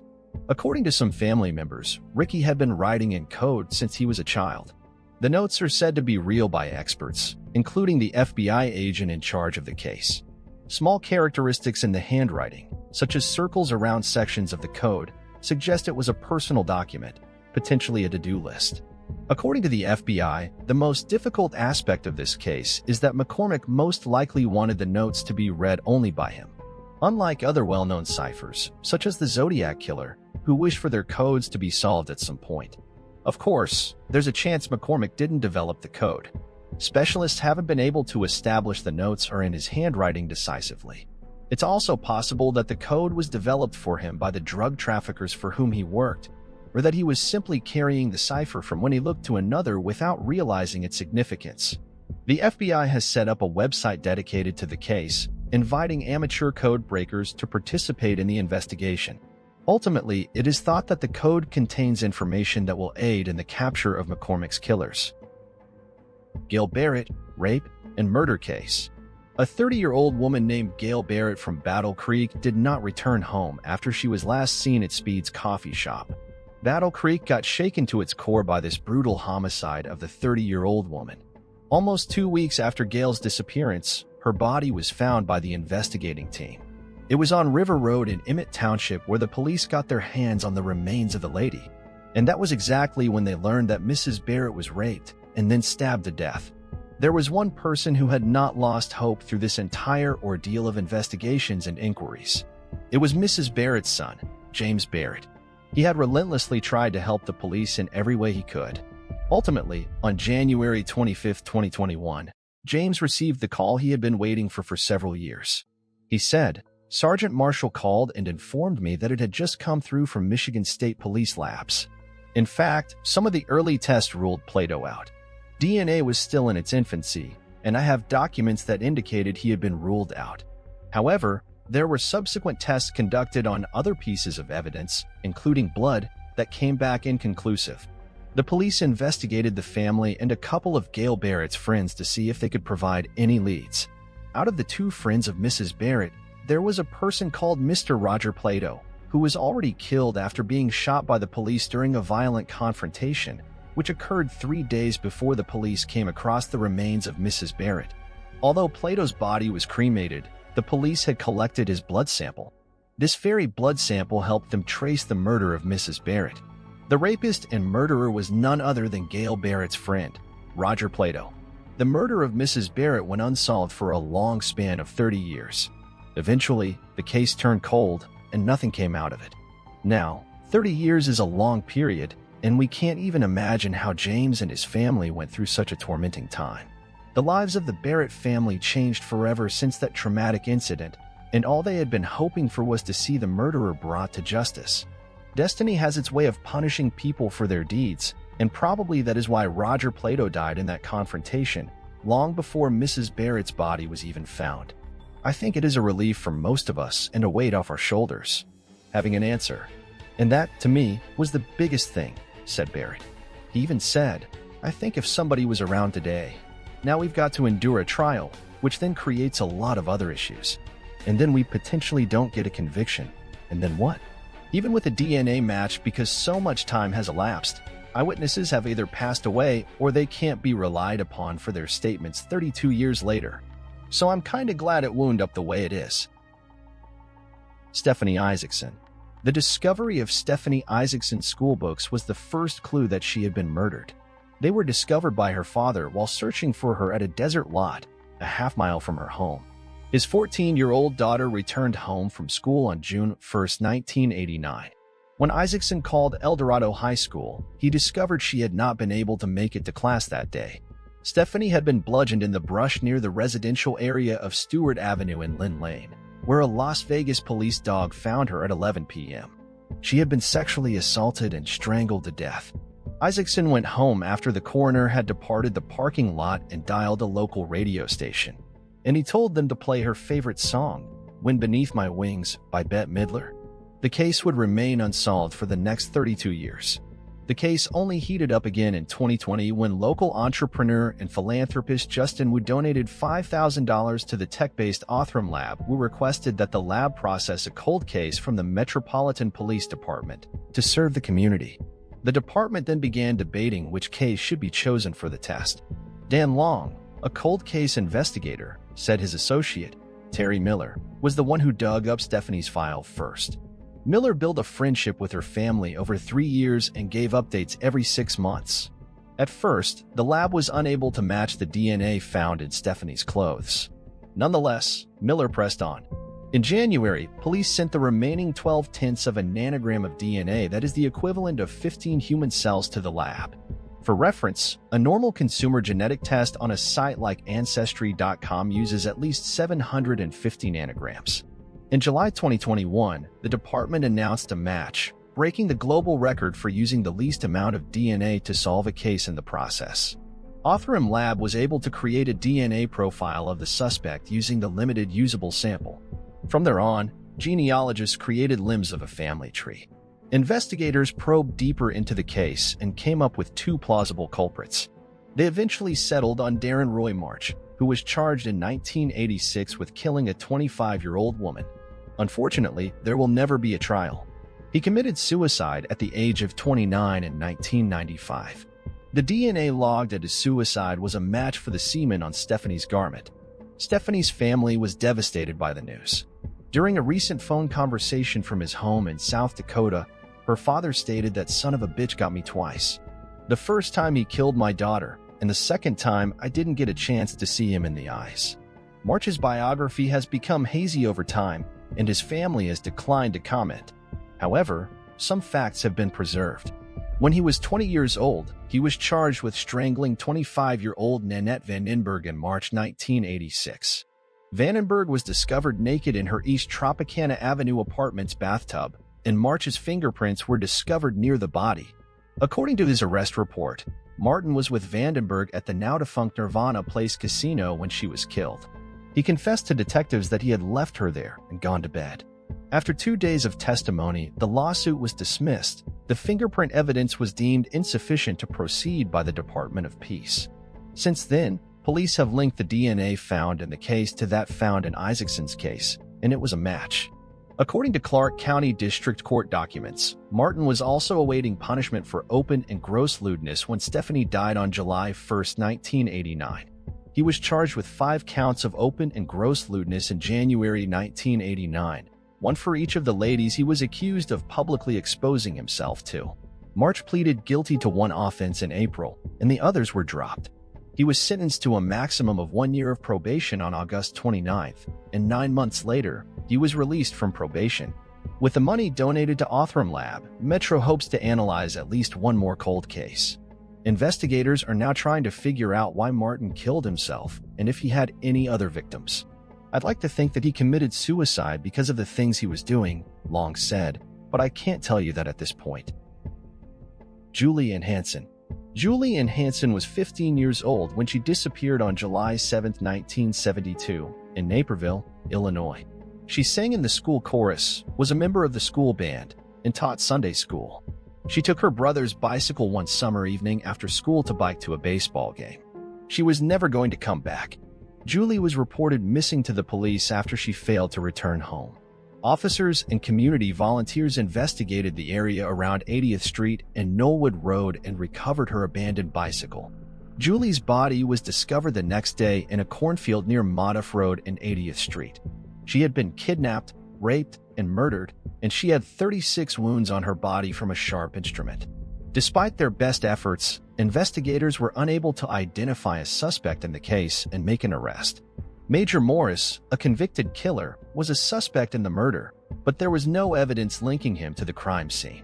Morris assassinated Roberta Bobby Anderson, a 16-year-old girl, on September 1973. Bobby had been thrown on abandoned farmland less than a mile from her home and was discovered with 60 stab wounds. Both killings took place in the early 1970s, and the victims were adults and girls who had been raped, stabbed multiple times, and dumped in rural places. Morris was a kid working as a trash collector at the time of Anderson's murder, and he relocated suspiciously a few days after his body was discovered. Major Morris was free for 23 years before being apprehended in 1992 for the murder of Bobby Anderson when authorities received a blood sample linking him to the crime. Morris then confessed to the rape and murder in a police recording. Morris' involvement came as a great shock to his wife, friends, and family. When asked to describe him, they described him as a gentleman, and police discovered he had no criminal record. Margaret Stern went missing in September 1978 after attempting to hitchhike home from work. Morris was later accused of Stern's murder, and he later admitted to it. Both of his victims' remains were located close to where Hansen's body was discovered in 1972. However, Morris was not Julie and Hansen's assassin. Bruce Everett Lundahl, an American serial killer and rapist, was ruled out as a possibility in 2020. Lundahl was a suspect in a dozen other rapes and killings that occurred in the 1970s and 1980s, including the 1976 murder of a 16-year-old girl in DuPage County. In April 1981, while stabbing a teenage kid to death in his flat, the attacker accidentally stabbed himself in the thigh. Lundahl's injury was fatal, and he succumbed to his injuries immediately. Bruce Everett Lundahl was active around the time of Julie and Hansen's murder and used a similar method to her killer. He raped his victims and repeatedly stabbed them to death. He also lived in Illinois. His DNA was compared to that found at the Hansen crime site in 2020 and determined to be unmatched, ruling him out as the perpetrator. In 2021, a suspect was finally found and charged for Julie's murder. Barry Lee Welle, aged 76, was arrested in Mankato, Minnesota. Hansen was in his late 20s at the time of her murder and lived less than a mile from the victim's family home. The key to cracking the case was genetic genealogy, and Hansen's assassination was never regarded as a cold case. Despite the lack of evidence, cold case investigators never gave up on the case and worked on it for nearly 50 years. With the advancement of DNA technology, investigators were able to get closer to the criminal. A small amount of DNA left behind at the crime scene was used to create a genetic profile of the killer. The profile was then entered into commercial genetic genealogy databases, where a DNA sample from one of Whelpley's relatives had been uploaded. Detectives then put out a family tree that led them to Barry Lee Whelpley. Julie Hansen's family said in a statement, "As you might assume, it has been a long journey for our family. We are forever grateful for all those who have worked on this case throughout the many years." Whelpley was arrested for Hansen's murder and held in a Ramsey County jail on a $10 million bond. He has been extradited to Illinois, where he will stand trial for his crimes. Progress in DNA technology is going on at an amazing speed.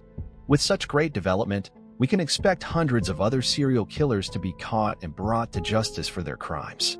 Here's to hoping that the victims' families finally find peace and closure. She should not be forgotten, and neither should the failure of the legal system. Hubert alive, the Istal women. In 1970, at the height of the Cold War, a burnt body of a woman was discovered in a remote part of Norway. She had taken sleeping pills, ingested carbon monoxide, and had been burned alive. According to an autopsy, luggage belonging to the woman was later discovered containing money from several different countries. She was eventually detected traveling around Europe with several fraudulent passports using various aliases.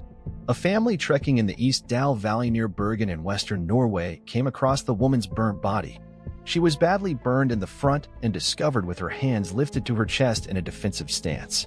Personal items such as a watch, an umbrella, some jewelry, and many empty bottles were strewn about the body. Authorities believe the items were unusually positioned around the body, almost as if they were part of a ceremony. Her clothes were composed of synthetic fibers and didn't have any tags on them. Initially, it was assumed that she was in her 30s. She had ingested between 50 and 70 tablets of phenobarbital and had bruises around her neck. She had also inhaled carbon monoxide, suggesting that she had been burned alive. Her death was considered suicide by Norwegian officials due to the lack of identifying documents and the presence of a substantial amount of sleeping tablets in her system. A few days later, a pair of luggage containing fingerprints matching the murdered woman was discovered at a train station in Bergen.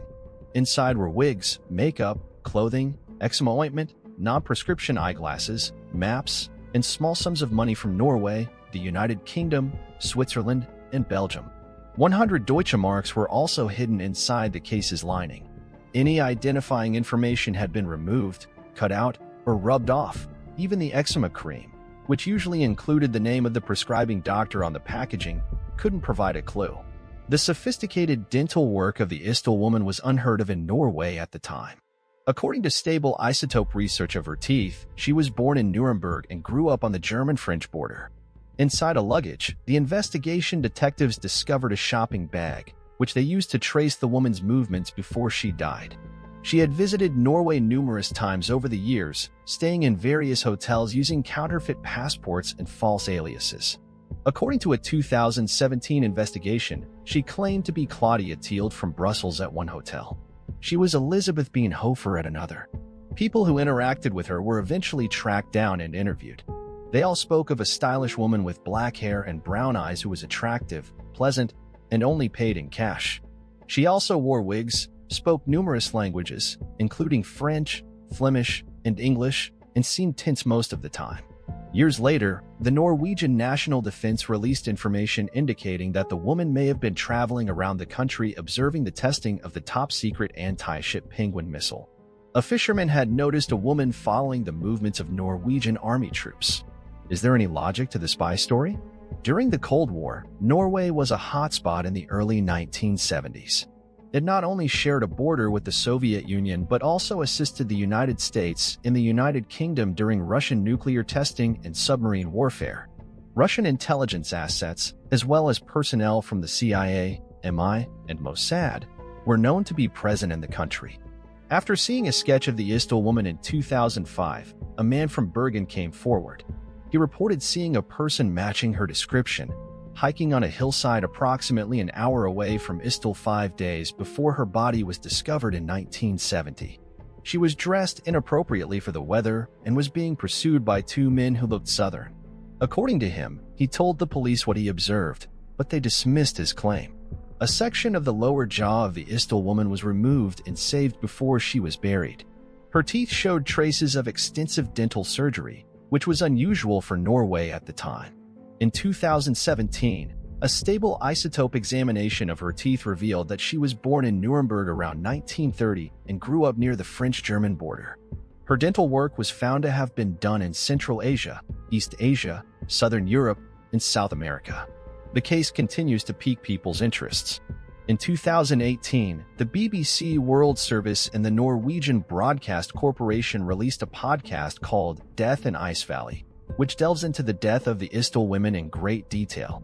While the stable isotope study provided answers to some questions, such as the woman's age and birth country, many more remain unanswered. Was she a saboteur? If that's the case, who killed her and why? Who was she employed by? What's more, why haven't any friends, family, or loved ones come forward? This is a case that might remain shrouded in mystery forever.